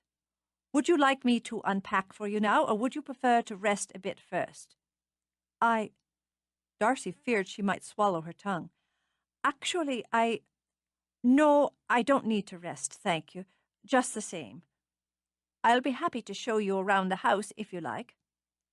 Do you think I might just wander about for a bit? Of course. Mr. McGee hopes you'll make yourself at home here. You've only to push 9 on the house phone to reach me, and 8 to reach Styles. Perhaps you'd like to freshen up. I would. Thank you very much. On rubbery legs, Darcy started toward the bath. The hell with it, she thought. Turned back. Miss Winthrop? It's a lovely room. Winthrop's smile was as wispy as the rest of her, but it managed to soften her face a little. Yes, it is. Darcy walked into the bath, deliberately shut her eyes, and leaned back on the door. It felt as though she were in a play or one of her own more creative dreams. But she wasn't. It was real. She could feel her own heart beating in her chest, and little thrills of sheer pleasure dancing over her skin. She sighed once, then opened her eyes to simply grin at the bathroom. They must have taken out another room to make it so large, she imagined. More flowers graced the long counter between 2 oval sinks. The tiles, floor, and walls were of a soft sea-foam green, so it seemed you were in some lovely underwater fantasy. The tub, with its wide ledge covered with lush, ferny plants, was surely big enough for 3. The shower was separate, a room in itself, she thought, as she moved closer to investigate. Behind the waving glass were 6 nozzles.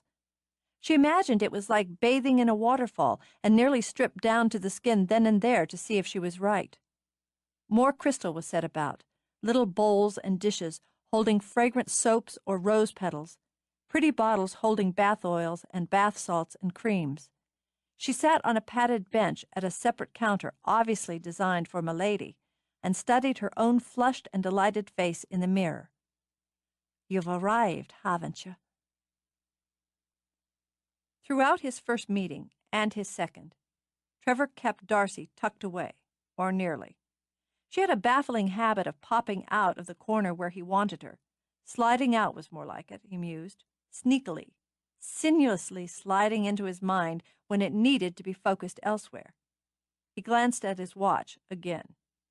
There were hours yet before he could afford to focus on her, but when he did, by God, he'd make sure the wait was worth it. "Trev." When he realized he was scowling, he smoothed out his features, waved a hand in apology. "Sorry, Nigel. My mind wandered." "That's a new one." Nigel Kelsey, the head of the London arm of Celtic Records, had a sharp eye and sharper ears. He'd been with Trevor at Oxford, where they'd clicked. When the time had come to expand his personal baby into the international range, Trevor had put the responsibility into Nigel's trusted hands. "Just shuffling items in my head. Let's flip Sean Gallagher to the top of the list." "Happy to." Nigel sat back in his chair. He rarely used his desk, thought of it primarily as a prop. He'd been earmarked to follow his father, and his father's father, into law, a fate that even now caused him to shudder. He hadn't wanted to thumb his nose at family tradition, precisely, but was much happier putting what education he had to use doing something entertaining. Celtic Records was vastly entertaining, even if his old friend ran a tight ship. A tight ship and a profitable one, Nigel thought now. a ship that visited such fascinating ports.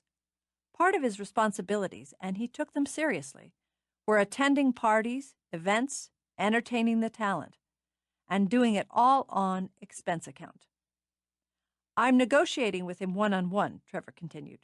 2-on-1 if we count his wife, and we should. I've advised him to get an agent. At Nigel's smartly lifted eyebrow, Trevor shrugged. I like him, Nigel, and I intend to deal straight with him, since he won't go through a representative. You deal straight in any case, Trev. I'm the one who doesn't mind slipping a card from the bottom of the deck now and again, just to liven things up. Not with him. Instinct tells me we've got a prize here, one that if left to his own pace will pay off for years. I agree with you. His work's brilliant and very marketable. There's more. Is there? Nigel puzzled again when Trevor rose to wander the office. It was a rare thing to see Trevor restless, to have the man let any restlessness show, even to him. I thought there might be when you scheduled this meeting in the middle of your other project. He has a brother and a sister. I want the 3 of them to record his stuff for the first release. Nigel frowned, drummed his hand that was studded with rings. Must be some brother and sister. Believe me. Still, Trev, you know, it would be easier to market this package using an established artist. I'm leaving it to you to find a way around that. With a faint smile, Trevor turned back. I've heard them. I want you to come to Ardmore for a couple of days. You listen, and if you think I'm wrong about this, we'll talk again. Ardmore? Nigel winced, then twisted the tiny gold hoop in his earlobe. Jesus, Trev. What's an avowed urbanite like myself going to do in a barely-on-the-map Irish seaside village? Listen, Trevor said simply. There's something about the Gallaghers. But before I push the point, with them or with you, I want you to see and hear for yourself. I want an objective opinion. And when hasn't your own been objective? There's something about the Gallaghers, Trevor said again. Something about Ardmore, the area. Unconsciously, he fingered the silver disc resting under his shirt. Maybe the goddamn air, I don't know. I want you to come over. I want your take on it. Nigel lifted his hands, let them fall. You're the boss. I suppose I should see what there is about this place that's caused you to sink so much time, money, and effort into your theater brainstorm. It wasn't a brainstorm. It's a very solid business concept. Don't snort, Trevor warned, anticipating him. I never snort. I do occasionally guffaw, but I'll resist. Good. I have a new piece from Sean Gallagher. Trevor walked over, retrieved the sheet music from his briefcase. Take a look. Nigel only smiled. Rather hear it, he said, and gestured to the piano across the room. All right, but he's orchestrated it for guitar, violin, and flute. I'll get the idea. Nigel closed his eyes as Trevor walked to the piano.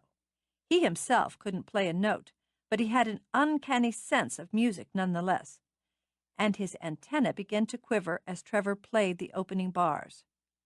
Quick, Nigel thought. Lively. Subtly sexy and fun. Yes, Trevor was right, as always. They had a gold mine in Sean Gallagher, and it wouldn't hurt to meet the man face to face, he supposed, even if it did mean traveling to Ireland. God help him. He listened, nodding to himself, then grinning when Trevor sang the lyrics. His friend had a strong voice and still an easy one, but the words needed a female. Nigel recognized it at once. I'll have your hand, I'll have your heart, I'll have them all together. For if you think I'll settle for part, prepare for stormy weather. Yes, a woman's song, confident, even arrogant and sexy. He opened his eyes again and grinned as Trevor played it out. He wasn't an easy sell, but his foot was tapping before the song was done. The man's a fucking genius, Nigel declared. Simple, straightforward lyrics in a tangle of complicated notes. Not everyone can sing that one and punch it. No, but I have someone in mind who can. Make arrangements for Ardmore, Nigel. Nigel took a pull of the designer water that was never beyond arm's reach. If I must, I must. Now, is that the bulk of the business on our slate this afternoon? The bulk? Yes. Why? Because I'd like to know, as an old and trusted friend, just what's crawling around under your skin. You're nervy, Trev, and it's not usual for you. He didn't like that it showed, was going to make damn sure it didn't before he saw Darcy again. There's a woman. Son, there's always a woman. Not like this one. I brought her with me. Oh, did you now? That's a new one. Each word was stretched long and full of meaning. And when do I get to have a look at her? Trevor sat again, ordered himself to relax. Come to Ardmore, he said, and directed the conversation back to business. Chapter 11. She wasn't quite sure how to play it, and it did seem like being on stage. Should she be sitting in the splendor of the parlor having tea or a cocktail when Trevor returned, or would it be more casual and sophisticated if she were up in the sitting room passing the time with a book? Perhaps she should take a walk and not be there at all. In the end, not being sure of the lines or motivations of the character she appeared to be playing, Darcy prepared to dress for the evening. She took her time about it, and that was a luxury itself, having buckets of time to loll in the bath, to make use of the lovely scented creams that were set about in antique bottles. Better to be ready, she decided, as she smoothed the silky lotion on her legs, and avoid any awkwardness of just how and where the two of them were going to dress for dinner. Sex, as she saw it, was the final act in today's play, and she had to admit she was both eager for and nervous about the performance. Yes, much wiser to meet him in the sophisticated mode, wearing the little black dress. She would indeed go down, have a cocktail, so when he came in, she'd be sitting in that almost terrifyingly formal parlor, all sort of lady of the manorish. Winthrop would probably serve little canapes. Or did the butler do that? Well, no matter. She could offer him one as if she did such things every day. That was just how to play the part. When she, scented and polished, stepped from the bath to the bedroom just as Trevor stepped in from the hall, her stomach did a shaky flip. Time to ad-lib, she thought, and put on her best smile. Well, hello there. I thought you'd be another hour or more. I finished up early today. He kept his eyes on hers as he closed the door behind him. And how was your day? Lovely, thank you. Why couldn't she get her legs to move? It would be far better if she could just stroll across the room. I hope yours was successful. It was worth the trip. As he stepped forward, she managed to shove herself away from the door, moved to the little table where she'd laid the bracelet. I want to thank you for this. It's beautiful and extravagant, which is nearly as important. We both know I shouldn't accept it. He closed the distance between them, and taking the bracelet, circled it around her wrist. And we both know you will. He fastened it with a quiet click that echoed in her head. I suppose we do.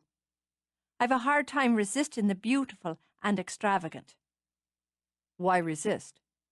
Firmly, possessively, he laid his hands on her shoulders, ran them down the arms of her robe. I don't intend to. It wasn't the way he'd planned it. He'd imagined it all very civilized, drinks, then the sort of elegant dinner she'd enjoy, a quiet ride home, then a smooth, practiced seduction that would please them both. But here she was, in that long robe, her skin warm and fragrant from her bath, her eyes wary and watchful. Why resist? His gaze held hers as he loosened the tie of her robe. He watched the heat flicker in that deep, deep blue, heard the quick and quiet catch of her breath. Lowering his mouth to hers, he captured that breath, skimmed his hands under the thin material to trail his fingers up and down her sides. Now. He murmured it, surprised he had to fight off a shudder at just that touch of his fingertips to her flesh. Well, then. She let her body have its way, lifted her arms around him. He meant to go slowly, to savor, to take them both up level by level, but the moment her mouth answered his, the instant her body pressed to his, greed swallowed him. It was as if he'd been waiting his whole life to taste this, to touch this, to have this. He jerked the robe off her shoulders and set his teeth on her. She gave a muffled cry, both pleasure and shock. In that flash of heat, she forgot all about role-playing, motivations, consequences. Desperate for more, she tugged at his jacket, yanked and pulled until it was a heap on the floor. His mouth was savaging hers, her hands dragging at his tie as they stumbled to the bed.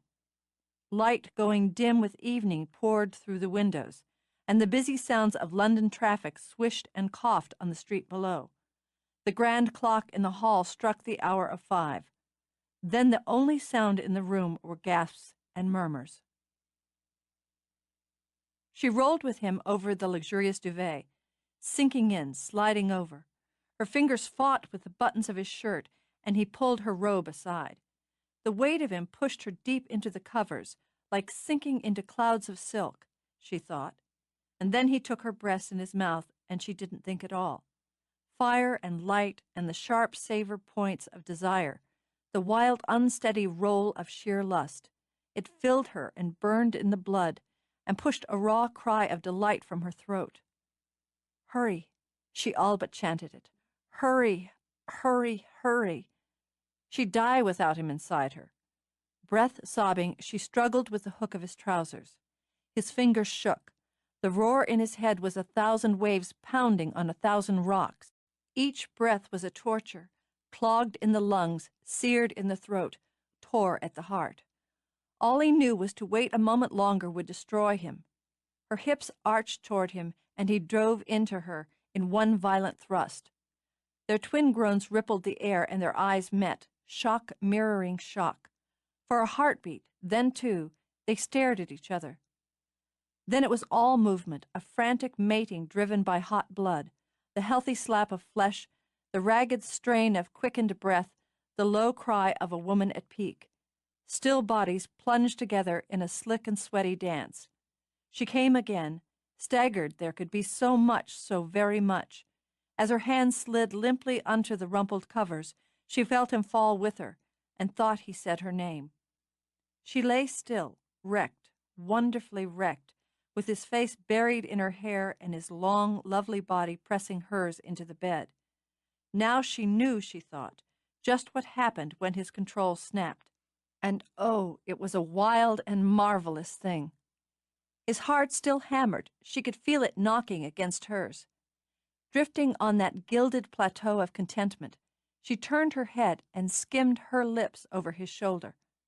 That one gesture had him opening his eyes, struggling to clear his head again.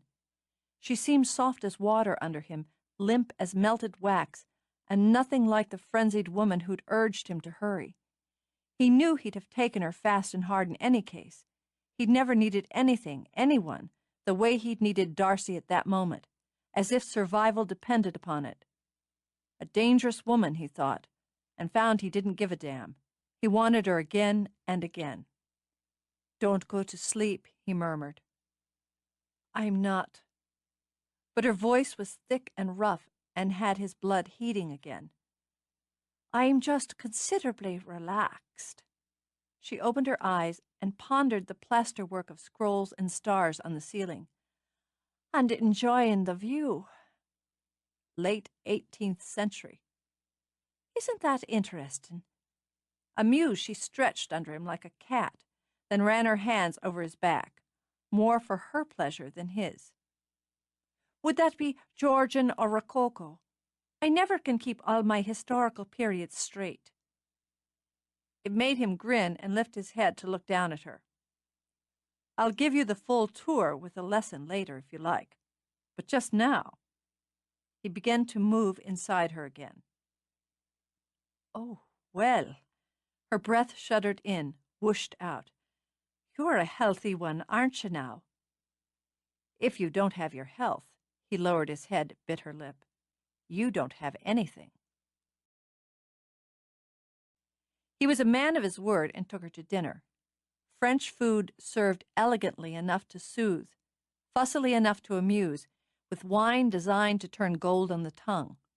The surroundings, gilt mirrors, quiet colors, candlelight glowing in crystal, suited her, Trevor thought. No one looking at the stunning woman in the sleek and simple black dress would imagine her waiting tables in an Irish pub. Another skill of hers, he decided, this chameleon ability to alter her image at will. The sassy barmaid, the heartbreaking singer, the sexual delight, the breezy sophisticate. And which, he wondered, was Darcy Gallagher at the heart. He waited until she was sipping champagne with her elaborate dessert before he touched on business. One of my meetings today involved you. She glanced over, momentarily distracted from her debate on whether eating every bite of that fancy and extraordinary concoction on her plate would be bourgeois. Me? Oh, you mean the theater? No, though I had some dealings regarding that, too. She decided she could safely eat half of it without looking like a complete bumpkin, and spooned up a glorious combination of cream and chocolate. What other business might I be part of? Celtic records. He gauged his rhythm. One more aspect of her was the businesswoman, and he didn't underestimate that side of her. She frowned a little, lifted her glass. For the recording of Sean's music and the performance at the opening. That's a family decision, and a family enterprise, I suppose you'd call it. I think we'll be willing to come to terms on that. I hope you will. Casually, he sampled a bite of her dessert. But that isn't what I meant. I'm speaking of you, Darcy, specifically, exclusively. Her pulse jumped, so she set the champagne down again. Exclusively? In what way exactly? I want your voice. Ah. She squashed the hard leap of disappointment. It had no place here, she told herself. Is that why you brought me here, Trevor? In part. And that part is totally separate from what happened this evening. When his hand covered hers, she glanced down, studied the way they fit. Then, because that was too romantic a notion for comfort, she looked back up at him. Naturally, such matters must remain separate, or they're altogether a mess, aren't they? You wouldn't be a man who usually pursues, what would it be, clients, in this sort of way?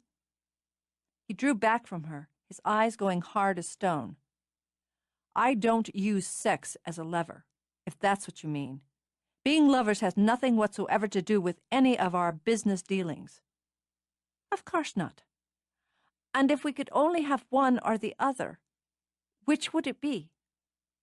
That, he said stiffly, would be up to you. I see.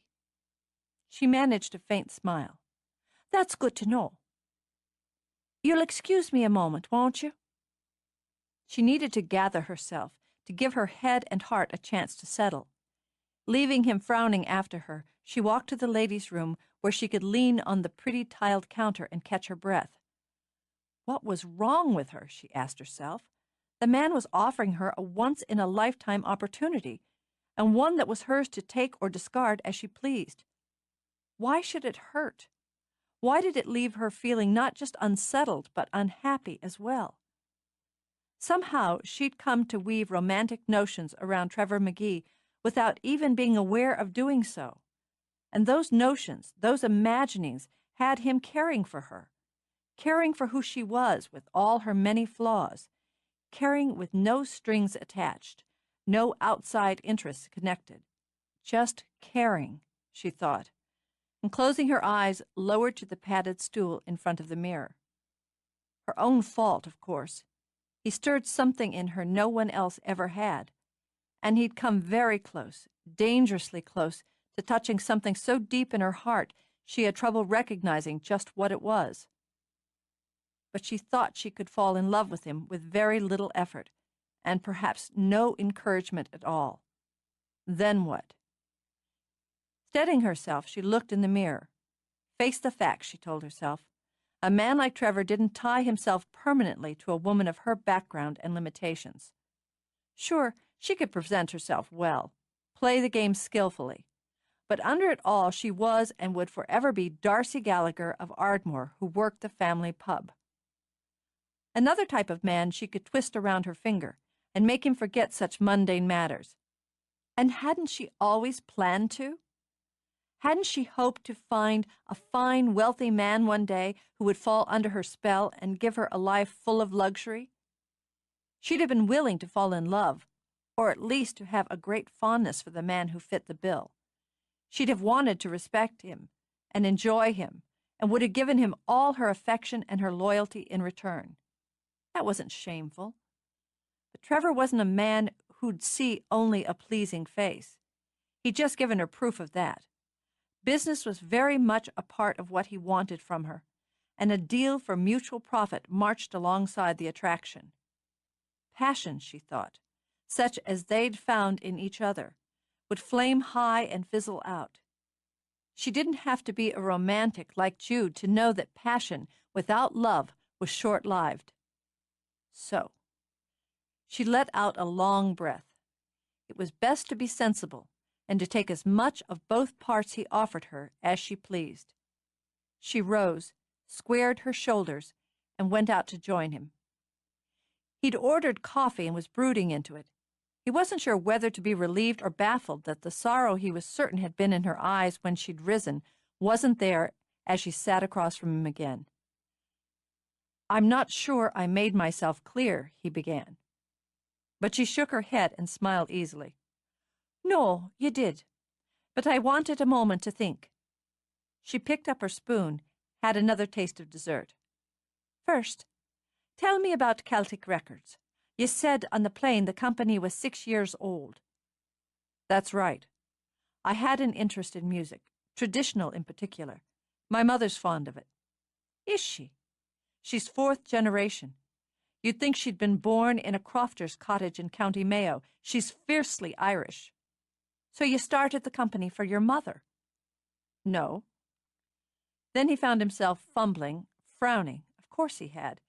In a very real way. Why hadn't he realized that before? For God's sake, he'd even named it for her. "Partly, I suppose." "I think that's a lovely thing." And it made her want to stroke his hair. "Why does it befuddle you?" "It's business." "So's the pub, but it's family as well. I like your Celtic Records more for knowing it's both. It's more important to you, and you'll take more care of it because it's both. I prefer considering dealings with a company that's well cared for." "This one is. And so are the artists we sign. We're based in New York, but we've cracked the international market, so we have an office here, and we'll open one in Dublin within the year." "We," thought Darcy. Almost never did he say "I" when speaking of it. She doubted it was modesty, but more a keen sense and appreciation of teamwork. It made her think of the pub again and nod. "What kind of arrangement are you looking for, business-wise?" she added, pleased when his eyes narrowed. "A standard recording contract." "Well now, I wouldn't know what that entails, having no experience in the area." She studied him over the rim of her champagne flute and went with impulse.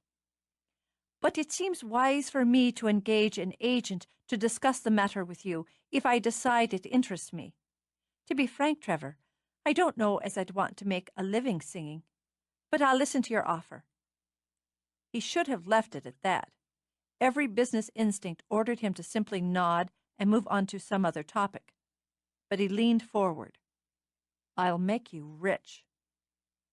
"That's a particular ambition of mine." She scooped up more dessert, offered it to him. "And it may be in the end. I'll let you help me achieve it." He took her wrist. "You'll have everything you ever wanted. A hell of a lot more than you've ever dreamed of." And felt her pulse scramble. "Christ, you know how to make the mouth water." She had to blow out a breath. But I'm not one to leap without looking. Relaxed again, he nodded. No, you're not. I like that about you. I like damn near everything about you. Are you speaking to a potential client or your lover? He cupped the back of her neck, brought his mouth to hers, lingering long enough to make a few heads turn. Clear enough? I'd say that was crystal. Why don't you take me back and make love with me until neither of us can think about anything at all? Why don't I? He agreed, and signaled for the check. In the morning he rose while she was sleeping. He wanted to clear away the rest of his business as quickly as he could manage, and spend the remainder of the day with her. Shopping, he thought as he dressed. She'd enjoy that. He'd turn her loose in one of the boutiques and buy her whatever caught her fancy. Take her to tea at the Ritz, then seduce her into a private dinner at home. If it made him a little uncomfortable, even a little ashamed to realize he was showing off, trying to dazzle her with what he had at his disposal, he'd just have to live with it. Damn it, he wanted another day with her, 2, a week, somewhere they could be alone without any distractions, any interruptions, any thought of business. They'd burn each other out, he supposed, but Jesus, it would be a hell of a ride before they crashed. On a whim, he pulled one of the white roses from the vase, scribbled a quick note, and laid it on the pillow beside her. Then he found himself sitting on the side of the bed and watching her. That perfect face, serene in sleep. All that glorious hair tumbled from his own hand in the night. The bracelet he'd given her flashed and blinked on her wrist, and he knew she wore nothing else. But his blood didn't leap with lust. Rather, it ran warm. Affection, he told himself. It was just affection running alongside the desire he felt for her. He hadn't been glib when he'd told her he liked almost everything about her. She was a woman who attracted, entertained, challenged, annoyed, and amused. He understood her materialistic streak and didn't blame her for it. But for a moment, just one foolish moment, he wished they'd met and clicked just as they had, without her knowing the generosity of his bank balance. She told him her mind right at the beginning. She wanted money, she wanted luxury, and she was willing to slide into a union with the right man as long as he was willing and able to provide them. He didn't intend to be taken for his money. Not now, not ever. Even if he was willing to use it to entertain them both in the short term. Shrugging that off, he leaned over to brush a kiss over her cheek, then left her sleeping. She didn't stir for more than an hour after he'd gone, then rolled over lazily. The first thing she saw when she blinked her eyes open was the rose. It made her smile, and it made her yearn. With a long sigh, she reached for it, stroking its petals as she sat up and read his note. I'll be done by 2 and pick you up. I'm hoping you'll put yourself in my hands for the rest of the afternoon. Trev. She'd certainly put herself in his hands the night before, she thought now, and contentedly settled back against the pillows. What a lovely, lovely way to wake, she mused, and stroked the rosebud against her cheek. She considered wandering down for breakfast, or being completely indulgent and ordering it up so she could have it in bed like royalty. The second picture had such appeal, she reached for the phone. When it rang, she jerked back, then laughed at herself. She didn't think she was supposed to answer it, so climbed out of bed for her robe. The knock on her door came as she was belting it. Yes, come in. Excuse me, Miss Gallagher, but Mr. McGee's on the telephone and would like to speak with you. Of course. Thank you. Darcy picked up the rose again and, feeling blissfully romantic and lazy, lifted the receiver. Trevor, hello. I've just read your note and I'd be happy to put myself in your hands. I'm on my way back now. This minute? It's a while till 2. Darcy, I have to get back to Ardmore right away. Mick O'Toole's been injured on the job. Injured? She leaped to her feet. How? Is he all right? What happened? He took a fall. He's in the hospital. I just heard, and I don't have all the details. I'll be ready to go when you get here. Hurry." She hung up without another word, and dragging out her suitcase, began throwing clothes inside. The trip back seemed hideously long. Darcy alternated her time between praying and listening to Trevor as he gathered more details about the accident. "He was up on the scaffolding," Trevor told her. "One of the crew tripped, as far as we can tell, and Mick was knocked off or slipped off. He was unconscious when the ambulance came for him. But alive." Her knuckles went white as she locked her hands together. "Yes, Darcy." He took her hands, soothing them apart. "They think concussion and a broken arm. They'll have to check for internal injuries." "Internal injuries?" Her stomach rolled, then went to slippery knots. That always sounds so dire, so mysterious. When her voice broke, she shook her head. "No, I'm not going to fall apart on you. Don't worry." "I didn't realize you were so close." "He's like family." Tears rushed into her eyes and were viciously willed away. "The closest thing to my own father. Brenna, all of them. They must be frantic. I should be there." "You will be." "I want to go straight to hospital. Can you arrange for a car to take me there?" "We'll both go straight there." "Oh, I thought you'd need to go to the job." "All right." She pressed her fingers to her eyes, took several breaths. "I'm scared. I'm so awfully scared." He put his arm around her and held her until they landed, and he watched her gather herself, steady herself on the drive from the airport. Her eyes were dry and calm, her hands quiet in her lap. By the time they arrived and walked down the corridor where they were directed, she was completely composed. "Mrs. O'Toole?" Molly looked over, rose from where she sat with all 5 of her daughters. "Oh, Darcy, there you are, and had to cut your lovely trip short." "Tell me how he is, won't you?" She took Molly's hands, held fast, and tried not to think that both Maureen and Mary Kate were crying. "Well, now, he took a bump. They're doing some tests on his head and so forth. You know the man has a mighty strong head, so we're not going to worry about that." "Of course not." She gave Molly's chilled hands a squeeze. "Why don't I see about getting us all some fresh tea? You just sit down now, darling, while I organize that for you. Brenna, why don't you give me a hand with it, and we'll get us all a nice hot cup." "Bless you, Darcy. That would be a godsend. Mr. McGee." Molly worked up a trembling smile. "It's so kind of you to be here." He met Brenna's eyes as she rose, nodded, then taking Molly's hand, led her back to a chair. "Tell me what happened," Darcy demanded the minute they were out of earshot, "and how bad it is." "I didn't see it exactly." Because her voice felt rusty, Brenna cleared it. "It seems Bobby Fitzgerald lost his footing while he was hauling block up on the scaffold. Dad turned, I think, to steady him, but they were both off their balance, and the floor of it was a little slick from a spot of rain. He just tumbled off. I'm thinking the brace of block Bobby was hauling up knocked him, and he went over the safety bar. God." She stopped, pressed her hands to her face. "I saw him fall. I heard a shout, and turned round, and I saw him hit the ground. He just lay there. He just lay there, Darcy, with his head bleeding." She sniffled, rubbed her fingers over her eyes. "It wasn't such a terrible long fall, really, but he landed so hard. They stopped me from moving him.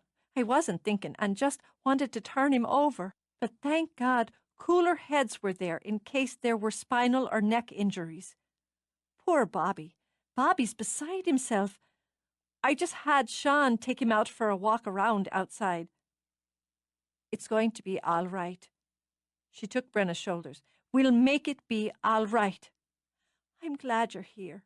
I can't tell them how scared I am. Mary Kate's prone to hysteria in any case, and Maureen's pregnant, and Alice May's so young. Paddy can hold on, and God knows Ma can, but I can't tell them how it was to see him hit the ground, and how scared I am he won't wake up again. Of course he will. When Brenna broke, Darcy just gathered her in. They'll let you see him soon, I'll wager. Then you'll feel better. Over Brenna's head, she watched Trevor come down the hall. He paused, laid a hand on her shoulder. I'll see to the tea. Go sit with your family. Thanks for that. Let's go wash your face, she said briskly to Brenna. Then we'll have some tea and wait for the doctor. I'm all right. Brenna scrubbed at her face as she drew back. Go be with Ma. I'll go wash up and be right along. Back in the little waiting room, Darcy sat on the arm of Molly's chair. Tea will be right along. That's fine, then. Molly reached up to pat her knee, then left her hand there for her own comfort as well. That's a fine man, Trevor is. To break off his business and come back because my Mick's hurt. Of course he came back. Molly only shook her head. Not everyone would. That he did says something about what kind of a person he is. And just now he sat here and he told me I wasn't to worry about anything, but concentrating on helping Mick to get better. He'll see to all the hospital charges and doctors. He says Mick'll get full pay even though he's off the job for a while. He expects it'll only be a bit of a while. She continued and stopped when her voice trembled. He expects Mick to be back to work as both O'Tooles are required to do the job right. Well, he's right, of course. Tears, this time of gratitude, filled Darcy's throat. How had he known just the right things to say to people he barely knew? Darcy got to her feet when Trevor came to the doorway, and leading only with her heart, walked to him. She cupped his face in her hands and kissed him, soft and warm on the lips. Come sit with the family, she told him and brought him in. Even as she resigned herself to waiting, the doctor stepped in. Mrs. O'Toole? Yes, my husband. Molly was on her feet, her hand clenching Alice May's as it was closest. He's a tough one. With a reassuring smile, the doctor stepped over as Brenna raced up. Let me tell you first, he'll be fine. Oh, thank God! Molly reached out to grip Brenna's shoulder. Thank God for that. He has a concussion and a broken arm. The bone, he demonstrated, putting his own hand on his forearm, snapped rather than shattering. And that's fortunate. Some of the lacerations were deep, and there's considerable bruising at the ribs, but no breaks there. We've run tests and don't find any internal damage. We want to keep him for a day or two, of course. Is he awake? He is, yes, and considerably alert. He's asked for you and a pint, though you came first. Her breath came out on a laughing sob. I damn well better. Then I can see him. I'll take you into recovery. Then the lot of you can have a minute with him once we've got him settled in a room. He looks a bit fierce with the bruises and the cuts, and I don't want you to be alarmed by it. You don't raise 5 children without seeing plenty of bruises and cuts. That you don't. You wait here now, she said, turning to her family, while I go see your father. And when it's your turn, I don't want any weeping and wailing, so get it all out of your system now. And we'll all of us have a good cry if need be after we're home again. Darcy waited until Molly walked away with the doctor before she turned to Brenna. All right. How do we go about sneaking him in a pint of Guinness? Chapter 12. Darcy, there's my girl. You've come to spring me from this place, haven't you? 24 hours after he'd taken a hard tumble and landed for the most part on his head, Mick O'Toole looked pink and alert, bruised and battered, and just a little desperate. Darcy leaned over the bed rail, kissed his forehead fondly. I have not. You've one more day to go, if all's as it should be in that rock you call a brain, so I've brought you flowers. One of his eyes was blackened. There was a gouge in his cheek held together by a trio of butterfly bandages, and the forehead she'd kissed was a symphony of raw bruises and rawer scrapes. All in all, it gave him the look, Darcy thought, of a brawler who'd come out on the wrong side of fists. When his big, hopeful smile faded immediately into a long, put-upon sigh, she wanted to cuddle him. "There's nothing wrong with me head or the rest of me, save this busted wing here, and that's hardly enough to keep a man chained in hospital. Now, is it?" "The doctors think different. But I've brought you something to cheer you up." "Well, the flowers are very nice indeed." But he said it with a pout, very like a 12-year-old who hadn't gotten his way. "They are, yeah. And right out of Jude's own garden. The rest of it's from somewhere else altogether." Slipping the flowers out of the bag she carried, Darcy set them aside and pulled out a plastic tumbler with a sealed lid. "It's Guinness. Only half a pint, as that's all I could manage. But it'll have to do you." "You're a princess." "I am, and expect to be treated as such." After popping off the lid, she passed the contraband to him, then lowered the bed rail to sit on the side of the bed. "Do you feel as well as you look?" "I'm fit and fine, I promise. My arm pains me a bit, but nothing to speak of." He took his first sip, sighed again, but this time with pure pleasure. "It was sorry I was to hear you and Trev rushed all the way back from London. It was nothing but a false step and a bit of a tumble." "You scared us all to pieces." Affectionately, she brushed at the hair on his brow. "And now, I suppose, you'll have all your ladies fussing over you." His eyes twinkled. "It's hard to mind it, as I've such pretty ladies. Though they've been in and out of here since I got my senses back. I'm ready to get back on the job, but Trev won't hear of it. A week, he's telling me, minimum, before I can so much as show me face, and then only with the doctor's say-so." Mick's tone turned wheedling. "Maybe you could have a word with him, darling. Tell him how much better off I'd be working than lying about. A man's bound to listen to a beautiful woman such as yourself." "You won't get round me, Mr. Michael O'Toole. A week's short enough time. Now you rest and stop fussing about work. The theatre won't be built before you're back to it." "I don't like taking a wage while I'm flat on my back." "It's right he's paying you, as you were hurt on his job, and he can well afford it. Doing so shows his character, just as fretting over it shows yours." "That may be, and I'll admit it's put Molly's mind at rest, even if she doesn't say so." Still his fingers worried the edge of the sheet. "He's a good man, and a fair boss, but I need to know he's got his money's worth from me." "Since when haven't you given anyone full shot for their pound? The sooner you're healed through, the sooner you'll be working again, and I'll tell you, my plumbing needs another look." She made that one up, but saw it brightened him. "I'll take a look-see, the minute they let me on my feet again. Course, if it's urgent, you can have Brenna see to it." "It'll wait for you, and so will I." "That's fine, then." He settled back, and the sparkle on her wrist caught his eye. "Well, now, what's this?" He took her hand, turned it so the bracelet shimmered. "That's quite a little bauble, isn't it?"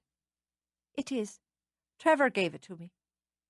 And she watched Mick's eyebrows shoot up, wiggle. "Did he now?" "He did, and I shouldn't have taken it, but I decided not to refuse such generous gesture." "Why should you? He's got his eye on you, and has since you first came into view. The man has fine taste, if you're asking me. And you, my girl, could hardly do better than with the likes of Trevor McGee." "It won't do to get those sorts of notions, Mr. O'Toole. It's no more than a bit of a frolic for both of us, with neither looking for seriousness." "Is it?" Mick arched his eyebrows again. Then, seeing Darcy set her chin, as he'd seen her set it all her life, he'd let it lay. "Well, sure, and we'll see about that, won't we?" And to Mick's pleasure, it was barely more than an hour after Darcy left his bedside when Trevor came to it. He brought a pint of Guinness with him, and Mick appreciated his boldness in not troubling to hide it, just as he'd admired the neatness with which Darcy had delivered hers under cover. "Now, that's a man after me own heart." "Oh, Did you want one too? With an easy smile, Trevor passed the glass and sat. I figured you'd be feeling restless by now. That I am. If you'd get me some pants, I'd walk out of here with you. Tomorrow. I've just had a word with your doctor, and they'll release you in the morning. Well, that's better than a jab in the eye with a sharp stick. I was thinking I could be on the job straight away, in a kind of supervisory capacity. No lifting, he hurried on as Trevor merely stared blandly. No actual labour, just what you'd call keeping an eye on things. In a week. Bloody hell, man, I'll go mad in a week. Do you know what it is to be prostrate this way and have a brood of hens clucking about you? Only in my cherished fantasies. Mick gave a short laugh and settled into his pint. Darcy left hardly an hour ago. She loves you. The feeling's very mutual between us. I happened to notice the trinket you gave her, the wrist bauble. It suits her. It does indeed, being bright and rich and shiny. Some see the girl and think, now there's a flighty one only looking for fun on the easy way. They'd be wrong. I wouldn't disagree with you. As her father and my good friend Patrick Gallagher is across the pond, I am taking it on myself to say this to you in plain speech. Don't toy with that girl, Trevor. She's not a bauble like that pretty bracelet you picked out of a glass case somewhere. She's a big and seeking heart in her, even if she doesn't like to let it show. And for all she may tell you, and herself for that matter, that it's all fun and games, she'll bruise like any other woman with rough handling. I don't intend to handle her roughly. His voice was cool now, just a step away from aloof. Not the sort of man who's accustomed to being given orders, Mick thought, or advice, or even warnings about his behavior. Maybe the word I should use is careless, and a man can be careless with a woman without even intending it, especially if the woman expects it. I'll make a point of being careful, whatever she expects. Mick nodded and again let it lay, but he wondered just what Trevor himself expected. Mick was right about one thing. Trevor wasn't a man who particularly cared for advice, and certainly not when it pertained to a woman. He knew what he was doing with Darcy. They were both clear-sighted adults who had a very elemental attraction to each other. Mixed with it was simple affection and respect. What more could anyone want from a relationship, and a temporary one at that? But Mick's words troubled him and followed him on the drive back to Ardmore. Rather than head back to the job as he'd intended, he turned up Tower Hill. He'd yet to return to his ancestors' gravesite, or even to explore the ruins. He could spare another half hour. The round tower loomed over the village and could be seen from below from almost every vantage point. He passed it often enough on his way to and from the cottage, but had never followed the urge to take real time to study it. This time he pulled to the shoulder of the narrow road and stepped out of the car and into the wind. When he stepped through the little gate, he saw a scatter of tourists climbing over the hilly ground between the old stones and crosses, over toward the roofless stone building that had been the church, built in the name of the saint. His first reaction surprised him, as it was mild resentment that anyone should be there, with their cameras and backpacks and guidebooks. Stupid, he thought, and nearly laughed at himself. These were just the people he hoped to appeal to with his theater. These and more who would come for the beaches when the summer spread warmth along the coast. So he joined them, picking his way down the slope to the church, taking the time he'd yet to allow himself to study the Roman arcading, the carving going weak from time and wind. Inside, with the rubble and graves, 2 Ogham stones had been placed for safekeeping. And how, he wondered, had those lines dug into the stone been read as words? A kind of Morse code, he imagined, devised by ancients and left at crossroads for a traveler. He heard a woman call out for her children in the flat accent that said states to him, East Coast, North, and seemed out of place here. Did his voice have that same slightly out-of-tune sound to it? Here voices should lilt and flow and have old music under each word. He stepped out again, looking up now at the tower. The old defense had its conical roof still attached and seemed even now as if it could withstand any attack. What had they come for, all the invaders? Romans, Vikings, Saxons, Normans, Britons. What fascination did this simple little island hold for them that they would war and die to take it? And turning, he looked out and away and thought he saw part of the answer. The village below was neat and pretty as a painting, with the broad beach a sweep of sand glittering golden in the fitful sunlight. The sea spread blue as summer, shimmering in that same restless light, foaming white at the edges. The hills stretched back and back, green and lush with patches of rich brown, muted gold to complete the quilt of land. Just the shadow of dark mountain peaks rose behind them. Even while he watched, the light changed, shifted, grew, and he could see the shadows of clouds swim over the land as the sunlight beat through them. The air smelled of grass, fading flowers, and sea. He doubted it was the beauty of the country that brought those who wanted to land, but he was sure it was part of the reason they had fought to stay. We're a land that absorbs our invaders and makes them one of us. Trevor glanced around, expecting to see an Irish tourist or one of the locals behind him. Instead, he looked into Carrick's wild blue eyes. You get around. With some surprise, Trevor saw they were alone, when only moments before there had been at least a half a dozen people exploring the hill. I prefer a bit of privacy. Carrick winked at him. Don't you? It's difficult to be private when you pop up at will. I've been wanting to have a word with you. How goes your theatre, then? We're on schedule. Ah, you Yanks are big on schedules. I can't tell you how many come through here checking their watches and their maps and figuring out how to do this and that and the other, all with staying on schedule.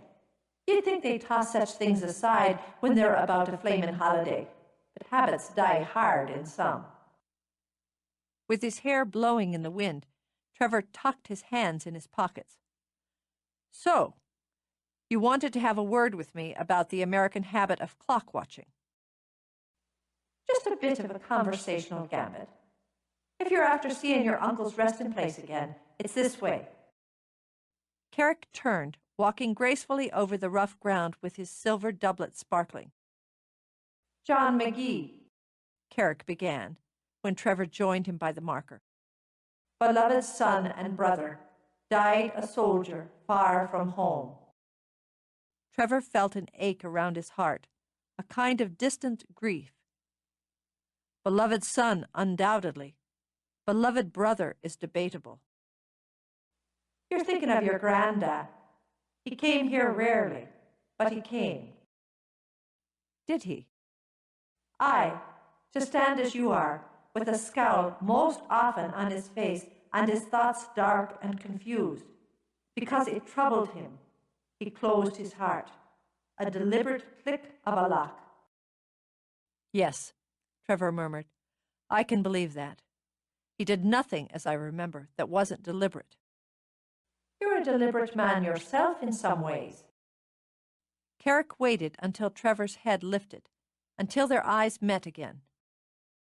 But isn't it an interesting thing that when he whose seed started your father stood on this hill, looked down at what was home, he didn't see what you do, not a lovely spot edged with magic and welcome. He saw a trap and would have gnawed his leg off at the ankle to escape it. Carrick turned to study Ardmore again. His black hair streamed back like a cape. Perhaps in a way he did, and hobbled with the loss of some part of himself. He went to America. If not for his doing that, you wouldn't stand here today looking down and seeing what he couldn't. Wouldn't? Trevor corrected. But you're right. I wouldn't be here without him. Tell me, who puts the flowers here on John McGee's grave after all this time? I do. Carrick gestured to the little pot of wild fuchsia. As Maud no longer can, and it was the one thing she asked of me. Never did she forget him, and never did her love waver in all the years between his death and her own. Constancy is the finest of your mortal virtues. Not everyone can claim it. No, but those who do know a joy in it. Is your heart a constant one, Trevor McGee? Trevor looked up again.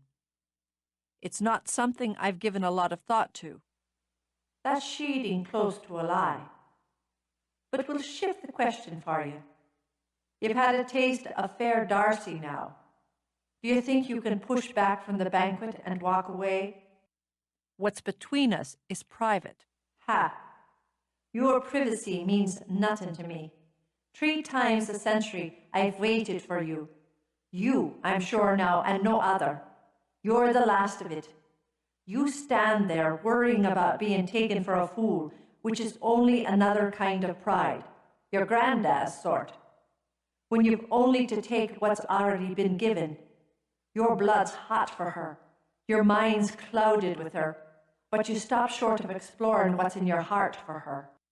Hot blood and a clouded mind have very little to do with the heart. That's foolishness. Isn't the first step toward love the passion, the second the longing? And you're past the first step already onto the second. I'm too stubborn to admit it. I'll wait. Impatience shot into his eyes, and they seemed to burn.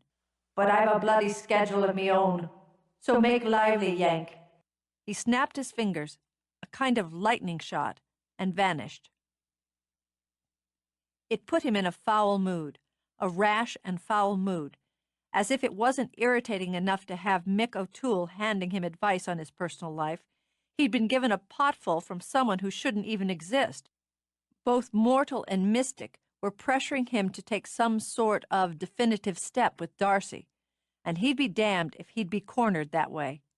His life was his own, and so was hers. To make a point of it, he waved off the calls when he crossed the job site and went straight into the pub's kitchen door. Sean glanced over from scrubbing pots. "Hello, Trev. You're late for lunch, but I'll fix you up if you're hungry." "No, thanks. Darcy out there?" "She just went up to her little palace. I've a fish stew still on the—" Sean trailed off as Trevor was already climbing the stairs. "Well, I suppose he's not hungry for what I can serve him." He didn't knock. It was rude, he knew it, and got some perverse satisfaction from it, just as he got it from seeing Darcy's surprise when she walked out of the bedroom with a little shopping bag in her hand. "Sure, you're at home, aren't you?" However mild the words, there was the unmistakable whip of irritation through them. He enjoyed it. "It's sorry I can't entertain you at the moment, but I'm just off to Jude's to take her the little stuffed lamb I bought for the baby." His response was to stride to her, fist her hair in hand, dragging her head back even as his mouth swooped down to crush hers. Shock stabbed into her, fused with an instant and molten lust, so it was like one slice from a burning sword. She shoved at him first and meant it, then gripped him hard and meant that as well. He paid no attention to either reaction until he was good and finished. And when he was, he pulled her back, and his eyes were steel bright. "Is that enough for you?" She struggled to find her balance, her wit. "As kisses go, it was—" "No, damn it." Temper roughened his voice and had her own eyes slitted. "Is what that does to you, what you know it does to me, enough for you?" "Have I said differently?" "No." But even as he struggled with his straining temper, he cupped her chin. "Would you?" However set off he was, she was sure his study of her was cool, calculated, and thorough. A man with that measure of control was an irritant, she thought, and a challenge. "You can be sure you'll be the first to know if I'm unsatisfied." "Good." "And as a woman of my word, I'm telling you now, I don't appreciate you bursting into my home uninvited and manhandling me because some bugs crawled up your arse." With a half laugh, He shook his head, stepped back. Point taken. I'm sorry. Bending down, he picked up the bag she dropped and handed it to her. I was just up on Tower Hill at my uncle's grave. She angled her head. Are you grieving, Trevor, for someone who died long before you were born? He opened his mouth to deny it, but the truth simply slid out. Yes. Everything about her softened. She reached out to touch his arm. Come, sit down now. I'll make you some tea. No, thanks. He took her hand, lifted it to his lips in an absent gesture that had something inside her stretch and yearn. Then he turned away, paced restlessly to the window to look out at the work in progress. Was he the invader here, he wondered, staking his claim, or a son returning to dig up roots? My grandfather wouldn't speak of this place, and being a slavishly dutiful wife, neither would my grandmother. As a result, your curiosity was whetted. Yes, exactly. I thought about coming here for a long time, on and off, even made half-baked plans a couple of times, but I never seriously committed to it. Then the idea for the theater jumped into my head full-blown, as if I'd been building it there stage by stage for years. Isn't that the way it is sometimes with ideas? She crossed to him, looked out with him. They simmer around without you really being aware of it until they're cooked proper. I suppose. Hardly aware of it, he took her hand, just held it. Since the deal's done, there's no harm in telling you I'd have paid more for the lease, given you a higher percentage. I had to have it. She drew in a breath, considered, released it. Well then, there's no harm in telling you we'd have taken less all around, but we very much enjoyed the horse trading and winding up your man Finkel. This time he did laugh, and most of the tension drained. My great-uncle would have come here, and my grandfather, to Gallaghers. Oh, to be sure. Is what they'd think of what you're doing here worrying you? I don't worry what my grandfather would have thought. Not any more. There, she thought, that sore spot again. This time she probed, but gently. Was he so hard a man? He hesitated, but it seemed he was in the mood to speak of it. What did you think of the house in London? Puzzled, she shook her head. It was very elegant. Fucking museum. She blinked at that. There was such undiluted anger in his voice. Well, I'll say the museum part of it occurred to me, but it was lovely. After he died, my parents gave me clearance to change a few things in it. Things that hadn't been changed in 30 years. Opened it up a bit, softened some edges, but it's still his place underneath, rigid and formal as he was. That's how my father was raised, rigidly and without affection. I'm sorry. She stroked a hand in circles over his back. It has to be sad, hard and sad, to have a father who doesn't show he loves you. I never had that problem. Somehow, through some miracle, my father is, caring, open, and full of humor. All his father wasn't. Still, he doesn't speak of it much. The way he was raised, except to my mother. And she to you, Darcy murmured, because she knows you need to understand it. He wanted to make a family, a life. That was the opposite of the way he'd been raised. That's what he did. They kept us in line, my sister and me, but we always knew they loved us. I think it shows the beauty of the gift they gave you that you don't take it for granted. No, I don't. He turned back to her. Odd, he hadn't really expected her to understand or to feel such relief that she did. That's why I don't worry what my grandfather would think of what I'm doing here. But I do think of how my parents will feel when it's done. Then I'll say this. To my way of thinking, they'll be proud. Ireland's art is at its core, and you're bringing more of it here. Along with it, the practicality of jobs and revenue. It's a good thing you're doing, and a credit to your father, your mother, and your heritage. A nagging little weight fell off his shoulder. Thanks. It matters more than I anticipated. It was one of the things that hit me when I was standing up on the hill. It matters. What I do here and leave here. And while I was coming to that conclusion, I had a conversation with Carrick. Her fingers jerked in his. When he looked down, he saw the surprise clearly on her face before she closed her mouth and made a quiet humming sound. Do you think I'm hallucinating? No. She paused, then shook her head. I don't. No. Others, whose sanity I'm sure of, claim to have done the same. We've broad minds around here. But she knew the legend, and it unnerved her enough to have her taking a step back and sitting on the arm of a chair. And what did you converse about? A number of things.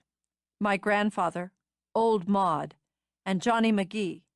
Schedules, virtues, the theatre. You. Myself? Now she rubbed her suddenly damp hands on her trousers. And what would that be about? You know the legend probably better than I. It takes 3 couples, as I understand it, falling in love, accepting each other, taking vows. So it's said. And in the past year or so, your 2 brothers have fallen in love, accepted it, and taken vows. I'm aware of that, as I was at their weddings. Then, given the quickness of your mind, I assume you've considered the fact that there are 3 Gallaghers. He took a step closer. You look a little pale. I'd appreciate it if you'd get to the point you're dancing around. All right, direct. He's pegged us as his 3rd and final step. Her chest seemed to fill all at once with heat and pressure, making her want to knock her fist against it to loosen it again, but she kept her hands still and her eyes level. That wouldn't sit well with you. Would it with you? She was too flustered to catch the evasion. I'm not the one having a conversation with fairy princes, am I? And no, I don't particularly care to have my fate and future dictated by another's wants or needs. Neither do I. Neither, he added, will I. She thought she understood now why he told her of his grandfather, to show her he had cold blood in him. Slowly she got to her feet. I see what puts you in such a rare mood. The very idea of the remote possibility that I might be your fate and future set you right off, didn't it? The very thought that a man of your education and consequence should tumble heart first for a barmaid. He was so genuinely baffled, it took him a moment to answer. Where the hell did that come from? Who could blame you for being angry and frustrated when such a suggestion is made? It's a fortunate thing for both of us that love has nothing to do with the matter. He'd seen angry women before, but he wasn't certain he'd ever faced one who looked so capable of inflicting real physical harm. To ward it off, he held up his hands, palm out. In the first place, what you do for a living has nothing to do with anything. In the second, you're hardly a barmaid, though it wouldn't matter if you were. I serve drinks in a pub, so what's that if not a barmaid? Aidan runs the bar, Sean runs the kitchen, and you run the service, Trevor said patiently. And I imagine if you wanted, you could run the whole shot or any other pub in your country or mine, but that's hardly an issue. It happens to be of some particular issue with me.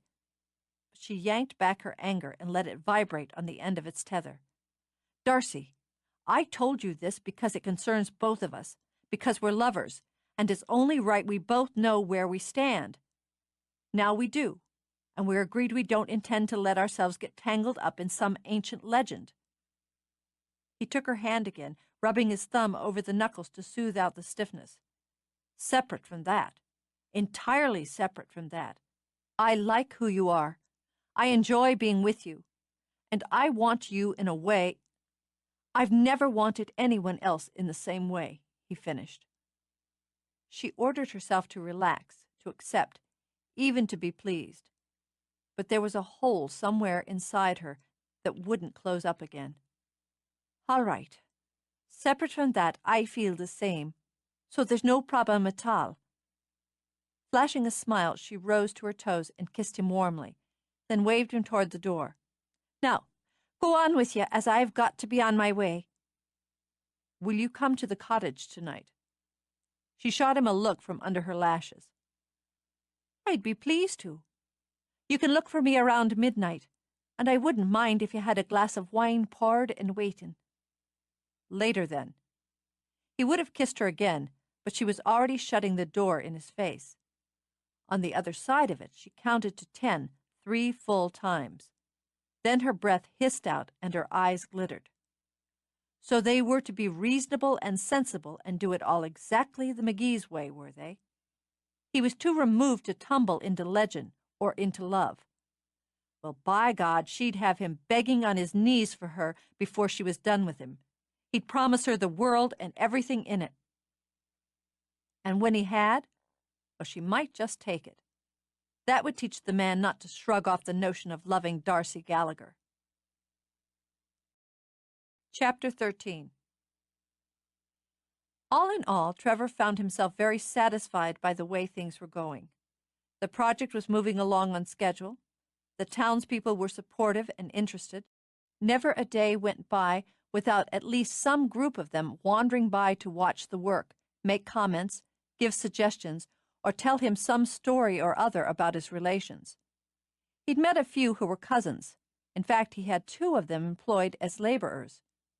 With Mick out of commission for the next few days, he'd have to spend more time at the site, but he didn't mind. It would keep his mind focused on what it needed to be focused on, and give him less time to let it wander around Darcy. He felt he'd straighten things out in that area as well. Both of them were too sensible to be influenced by legend, or self-interested fairies, or dreams of a blue heart that beat steady and strong deep in the sea. He had business to see to, he reminded himself as he carried coffee up to his office in the cottage, calls to make, contracts to negotiate, supplies to order. He couldn't waste time thinking about what he did or didn't see, did or didn't believe. Responsibilities wouldn't wait while he pondered over just how much of Irish myth was real and how much was imagined. He touched the disc under his shirt. Real, he thought. As real as it gets. But he was handling it. He glanced at his watch and thought he might just catch his father at home in New York, and stepping into the bedroom, jerked and spilled hot coffee over the back of his hand. God damn it! Oh, there's no need to profane. With the quiet cluck of her tongue, Gwen continued to ply her needle. She sat in the chair in front of the tidy hearth, her hair neatly bound back, her face composed, her hands quick and clever as she embroidered on a white cloth. You'll want salve on that burn, she told him. It's nothing.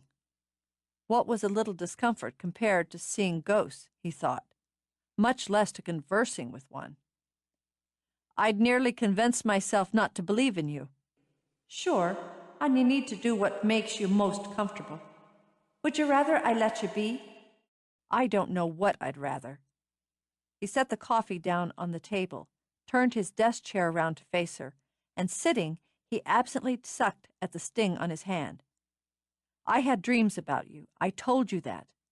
I didn't tell you I half believed I'd find you when I came here. Not you, he corrected, fumbling, just enough to annoy himself.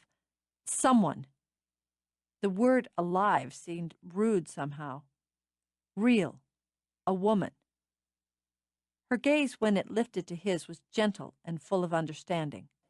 You thought perhaps you'd find the woman you'd dreamed of, and that she would be for you. Maybe. Not that I'm looking particularly, he added. But maybe. A man can fall in love with a dream if he lets himself. It's a simple matter, with no effort, no work, no troubles, and no real joy when it comes down to it. You prefer working for something, don't you? It's part of who you are. I suppose so. The woman you did meet is a great deal of effort and work and trouble. Tell me, Trevor, does she bring you joy as well? You mean Darcy? And who else have you been walking with? Gwen's eyebrows arched. Of course I'm speaking of Darcy Gallagher. A beautiful and complicated woman that, with a voice like... She trailed off, shaking her head and lightly laughing. I was going to say an angel, but there's little of the angels about that one. No, she's a voice like a woman, full and rich and tempting to a man. She's tempted you. She could tempt the dead. No offense. None taken. I wonder, Trevor, don't you think she's what you're looking for? I'm not looking for anything. Anyone. We all look. The lucky find. Her hands stilled, lay on the cloth with bright patterns of thread. The wise accept. I was lucky, but not wise. Could you not learn something from my mistake? I don't love her. Maybe you do, and maybe you don't. Gwen picked up her needle again. But you haven't opened your heart to the risk of it. You guard that part of yourself so fierce, Trevor. It may be that part of myself doesn't exist. Chewed off at the knee in Ardmore, he thought, before I was ever born. That I'm just not capable of loving someone the way you mean. That's foolishness. I hurt another woman because I couldn't love her. And I think hurt yourself in the process. It puts doubts about yourself in your mind. Both of you, I can promise, will not only survive it, but be better off for the experience. Once you stop thinking of your heart as a weapon instead of a gift, you'll find what you're looking for. My heart isn't the priority here. The theater is. She made a sound that might have been agreement. 'Tis a grand thing to be able to build, and build to last.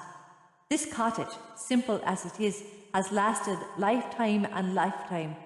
Oh, sure, a few changes here, another room there, but the core of it remains, as does the ferry raft beneath it, with its silver towers and blue river. You chose the cottage over the castle, he pointed out. I did. I did. For the wrong reasons. But in spite of it, I won't regret my children or the man who gave them to me. Perhaps Carrick will never understand that part of my heart. I've come to understand it would be wrong to ask him to do so. Hearts can merge, and the people who hold them still stand as they are. Love accepts that. It accepts everything. He saw now what pattern she worked into the cloth. It was the silver palace, its towers bright, its river blue as gemstones, its trees heavy with golden fruit. And on a bridge that spanned the water were two figures not yet finished. Herself, Trevor realized, with her hands held out toward Carrick's. You're lonely without him. I have... She brushed a finger gently over the threads that formed a silver doublet. An emptiness in me. A place that waits as I wait. What happens to you if the spell isn't broken? She lifted her head again, her eyes dark and soft and quiet. I'll bide here and see him only in my heart. For how long? For as long as there is. You have choices, Trevor McGee, as once I had. You have only to make them. It's not the same, he began. But she faded away, like mist. It's not the same, he said again to the empty room. Though he turned the chair around, it was some time before he picked up the phone and managed to get on with the business at hand. He called his father first, and that connection of voice to voice soothed his nerves. With his rhythm back, he fell into routine, contacted Nigel in London and his counterpart in Los Angeles. He checked the time again, noted it was closing in on midnight. 7 in New York, he thought, and called the ever-reliable Finkel at home. Notes were piled on his desk, his computer up and running and the phone tucked on his shoulder with Finkel's voice droning through when he heard the sound of a car pulling in. Trevor shifted, angled so he could see through the window, and watched Darcy walk toward the garden gate. He'd forgotten the wine. She considered knocking, but she'd seen the light in his office window. "Working, are you?" With a sly glint in her eyes, she let herself in the front door. She thought they'd soon put a stop to that and walked straight up the stairs. She paused at the door to his office, finding herself both irritated and pleased when he continued with his phone call and waved her in with a little finger crook. Irritated that he didn't appear to have been waiting for her with his breath bated, and pleased because she imagined she'd shortly have him panting like an eager pup. "I'll need that report before New York closes tomorrow." Trevor scribbled something down, nodded absently. "Yeah? Well, they've got till end of day to accept the offer, or it's off the table." "Yes, that's exactly how I want you to put it. Next item. I'm not satisfied with the bids on the Dressler project. Make it clear that if our usual lumber supplier can't do better, we'll look to alternate sources." He glanced over absently, took a sip of his coffee as Darcy unbuttoned her coat, then inhaled caffeine like air, choked on it. The coat dropped to the floor, and he saw she wore nothing beneath it but his bracelet, high heels, and a very feline smile. "Perfect," he managed. "Jesus, you're perfect." As Finkel's voice buzzed in his ear, he simply hung up, got to his feet. "I take it business hours are over." "They are." She looked around the room, angled her head. "I don't see my glass of wine." He discovered it was just possible to speak when a man's heart was in his throat. "I forgot it." His breath already ragged, he crossed to her. "I'll get it later." She tipped her head back to keep her eyes on his, and saw what she wanted to see: desire, raw as a fresh wound. "I've a powerful thirst." "Later," was all he could say before his mouth came down on hers. He possessed. With quick, hard hands, restless lips, he took what she offered, gave her what she wanted. Desperation was what she wanted from him, that jagged edge of a need as dangerous as it was primitive. She'd come to him naked and shameless to lure out the animal. He was rough, and his recklessness added a slick layer of excitement.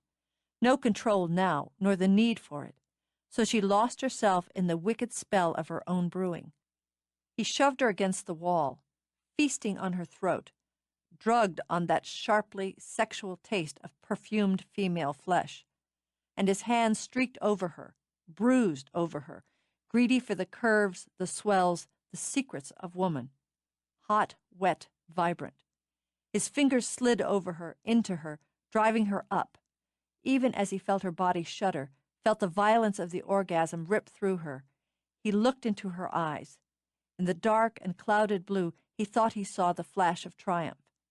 He might have been able to pull back then, to clear his head enough to find his finesse, but she moved against him, one lazy, stretching arch, and her arms twined around him like chains wrapped in velvet.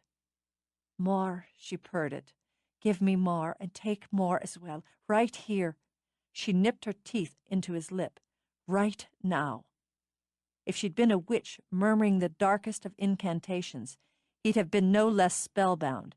He'd have sworn he caught the scent of hellfire as her mouth once again captured his.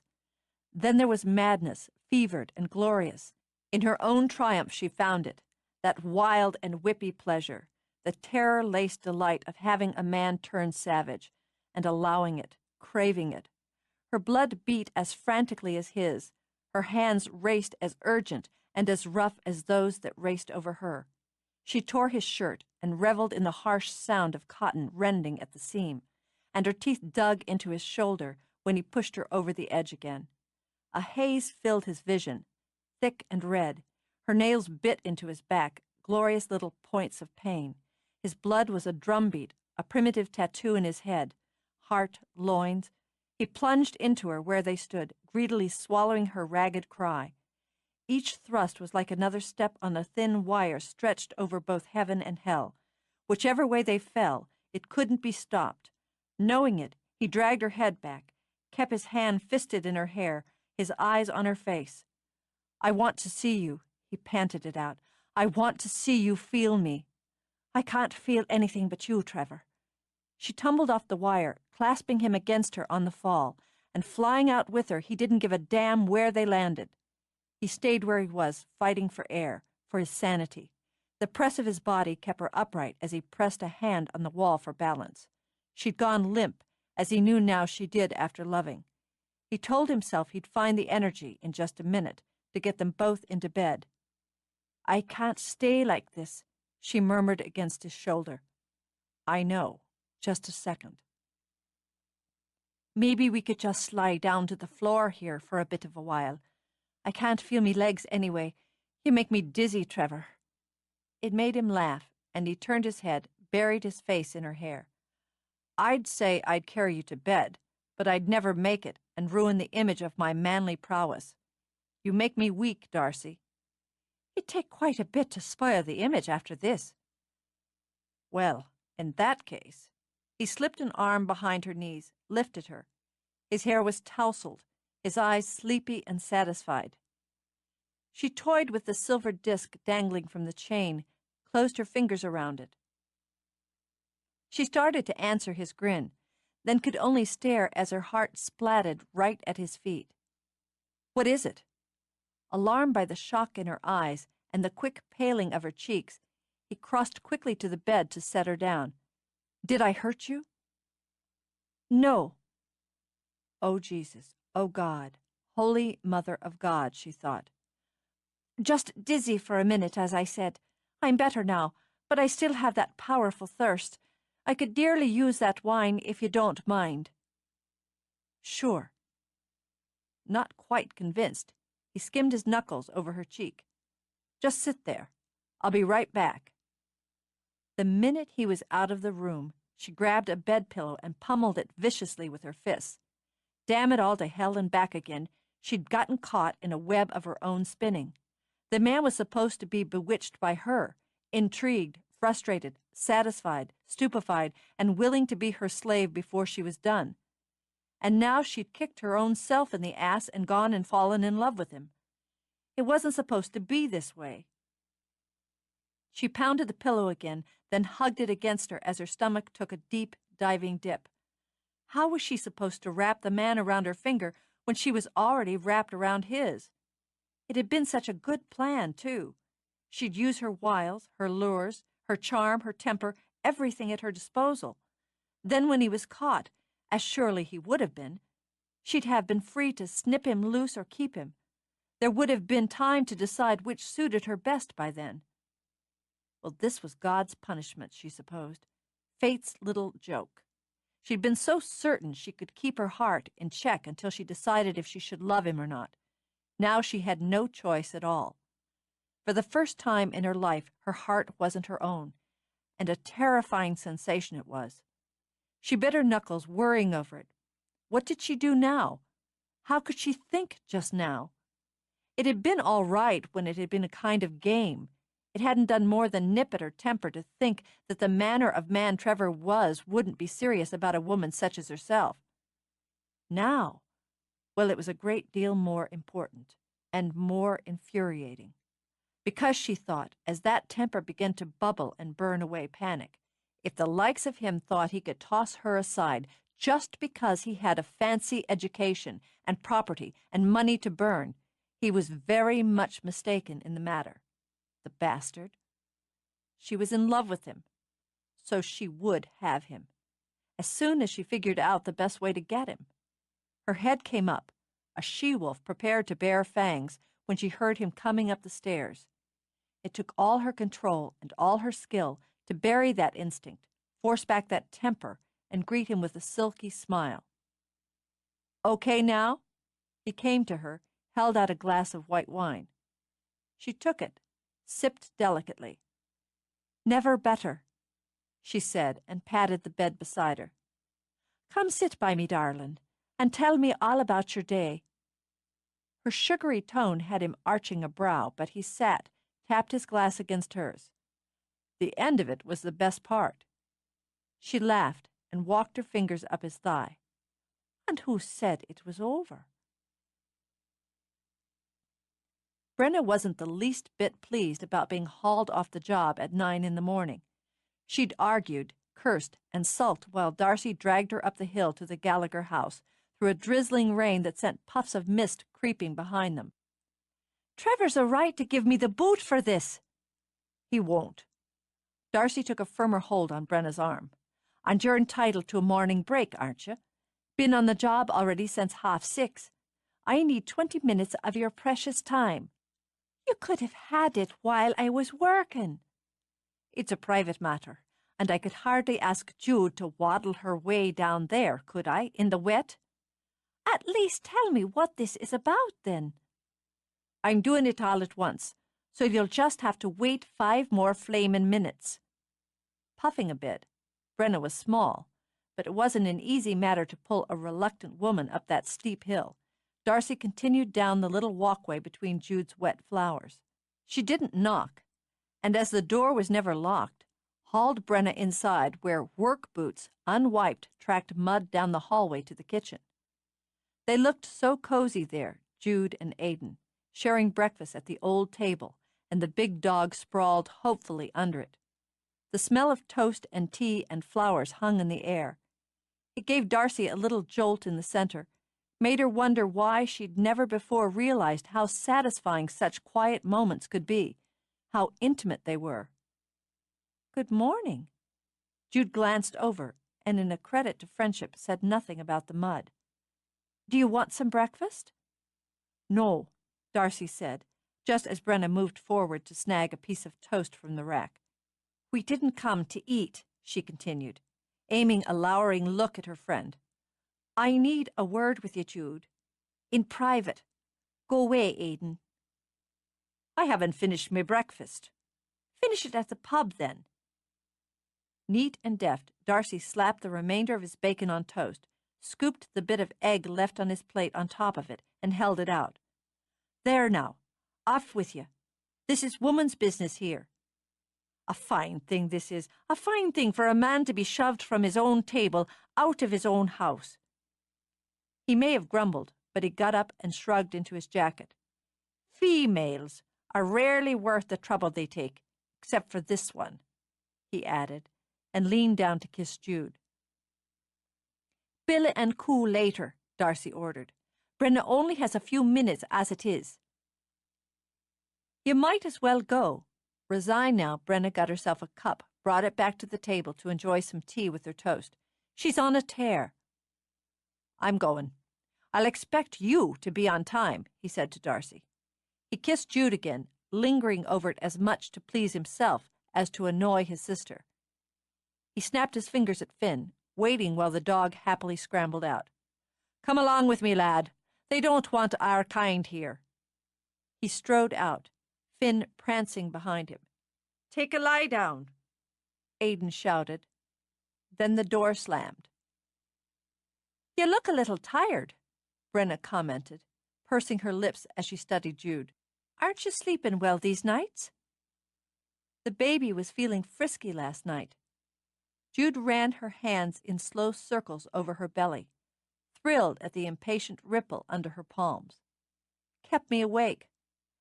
I don't mind, really. It's a lovely feeling." "You need to nap when he naps." Brenna decided to have another piece of toast and begin to load this one with jam. "That's what I've heard, and do the same once he pops out as well. Sleep becomes a precious thing. How are the childbirth classes going?" "Oh, they're fascinating, wonderful, terrifying. The last one—" "If you don't mind," Darcy interrupted, "I've something I need to discuss. I'd hoped my 2 closest friends in the world would have some interest."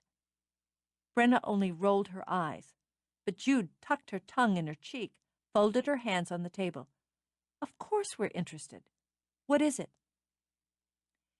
"It's—" She found the word stuck in her throat.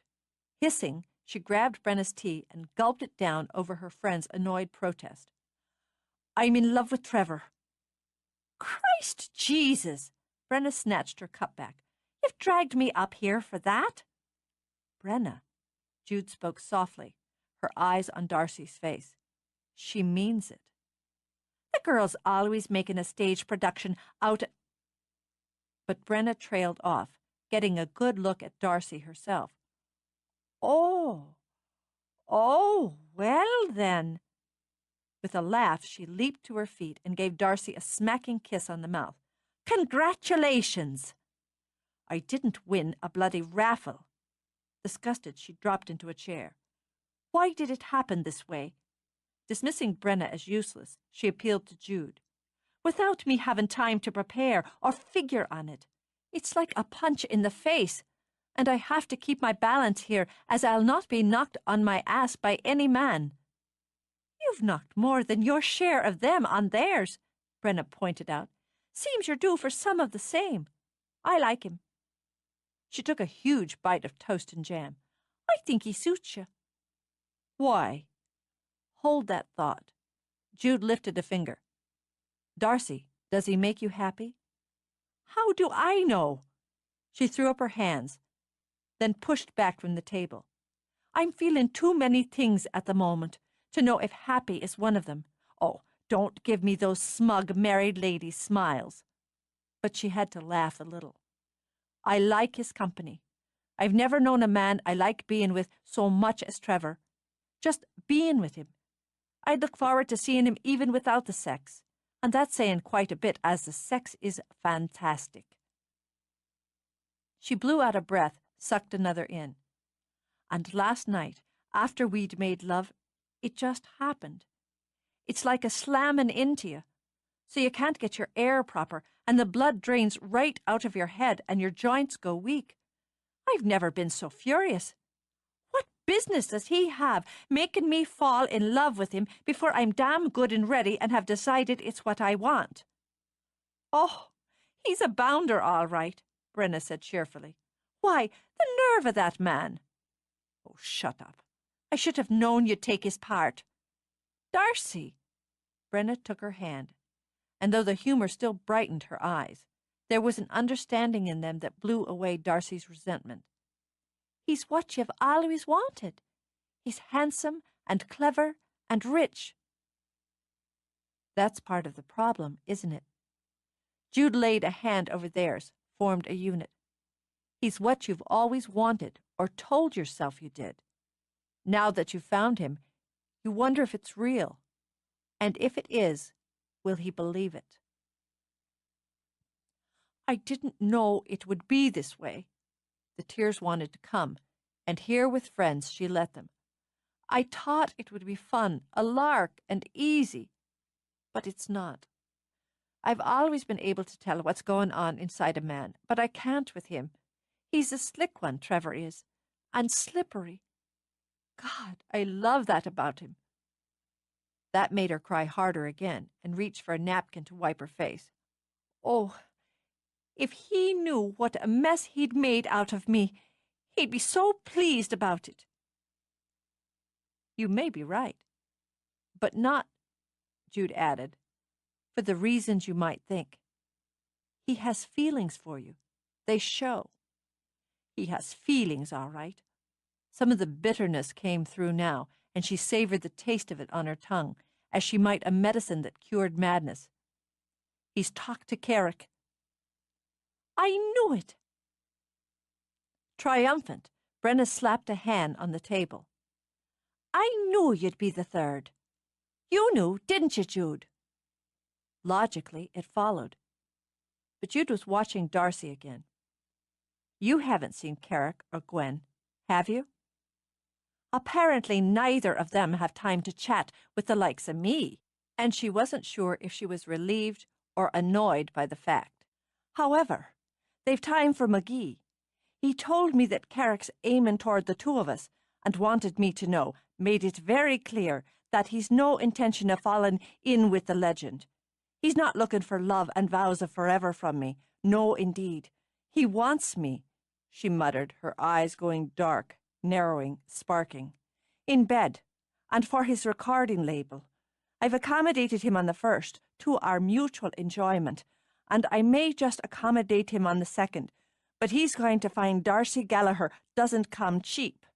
Jude felt a twinge of apprehension. "What do you have in mind?" Her eyes might have been wet, but determination fired through them. "I'll have him crawling, belly down, before I'm done with him." "I don't suppose you considered meeting him on equal ground." "Ha!" Darcy sat again. "If I'm to be miserable and confused and scared to the bone, then by God he'll be the same before I'm finished. When he's blind in love with me, I'll get a ring on my finger before he gets his vision back." "And then?" Jude murmured. That part of the business was murky, so Darcy dismissed it with a shrug. "Then the rest takes care of itself. It's the now I have to deal with." Chapter 14. For Darcy, the now had already started, and she didn't intend to fall behind. Back at the pub, she went directly to the kitchen. Irritated that Sean wasn't in yet, as he made better coffee than she began to measure and brew. With the coffee on, she checked her appearance in the mirror she'd hung by the door. A little damp and windswept, she decided. Perfect. She poured a mug of coffee, gave her cheeks a quick slap to be sure her color was up, then stepped back out into the thin rain. She had to pick her way over rubble and debris, skirting the thick block wall. Trevor wasn't up on the scaffold, which pleased her. She could hardly climb up herself and deliver the coffee. Still, she paused for a moment, looking up at the men who scrambled around, with timber now, which she could only suppose was for the roof. If she concentrated, she could almost see how it was to slope up into a gentle rise, as if it had grown somehow out of Gallaghers rather than been added on. It was a clever design, and clever of Trevor, she thought, to have seen that in Brenna's drawing. But he'd be a man of vision, one who could see the potential of things and had the skill to turn a supposing into reality. Oh, she admired that. It was just one more side of him she'd found herself loving. There was the side of him for his family as well, the love he so obviously felt for his parents, and the hurt, not so obvious, from his grandfather's lack of affection. It touched her, the loyalty and the vulnerability. It made him so much more the man. The bastard would make a simpering fool of her if she wasn't careful. She could see where windows and doors would go from the rough openings in the dull gray block. That block, she knew, would be faced with stone, and the stone would weather until it was impossible to tell where the new began and the old left off. A merging, she thought, as she began to walk again, of tradition with change, of Gallagher and McGee. Well, the man might have vision, but she wasn't ready for him to see just how complete she intended that merger to be. She stepped through one of the openings. There was activity inside the walls as well. Planking had already been set over the concrete she'd watched them pour that first day. Pipes and wires and rough boards were poking out of a wall or floor, and the din as more were drilled and set into the block was amazing. She saw him now, crouched down beside one of his crew, eyeballing a pipe that jutted out of the wall. He was covered with a fine gray dust that she supposed came from drilling into the block. Why that, and the tool belt slung at his hips should have set her mouth to watering, was just another part of her dilemma. Still, she wasn't so dazzled she didn't know to bide her time and wait until he rose, grunting in answer to something his man said, and turned, saw her. She watched eyes change, and it was perfect. That instant of awareness, the connection that was like a hot spark flying dangerously. It wouldn't have surprised her a bit to see it land and leave a burn mark in the floor at her feet. Delighted, she stepped toward it and him. "I wanted a look at what's what before I got to work." She smiled, held out the mug. "And I thought you could use this to ward off the damp." It only pleased her more that it was suspicion more than surprise that crossed his face. "Thanks." "You're very welcome indeed. I suppose I'm in the way here." But she turned a little circle, looking. But it's interesting, and it's moving along so fast. It's a good crew. He knew at the first sip she'd made the coffee. It was good and strong, but she didn't have the same touch as Sean. Suspicion grew. Just what, he wondered, did she want? Sometime, when you're not so busy, perhaps you'd show me how it'll be. I can show you now. Can you? That would be lovely. We'll come through the pub there. He pointed toward the back wall of the pub that was snugged now between the new block. We won't cut through for a while yet. You can see the levels are different. We've sloped the breezeway down. That'll give us more height without taking the roof line out of proportion. The breezeway widens. Like an open fan, I remember. That's right. So it becomes the lobby rather than having it a separate area. What are all these pipes stabbing out here? Restrooms, either side of the lobby area. Brenna thinks we should use the Gaelic for men and women, the way you have in the pub. I want dark wood, planked, for the doors. He narrowed his eyes, brought its image into his head. Under it all, everything will be modern, slick, but what people will see is age. What he saw among the work and supplies and equipment was the whole of it, shining and complete. Bare floors, he continued. We'll match them to what you already have, soft, faded colors, nothing bright or vivid. We'll have some seating in the lobby, but keep it small, intimate. Benches, I think. We'll get some art for the walls, but keep it spare and all of it Celtic. He glanced at her, lifted his brow when he saw her staring at him. What? I suppose I thought you'd go for the modern and slick outside as well as in. Would you? She started to speak, then shook her head. Not here, she realized. No, not here, not for this. Here you want Duchesse. Okay, since I want it, why don't you tell me what it is? Oh, it's Gaelic for... She waved her hand as she tried to find the right translation. For tradition. No, not just that. It has to do with a place most particularly, and its roots and its lore, with what and why it is. His eyes narrowed, focused. Say it again. It's your case. Yeah, that's it. That's just exactly it. You're very right about wanting that here, and I'm glad of it, and considerably surprised by it. A bit, anyway, yes. I shouldn't be. Because his perception unsettled her, she moved away. And into the theatre.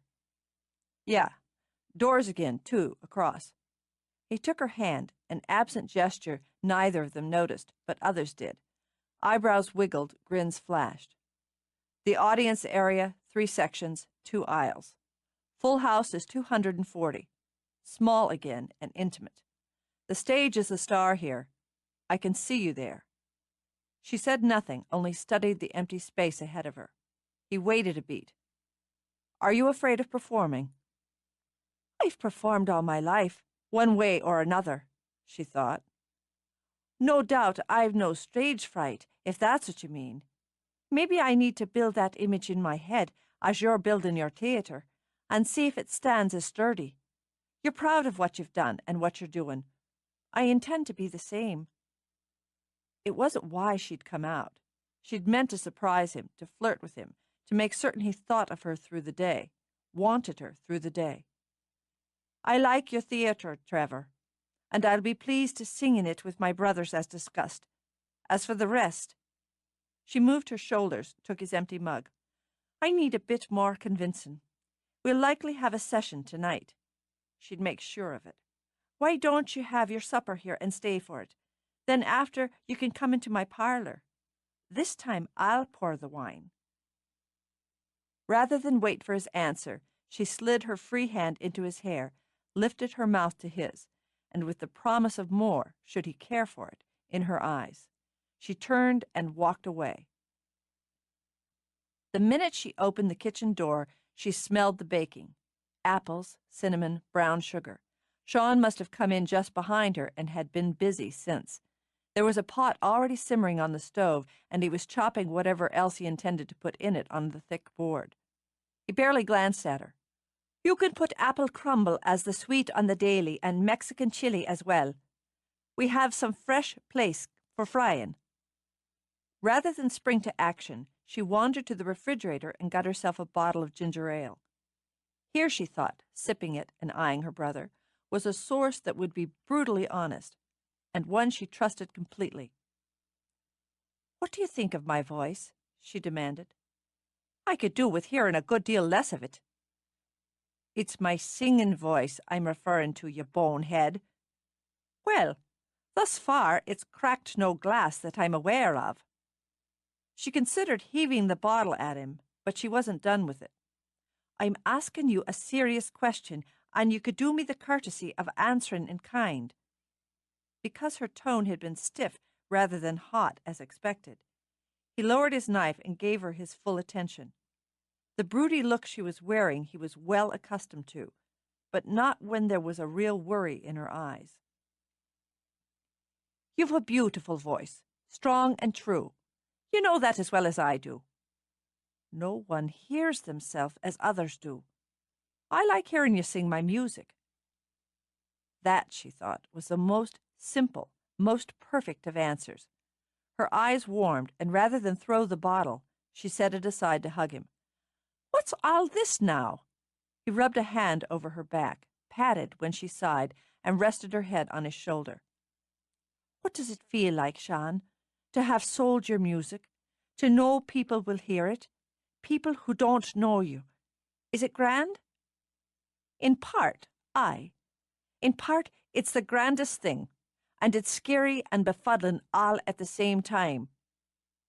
And still, deep down, it was what she always wanted. It was. Keeping it deep down meant it didn't have to be scary and befuddling. "I like singing, but not as my life's ambition. It's just what we do when the mood strikes, the Gallagher way." She drew back. "Tell me this then. Now that you're selling your music, does it take any of the joy out of it, or make it seem like no more than a job?" "I thought it might. But no. When I sit down and there's a tune in my head, it's just the tune as it always was." He flicked a finger under her chin. "What is it, darling? Tell me the trouble." "Trevor wants to record me, like a contract, like a career. He thinks my voice will sell." There were a dozen things he could say, jokes that any brother might spring to out of habit and that odd affection. Instead, because he sensed she needed it, he gave her the easy truth. "You'll be wonderful, and send us all mad with pride." She let out a sound that ended in a shaky laugh. "But it wouldn't be like a session or a céilí. It would be real. You'll travel and get rich, which is what you've always wanted, and it'll come from what's inside you, which is the only way to make you happy." She picked up the ginger ale again. "You're awfully smart all of a sudden." "I've always been smart. You only admit it when I agree with you." She sipped again, her mind working quickly now, picking its way through obstacles and traps. "You and Brenna are working together in a sort of way. I mean, you write the music, but she pushes it. She's the one who arranged for Trevor to hear it. She's in a way of being your business agent or partner or whatever you might call it." Sean's answer was a grunt as he picked up his knife and began chopping again. "She can get on her bossy side about it, let me tell you." That had Darcy biting her lip. "Does it cause problems between you?" "None that wouldn't pass if she'd mind her own." But when he glanced up again, saw Darcy's face, he laughed. "Well, for heaven's sakes, why the worry? I'm just winding you up a bit. It's true enough she pushes, and I can dig in when she shoves too fast and too hard, but I know it's that she believes in me. It matters nearly as much as it does that she loves me." The pang inside her heart came hard and unwelcome. The believing in could be as important, as satisfying to some. As a start, anyway. As a start, she repeated in a murmur. You can't finish until you start. Determined to believe it, she took her apron off the hook and went into the pub, leaving Sean frowning after her. It was never hard to arrange for a session at Gallaghers. A word here, a word there. What better way was there, after all, to spend a rainy spring evening than with music and drink with strangers and friends? By 8, the pub was packed and pints were flowing. Brenna had already moved behind the bar to lend a hand, and Darcy felt she herself had served enough stew to make an ocean, and Trevor McGee had yet to darken the door. The devil take him, she decided, and had a table of tourists glancing around uneasily as she served their drinks with a smile that glittered, sharp and bright as a blade. If he couldn't be bothered to accept her invitation for supper, music, and sex, what was the man made of? Stone? Ice? Steel? She slammed empties on the counter and had Aidan's eyebrows shooting up. Mind the glassware, Darcy. We've hardly one to spare with the crowd we have tonight. Bugger 'em, she said under her breath. 2 pints of Guinness, 1 Smitty's, half a harp, and 2 brandy and gingers. Take a water to Jude, would you, while the Guinness is settling, and see if you can talk her into having some stew. Her appetite's been off the last day or so. She wanted to snap, just on principle, but it wasn't possible to take a bite out of a man who looked so concerned over his wife. Instead, she simply went back to the kitchen herself, ladled out stew, added a basket of bread and butter. She carried them with water and a glass of ice to Jude's table. Now you're to eat, Darcy said, as she set down the food, else Aidan'll be worried, Sean insulted, and I'll just be mad. But I mean it, Jude Francis. You've my niece or nephew to take care of, and I won't have him or her, as the case may be, going hungry. It's just that... She glanced around, motioned Darcy to lean down. The last couple of days, about 5 or so, I've had this terrible craving. I can't do anything about it. Can't seem to stop myself. Ice cream, she whispered. Chocolate ice cream. I swear I've eaten 2 gallons of it this week. Bought the market out of it. Darcy snorted out a laugh. Well, what's wrong with that? You're entitled. It's so cliched. I'm not eating pickles with it or anything ridiculous, but just the same, I feel so stupid about it. I haven't been able to tell Aidan. Do the crime, pay the consequences. Darcy nudged the bowl closer. Besides, that's no way to feed a baby. You have a bit of Sean's stew, and for being such a sport and saving the seat for the cad McGee, I'll buy your ice cream tomorrow. Struggling not to pout, Jude picked up her spoon. Chocolate. And the cad just walked in. Did he? Pride, and not a little slice of temper, made her refuse to turn around. And it's about bloody time. What's he doing? Casually, she picked up Jude's bottle of water and poured it. He's scoping. The way men do. Hunting for you, I'd say. Ah, bullseye. God, the way he looks at you. It's wonderful. Hot and proprietary, with a little edge of aloofness. He's got a man with him, very polished and urban and attractive, who looks amused and out of place. Without thinking, Jude ate a spoonful of stew. They look like friends, she went on. The one laid a hand on Trev's shoulder, buddy-like, gestured toward the bar, but Trev shaking his head, giving it a nod in this direction. His friend's just got a load of you now, and his eyebrows went straight up, almost to hairline. I'm surprised his tongue didn't fall out. Impressed, Darcy angled her head. You're awfully good at this sort of business, aren't you? Psychologist, writer, they both observe. I'm just much better, thank God, at writing about people than analyzing them. So, I'm looking forward to hearing the music tonight, she went on, raising her voice enough to signal Darcy she wanted to be heard. I'm glad I got a table before we were overrun. We just plant you in a chair behind the bar. Eat your stew now before it goes cold. I really don't. Well, hello, Trevor. Prepared now, Darcy did turn, offered a friendly smile. Aren't you the lucky one? Jude's got a table here. I'm sure she'd be glad to share with you. We're jammed tonight. Then she shifted the same smile to the man beside Trevor and had the pleasure of seeing pure male appreciation in his eyes. And good evening to you. Darcy Gallagher, Jude Gallagher, Nigel Kelsey, a friend of mine. It's nice to meet you. Trevor didn't tell me I'd be bombarded by beauties. He took Jude's hand first, kissed it smoothly, then repeated the gesture on Darcy. You've brought us a charmer, Trevor. Have a seat here and tell me what's your pleasure to drink. I've got to pick up an order at the bar that's overdue. G&T for me, Nigel ordered. Ice and lemon? Yes, thanks. Pint of harp, Trevor told her.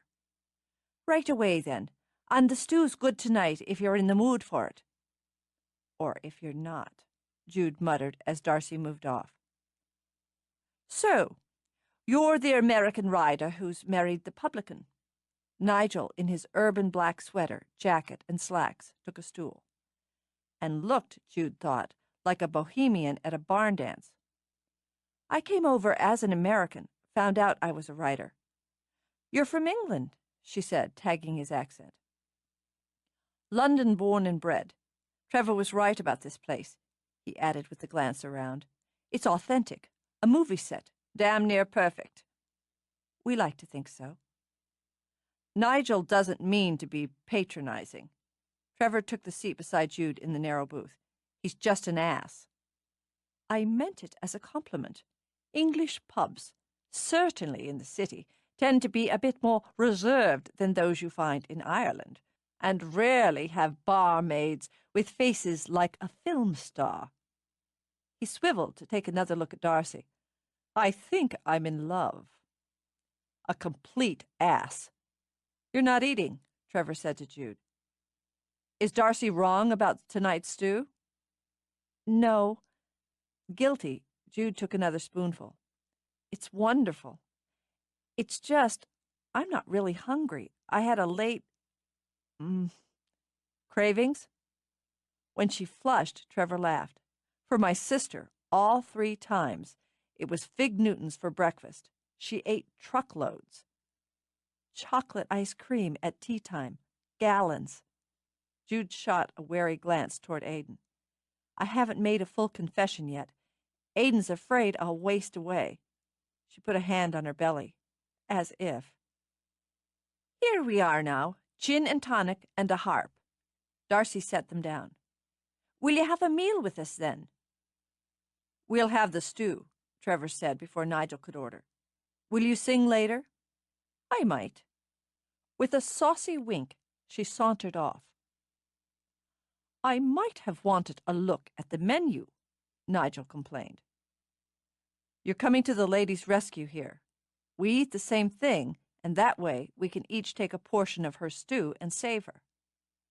God bless you, Jude said with feeling, and passed Trevor the basket of bread. Their bowls had barely been served when music started. Just a fiddle and a penny whistle at first, from a couple of the people crammed around the table at the front. The table itself was loaded with pints and glasses, ashtrays, and packs of cigarettes. Conversation didn't stop with the music, but it lowered. It was Darcy, Trevor noted, who worked the table, taking away the empties, the overflowing ashtrays, and replacing them with fresh. An old man with a squeeze box gave her a little pat on the bottom, in much the same way an adult pats a baby, then tapping his foot, picked up the tune and filled it out. That's Brian Fitzgerald on the fiddle, Jude told them. We're cousins of some sort. And that's young Connor on the penny whistle and Matt McGee, likely a cousin of yours, Trevor, on the little accordion. The young woman with the guitar is Patty Riley, and I don't know the other woman, the other fiddler. I don't think she's local, or I would. Nigel nodded, sampled his stew. Do you get many musicians in for an informal who aren't local? All the time. Gallaghers has a reputation with its sessions, formal and informal. She looked on Trevor with warm affection when he casually spooned some of her stew into his bowl, then Nigel's. I'd name the baby after you for this, but Aidan would be suspicious. It's not a hardship. Sean's a genius. I thought Trevor was exaggerating the culinary skills of our newest artist. Happily now, Nigel dug into the stew again. I should have known better. He's never wrong. It was the laugh that caught Nigel first. Warm, female, sexy. He glanced over, glanced toward it, and watched as Darcy laid a hand on the old man's shoulder, counted off the time with her toe, then caught the tune with her voice. As I was going over the far-famed Kerry Mountains, I met with Captain Farrell and his money he was counting. He laid his spoon down, focused, and shut out the background noise. I first produced me pistol, and then produced me rapier, saying stand and deliver, for ye are my bold deceiver. It was a bright, jumpy song with bouncy lyrics, nothing that put great demands on a voice, but for its quickness. But it took no more than the first verse for him to know. He looked at Trevor, nodded. No, you're never wrong. There were reels, jigs, waltzes, and ballads, with or without voices joining in. When Sean finally came out of the kitchen, Nigel got his first look at the three Gallaghers together. Excellent genes there, he murmured, and Jude beamed. Aren't they beautiful? And listen, she added when they began to sing of the bold Fenian men. Despite her enjoyment of her family, she caught the look that passed between Nigel and Trevor. These, she thought, were men who had something to say to each other and wouldn't while she could hear. Well, she owed them, so when the song was over, she patted Trevor's arm. I'm going for a quiet cup of tea in the kitchen. And then, she thought, slip out the back door and home. Thanks for the company and the rescue. Lovely to meet you, Nigel. Enjoy your stay with us. She started to scoot out, couldn't manage it, then was grateful once again as Trevor somehow got her smoothly to her feet. Now, following impulse, she kissed his cheek. Good night. As the fiddlers had gone into a duel, Nigel only had to wait until Jude was 2 steps away before she was out of earshot. They're a gold mine. That may be. But Aidan won't give up the pub, and neither will Sean. Trevor nursed his single pint. They'll do the performance here, and the recording. That's for family, and for Gallaghers. But not the long term, no. You didn't mention Darcy. I'm working on her. Her loyalty's here too, and with her brothers. But she has a taste for the rich life. I just have to convince her she can have both. He drummed his fingers, watching as one of the fiddlers passed her the instrument instead of his empty pint, then rose to refill it himself while she picked up the tune. With a face like that, a voice like that, and Christ, listen to her play. She can have anything she wants. I know. The fact that it didn't entirely please him had Trevor setting down his glass. And so, believe me, does she. No naive Irish lass, huh? Still, I've never known you to fail when you've your mind set. You'll sign her, Trev. Nigel lit one of his dwindling pack of players, eyed Trevor through the smoke. What else are you looking for from her? Too much for comfort, Trevor thought. Entirely too much. I haven't decided. If you decide to keep it strictly business, I wouldn't mind. He cut himself off when Trevor's eyes, scalpel sharp, met his. I think we'll just leave that unsaid, and I'll just go to the bar and order another G&T. Good idea. I think so, as we haven't snarled over a girl since first term at Oxford, and you won that one anyway. Nigel rose, nodded toward Trevor's glass. Another pint? No, thanks. I'll just keep my head clear. And Nigel, make this one your last, will you? You'll be driving back to the cottage on your own. I see. You always were a lucky bastard. Luck, as far as Trevor could see, was only part of what he would need to handle Darcy Gallagher. He waited for her in what she liked to call her parlor, and waited restlessly among her pretty things. The scent of her seemed to be everywhere, a subtle reminder that kept him on edge. He didn't want a reminder, he wanted her. Everything in her rooms was feminine, not the flouncy sort, but the sleek. Slippery pillows he had no idea she'd made herself were tossed artistically over the couch. A tall, slim vase held tall, slim flowers with bold red heads. There was a painting on the wall of a mermaid, wild, wet hair of gleaming black raining down her back, and naked breasts as she surfaced in a triumphant arch of body from a blue sea. It was stunning, sensual, and somehow innocent. It was simply and rather beautifully rendered. Anyone seeing it would note the resemblance, he was sure, in the shape of the face, the full curve of lips. He wondered if Darcy posed for it and immediately wanted to strangle the artist.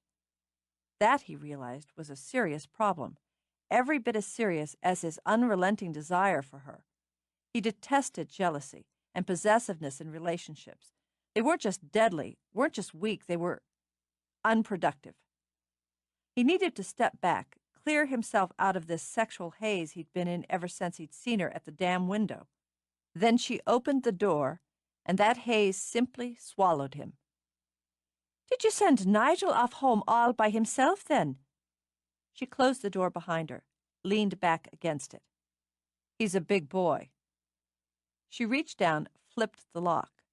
"I hope you told him not to wait up." Trevor stepped to her.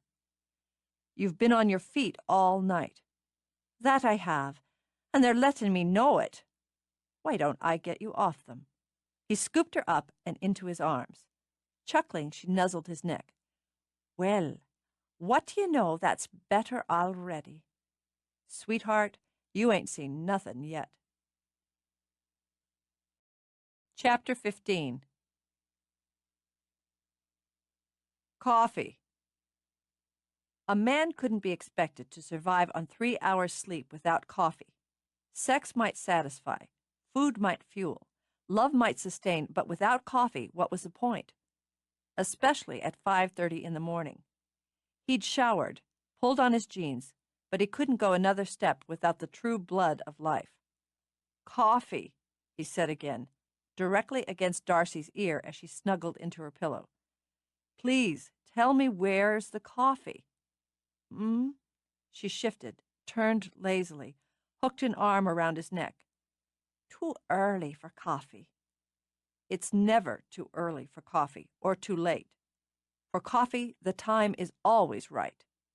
Darcy, I'm begging you, just tell me where you keep it." She opened her eyes then, and the light was still dim enough to keep her floating on memories of the night, which saved him from wrath. "You need a shave." She lifted her other hand, rubbed it over his cheek. "Ah, you look so rough and male and dangerous. Come back to bed."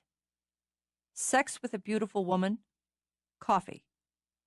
It was one of life's most difficult choices. The man who could have both was a king, but first things first.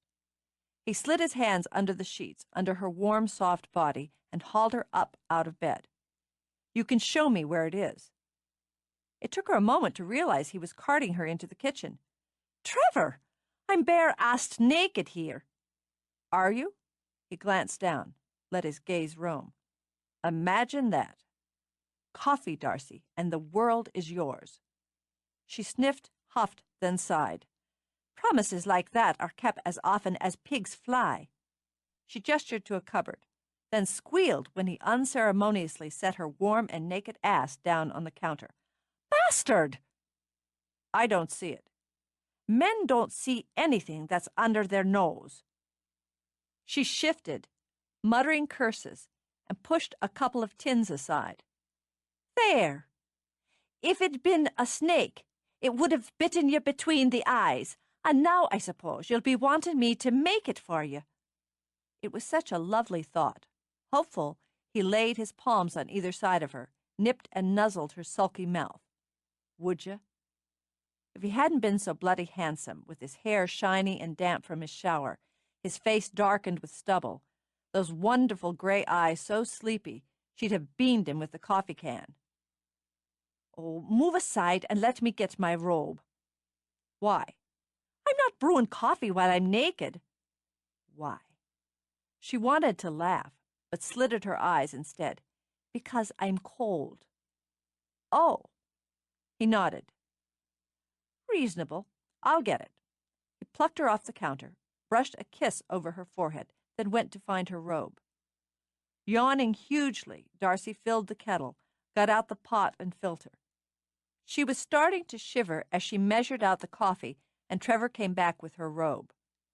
He studied the paraphernalia as she bundled into the robe. I'll have to buy you an automatic one. I don't make coffee often enough for it to be worthwhile. I start my day with tea, most usually. That's just sick. This time she did laugh. Ah, such a weakness. It's nice to find one. There, we just wait for the kettle now. She reached up to get him a mug and looked so pretty doing it, rising on her toes, shaking back her tumbled hair, that he was dizzy with...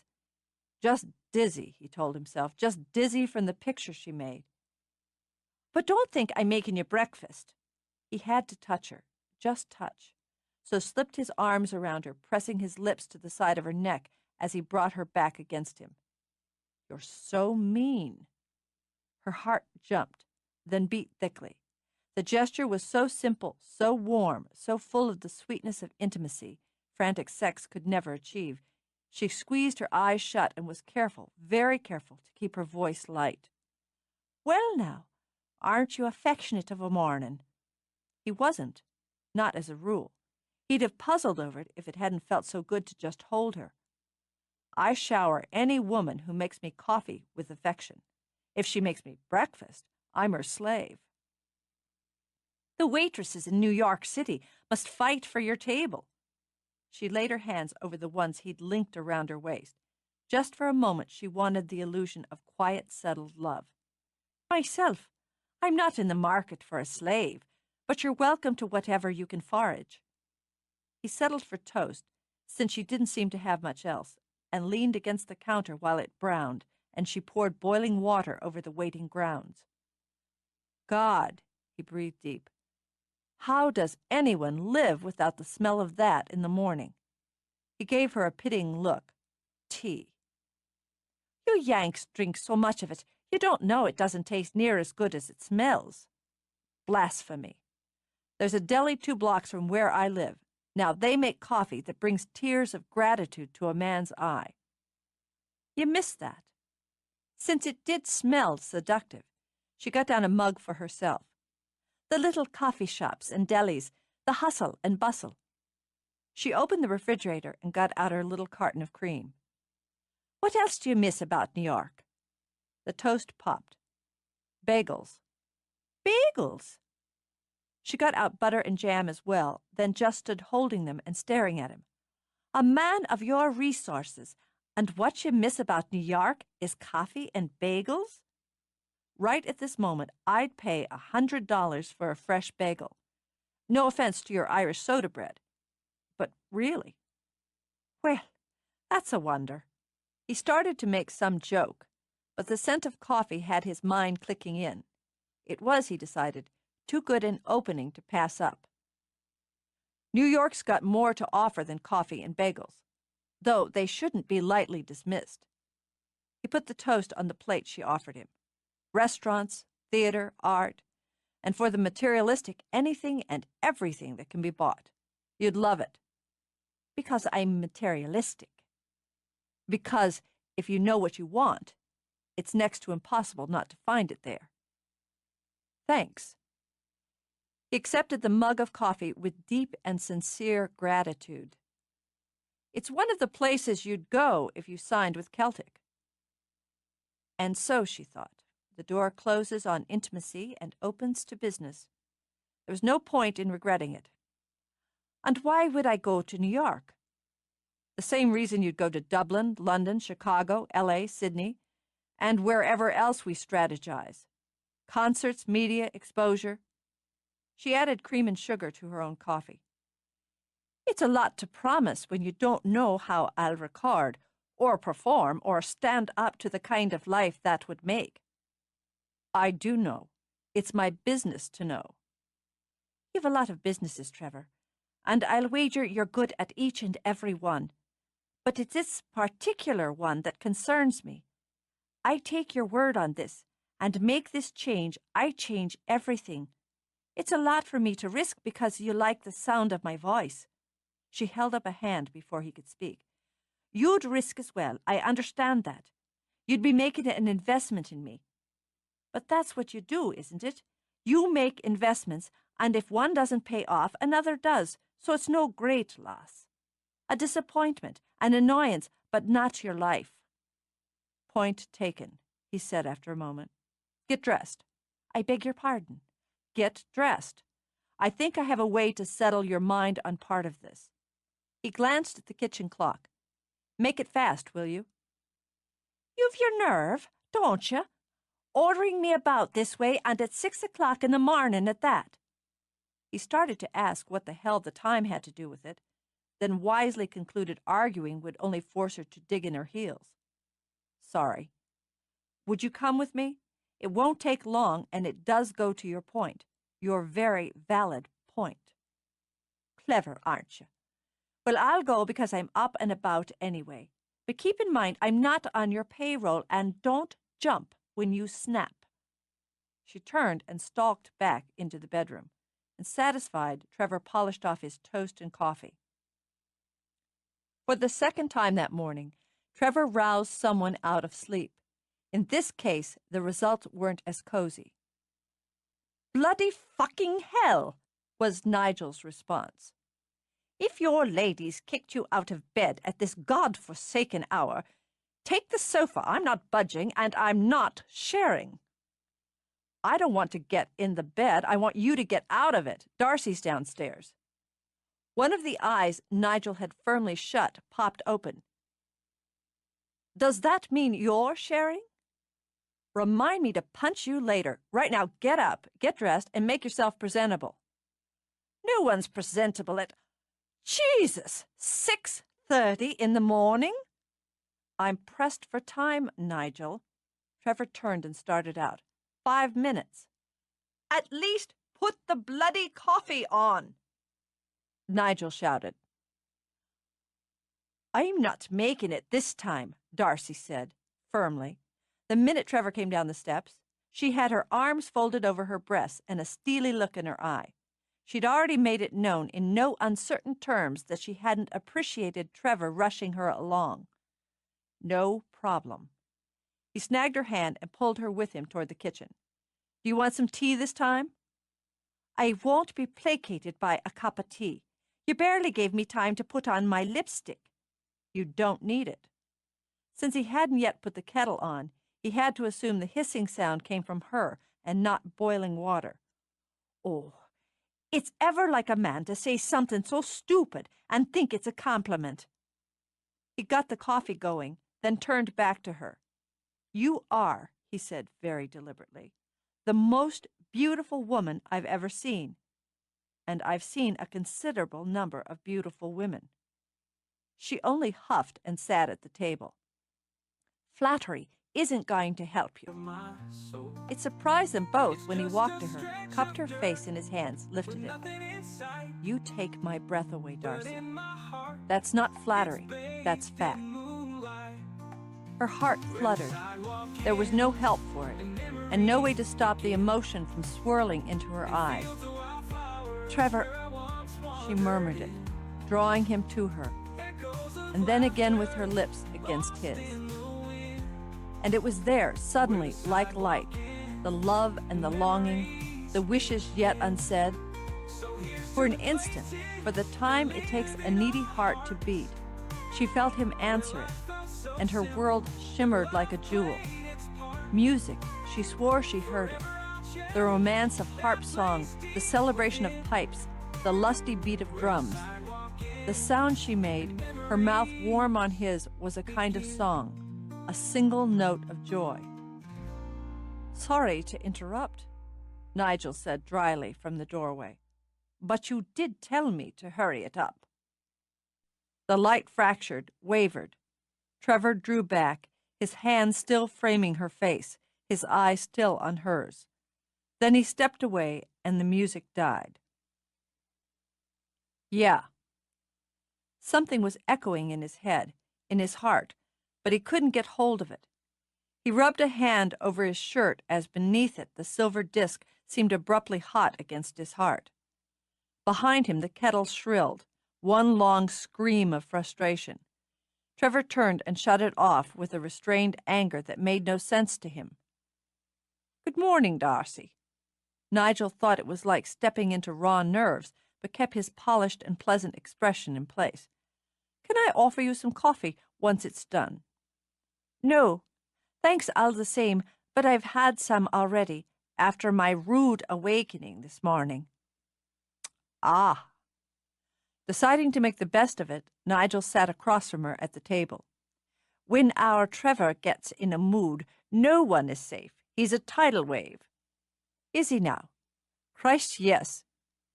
Nigel lighted his first cigarette of the day. You get swept along or you drown. Of course.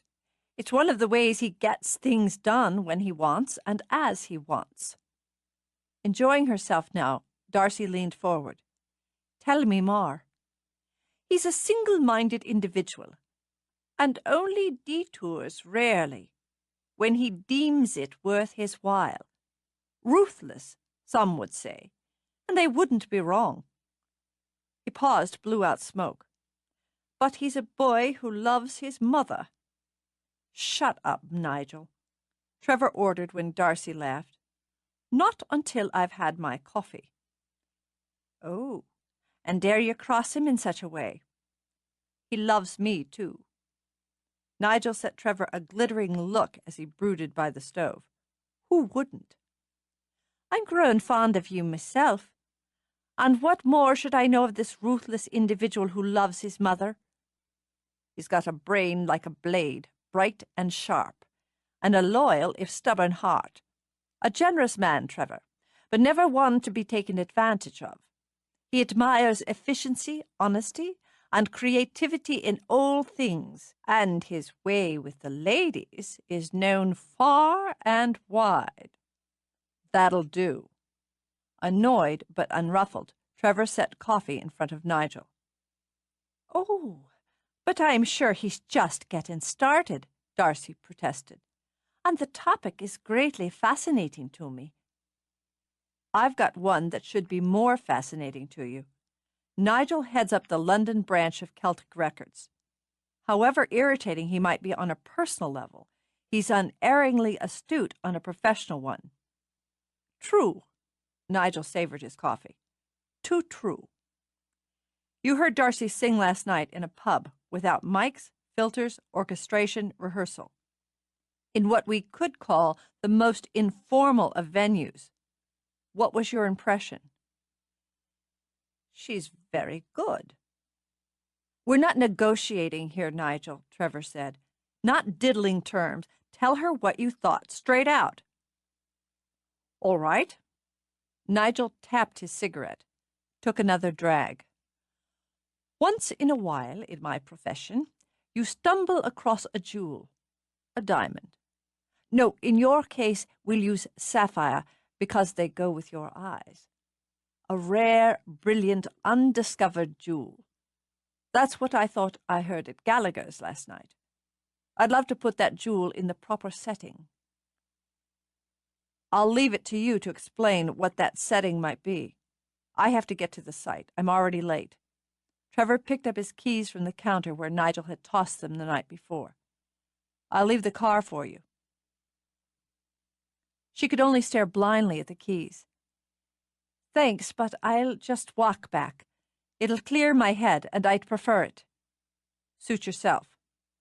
But he leaned down, rested his hands on her shoulders. I have to go. It's not a problem. Come have lunch at the pub, since you had to make do with such a skimpy breakfast. If there's time. He kissed her lightly before turning to Nigel. Come down and have a look at the site later. The walk will do your city legs good. Thanks very much. As Trevor left, Nigel rose to top off his coffee. Sure you won't have a cup, Darcy? No, I'm fine, thanks. He poured out, sat again, smiled. So, he stopped when Darcy held up a hand. Please, I have a question. Would you have said what you did just now if I wasn't sleeping with Trevor? Be honest, she continued as his eyes flickered. I won't tell him your answer. You have my word on that. But the truth here is important to me. The truth, then? It would have been easier and suited me more comfortably to be able to tell you what I just did if you weren't sleeping with Trevor. I'd have preferred it as well, but here we are. I hope you'll take this as truth as well. I'm not sleeping with Trevor, so he'll offer me a big contract. Understood. Considering, Nigel took out another cigarette. Is having a personal relationship with him what's stopping you from agreeing to a professional one? I don't know. He wouldn't make a habit of having a personal relationship with his artist, would he? It's not his style. No, it's not. Interesting, Nigel mused. No, fascinating. Unless he missed his guess, this was a woman in love. But I've never known him to be involved with anyone he hoped to sign for the label.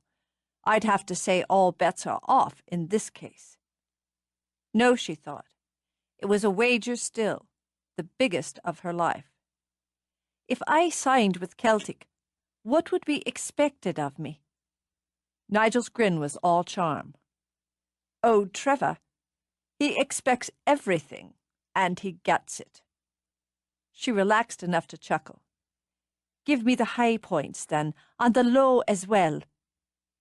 You'll deal with directors, producers, musicians, marketing, consultants, assistants. It's not just your voice we want, but the package, and everyone will have ideas or demands for presenting that package. However, my impression is that you're a smart woman and self-aware, so you'd know the package is already as perfect as it can get. Meaning, if I was toad ugly or couldn't string two coherent sentences together, you'd find ways to remake the package. Or use the flaws. You'd be amazed at what a clever publicity campaign can do with flaws. Regardless, the work you'll do will be hard, the hours long, and not all the choices will go your way. You'll be tired, annoyed, frustrated, baffled, stressed, and... Are you temperamental? Me? She deliberately fluttered her lashes. Of course I am.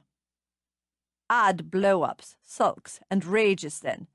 And that's just in the first recording session.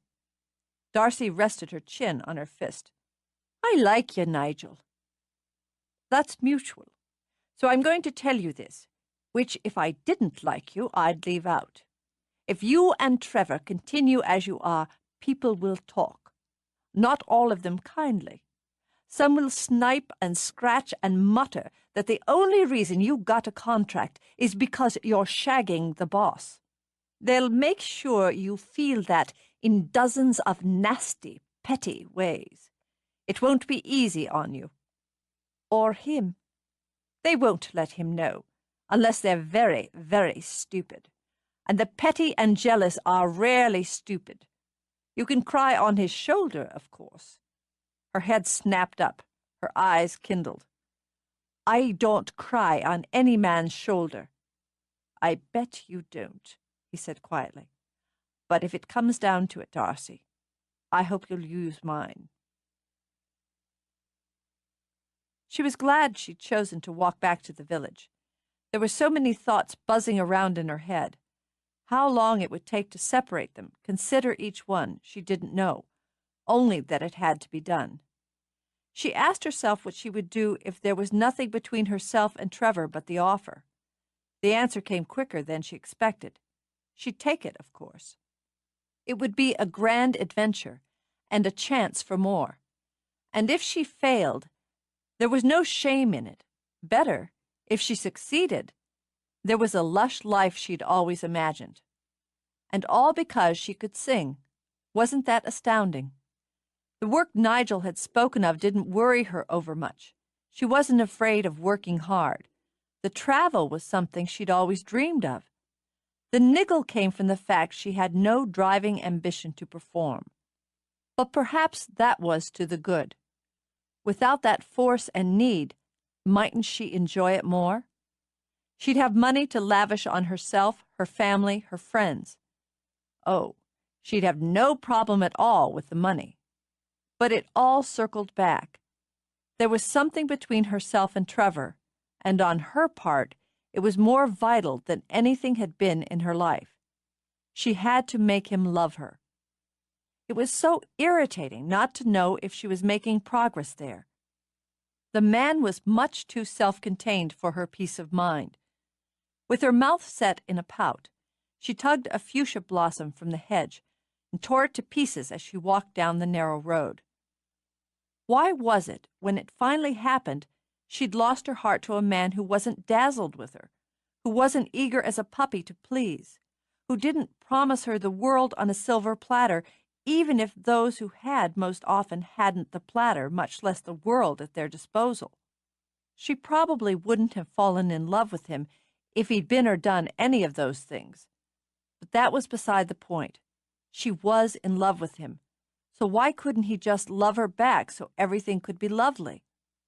Damn perverse individual. When he'd kissed her there in the kitchen of Fairy Hill Cottage, hadn't he felt it? Hadn't he known her heart was spilling right out of her and into his hands? Oh, she hated that she couldn't stop it. Hated more than the first time, the only time she'd wanted a man to see inside her. He just wasn't looking. So she'd have to deal with that. She flicked the remains of the tattered blossom away, where it whipped like confetti in the brisk wind on the hill. She had plenty of tools at her disposal to employ. Sooner or later, she'd box him right in, damned if she wouldn't. Before she was done, she'd be rich, famous, and married. As she came around the bend, the sun flashed into her eyes like a beacon, sharp and white and direct. She raised a hand to shield them, blinking, and saw through the glare the glint of silver. "Good morning to you, Darcy the Fair." Slowly, with her heart stuttering, she lowered her hand. It hadn't been the sun at all that had beamed at her. It was filtered soft through layered stacks of clouds that turned the sky the color of Trevor's eyes. It was magic that had shone out at her, and the man standing on the side of the road, under the looming spear of the round tower, owned it. "I'm told you frequent St. Declan's Well." "Oh, I'm here and there dependin', and it's rare for you to wander to that hill." "I'm here and there as well, dependin'." His eyes flashed with humor, as bright as the doublet he wore. "Since here's where you are, and so am I, will you walk with me?" The iron gate opened as he spoke, though he didn't touch it with his hand. "Men are the same, fairy or mortal. They must show off." Pleased when he frowned, she breezed by him and through the gate. "I wondered if you'd ever have cause to seek me out." "I gave you more credit than you deserved." There, he thought, when she turned her head to glare at him, point for point. "I was certain a woman of your talents would have conquered any man she took aim at. But you've yet to land the McGee." "He's not a fish. And who put the idea in his head that he was obliged to fall in love with me so he'd get his back up about it straight off?" "Too much Yank practicality and not enough Irish romance in him. That's his problem." Disgusted because Darcy was right about his own miscalculation, he strode over the rough ground. "I don't understand the man. If his blood didn't leap the minute he saw you, I'm a jackrabbit. You should have been able to bring him to the mark by this time." He stopped, and his eyes burned into hers. "You want him, don't you?" "If I didn't, he'd never have touched me." "And has he touched only your body? Has he reached your heart?" She turned, looking down to where the village lay. "Isn't your magic strong enough to see into my heart?" "I want the words from you. I've learned with pain the power of words." "The ones I have are for him, not for you. They'll be spoken when I choose, not when you demand it." In the name of Finn, I knew I'd have trouble with you. He pondered a moment, rubbing his chin. Then, with a sly smile, raised his arms high. The air shivered, rippled like water at a stone's toss. Shapes formed behind it, shadows that spread and speared up and took on color and life. The gentle voice of the sea became a roar, 1,000 sounds beating against each other. Look now, Carrick ordered.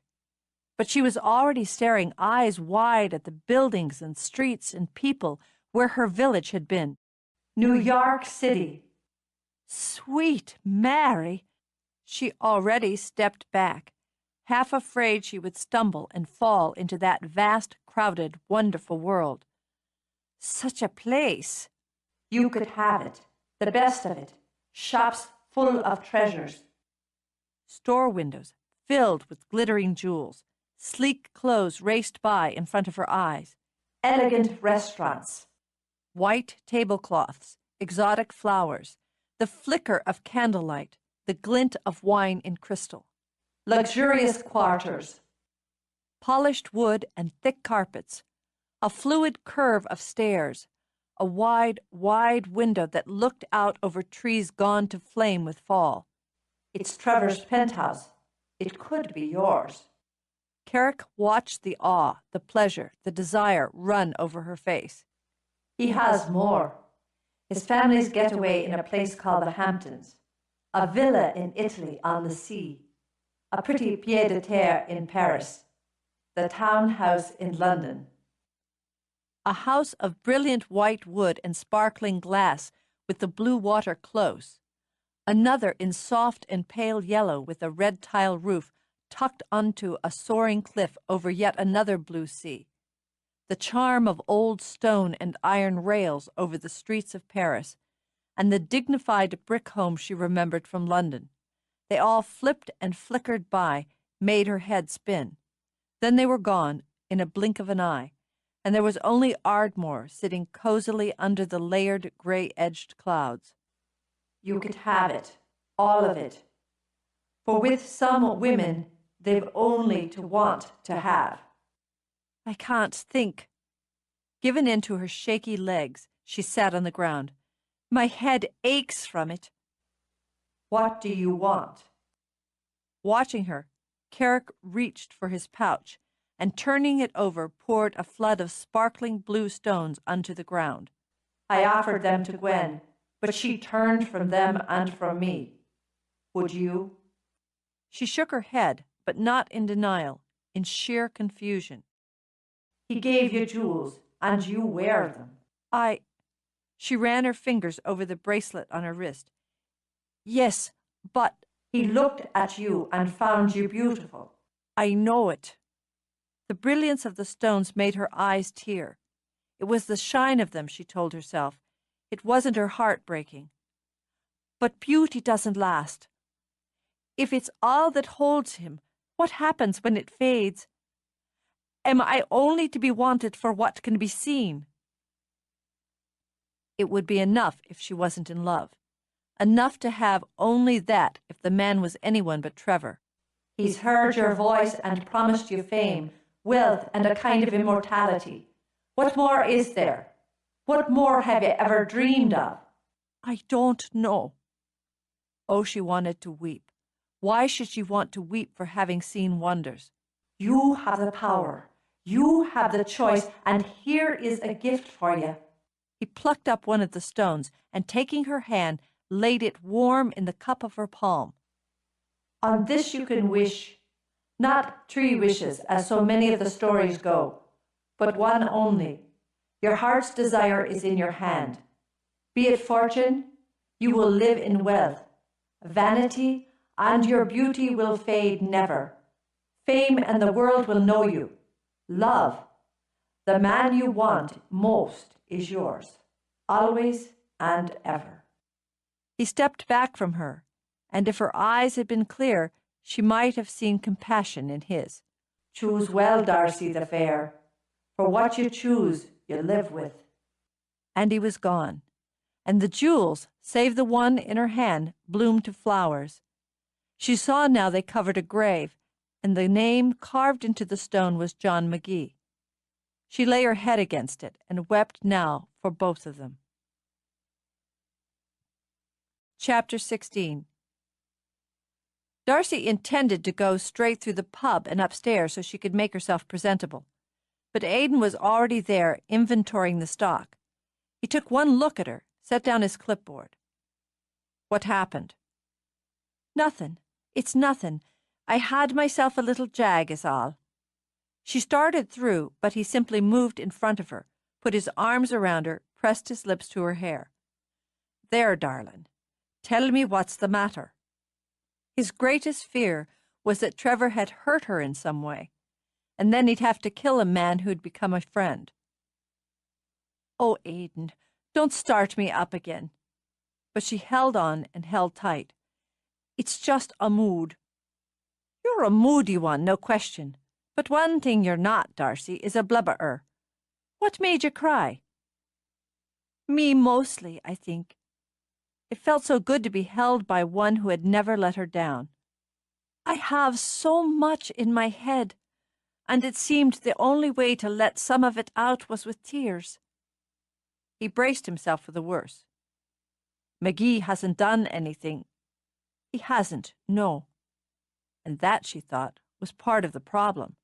He'd done nothing but be what he was, what she wanted. Aidan, tell me something. When you went traveling all those years ago, saw all those things, all those places, was it wonderful? It was. Some was grand, some bloody awful. But altogether it was wonderful. He stroked a hand through her hair, remembering. I guess you could say I had a lot in my head as well back then, and rambling was my way of getting some of it out. But you came back. She drew away then, studying his face. Of all the places you've been and seen, you came back here. Here's home. The truth is... He dabbed a stray tear from her cheek with his thumb. I didn't think I would. Not when I set out. I thought, well, here's Aidan Gallagher off to see the world and find his place in it. All the while, my place was right here, where I'd started. But I had to go away to come back. Ma and Dad, they aren't coming back. Her eyes filled again, though she'd have sworn she cried herself dry. Sometimes I miss them so much I can hardly stand it. It's not every day, or like that, but just in the once and a while it hits me that they're thousands of miles away in Boston. Impatient with herself, she scrubbed her hands over her face to dry it. I know they've come back for the weddings, and they'll come back to see your baby when it's born, but it's not the same. It's not. I miss them too. She nodded. Hearing him say it helped. I know they're happy, and that's a comfort. Every time they ring or write, they're full of news and excitement about the Gallaghers pub they've built way over in Boston. We're an international franchise now, Aidan said, and made her laugh a little. Next we'll be planting one in Turkey, or God knows. She let out a little sigh. They're happy there, and I know I'll go over and see them one day. But it makes me think that if I went away, I might not come back either. As much as I want to go to see places and do things, Aidan, I don't want to lose what's here. It's not a matter of losing, but of changing. You won't know what changes till you go. You've been needing to go since you could stand on your own feet. I was the same. It's Sean who's planted here and never had a question about it. Sometimes I wish I were like him. She looked over sharply. And if you ever tell him I said such a thing, I'll swear you're a liar. He laughed, tugged her hair. There, that's better. There's more. Sliding a hand into her pocket, she fingered the stone she carried there. I have to decide if Trevor has it right, and I should sign his contract and have him make me a singer. You are a singer. It's different. You know it. It is. Are you asking my opinion? I'd like to weigh it in. You'd be brilliant. I don't say that because I'm your brother. I have travelled, and in travelling had the opportunity to hear a lot of voices. Yours shines, Darcy, and always has. I could do it, she said quietly. I believe I could, and not make a mess of it. More and better, I think I'd like it. Attention, she said with a glint in her eye, is food and drink to me. You'd have a banquet this way, wouldn't you? I would. Trevor had me go up and talk to his man this morning, Nigel from London. He didn't paint a picture that was all rose and gilt, and I appreciated that. It would be hard work. You know how to work hard, and how to dance around the task when you've had enough, which is almost as important. Another brick of worry tumbled off her shoulder. I wouldn't have to dance if you weren't such a slave driver. And I have a feeling Trevor is cut from the same cloth. He'll push me, and I won't always like it. It sounds as if you've decided. I suppose I have. She waited a moment and discovered she felt relief instead of excitement.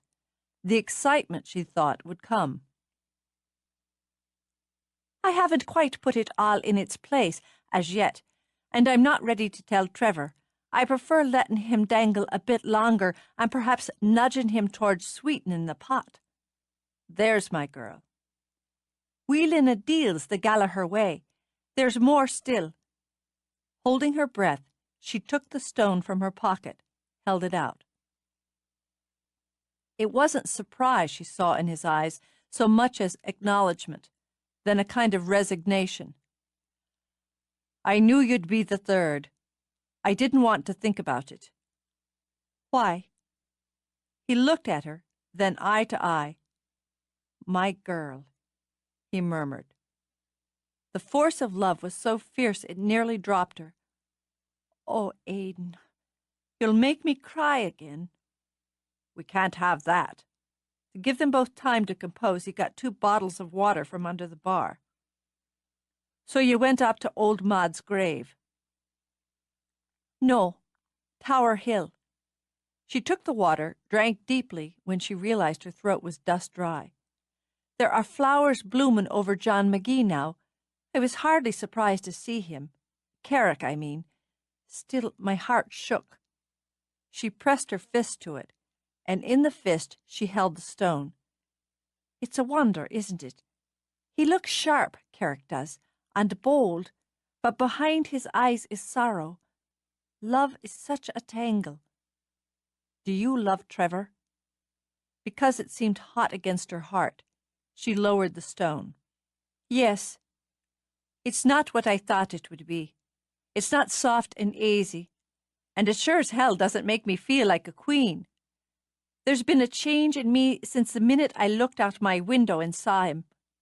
There might not have been anyone else there for a space of time, and so I should have known it was already too late to stop it.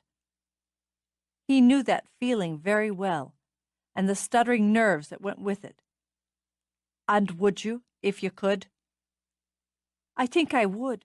Stop it, or slow it, or something until I could get my breath steady.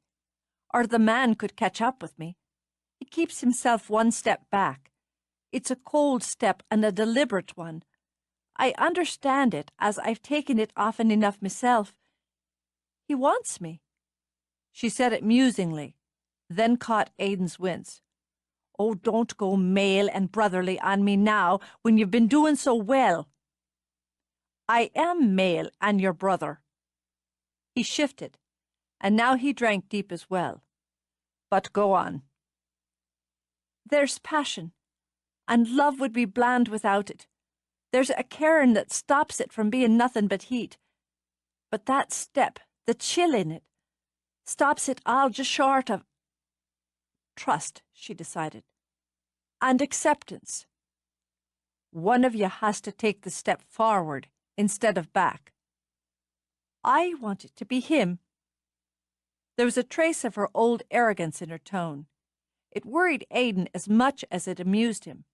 She opened her fingers, letting the stone rest on her palm where, like a heart, it pulsed its blue light.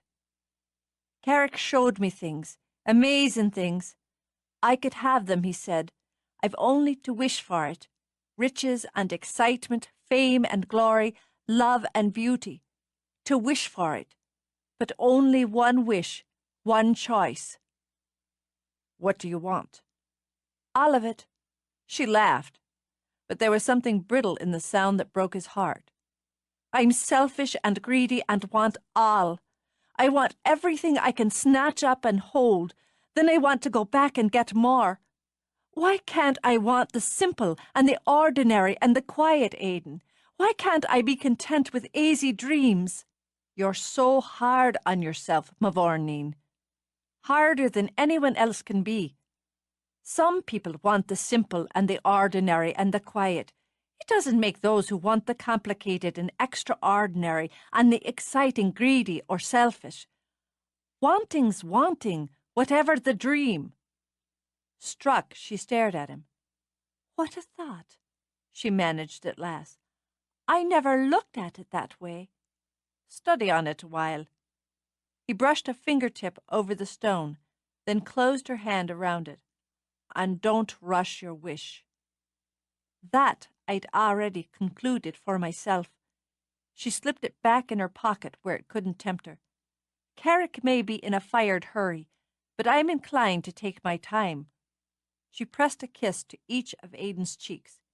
You were just what I needed, just when I needed you. She did give it time. Her talk with Aidan had settled her and made her able to enjoy the time. As the days passed into a week, she even found herself amused that neither she nor Trevor brought up the potential business end of their relationship. He was, she thought, as canny a negotiator as she was. One of them would break first. She didn't intend for it to be herself. Work on the theater progressed in a kind of stage by stage she found more interesting than she'd have believed. A change was happening right outside her window, a monumental change that had its seeds in a dream and was so much more than bricks and mortar. She wanted it for him. That, she supposed, was the nature of love, that you could want so intensely your lover's dream to come true. Now that most of the roof was on, she missed seeing Trevor out her window. He was inside the shell of the building as often as not. As the noise was as terrible as ever, she rarely kept her windows open on the off chance of hearing his voice. Whatever was going on inside, the exterior was coming right along, with men facing the base of the homely gray block with stone. With summer, the beaches drew people to Ardmore, and so the pub. Work kept her mind occupied, and for the first time she began to see just what the theater would mean to home. It wasn't only the villagers and neighbors talking of it now, but those who visited. She could stop for a moment in the crush of a lunch shift, look around at the packed tables and bar, hear the voices, and imagine what it would be like the following summer.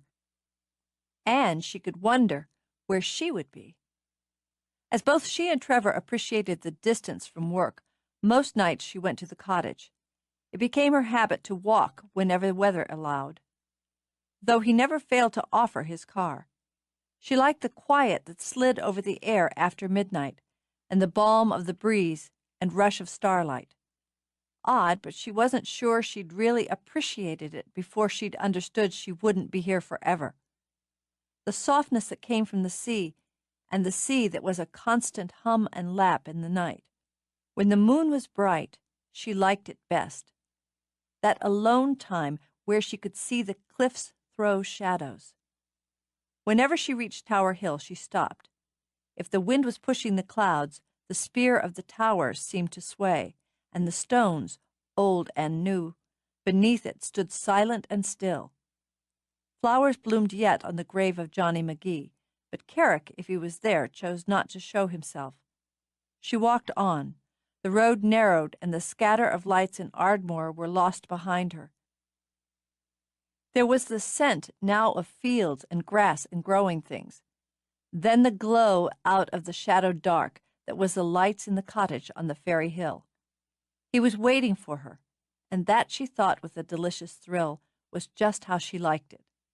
As always, her heart grew lighter, and she had to force herself not to rush to the gate. He called out to her the minute she stepped inside.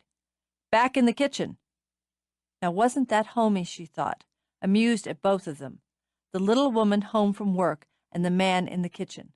It was a bit like playing house, she supposed, and tried not to worry that the house and the game wasn't for either of them in the long run. He was at the stove, which had her raising her eyebrows. He could cook, as he demonstrated at that first breakfast, but he wasn't one to make a habit of it. "Want some soup?" He stirred at the little pot, sniffed. "It's canned, but it's food. I was stuck on the phone all night and missed dinner." "Thanks, no. I managed to get some of Sean's lasagna, which I can promise tasted better than that will. If you'd called, I'd have brought you some." Didn't think of it. He turned to get a bowl out of the cupboard. One look at her and he wanted to grab her. "You're later than usual," he said, keeping his tone casual as she set a bag on the counter. "I wasn't sure you'd make it tonight." "We were busier than usual. I shouldn't say usual," she corrected and rolled the ache from her shoulder. "We've been packed every night this week. Aidan wants Sean to take on some help in the kitchen, and you'd think Aidan had brought his manhood into question. Such a ruckus. They were still going at it when I left." "Aidan's going to need another man at the bar." "I won't be the one to say so, as he'll have the same reaction as Sean. I'm not having my head bit off." She got the kettle to fill, as Trevor leaned back against the counter spooning up soup where he stood. "I'll have some tea to keep you company. Since you're eating, you might want to have what's in the bag with your tin soup." "What is it?" She only smiled and turned on the tap. Trevor set down his bowl, peeked in the bag. When his hand darted in, like an eager boy's into a pond after a prize frog, she laughed. "Bagels!" "Well, we couldn't have you pining, could we?" Delighted with his reaction, she carried the kettle to the stove. "Sean made them, lest you think I've been baking. And believe me, you're better off I haven't. He wasn't pleased with the first batch, or you'd have had them a couple of days ago. But he's well satisfied with these, so I think you'll enjoy them." Trevor only stood there, the plastic-wrapped bread in his hand, staring at her as she turned on the burner under the kettle. It was ridiculous, insane, but something was stirring inside him, warm, fluid, lovely. In defense, he struggled with a joke. "A full dozen, too. I guess I owe you $1,200. She glanced back, her face blank a moment. Then it filled with humor. $100 apiece. I forgot about that. Damn, I suppose I'll have to split it with Sean." She patted his cheek, then reached for the tea. "Well, no charge this time. I thought you'd enjoy a little bit of home." "Thank you." His voice was so serious. She glanced back, saw his face. His mouth was serious as well, and his eyes were dark and fixed on her. Her pulse scrambled, so she covered it with a shrug. "You're very welcome, but it's just a bit of bread after all." No, it wasn't. She'd thought of it. Without even realizing how much the small gesture would mean, she'd thought of him. He set the bag down, stepped to her, turned her, and laid his mouth on hers. Soft, lush, long, and deep. That something that stirred inside him swelled. He drew back, half believing he'd see what it was, what it meant in her face. But her eyes were clouded, deep blue smoke blurring whatever was behind them. "Well," she was sinking without meaning to have stepped into the bog. "I can't wait to see what happens after you take." But he silenced her. Another kiss, luxurious and tender. She was trembling, he realized, and had trembled against him before. But it was different, for both of them somehow different. The crackle of power that always snapped between them was only a low humming now, steady and true. The blood that always raced ran thick, almost lazy. Trevor. His name circled in her head, slipped through her lips. Trevor. He reached behind her, switched off the burner, then lifted her into his arms. "I want to make love with you." And saying it, He knew it would be the first time. She pressed her lips to the side of his throat as he carried her out. It was like sliding into a dream, she thought, one she hadn't known she had pooled inside her, being granted a wish she hadn't known slept in her heart. She felt treasured. When he carried her up the stairs, the romance of it made her heart ache. Music drifted through her head, harps and flutes, both low and sweet. He stopped, looked at her, and she thought he must hear it as well. Such moments were made for magic. The bedroom windows were opened so the wind danced through the curtains and brought with it all the damp and mysterious scents of night. The moon shimmered through in silver dust. He sat her on the bed, then moved around the room to light the candles that had been set out for practicality and never used. Their flames swayed and tossed soft shadows, a softer fragrance. From the tall bottle on the table by the bed, he took one of the flowers she picked from the cottage garden and put there, handed it to her. Then he sat down beside her, lifted her into his lap, and held her. The way she sighed, the way she curled into him as if she'd been waiting, made him wonder how they had missed this step, why they had both rushed to reach the peak time after time, night after night, without once lingering over the journey. This time, he promised himself. This time. When he touched a hand to her cheek, she lifted her face, lifted her mouth to meet his. Time spun out, lost importance in this new and sumptuous mating of lips. The love hidden inside her heart poured into it, without shame or fear, and still continued to rise inside her as if from a well that never emptied. Here was the compassion neither thought they needed, the tenderness both had shrugged aside, and all the patience they'd forgotten. He pressed his lips to the center of her palm. Her hands were elegant, he thought, silky of texture. They might have belonged to a princess in a castle. No, there was too much strength in them for a princess. A queen, he decided, kissing her fingers one by one, who knew how to rule. He brushed his lips over the inside of her wrist and felt her blood beat there. Music whispered on the wind as he lay her back on the pillows. Her arms came up, her fingers skimming over his face into his hair, as gentle as his had been. Her eyes weren't clouded now, but clear. "There's magic tonight," she said, and drew him down to her. They touched as if it was the first time, as if there had been no others before or would be no others after. Innocence reaching for intimacy. For that night, at least, she knew it was true and gave herself to it, to him. Through the glow of candlelight and moonbeams, they gave to each other. He tasted and she sighed. She stroked and he murmured. Sounds of pleasure twined together without rush. They undressed each other and savored the magic. His skin was tones darker than hers. Had he noticed that before? Had he paid enough attention to how like silk she was, or how passion, the gradual, glorious build of it, gave that lovely white skin a flush of rose? The taste of her, there, just at the underside of her breast. Nothing else had that delicacy of flavor. He thought he could live on that alone for the rest of his life. And when his tongue slid over her and she shivered, he was sure of it. Even when warmth simmered toward heat, when sighs became gasps and murmurs moans, there was no hurry. She crested on a long, gentle wave, her body flowing up to his. She felt golden, rich with sensation, each one somehow separate and shining even as they merged together. Love made her selfless, nudged her to give back the glory. She rose over him, slid down to him, her lips warm and tender. Her hands skimmed over him, tough muscles that quivered at her lazy strokes, smooth skin that delighted her. Now, she thought, now before greed could sneak back and steal this time from them, she clasped his hands with hers and took him into her.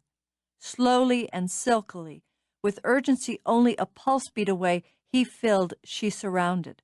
The light flickered over her skin, her hair, into her eyes, bewitching him.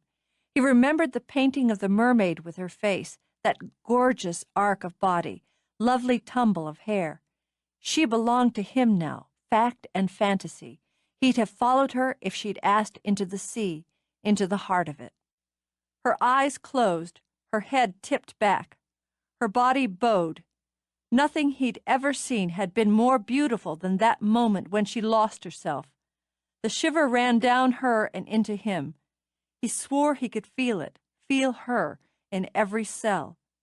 He came up to meet her, wrapping his arms around her, pressing his lips to the hollow of her throat. And it was there, holding each other, they let go of everything else and sank under the surface and toward the heart together. In the dark, wrapped around him, her mind sliding toward sleep, Darcy closed a hand over the silver disc that lay on his heart. She assumed his Irish-loving mother had given it to him, and that he wore it touched her. "What does it say?" she murmured, because the words were faded and unclear to her. But when he told her, she was already drifting, so his voice floated as out of a dream. "Forever love." Later, when they slept, he dreamed a dream of blue water shot through with sunlight like bright jewels, tipped by white waves that spewed drops like tears.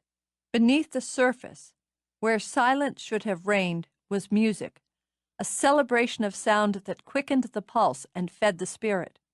He went toward it, searching shadows and light for the source. The gold sand beneath his feet was littered with gemstones, as if some carelessly generous hand had strewn them like breadcrumbs. A silver palace rose up into the blue light, its towers glinting, and a banquet of flowers spread at its feet. The music swelled, seduced, became female. A woman's voice raised in song, a siren's call that was irresistible. He found her beside the silver palace, sitting on a hill of rich blue that pulsed like a heart. There she sat and sang and smiled at him in a beckoning way.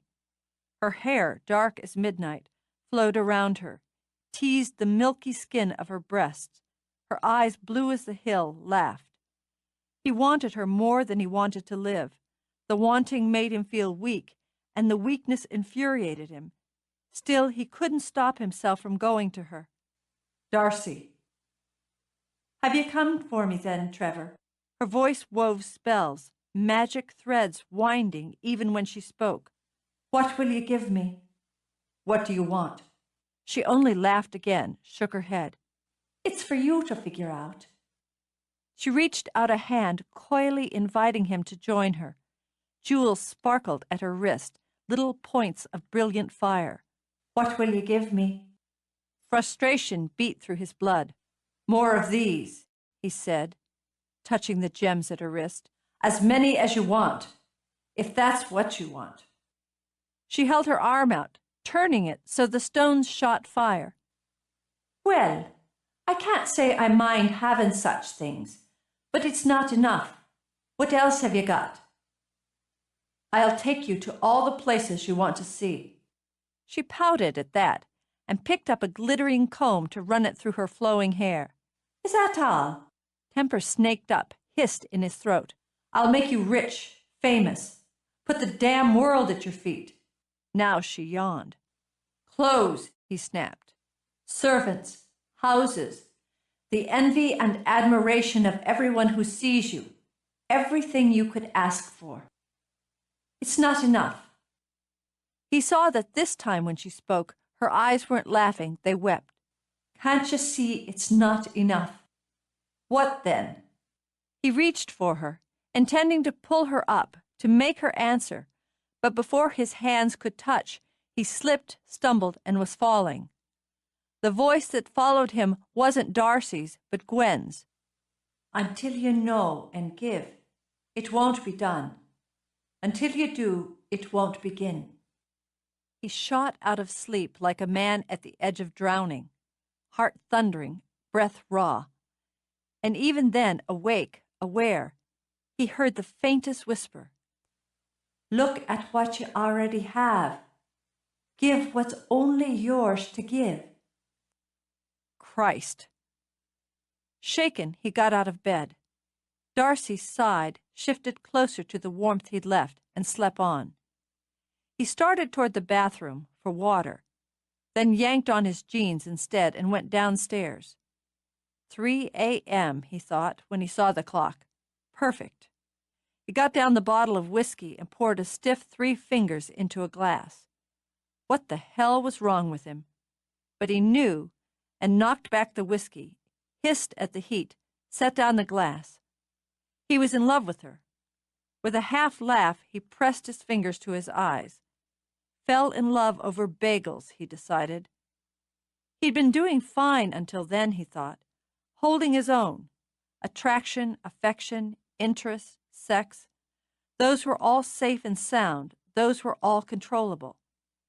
Then she brings him a bag full of baked goods, and he's gone. Joke's on you, McGee, he thought. You've been on your way since the first minute. The last slide just took you by surprise. Hell of a slide, too. He hadn't thought he had it in him. After Sylvia, when he'd done everything he could to be in love, had planned it, orchestrated it, and had failed so miserably at it, he'd been sure he simply wasn't capable of that kind of emotion toward a woman. It had worried him, dismayed him, angered him. Then he'd accepted it as likely for the best. If a man lacked something, it was only logical, efficient, to compensate for it elsewhere. Work, his parents, his sister, the theater. It had been enough, nearly enough. He convinced himself of it, and convinced himself that he could want Darcy, have Darcy, care for Darcy, without it ever being more than that. Now, without plan, without effort, she was everything. Part of him was thrilled. He wasn't incapable of love. But there was just enough fear snaking through that thrill to remind him to be cautious, be careful. He went to the back door, opened it to cool his head, with air gone damp and misty. He needed a cool and clear head to deal with Darcy. Magic, she'd said. There was magic tonight. He believed that, and was beginning to accept that there'd been magic all along. In her, in this place. Maybe it was fate, and maybe it was luck. He'd have to work it out if that luck was good or bad. Loving Darcy wasn't going to be a smooth and easy road. Then again, he'd never really wanted the smooth and easy. He didn't want what his grandparents had, the chill formality of their marriage with no passion, with no humor or affection. There'd never be anything like chilly formality with a woman like Darcy. He wanted her and would figure out how to keep her. He didn't doubt that. It was just a matter of calculating what to offer, how to offer, and when to offer what she wouldn't be able to resist. The last echo of the dream drifted back to him. Give what's only yours to give. He closed the words out, shut the door. He'd had enough of magic for one night. Chapter 17. The morning was misty. Darcy woke to light gray with rolling fog, and the bed empty beside her. There was nothing new in either. The fog would burn off before long, if it was meant to, and as far as she could tell, Trevor was always up before dawn. The man was a robot when it came to such matters. She rolled over, wishing he was there to cuddle up against, and knowing, because he wasn't, she wouldn't sleep for wondering what he was up to. She supposed neither of them had gotten a reasonable night's sleep since they'd become lovers, but running on sexual energy seemed to be working. She felt wonderful. She rose to take her robe from the hook in the closet. She had clothes in there as well, and other things she deemed necessary for basic living throughout the cottage. It was a kind of living together they were doing, she knew, and had been all summer, though neither of them mentioned it. In fact, they took great pains to avoid the subject as if it were politics or religion. He had a few things in her rooms over the pub, for the times he stayed there, and though it was a first for her, this having her things on a man's shelf and his on hers, it had been a casual process, this shifting of items from place to place and melding of homes and lifestyles. Casual, she thought, as she walked into the bath to turn on the shower, because that's how they treated the entire business between them. Yet there had been nothing casual in what had happened the night before. The scope of it was, she stepped under the spray, closing her eyes, tilting back her head. It was beyond anything she'd experienced before, anything she'd known two people could create between them. It had to have been the same for him. He couldn't have touched that way, been touched by her that way, unless he felt something deep and something true. Love-making. Dreamily, she circled soap over her wet skin while the steam rose and closed her in. She hadn't understood what that meant before Trevor. Not what it could mean. Vulnerability. She'd never realized that being vulnerable to someone else could be beautiful, safe and warm and lovely, just as knowing that for that stretch of time, in that soft world, he'd been vulnerable as well. Here, at last, was a man she could open herself to completely, to promise herself to, and trust and love and cherish. They'd spend their lives together, going wherever fate took them, grabbing hold of what life offered and making more from it. Through rushed days or quiet nights, in solitude or crowds, making children, building homes. She would make her mark beside him and open all the doors she'd always longed to pass through. It was possible to have everything after all, she thought. All you needed first was love. He heard her singing of it when he stepped into the bedroom, of love and longing. It made him ache. He stood while her voice slipped through the door she hadn't quite closed and twined around him. He waited until her song ended, until he saw her moving around the room through the narrow opening. He'd spent part of his wakeful night deciding just what to do about her. He gave the door a quick knock with his knuckle, eased it open. She'd already wrapped a towel around herself and was slathering on the cream she kept in a little white pot. He thought it smelled like warm apricots, and it never failed to whet his appetite. Her hair was wet and curled and wild as it was in the painting she had in her room. It reminded him uncomfortably of his dream. "I brought you some tea." "That's lovely, thanks." She took the cup, smiling at him. Her eyes were still dreamy from her song. "I thought maybe you'd gone on to work already. I'm glad you didn't." She moved closer to touch her mouth to his. She felt soft everywhere from wishing he'd take her back to bed to make love again as they had in the night. "I was about to come up and wake you." Wanting her clouded his brain, just as the steam clouded the bath. So he stepped out, kept the door open. "You beat me to it." She sipped the hot tea as the air in the bedroom shivered in and chilled her. "And what did you have in mind for after you'd waked me?"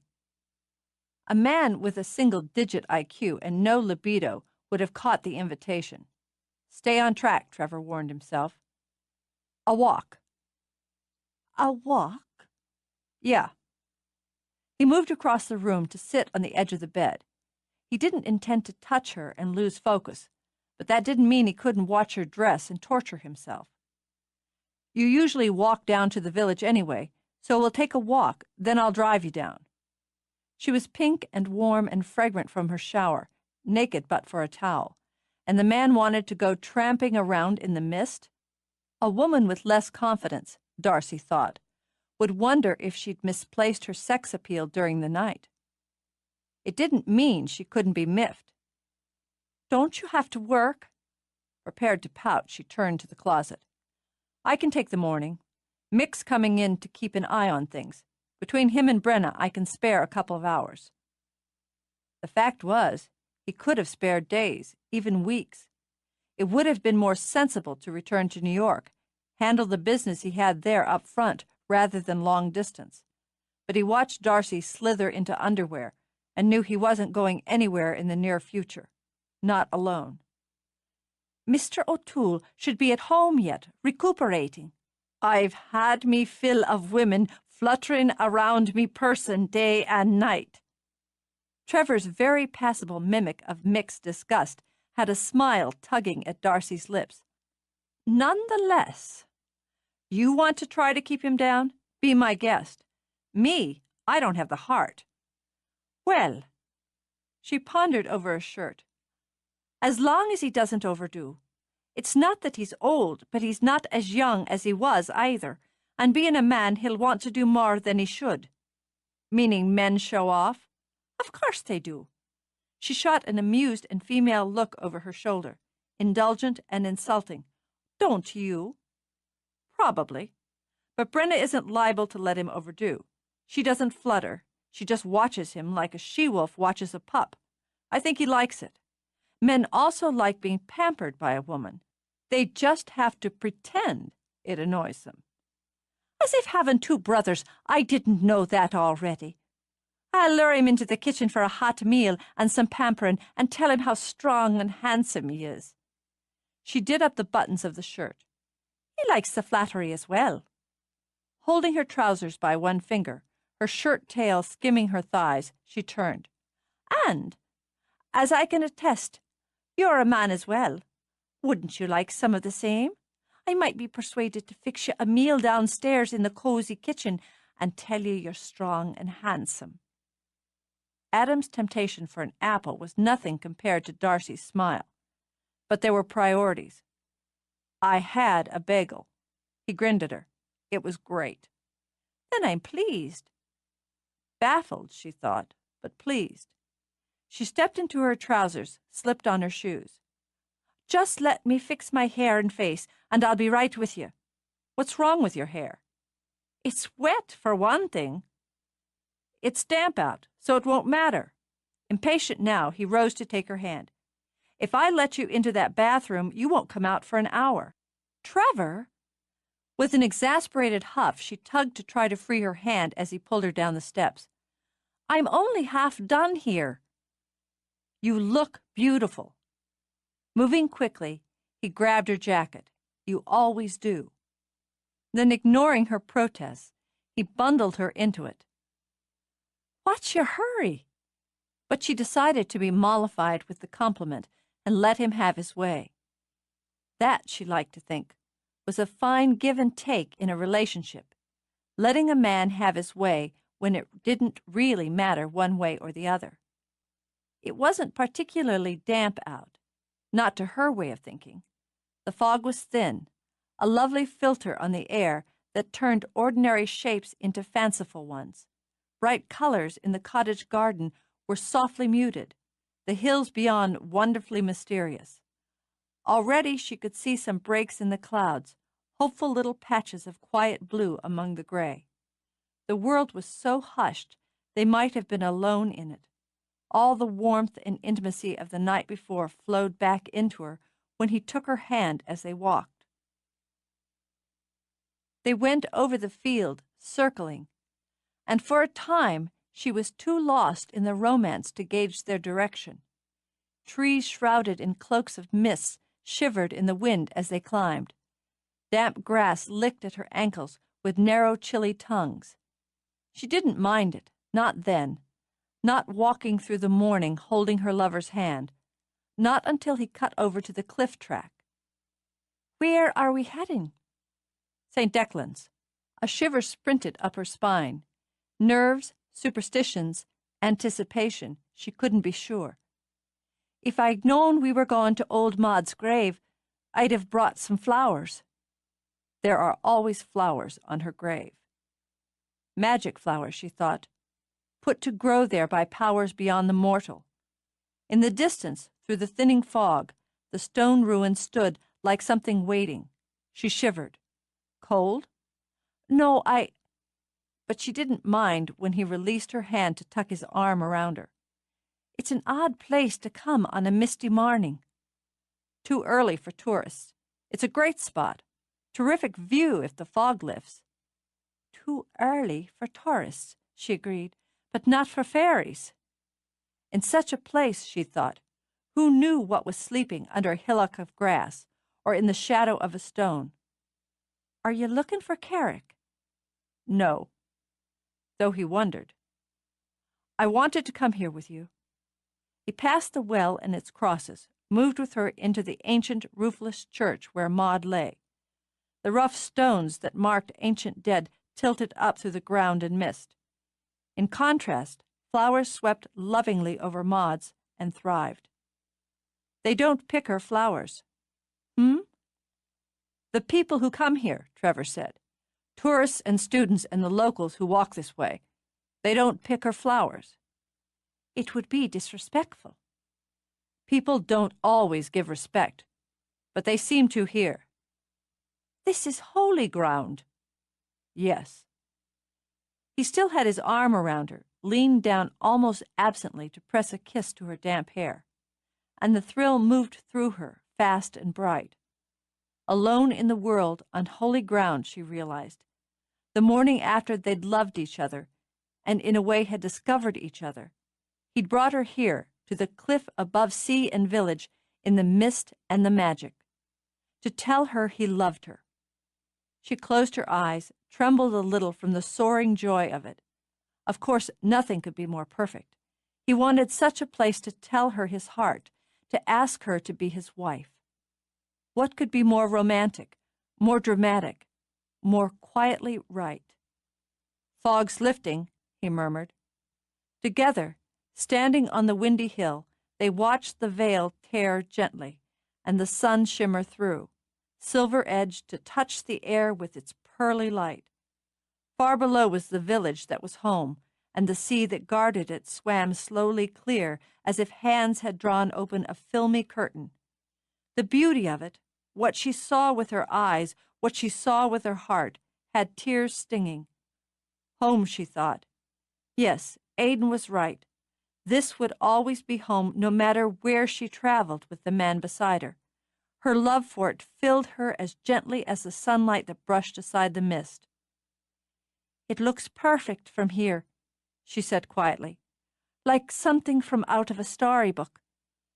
I forget that when I'm down in it, going from day to day, doing what's needed to be done. Swamped with emotion, she rested her head on Trevor's shoulder. I used to wonder why Maud chose to rest here, away from family and friends, and most of all away from her Johnny. But this is why. This was the place for her, and she's not away from her Johnny at all. She never was. That kind of love's a miracle. He wanted one for himself and meant to make it happen. Love's always miraculous. Tell me quickly, she thought, so I can tell you back. It seems to be the order of the day around here. Now she thought, and wondered if a body could die of sheer happiness. It is beautiful, and full of charm and drama. But there are other places in the world, Darcy. She frowned, puzzled, then almost instantly smiled again. Of course, he thought he needed to prepare her, to explain how his work had him traveling before he asked her to go with him. I've always wanted to see those other places. She could ease the path for him. Another give and take, she thought, nearly giddy, in a relationship. To go and see and do. Just recently, I came to realize that wanting that doesn't mean I don't love and appreciate what I have here. Wanting to go just means coming back. You can see all those other places. He drew her away, his hands on her shoulders, his gaze intent. She had the sudden thought that here, now, finally, she was going to be offered her heart's desire, and the only man she'd ever loved would propose to her when her hair was wet and her face naked. Damn. The foolishness of it made her laugh and reach for him. He loved her just as she was, and that was a wonder. Oh, Trevor! It'll be work, but exciting work, satisfying, fulfilling, lucrative. Of course, but The romantic haze parted, much as the fog over the sea. Let the last part of his statement swim clearly into her mind. Lucrative? Very. The sooner you sign, the sooner we can get started on the groundwork. But you have to take that step, Darcy. Make the decision. The step? She touched a hand to her temple as if dizzy, then turned away. How could she take any step when she had no balance, she thought? She had no balance at all. Who would, after being struck by such a blow? It was the contract he spoke of, not love, not marriage, but business. Sweet God, what a fool she was! What romantic fantasies she'd woven, and how completely she'd stripped herself of defenses. And the worst of it was, he didn't even know. We've come here, is it, to talk of contracts? Step one, he thought. Get her signed, sturdily connected to him. He'd show her the world and all the things she wanted. Once she had a taste of them, he'd offer her a feast, anything and everything she'd ever wanted. I want you to have what you're looking for. I want to be part of getting it for you. Celtic Records will nurture you and build your career. I intend to see to it personally. See to you. The package. She tried to swallow the bitterness, but it stuck in her throat when she looked back at him. All she'd ever wanted was standing right here, with his hair blowing in the breeze and his eyes too cool for her to reach out and touch him. That's how Nigel put it. So you'll see personally to the package? And keep you happy. I can promise that. Cold now, she angled her head. How much do you judge it takes to keep me happy? To start, on signing? He named a figure that would have taken her breath away if she hadn't been so cold, so bloody cold. Instead, she met the offer with a cynical lift of brow. And how much of that, may I ask, is for the talent? And how much is because I'm sleeping with you? His eyes fired quickly and went hard as stone. I don't pay women to sleep with me. That's insulting to both of us. You're right. Finally, the pain ate through the ice and made her weak. I'm sorry for that. It was badly put. Others will say it, though. Nigel warned me of that. He hadn't thought of it. It only showed how tangled up he was in her that he hadn't thought of it. You'll know better. What else matters? She walked away from him, back to Maud's grave, but found no comfort in the flowers or the magic or the dead. It's easier for you, Trevor. You have the armor of your position and your power and your name. I'll come into this without any of that. Is that what's stopping you? He went to her, turned her back. Are you afraid of words spoken by jealous idiots? You're stronger than that, Darcy. Not afraid, no, but aware. The business is separate from our private life. But he was merging them and knew it. You have a gift, and I can help you use it. What's between us otherwise is no one's concern but our own. And if what's between us begins to fade, if one or the other of us should decide it's time to move on there, or away, what then? It would kill him. Even the thought of it stabbed his heart. It won't affect the business side. Maybe we should have a separate contract saying so. She meant it sarcastically, even cruelly, and was stunned when he only nodded. All right. Well, then. Well. She let out a shaky breath and walked over to look down at Ardmore once again. So that was how things were done in his world. Contracts and agreements and sensible negotiations. Fine. She could handle that. Would handle that. But just let him try to walk away from her down the road. Let him try, and he'd find his legs across the room from the rest of him. He knew nothing of wrath. All right, McGee. Drop your papers. Ring your solicitors. Strike up the band, whatever else needs doing. She didn't turn back, but whirled, and her smile glittered hard and gorgeous. I'll sign my name. You'll get your voice. You'll get the whole flamin' package. God help you. God help us both, she added silently. Relief came to him in a wave. He had her, and was on his way to keeping her. You won't regret it. I don't intend to. Her eyes were sharp enough to cut glass when he took her hands again leaned toward her. No, you don't. I don't seal business arrangements with kisses. Point taken. Solemnly he shook her hand. Business concluded? For the moment. So now he wanted a woman, a lover. Fine, then. She'd give him his money's worth there as well. Deliberately she ran her hands up from hips to ribs, over chest, unto shoulders, sliding her body into his. Provocative, taunting, she nipped, retreated, nipped until she tasted frustrated desire, until she saw the flash of it heat his eyes to smoke.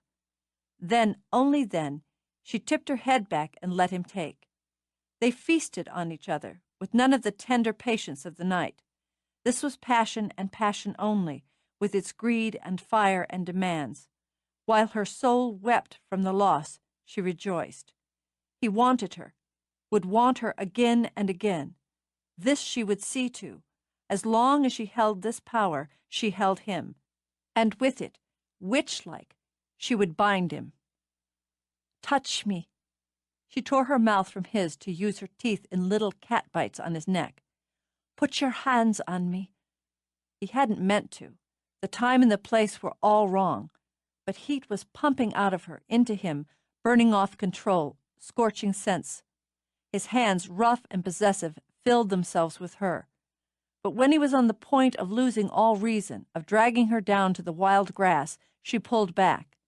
The wind caught her hair and swirled it as if in water. The sun shot into her eyes and glittered there. For an instant her beauty was cruel. Later, she said, and lifted a hand, lover-like, to stroke his cheek.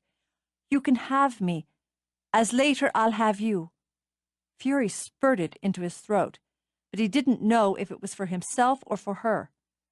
That's a dangerous game, Darcy. And what fun are they if they're not? You'll have what you want from me on both counts. Be content that here you've had my word on the first and a fine taste of the second. He was just raw enough to risk asking, What do you want from me? Her lashes lowered, a shield against grief. Didn't you bring me up here because you'd figured that out for yourself already? I guess I did, he murmured. Well, then. She was smiling again when she held out a hand. We'd best go back as the marnin's wasting, and I never did finish my tea. Cheerfully, she gave his hand a little squeeze as they walked, thinking, Let's just see if you can keep up with me, you blind, thick-headed bastard. And will you be willing to share your bagels with me? He ordered himself to match her mood. I could probably be persuaded to share. Neither of them looked back as they walked away, or saw the air ripple and shred. Fools, Carrick muttered, scowling from his perch atop the stone well. Stubborn, bone-brained fools. I'm just my luck to be stuck with them. One step away from happiness, and they spring back as if it were bared fangs. He leaped off his seat, landing an inch above the ground. In the next instant he was sitting cross-legged by Maud's grave. I'm telling you, old friend, I've just no clear understanding of mortals. Maybe they are just in heat, and I'm wrong about them. Brooding now, he stuck his chin on his fist. The hell I am, he decided. But it didn't lighten his mood. They're stupid in love with each other. And there, I think, lies the problem. Neither of them knows how to handle stupidity. Afraid of it is what they are.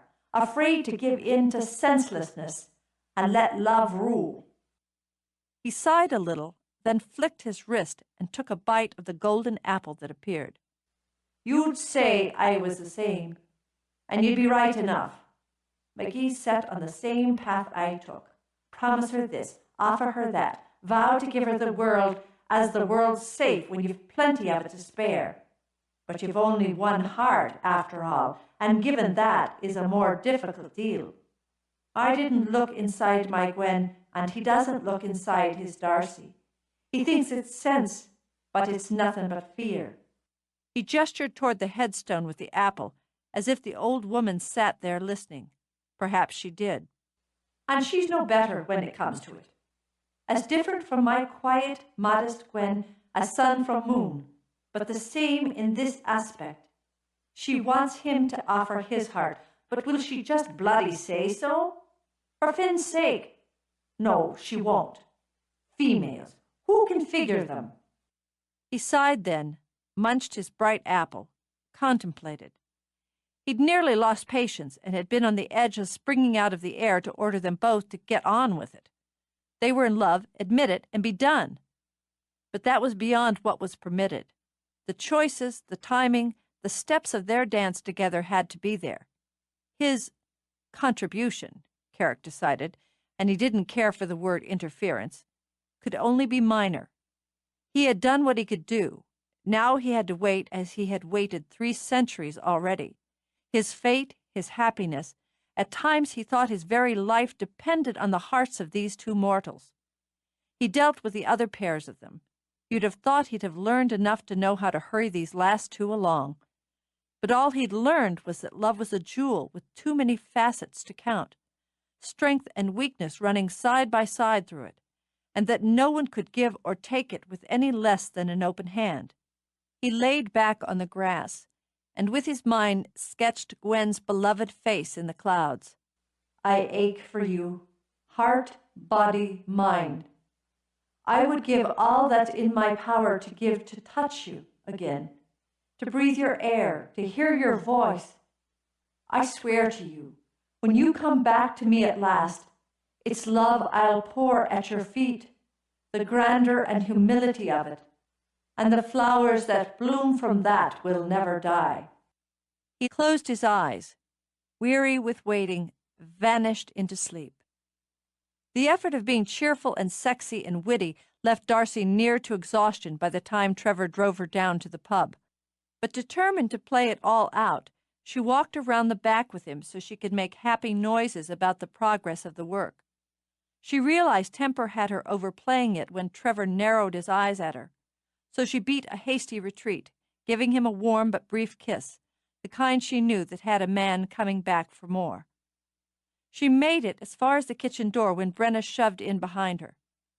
"What's the matter?" Brenna asked immediately. They'd known each other since birth, understood each other's moods often better than they understood their own. "Come upstairs, can't you?" Such was the nature of their friendship that Darcy didn't have to wait for an answer. She went up fast, shedding her brightness and cheer as she might have shed clothes. "I've a headache." The brutal pounding sent her straight to the bathroom cupboard for aspirin. She chased it with water, drinking the whole glass down. Their eyes met in the mirror. Brendan knew that sleek and shiny look. Like a panther's it was, hid some deep hurt. What did he do? Darcy had to laugh, though the sound was brittle. How marvelous it was to have a friend who simply knew where the blame lay even before the offense was cited. He offered me a fortune, a small one, I suppose, by his standards, but hefty enough by mine, enough to set me on the way to where I'm going, and in fine style.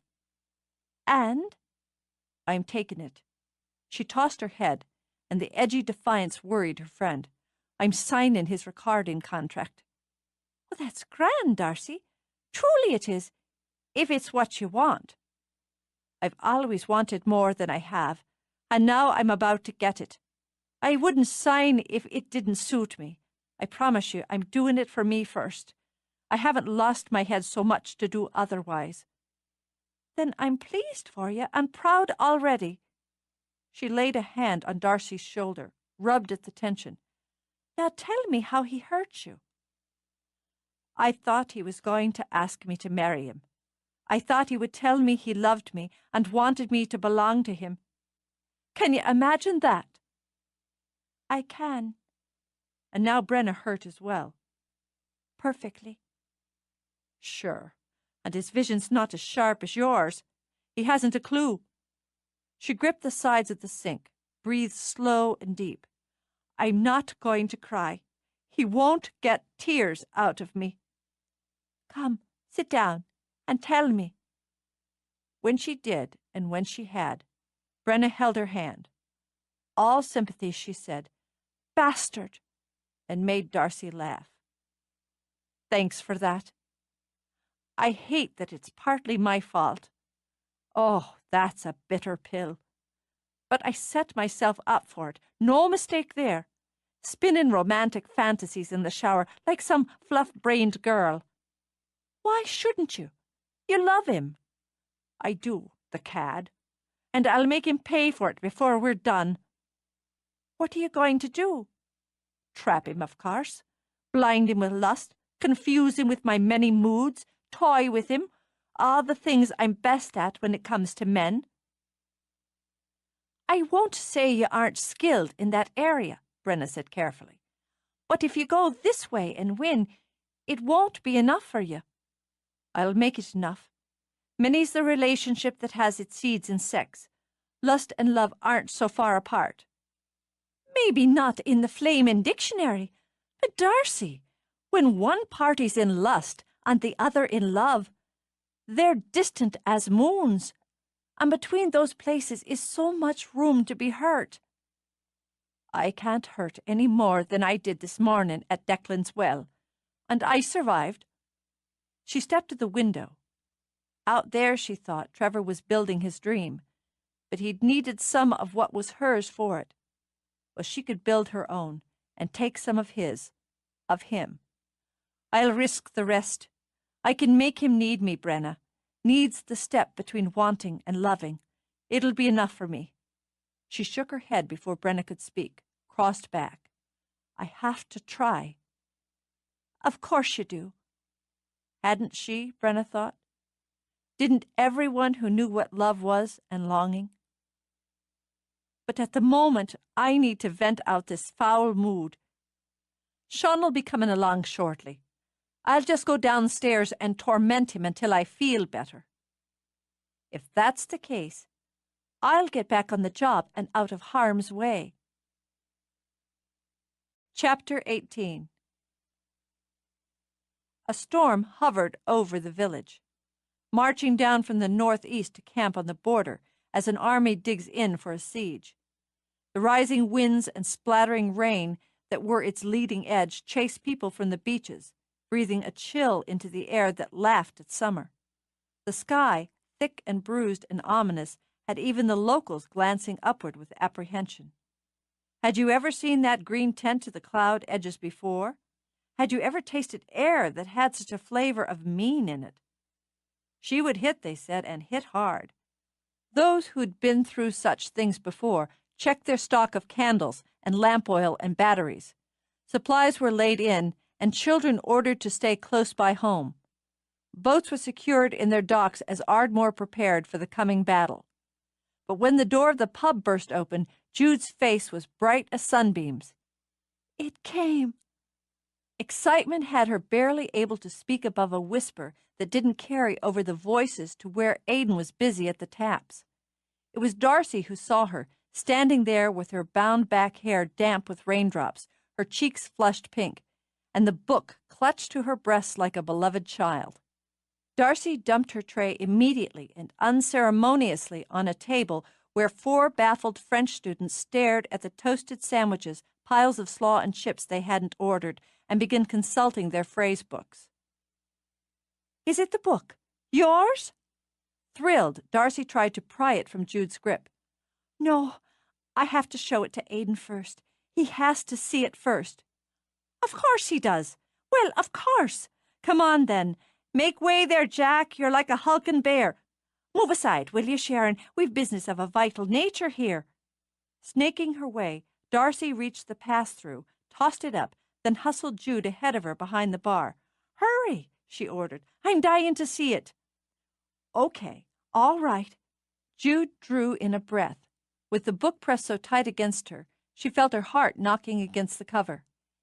Aidan? He served a pint at the bar, took the coin. Jude. Hello, darling. Can't you find a seat? No, We'll cozy you down in the snug, but I want you home and tucked in before this storm hits. 2 pints Smithwick's?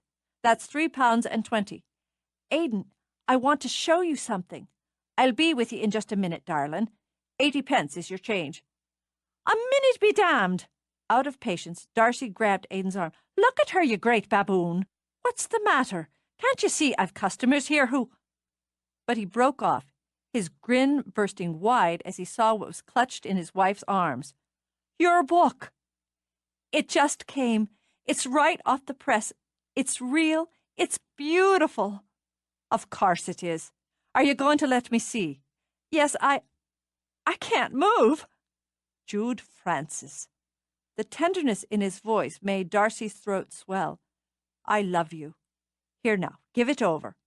Gently he tugged it out of her grip, studying the back cover first, where her picture was printed. "Isn't she pretty? My Jude, so solemn-eyed and lovely."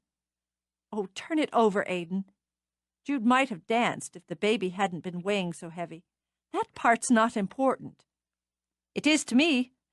Everyone can look at this and see what fine taste I have in wives." But he did turn it over and let out an ah of delight. Jewels of the Sun and Other Irish Legends, Jude Francis Gallagher. The title ran across the top, and her name across the bottom of a brilliantly colored illustration depicting a man in silver and a woman with pale hair riding across a bold blue sky on a winged white horse. "It's beautiful," he murmured. "Jude Francis, it's beautiful." "It really is, isn't it?" She didn't mind the tears that slid down her cheeks. They felt wonderful and right and well-deserved. "I can't stop looking at it, touching it. I thought I knew how much it meant. I wasn't even close." "I'm so proud of you." He lowered his head to press his lips to her forehead. "You have to give this one to me, so I can sit and read every word." "Start now, with the dedication." When he opened it, began reading the flyleaf, she turned the pages herself. "No, you can read that later. Read this now." Indulging her, he began to read. Then his eyes changed, darkened, lifted to hers. The look that passed between them was strong and vibrant. This time when he kissed her, he took her mouth. "Agra" was all he said when he lifted his head, laid his cheek against her hair. "My love." "Take Jude back in the snug," Darcy murmured. "She shouldn't be on her feet so long. Take some time with her. I'll see to the bar here." "Thanks. Just let me settle her in, get her some tea." Emotion still swirled in his eyes as he handed Darcy the book. "Have a care with it." Ignoring customers, Darcy opened the book and read what Aidan had. "For Aidan, who showed me my own heart and gave me his. With him I learned there is no magic more potent than love." "May I see it?" Eyes drenched, Darcy looked across the bar at Trevor. Because she was unable to speak, she handed the book to him and immediately started the first layer on a pair of Guinnesses. "It's gorgeous." "Of course it is. It's Jude's." Saying nothing, he walked behind the bar, set the book on a shelf out of harm's way, then took out his handkerchief. "Thanks." She sniffled, dried her eyes. "Sentiment looks lovely on you." "It doesn't get the work done. It's Aidan's turn to be sentimental now. I'll take mine later." She got her breath back, tucked the handkerchief in her pocket, just in case. "Isn't it wonderful?" She did a little step dance, then beamed at the next customer who came to the bar to order. "My sister's a famous author, and this is her book." She snatched it back off the shelf. "It'll be in bookshops in just a couple of weeks now. You should buy it as soon as you can. Now, what can I get you?" "Darcy, are you ever picking up these orders, or do I have to serve as well as cook?" Obviously put upon, Sean came through the kitchen door carrying a loaded tray. "Look, you pea-brain." She turned, all but shoved the book under his nose. "It's Jude's." He set the tray on the bar with a clatter and made a grab for the book. "One drop of chip fat on this, and you're a dead man." "I know how to be careful." He took the book as if it were fragile china. Brenna has to see," he announced, and was back out the door like a shot. "They'll grubby it up between them. Wait and see." Huffing out a breath, she turned back, a little shocked to see Trevor exchanging pints he'd drawn himself for payment. "Well, look at himself, mannin' the bar." "I can handle it until Aidan's back, if you want to serve those lunch orders before they're cold." "Do you know how to build a Guinness?" "I've watched enough of them being constructed." "Some people watch brain surgery. Doesn't mean they should be handed a knife." But she picked up the tray. "We're grateful for the help." "No problem." It gave him a chance to watch her work and to think. For the last few days, she'd kept him balancing on a keen and delicious edge. In bed, she was a siren, and out of it, a tease. She was tireless, energetic, capricious, and fascinating. And somehow through it all, he would have said heartless. Something had been off, he decided, between them since the night they'd made slow and gentle love. He couldn't pinpoint the change, only knew the change was there. He saw it when he caught the cold and steady gleam of calculation in her eyes. Then again, she was a woman who made no secret of her calculations. He accepted that, and in many ways admired that lack of artifice. But the Darcy he'd just seen hadn't been calculating or capricious or self-interested. She'd been thrilled, excited, and sentimental enough to cry over Jude's accomplishment, her brother's pride. It was odd to think that in all the weeks he'd known her, he'd only seen her shed a tear over someone else's pleasure. Where she loved, she was both vulnerable and generous. He wanted that vulnerability, that generosity. He wanted that love.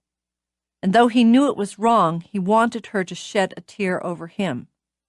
It was time, he thought, to push her a little closer. He waited until the shift was over, until Aidan left to take Jude home. "She's worn out." Darcy stood in the doorway, watching them drive off the short distance to the house. "Such excitement. He'll persuade her to lie down a bit. Oh, the wind's kicking." Closing her eyes, she let it batter her, reveled in it. "The storm will hit full before nightfall. Then we're in for it. You'd best batten down your hatches, McGee, for there's a gale coming. I'm heading back to the cottage shortly anyway. I've got work there to deal with. You're getting wet." "Feels good after all the crowd in here today." But she closed the door in the wind and spitting rain, locked it. "I'll wager you £10 to your 5 that you'll be working by candlelight this night." "That's a sucker bet. I'm no sucker." "Pity. I can always use an extra 5. She began to gather empties, not yet gathered. "We'll be packed tonight.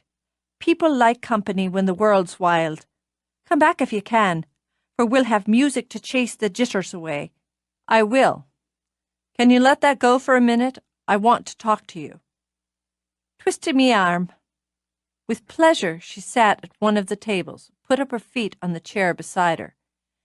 "Days like this, you wish you had 3 arms and twice as many feet." "Looking forward to serving your last pint?" Not as much as she'd expected, but she nodded. "Who wouldn't be?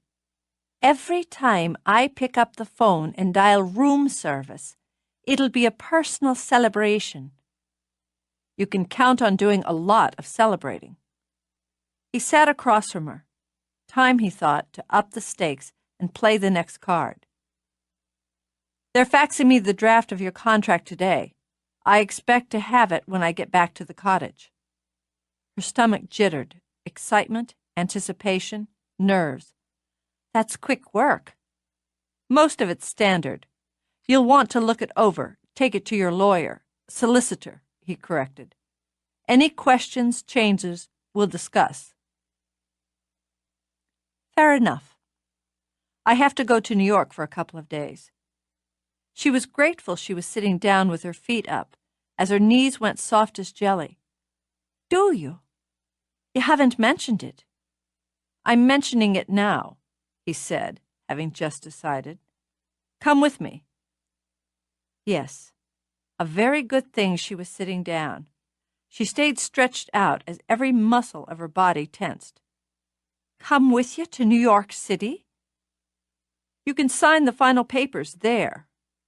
On his turf, he thought. We'll celebrate. He wanted her to meet his family, see his home, his life. The business won't take that long. I'll show you the city. And give her a taste of what he could offer her. Trevor and New York. The thrill of being with him in a place she'd seen in dreams and illusions. I can't think of anything I'd enjoy more.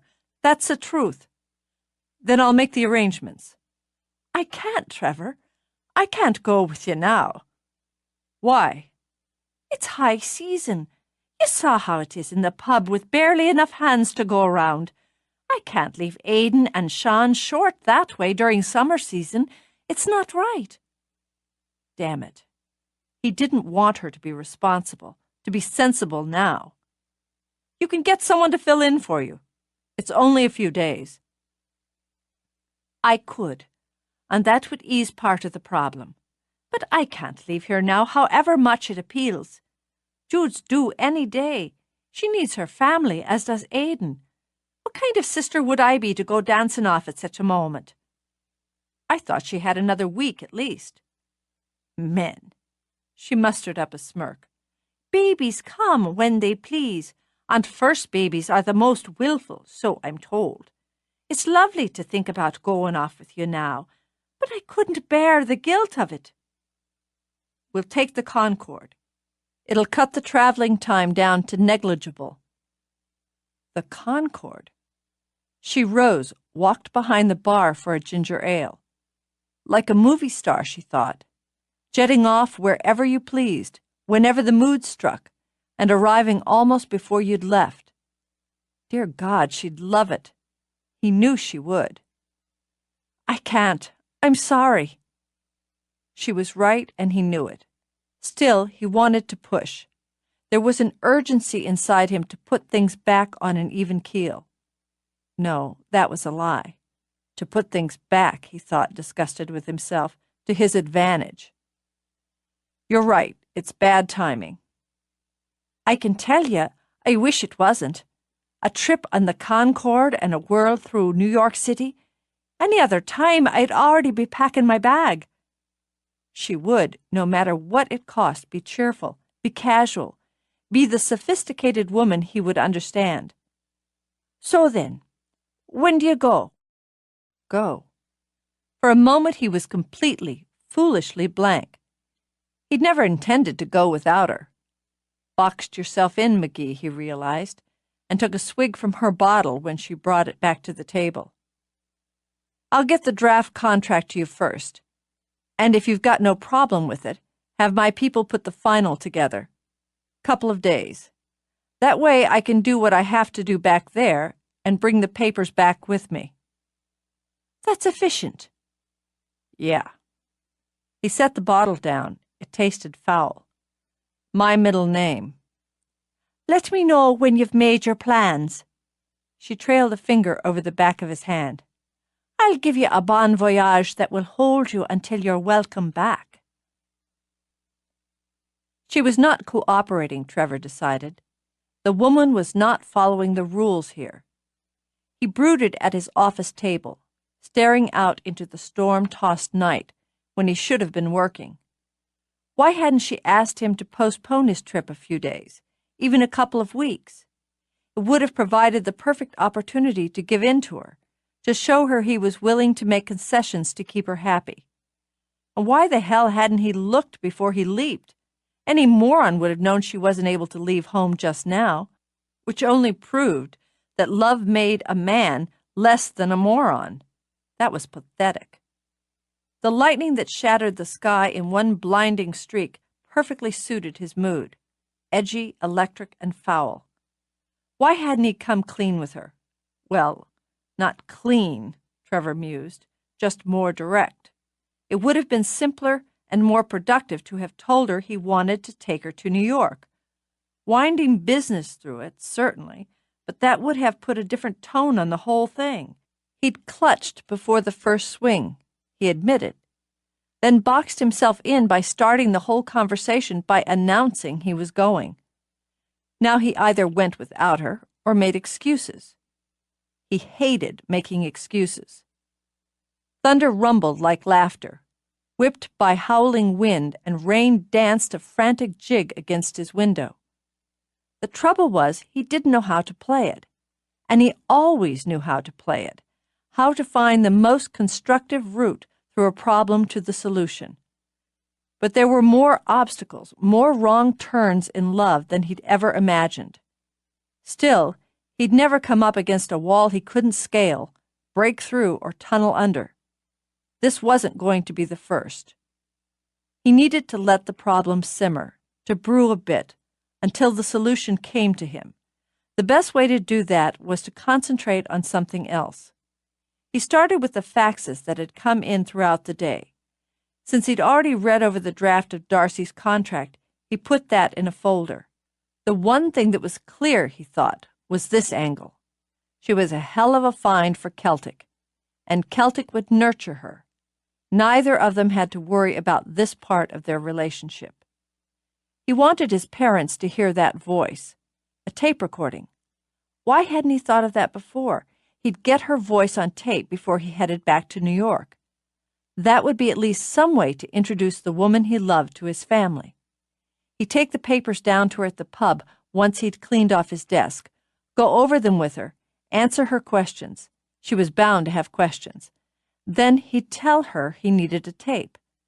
Satisfied with the idea, Trevor set the folder down, turned to his other paperwork. He thought about going down and making more coffee, foraging for a meal. He didn't want to eat alone, and that annoyed him. It had never bothered him before. The fact was, he wanted to chuck even the idea of work and go down to the pub where there were people, where there was Darcy. Despite the risk of the storm, he ran his email instead. He knew he should shut the computer down, but he had to do something to keep busy, to stop himself from leaving the cottage for the pub. It gave him perverse satisfaction imagining her watching the door, wondering if and when he'd come through. He didn't care how stupid that made him. It was the damn principle. The business inquiries came first, as was his habit. He answered them, printed out or saved what he wanted a record of, then shifted over to personal posts. One from his mother gave him his first smile in hours. "You don't call? You don't write?" "Well, not often enough. I think I've convinced your father that what we need is a nice trip to Ireland. It's taken very little convincing, actually. He misses you as much as I do, and I think he wants to get his fingerprints on the theater. I hope it's progressing well, and I'm sure it is under your hand. He's already started shuffling work and schedules, though he doesn't think I know it. I'm doing the same. If all goes well, we'll come next month. Once our plans are finalized, I'll let you know all. I assume you're well, as you haven't said otherwise, and busy because you always are.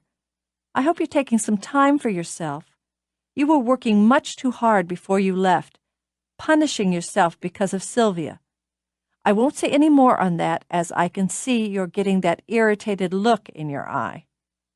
No, I lied. I'll say one thing more. Give yourself a break, Trevor. No one, not even you, can live up to your standards. There, I'm done. I love you. Prepare for an invasion. Mom.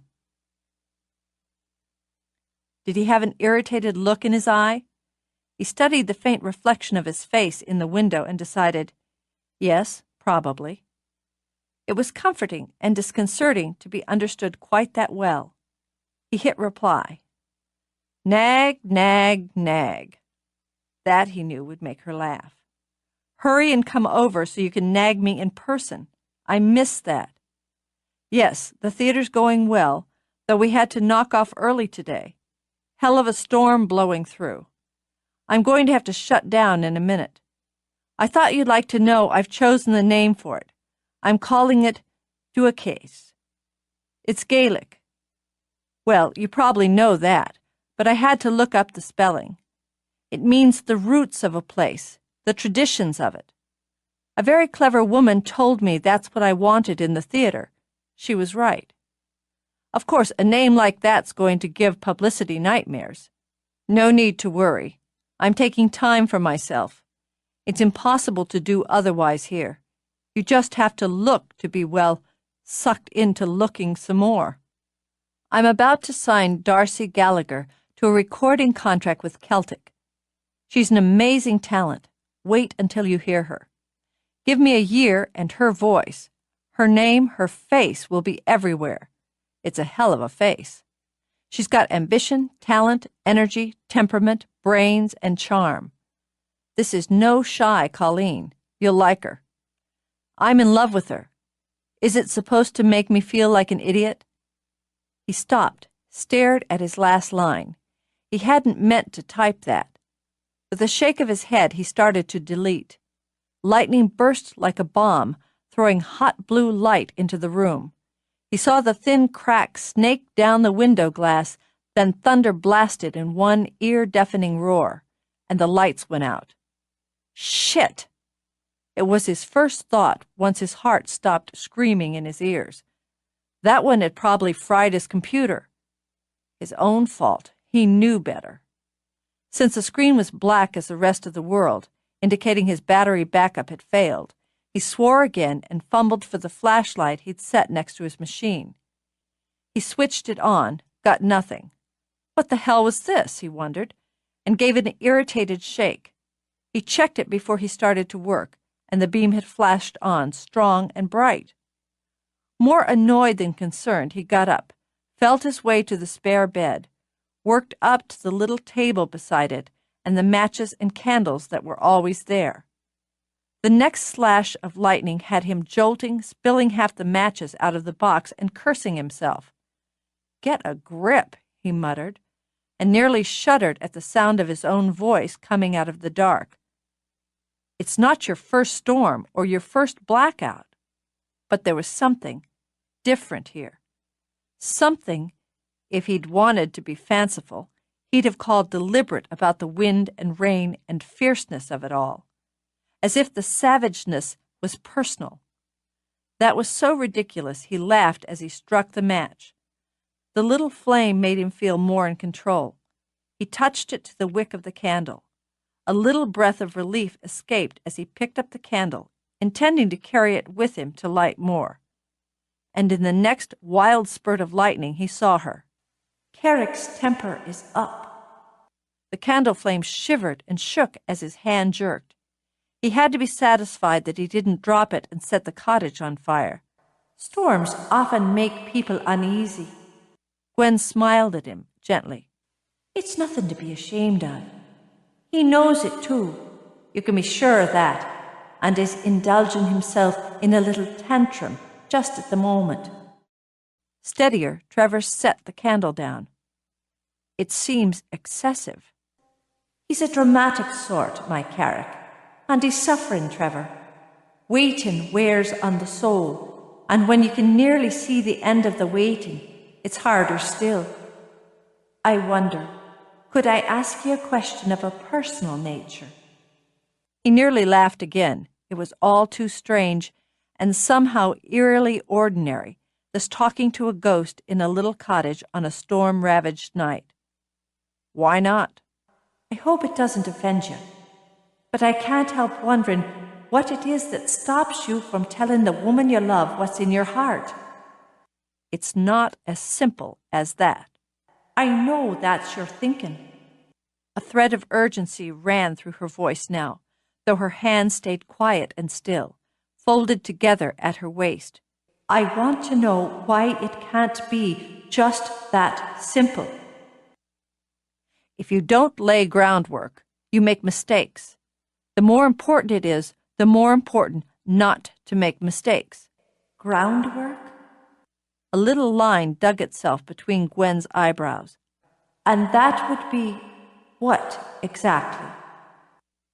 With Darcy, showing her what she can have, the kind of life she could live. By that you're meaning all the grand things, the riches and wonders. Yes, that's right. Once she sees... He broke off, seriously alarmed when the floor shook under his feet. But before he could move, Gwen held up a hand. "I beg your pardon. I've a temper of my own."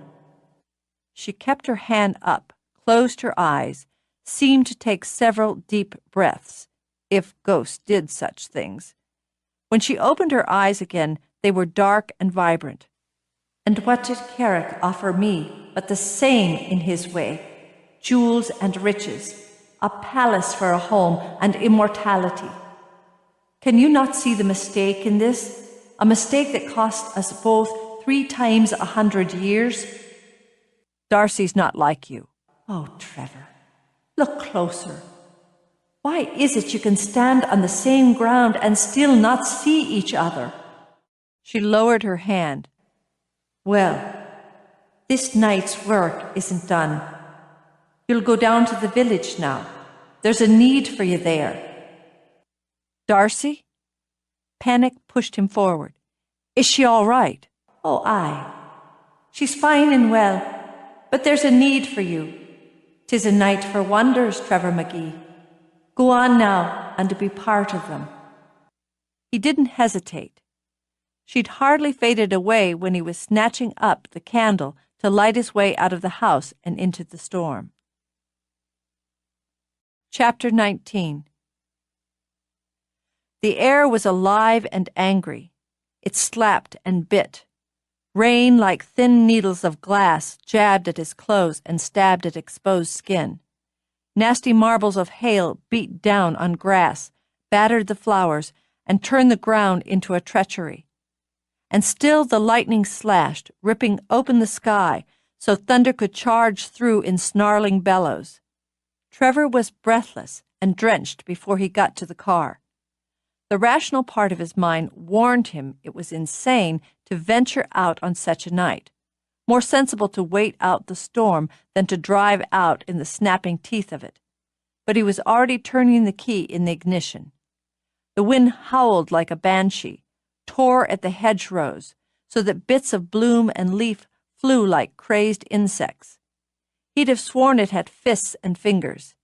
His headlights made twin slashes through the wall of rain, spotlighting the full fury of it.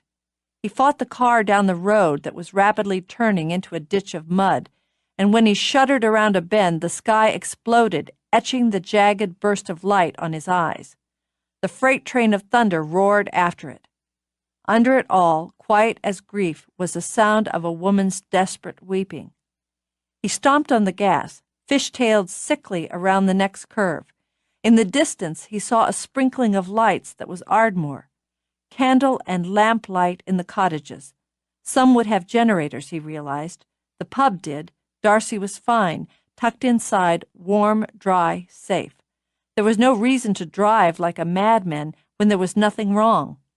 But the sense of urgency, the brutal need to hurry, stayed with him. With his hands viced on the wheel, he skidded around the turn at Tower Hill, and his car stopped dead. What the hell is this? Frantic, infuriated, he twisted the key, pumped impatiently at the gas, but all he got in return was a faint and mocking click. Swearing, he punched the glove compartment, grabbed out the flashlight he kept there, and felt only grim satisfaction when the beam shot on. With its next violent gust, the wind nearly swept him off his feet when he climbed out of the car.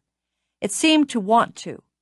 Pitting himself against it, he fought his way to the gate, muscled it open while the rain slashed and the hail pummeled. He cut through to save time. The boggy ground sucked at his feet, slowed him to a jog when he needed to run flat out.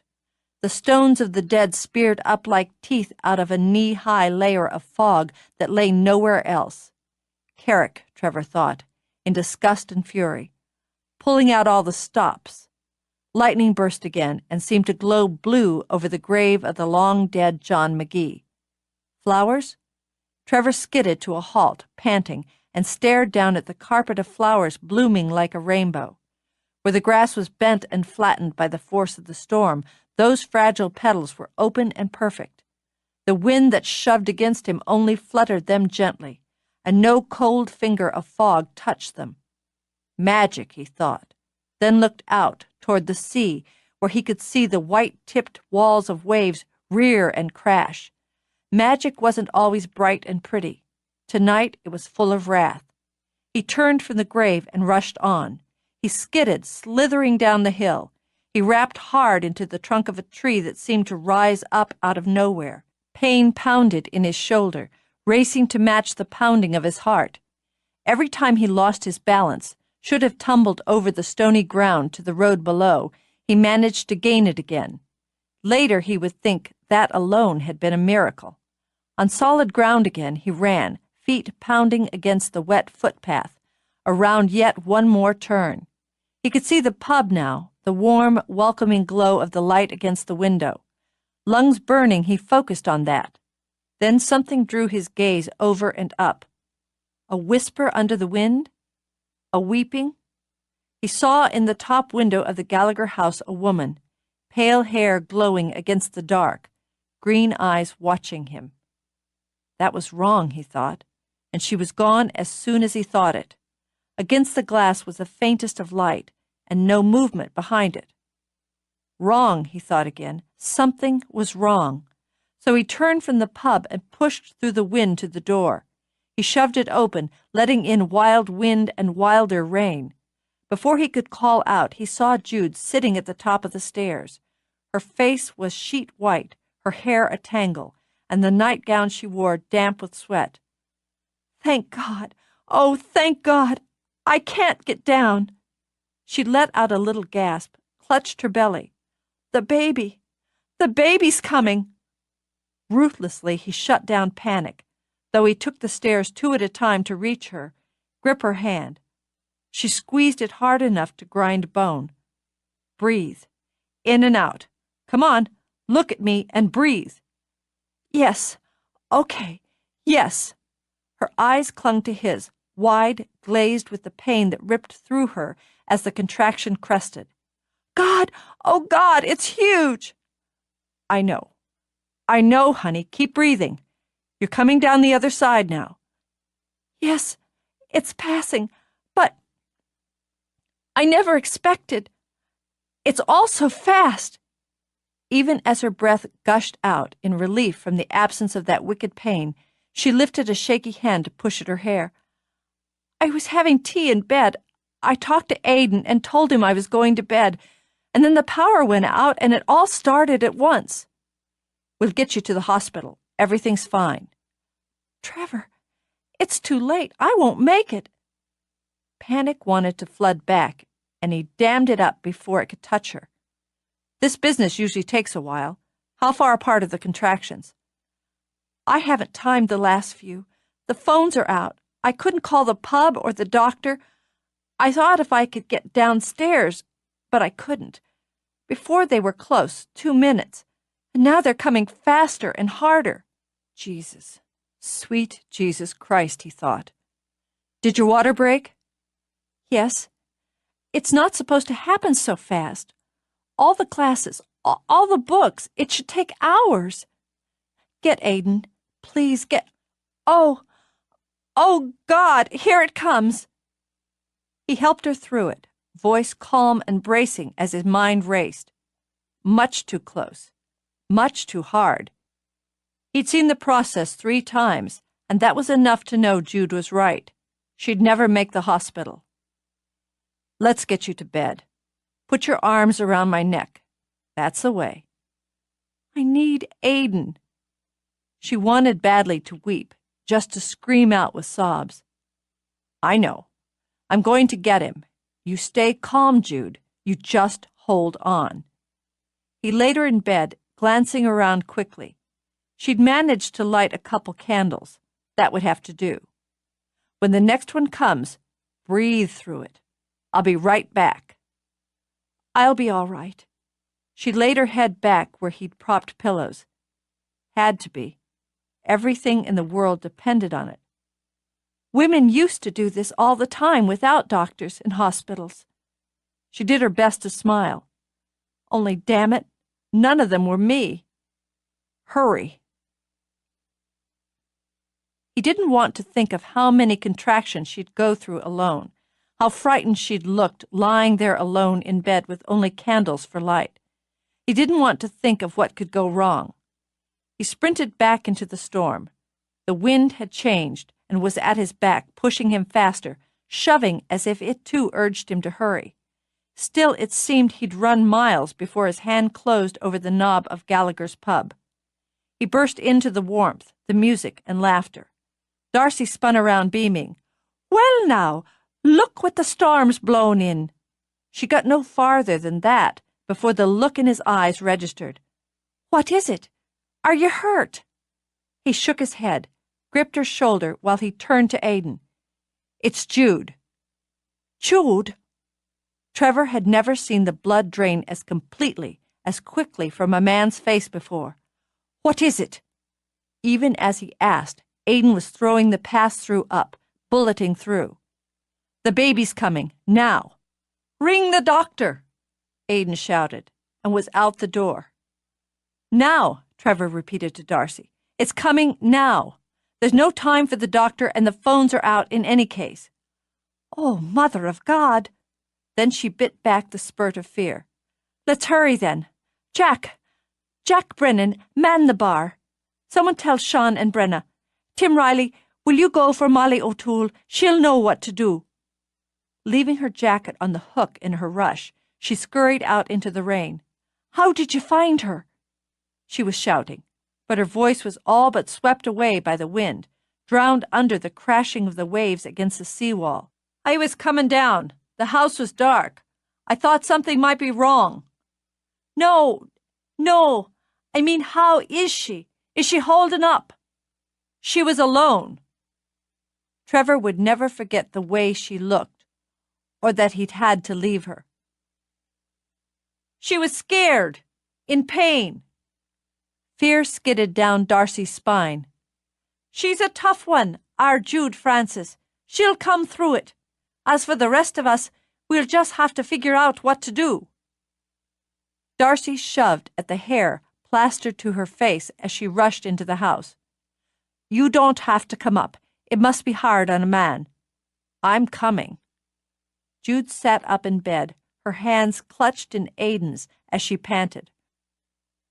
His eyes were wild, but his voice was crooning. "That's the way, darling. That's just fine. Nearly over now. Nearly done." She collapsed back, her face running with sweat. "They're getting stronger." "She's having it here." Aidan got to his feet, but kept his hand gripped on Jude's. "She says she's having it here. She can't be having a baby here. I've told her, but she won't listen." "Of course she can have a baby here." Darcy spoke cheerfully over the sick dread in her throat. If Aidan panicked, she knew the desperate would become the impossible. "And won't that be cosy? Such a night you've picked, Jude, for bringing the next Gallagher into the world. It's a wild one." As she spoke, she moved to the side of the bed, dried Jude's face with a corner of the sheet. What to do? What was she supposed to do? God, she couldn't think. No, she had to think. "Now then, you went to all those classes. Why don't you tell us what we should do first to be some help in this whole business?" "I don't know. It isn't supposed to be like this. God, I'm so thirsty." "I'll get you some water." "Ice." Trevor took a step forward.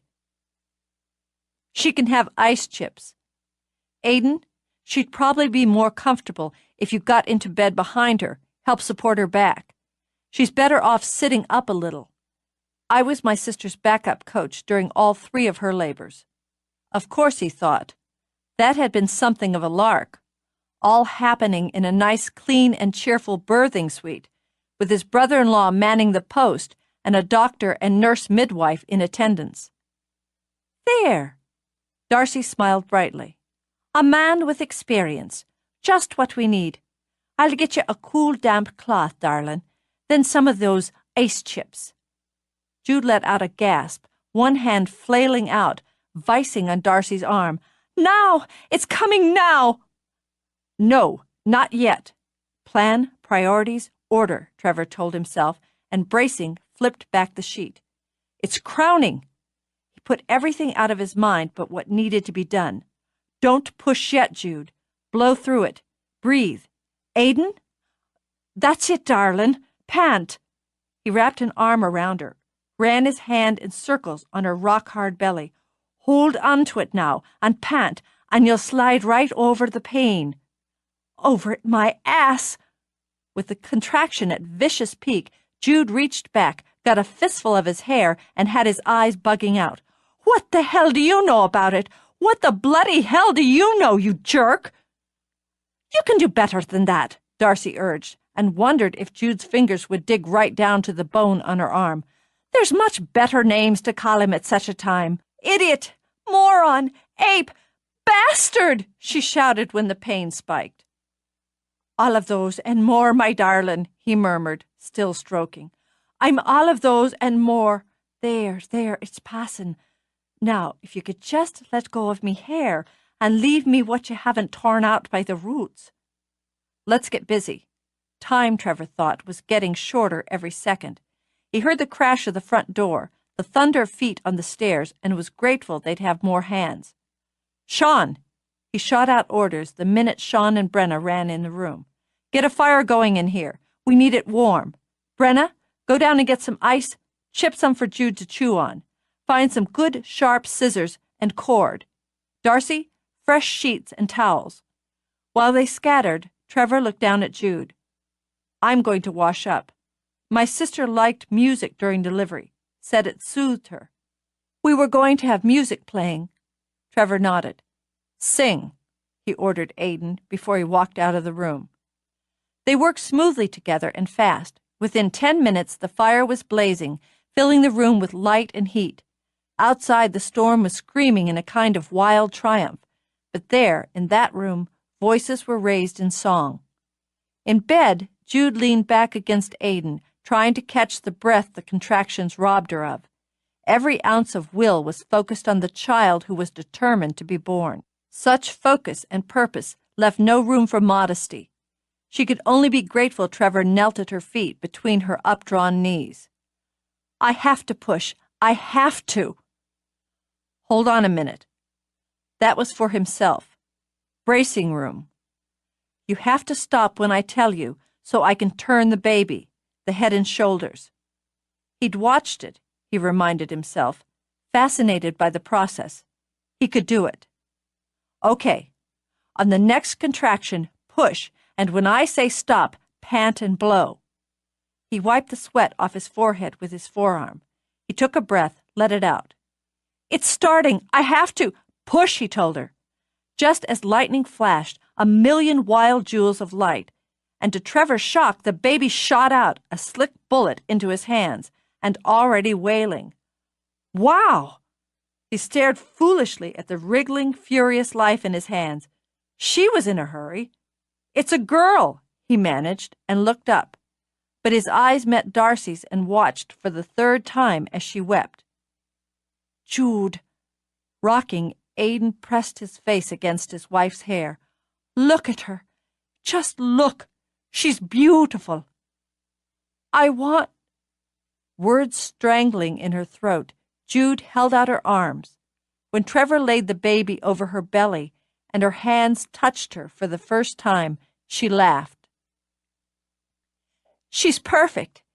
Isn't she perfect? She already has hair. Look at her. Such lovely, dark hair. And a voice to match. Sean came around the bed, lowered to brush a kiss over Jude's cheek. She has your nose, Jude Francis. Does she? I think you're right. Turning her head, she met Aiden's mouth with hers. Thank you. He managed no more than her name before he laid his head on her shoulder. What do we call her? Darcy turned the cloth she'd dampened again, dabbed at Jude's face. She wanted to collapse beside the bed, lay her head on it and weep and laugh. Not yet, she ordered herself. Not yet. What name did you finally choose for her? She's Ailish. Jude stopped counting her daughter's fingers. Look how tiny, how perfect. To look down at Trevor. What's your mother's name, Trevor? What? He hadn't moved, and now shook his head as if to clear it. My mother? She's Caroline. Her name is Irish Caroline Gallagher, and you'll all be her godparents. For a little while, no one noticed the storm had gone silent. It was the oddest sensation to find his legs weak when he went downstairs. He felt full of energy, of light. So much he thought he could run 10 miles without being winded, but his legs were weak as water. Brenna and Sean were already back in the kitchen and had a glass of whiskey poured for him. Without a word, he took it, knocked it back. That's fine, but now you'll have to have another. Brenna did the honors and poured with a generous hand. For a toast. To Irish Caroline Gallagher. They clinked glasses, and he drank again, forgetting his usual caution in the spirit of the event. Some night. That it is. Sean slapped his back. God bless you, Trevor. You were a champion.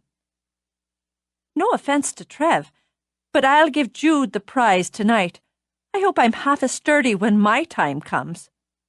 Trevor raised his glass, then caught the sparkling look that ran between them. Are you pregnant? We just announced it tonight at the pub, which is why I've tea in my glass instead of whiskey. But you needn't worry, as I'm not due till February, and we'll be done with all but the fancy work on the theatre. We should have ours at home as well, Brenna. It was lovely this way. That's fine. We'll do just that, as soon as you figure out how to give birth. Either way, Trevor said. Congratulations. He touched his glass to hers again, and then Sean's. Just do me a favor and try not to work as fast as your sister-in-law. Managing the whole business in under 2 hours is just a little too nerve-wracking. With the loveliest of endings, you did a fine job. That you did, Sean agreed. Now we'd best get over to the pub, spread the word. If you're up for it, come and join the celebration. I can promise you, you won't buy another drink in Gallaghers in your lifetime. To Trevor's numb shock, Sean took him by the shoulders and kissed him with great enthusiasm. God bless you. Let's be off, Brenna. Trevor stood alone in the kitchen and laughed. It's a happy night, Darcy said as she stepped in. Sean kissed me, right on the mouth. Well then, I can't be outdone by my own brother. She leaped and sent him staggering back and kissed him hard and long. There now, that should do it. But the humor faded out of her eyes as they went soft, as she laid her hand on his cheek. You're a hero. No, don't shake your head at me. We might have fumbled through that without you, but I don't like thinking of it. You kept your head. I wanted to run screaming. Me too. She blinked at that, hopped down. Is that the truth? You look so competent, so calm, laying down orders, then taking charge like you delivered babies as a hobby every Saturday. I was terrified. Then you're even more of a hero. It wasn't heroics, it was stark terror. And now he could admit it. It was nothing like my sister. All I had to do with her was be there, hold her hand, listen to her curse my brother-in-law, maybe breathe with her.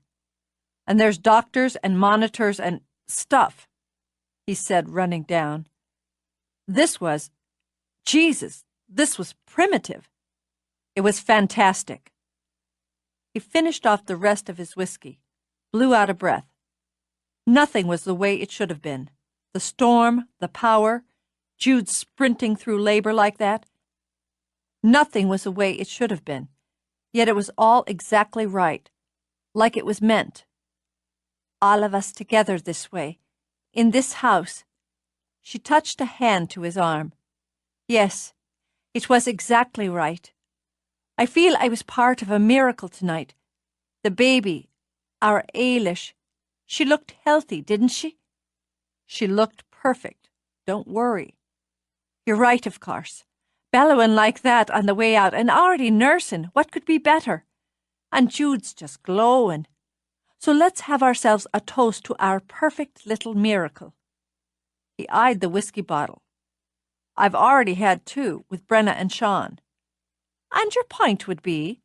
She asked as she got another glass and poured. Nothing.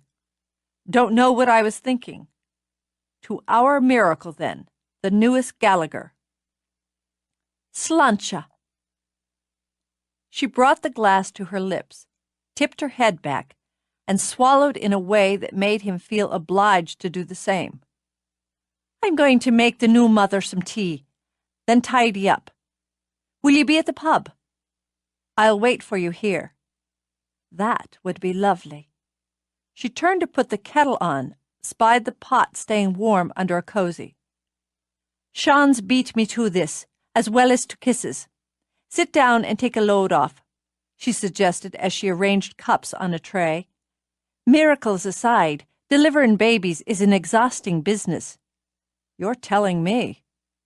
He started to sit when she went out, then felt guilty. He should go up, make sure, see if anything else was needed. Besides, he couldn't sit. He was too full of that brilliant wash of energy. Then he heard the front door open and Darcy's voice cheerfully greeting Molly O'Toole. Thank you, Jesus, Trevor thought fervently, and for the first time in his life was thrilled to pass the reins of control into another's hands. He wandered around the kitchen, glancing out the dark window, and was just thinking about making coffee, if he could find it, when Aidan came in, all but dancing. There's the man of the hour. This time Trevor was braced, but still didn't manage to evade the hearty kiss. That's 3 for 3, he muttered. I'm getting used to it. How's Jude? She's glowing, sitting up in bed pretty as you please and drinking tea while Darcy cuddles the baby. Darcy? Kicked me out of the room, Aidan said as he got yet another glass. Said I was to come down here and drink like a new father so she could start her auntie's privilege and spoil the baby. Auntie? Try as he might, he couldn't visualize Darcy as auntie. Molly O'Toole's fussing around, says she's staying the night. They've already got Ailish dressed up in a little sleeping gown with lace on it. She looks... He trailed off, just leaned forward and laid his palms on the counter. Christ, Christ! What this does to a man. My soul's shaken, I swear to you, I never knew there was more to feel than I've already felt, that I could love like this in a heartbeat's time. There she is, not an hour old, and I'd kill for her, die for her. When I think I might have missed them if fate hadn't opened the door for me. Trevor said nothing, could say nothing. I'll owe you all my life for this one night. No, I will. If one day you're blessed with a child of your own, you'll know just how much is owed. Aidan shook himself, turned back. Any more, he thought, and he'd embarrass the man beyond redemption. The Irish are sentimental sorts. Let's have a drink here so I can get my legs back under me. Trevor didn't sigh, but he wanted to. If this toasting kept up at this pace, he'd not only lose his legs, he'd fall on his face. But he raised his glass with Aidan to the new mother and then the child. By the time Aidan went back up and Darcy came back down, he felt he was watching a revolving door through the deep amber haze of Jameson's, and that seemed perfectly fine. It only took one look at his face.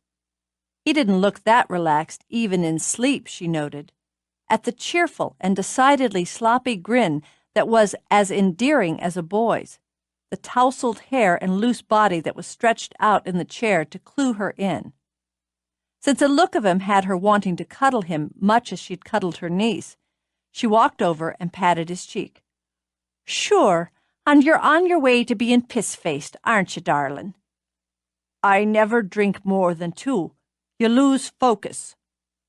Of course you do, and that's a fine and upstanding rule just begging to be broken on such a night.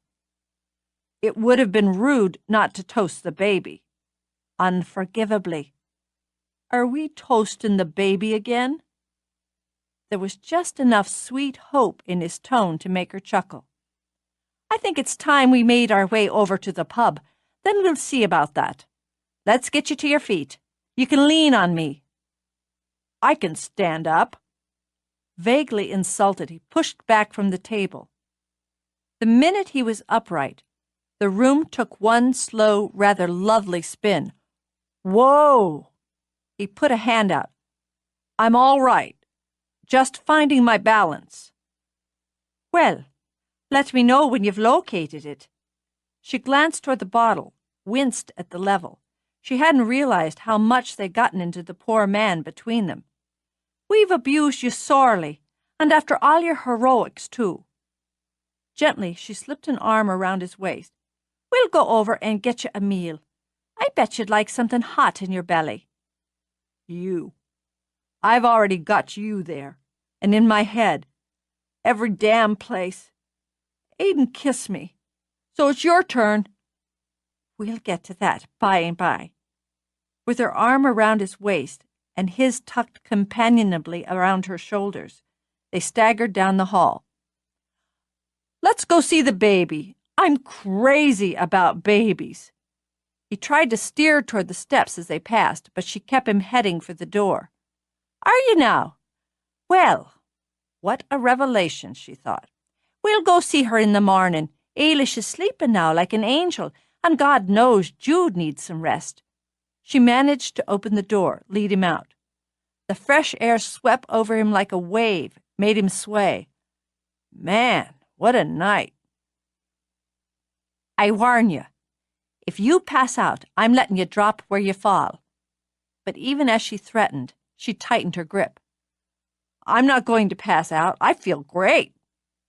The stars were out, thousands of them, sparkling, winking, gleaming against a sky of black glass. There might never have been a storm. Listen, you can hear the music from the pub. He stopped, bringing her closer to his side. What's that song? I know that one. He concentrated until it swam clear in his mind, then to Darcy's surprise and delight began to sing. Standing in the sea breeze and starlight, she joined him on the chorus, adding harmony. Her eyes, they shined like diamonds. I thought her the queen of the land, and her hair hung over her shoulders, tied up with a black velvet band. He grinned down at her, shifting until he could get both arms around her. It always makes me think of you. Under the present circumstances, I'll take that as a compliment. I didn't know you could sing, Trevor McGee, and in such a fine, strong voice. What other surprises have you in store for me? We'll get to that, by and by. So she laughed, wiggled free enough to get him walking again. I'll count on it. Chapter 20. Most of it was a blur. Faces, voices, movement. He'd lost track of how many pints had been pushed into his hands, how many times his back had been slapped. He remembered being kissed repeatedly. Many had shed tears. He was mortally afraid one of them had been himself. There had been singing. He was pretty sure he'd done a solo. Dancing. He vaguely remembered rounding the floor with his chief electrician, a burly man with a tattoo. At one point, he thought he'd made a speech. Sometime during the chaos, Darcy had pulled him into the kitchen, poured some soup into him, or stuck his head in a bowl, he wasn't quite sure. But he recalled trying to wrestle her to the floor, which wouldn't have been such a bad idea if Sean hadn't been in the room at the time, and if he hadn't lost the bout to a woman he outweighed by a good 50 pounds. Jesus Christ, he'd been stinking drunk. It wasn't that he'd never been drunk before. He'd gone to college, for God's sake. He knew how to get drunk and party if he wanted to. The thing was, this one had snuck up on him, and he didn't enjoy being quite so hazy on the details of his behavior. There was, however, one little item that came through clear. Waterford crystal clear. Darcy guiding him up to bed, him stumbling, and yes, still singing, an embarrassingly schmaltzy rendition of the Rose of Tralee, during which he'd stopped long enough to inform Darcy that his mother's aunt's cousin's daughter had been the Chicago Rose in 1980-something. Once he'd been prone, he'd made a suggestion that was so uncharacteristically lewd he imagined another woman would have kicked him right back down the stairs. But Darcy had only laughed and remarked that men in his condition weren't nearly as good at it as they thought they were, and to go to sleep. He'd obliged her, and saved himself what would have been certain humiliation by passing out. But he was awake now, in the full dark, with approximately half the sand of Ardmore Bay in his mouth and the full cast of Riverdance step-toeing inside his head. He laid there, hoping for oblivion. When his wish wasn't granted, he imagined the pleasure of sawing off his head, setting it aside to cure while the rest of him got some sleep. But then he'd need to find a damn saw, wouldn't he?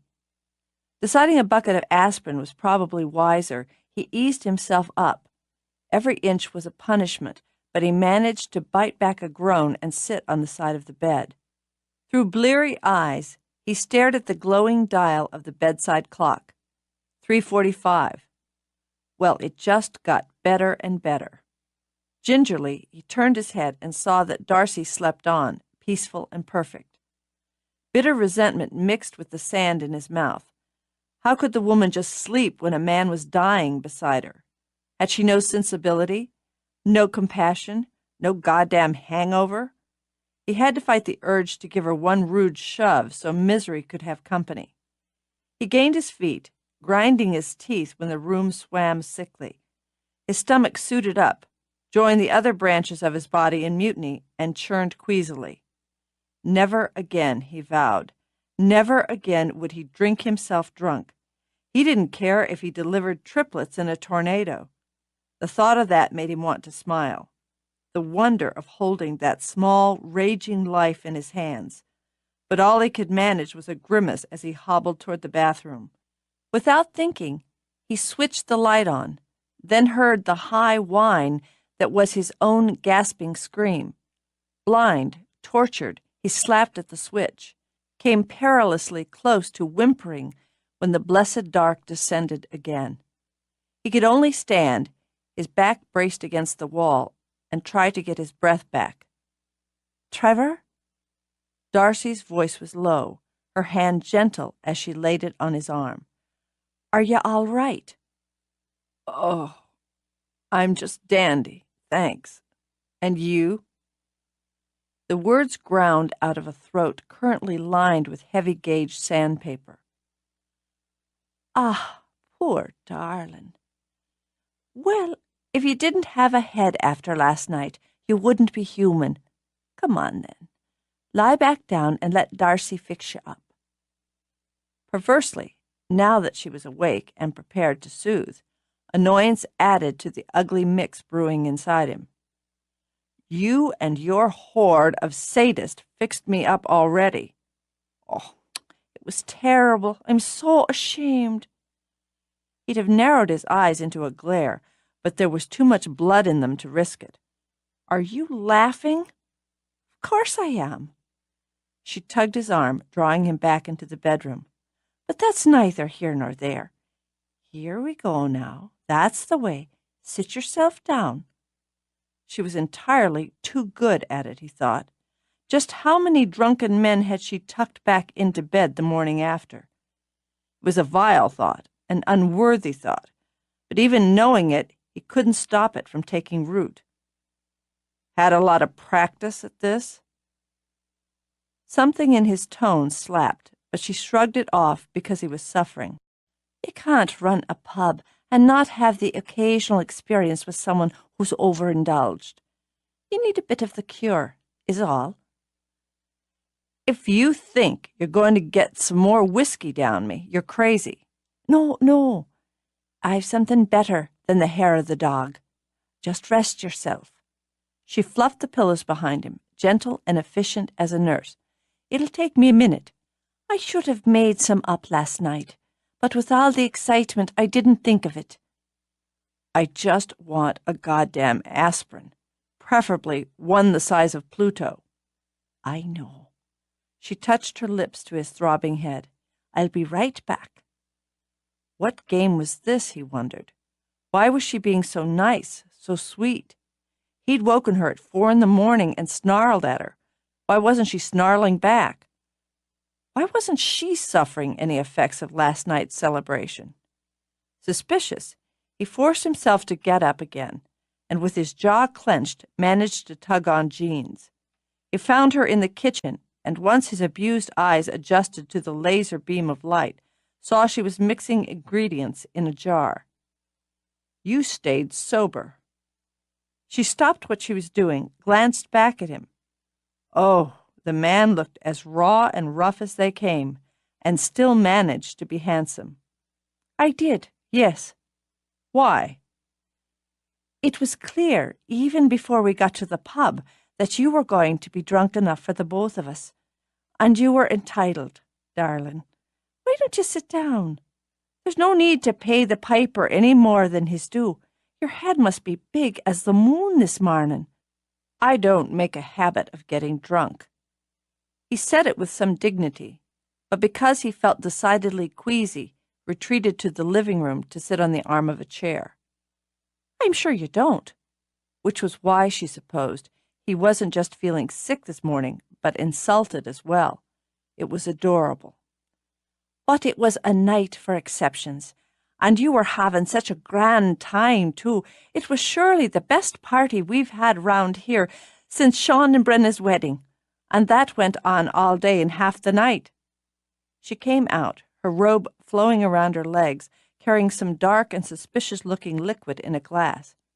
"We had so much to celebrate after all. Jude and the baby, and then the theatre." "What about the theatre?" "The naming of it. Oh, that likely washed away in the beer, didn't it? You announced the naming of the theatre. Duchess. I was never so pleased, Trevor. And those in the pub, which by the time we closed was everyone and their brother, were just as delighted. It's a fine name, the right name, and it means something to all of us here." It annoyed him he couldn't get a handle on the moment, that he'd announced it when he hadn't been in control. Where was the dignity in that? "You thought of it." "I told you the word. You put it in the right place. Here now, wash the aspirin down with this, and you'll be right as rain in no time." "What is it?" "Gallaghers fix. A little potion passed down in my family. Come on now, there's a good lad." He scowled at her, plucked the aspirin out of her outstretched hand, then the glass. She looked gorgeous, rested, perfect, with her hair loose and glossy, her eyes clear and amused, her lips just curved in what might have been sympathy. He wanted desperately to lay his aching head on her lovely breasts and die quietly. "I don't like it." "Oh, now, it's not such a bad taste, all in all." "No." With nothing else available, he drank, glared. "I don't like the whole deal." This need, he thought, as she patiently waited for him to drink the rest. It was too big, too sharp. Even now, when he felt as vile as a man could and still live, he was all but eaten up with the need of her. It was humiliating. "Thanks." He shoved the glass back at her. She only raised her brows. "You're very welcome." A little twist of temper snaked through her, but she cut it off, reminding herself he deserved a bit of patience and pampering. He'd brought her niece into the world, and for that she would owe him for a lifetime. He'd named his theatre from a word she'd given him. That was an honor she couldn't slight by snapping at him when he was laid low. So she sucked it in and prepared to spoil him a bit. "I'll tell you what you need now, and that's a good hot breakfast to set you right, and your coffee. So I'll be your loving mother and see to it for you. She started back toward the kitchen, stopped, shook her head. For heaven's sakes, where's my mind? Speaking of mothers, yours called into the pub last night. What? My mother? It was when you were outside serenading the Duffys on their way home. Sean spoke to her, and she said just to give you a message. He'd gotten to his feet. Nothing's wrong. No, not at all. Sean said she sounded very pleased and happy, and added a congratulations for Ailish. In any case, she said to tell you, yes, of course it's supposed to, and that she couldn't be more delighted. She asked that you call her back today so you can tell her all about it. Supposed to what? All about what? I couldn't say. She moved back into the kitchen, her voice carrying through the opening. I don't know what she's... He broke off, staggered, and braced himself with a hand to the back of a chair. I'm in love with her. Is it supposed to make me feel like an idiot? But he hadn't sent that post. He'd been about to delete that part when the power had gone out. The laptop had died, and he'd never hit send. It wasn't possible for her to have gotten a message he'd never sent. Then he rubbed his hands over his face.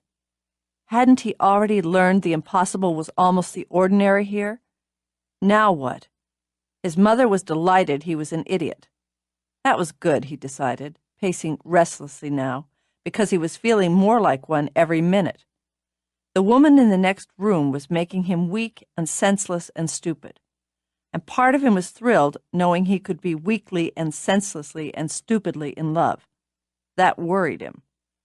He stopped to stare at the painting of the mermaid and felt his temper strain. And who was he in love with? Who the hell was she, really? How much of her was the siren depicted here, and how much the affectionate woman fixing breakfast? Maybe it was all a spell, some sort of self-serving magic woven over him that had taken his own emotions out of his control to satisfy someone else's, something else's needs. Maybe she knew it. Juches. The lore of the place, he thought grimly. Darcy knew the lore of this place. Gwen had been offered jewels from the sun and moon and sea, and had refused them. What had Darcy said when he'd asked her if she'd trade her pride for jewels? That she'd find a way to keep both. He'd lay odds on it. She'd kept this painting, hadn't she? Kept it, hung it on her wall long after she'd shown the artist the door. I've no breakfast meats up here, Darcy said as she came out, so I'll have to go down and pilfer from Sean. Would you like bacon or sausage, or have you room for both? Did you sleep with him? It was out, stinging the air, before he could stop it. What? The artist, the one who painted this. Trevor turned, faced his own senseless outrage. Did you sleep with him? She took a moment to try to think over the wild beat of blood in her head. You're trying me patience, Trevor, and I'm not known for it to begin with, so I'll only say that's none of your concern. Of course it wasn't. The hell it isn't. Was he in love with you? Did you enjoy that? Being that fantasy for him before you sent him on his way? She wouldn't let it hurt. It wouldn't be permitted. So she concentrated on the bright fury in Trevor's eyes and let her own rise to meet it. That's a fine opinion you have of me, and it's not so far from the mark. I've had men and make no excuses for it. I've taken what suited me, and so what? He jabbed his hands into his pockets. And what suits you, Darcy?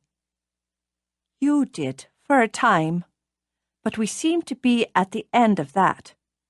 Take yourself off, Trevor, before each of us says something that makes it impossible for us to deal with one another again. Deal? She was a cool one, wasn't she? Cool and composed while he wanted to rage.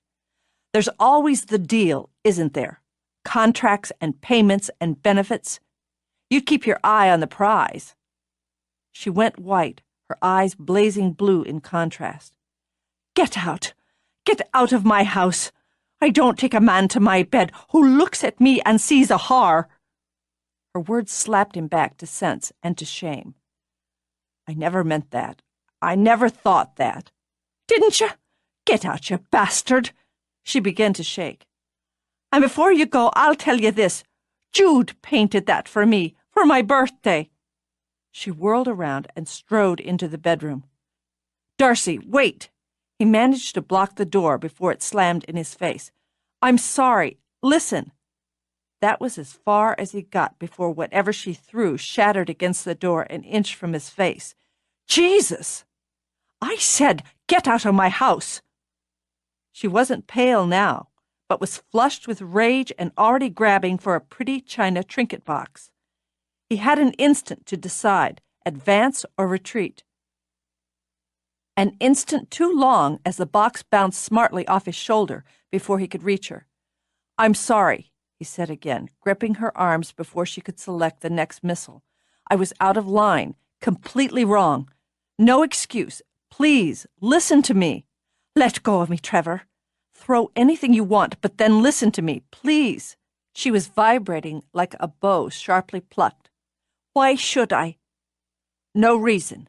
Listen anyway." "All right, but let me go, and step back. I don't want you touching me now."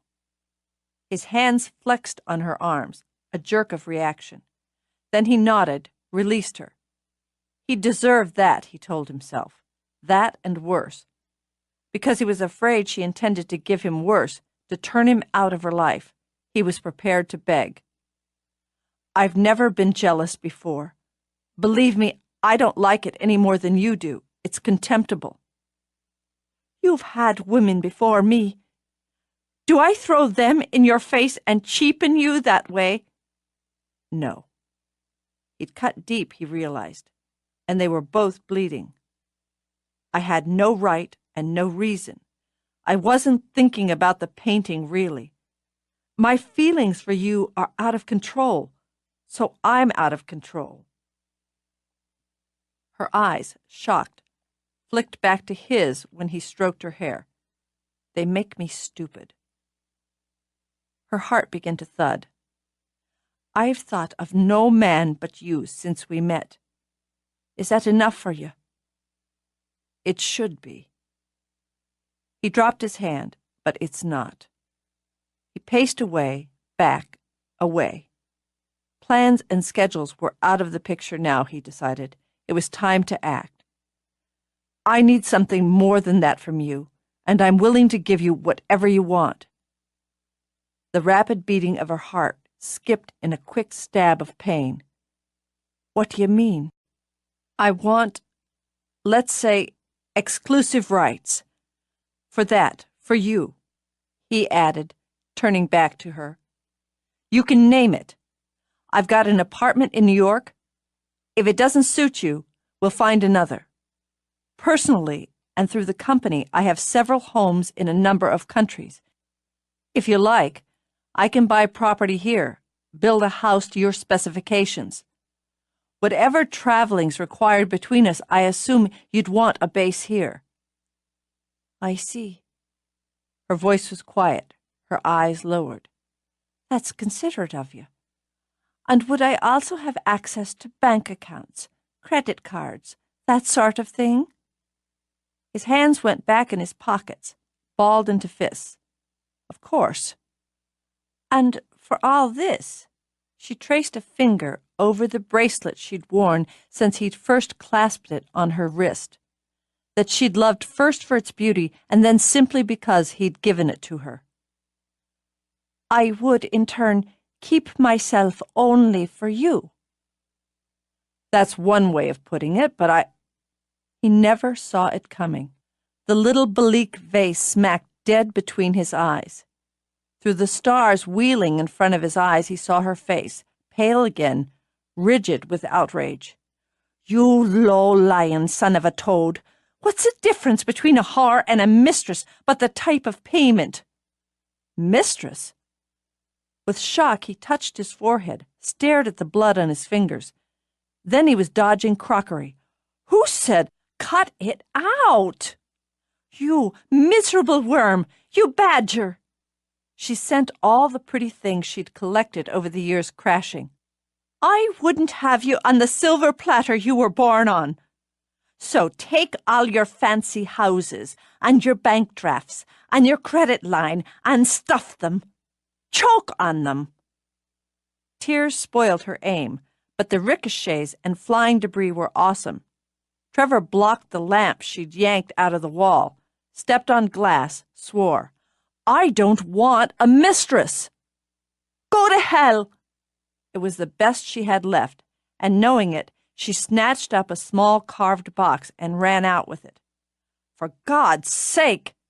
He had to sit down on the bed to yank the glass from his feet. He had the hideous notion she might be getting a knife or some other sharp implement. Then his head snapped up when he heard the door slam. Darcy, damn it! Leaping up, leaving blood smeared on the floor, he rushed after her. He supposed he could have handled it all with less finesse if he'd been a gibbering ape. He streaked down the stairs, swore again when he heard the boom of the pub door crashing shut. For Christ's sake, neither of them were dressed, and where does she take the crisis but outside? A sensible man would run in the opposite direction. Trevor bolted through the kitchen and went after her. She let the box fly as she ran and closed her fist tight against the stone she'd kept inside it. Wishes be damned, she thought in fury. Love be damned. Trevor be damned. She was throwing it and all it meant into the sea. She'd have no part of it now, no part of hopes and dreams and promises. If loving meant bearing everything she was for a man who had such contempt for her, she'd have no part of that either. Hair flying, she raced along the seawall under a sky softening toward dawn. She didn't hear her own sobbing over the pulse and pump of the sea, nor Trevor's call and the sudden frantic plea in it. She stumbled onto the beach, would have fallen if he hadn't caught her. Darcy, wait, don't! His arms shook as they wrapped around her. He thought she meant to plunge into the water. She turned on him like a wildcat, kicking, scratching, biting. In shock as much as defense, he pulled her down to the sand where he could lie on top of her and hold her still. A hangover, he discovered, was nothing compared to the pain Darcy Gallagher in a temper could inflict. Easy! He panted it out. Just take it easy! I'll kill you, first chance! I believe it! He looked down at her. Her face was streaked with tears, and they continued to fall, though her eyes were burning with fury. Here, he thought, was the first time he'd seen her weep for herself, and he'd caused it. I deserve it for fumbling this so badly, Darcy. I wasn't asking you to be my mistress, which is a ridiculous term and completely unsuitable when applied to you. I was trying to ask you to marry me. He knocked her breath away as surely as if he'd rammed his elbow into her belly. What? I was asking you to marry me. Marry? As in husband and wife? Rings on our fingers? Till death do us part? That's the one. He risked a smile. Darcy, will you get off me? You're hurting me. Sorry. He rolled aside, helped her up.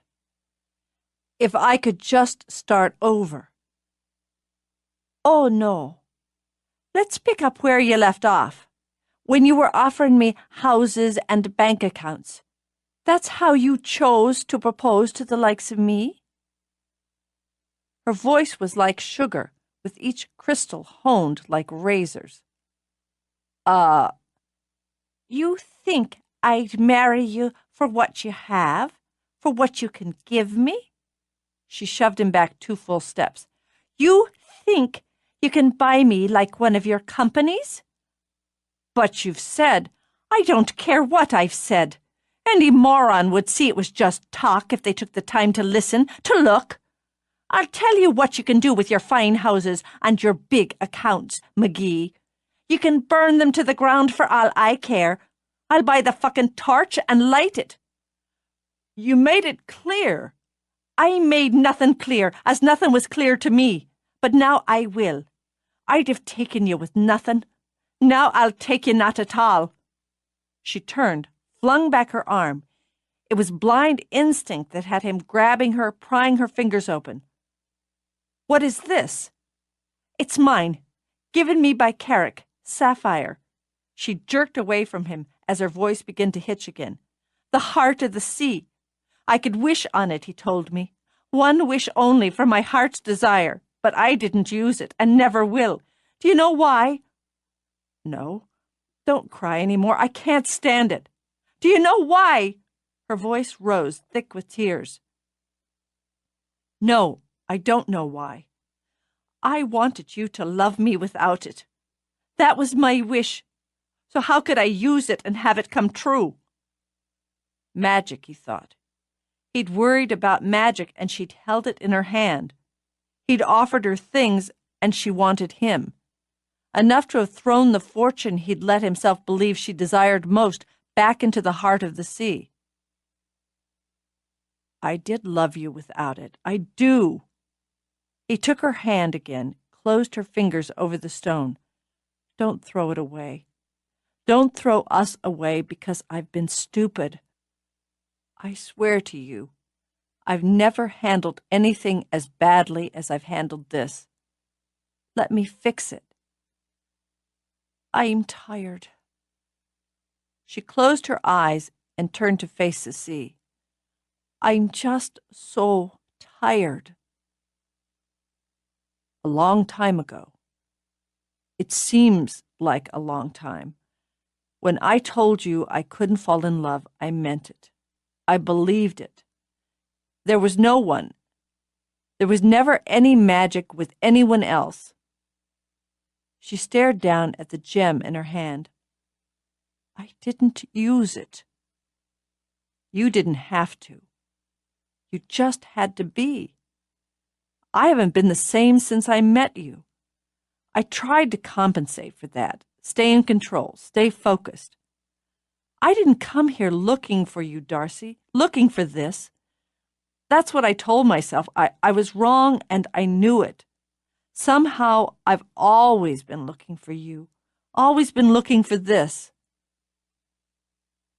Do you think I'm so hard, so small of heart that I can't love where there isn't gain? I think there are countless parts to you. Every time I see a new one, I'm more in love with you. I wanted you to belong to me, and it was easier to believe I could hold on to you by offering you things.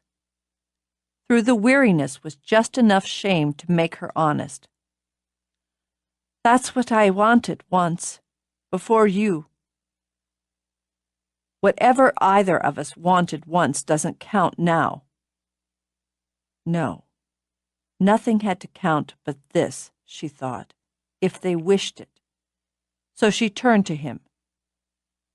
Do you mean it? I mean it. Then so will I.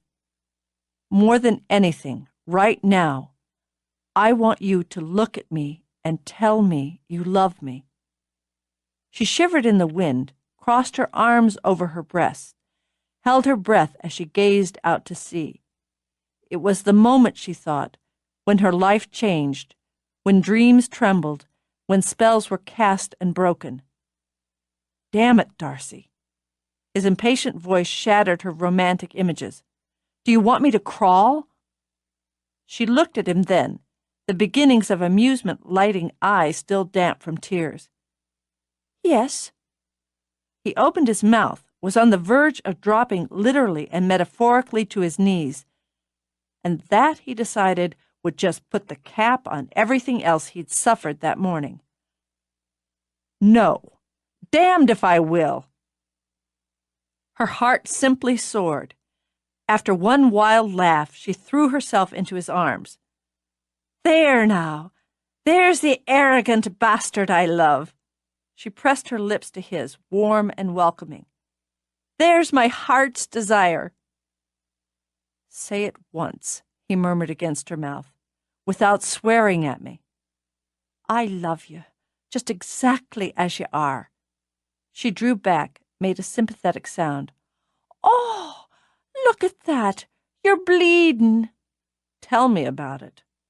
"Well, I'll bandage you up in a bit of a while, but I want you to ask me again and ask me proper. Here, between the moon and the sun and the sea, before the light breaks through to morning. There's magic here, Trevor, and I want our slice of it." He felt it as she did, the trembling edge of power just held in check. He had no ring to give her, no symbol to seal the moment. Then he remembered the silver disc and slipped the chain over his head, over hers. She remembered the words that had come as in a dream. Forever love. "A charm," he said. "A promise. Marry me, Darcy. Make a life with me. Make a home and children with me." "I will, and gladly. Here." She pressed the stone into his hand. "A charm and a promise." "You humble me." "No, never that." She brushed her fingers over his cheek. "I'd take you, Trevor, prince or pauper." "But lovin' me, you'll understand I'm pleased you're more in line with the prince." "You're perfect for me." "I am, indeed." She sighed, laid her head on his shoulder when he drew her close. "Do you hear it?" she murmured. "Over the beat of the sea." "Yeah, I hear it. Music, full of joy and celebration, the lift of pipes, the herald of trumpets." "Look, Darcy." He touched her hair. "Over the water." She turned her head, stayed in the circle of his arms and watched. As the sun broke through in the east, shimmered its light over the sea, turning the sky to the polished glow of seashells, the white horse flew with a flash of wing. On his back rode Carrick, his silver aglint, his dark hair swirling. In his arms, her head on his heart, rode his lady, her eyes of misty green bright with love. Up they rose, a triumphant sweep of motion, over green hills shimmering with dew, and in their wake left a rainbow that glimmered like jewels. "They're together at last," Darcy whispered, "and happily now, ever after. The spell's broken." "That one is. This one," he turned her face back to his, "is just getting started. Can you handle ever after, Darcy?" "That I can, Trevor McGee." She kissed him, sealed the vow. "I can handle it, and you." While the sun strengthened, they walked away from the sea. The music drifted into the hush of dawn, under a rainbow that arched from beginnings to ever afters.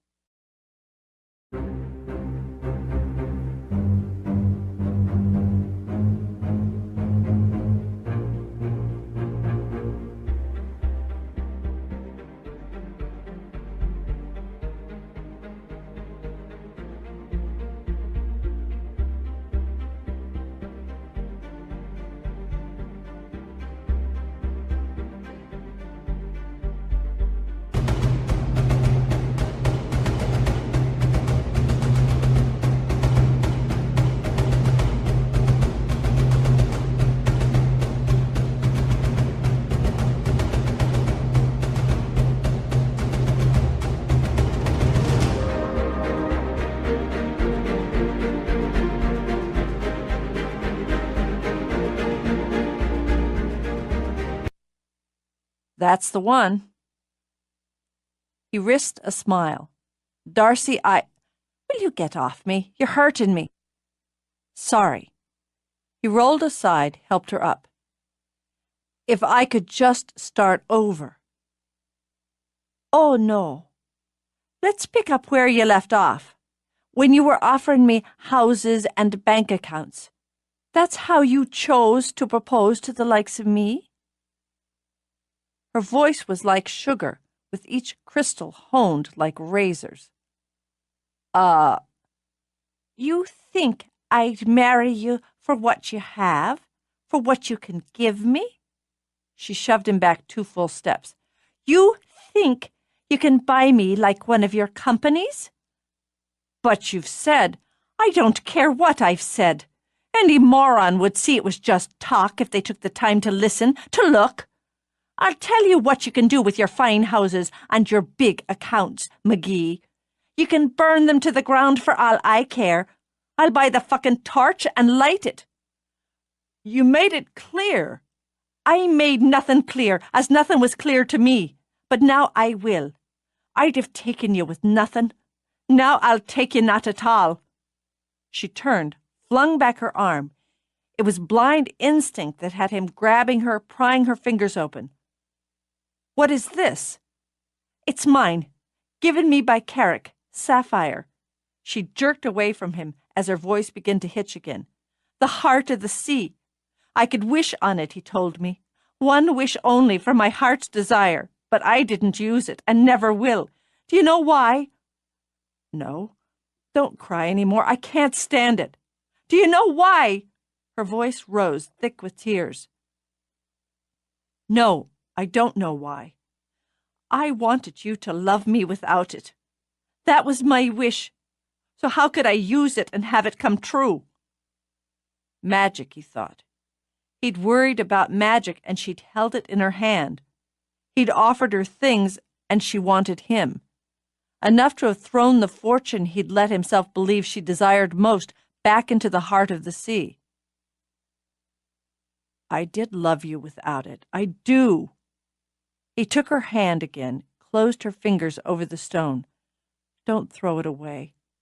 Don't throw us away because I've been stupid. I swear to you, I've never handled anything as badly as I've handled this. Let me fix it. I'm tired. She closed her eyes and turned to face the sea. I'm just so tired. A long time ago. It seems like a long time. When I told you I couldn't fall in love, I meant it. I believed it. There was no one. There was never any magic with anyone else. She stared down at the gem in her hand. I didn't use it. You didn't have to. You just had to be. I haven't been the same since I met you. I tried to compensate for that, stay in control, stay focused. I didn't come here looking for you, Darcy, looking for this. That's what I told myself. I was wrong and I knew it. Somehow I've always been looking for you, always been looking for this. Do you think I'm so hard, so small of heart that I can't love where there isn't gain?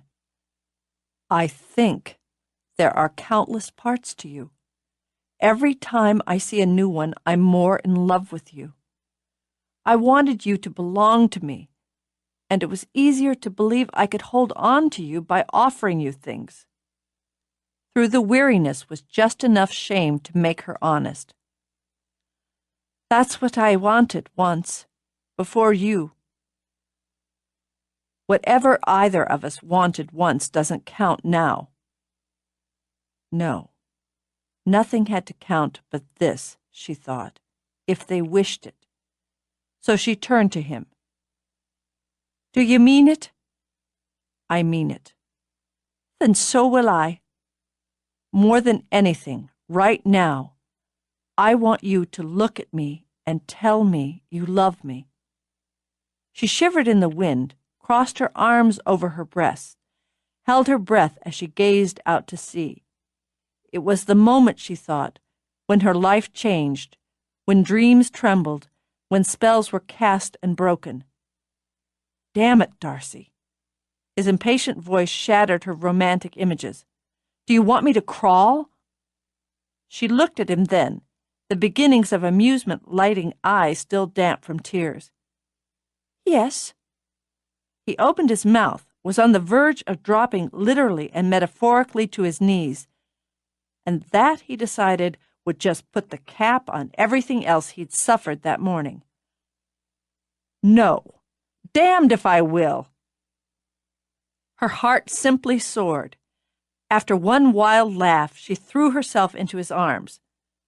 There now, there's the arrogant bastard I love. She pressed her lips to his, warm and welcoming. There's my heart's desire. Say it once, he murmured against her mouth, without swearing at me. I love you, just exactly as you are. She drew back, made a sympathetic sound. Oh, look at that. You're bleeding. Tell me about it. Well, I'll bandage you up in a bit of a while, but I want you to ask me again and ask me proper, here, between the moon and the sun and the sea, before the light breaks through to morning. There's magic here, Trevor, and I want our slice of it. He felt it as she did, the trembling edge of power just held in check. He had no ring to give her, no symbol to seal the moment. Then he remembered the silver disc and slipped the chain over his head, over hers. She remembered the words that had come as in a dream. Forever love. A charm, he said. A promise. Marry me, Darcy. Make a life with me. Make a home and children with me. I will, and gladly. Here. She pressed the stone into his hand. A charm and a promise. You humble me. No, never that. She brushed her fingers over his cheek. I'd take you, Trevor, prince or pauper. But loving me, you'll understand I'm pleased you're more in line with the prince. You're perfect for me. I am indeed. She sighed, laid her head on his shoulder when he drew her close. Do you hear it? She murmured. Over the beat of the sea. Yeah, I hear it. Music, full of joy and celebration, the lift of pipes, the herald of trumpets. Look, Darcy. He touched her hair. Over the water. She turned her head, stayed in the circle of his arms and watched. As the sun broke through in the east, shimmered its light over the sea, turning the sky to the polished glow of seashells, the white horse flew with a flash of wing. On his back rode Carrick, his silver aglint,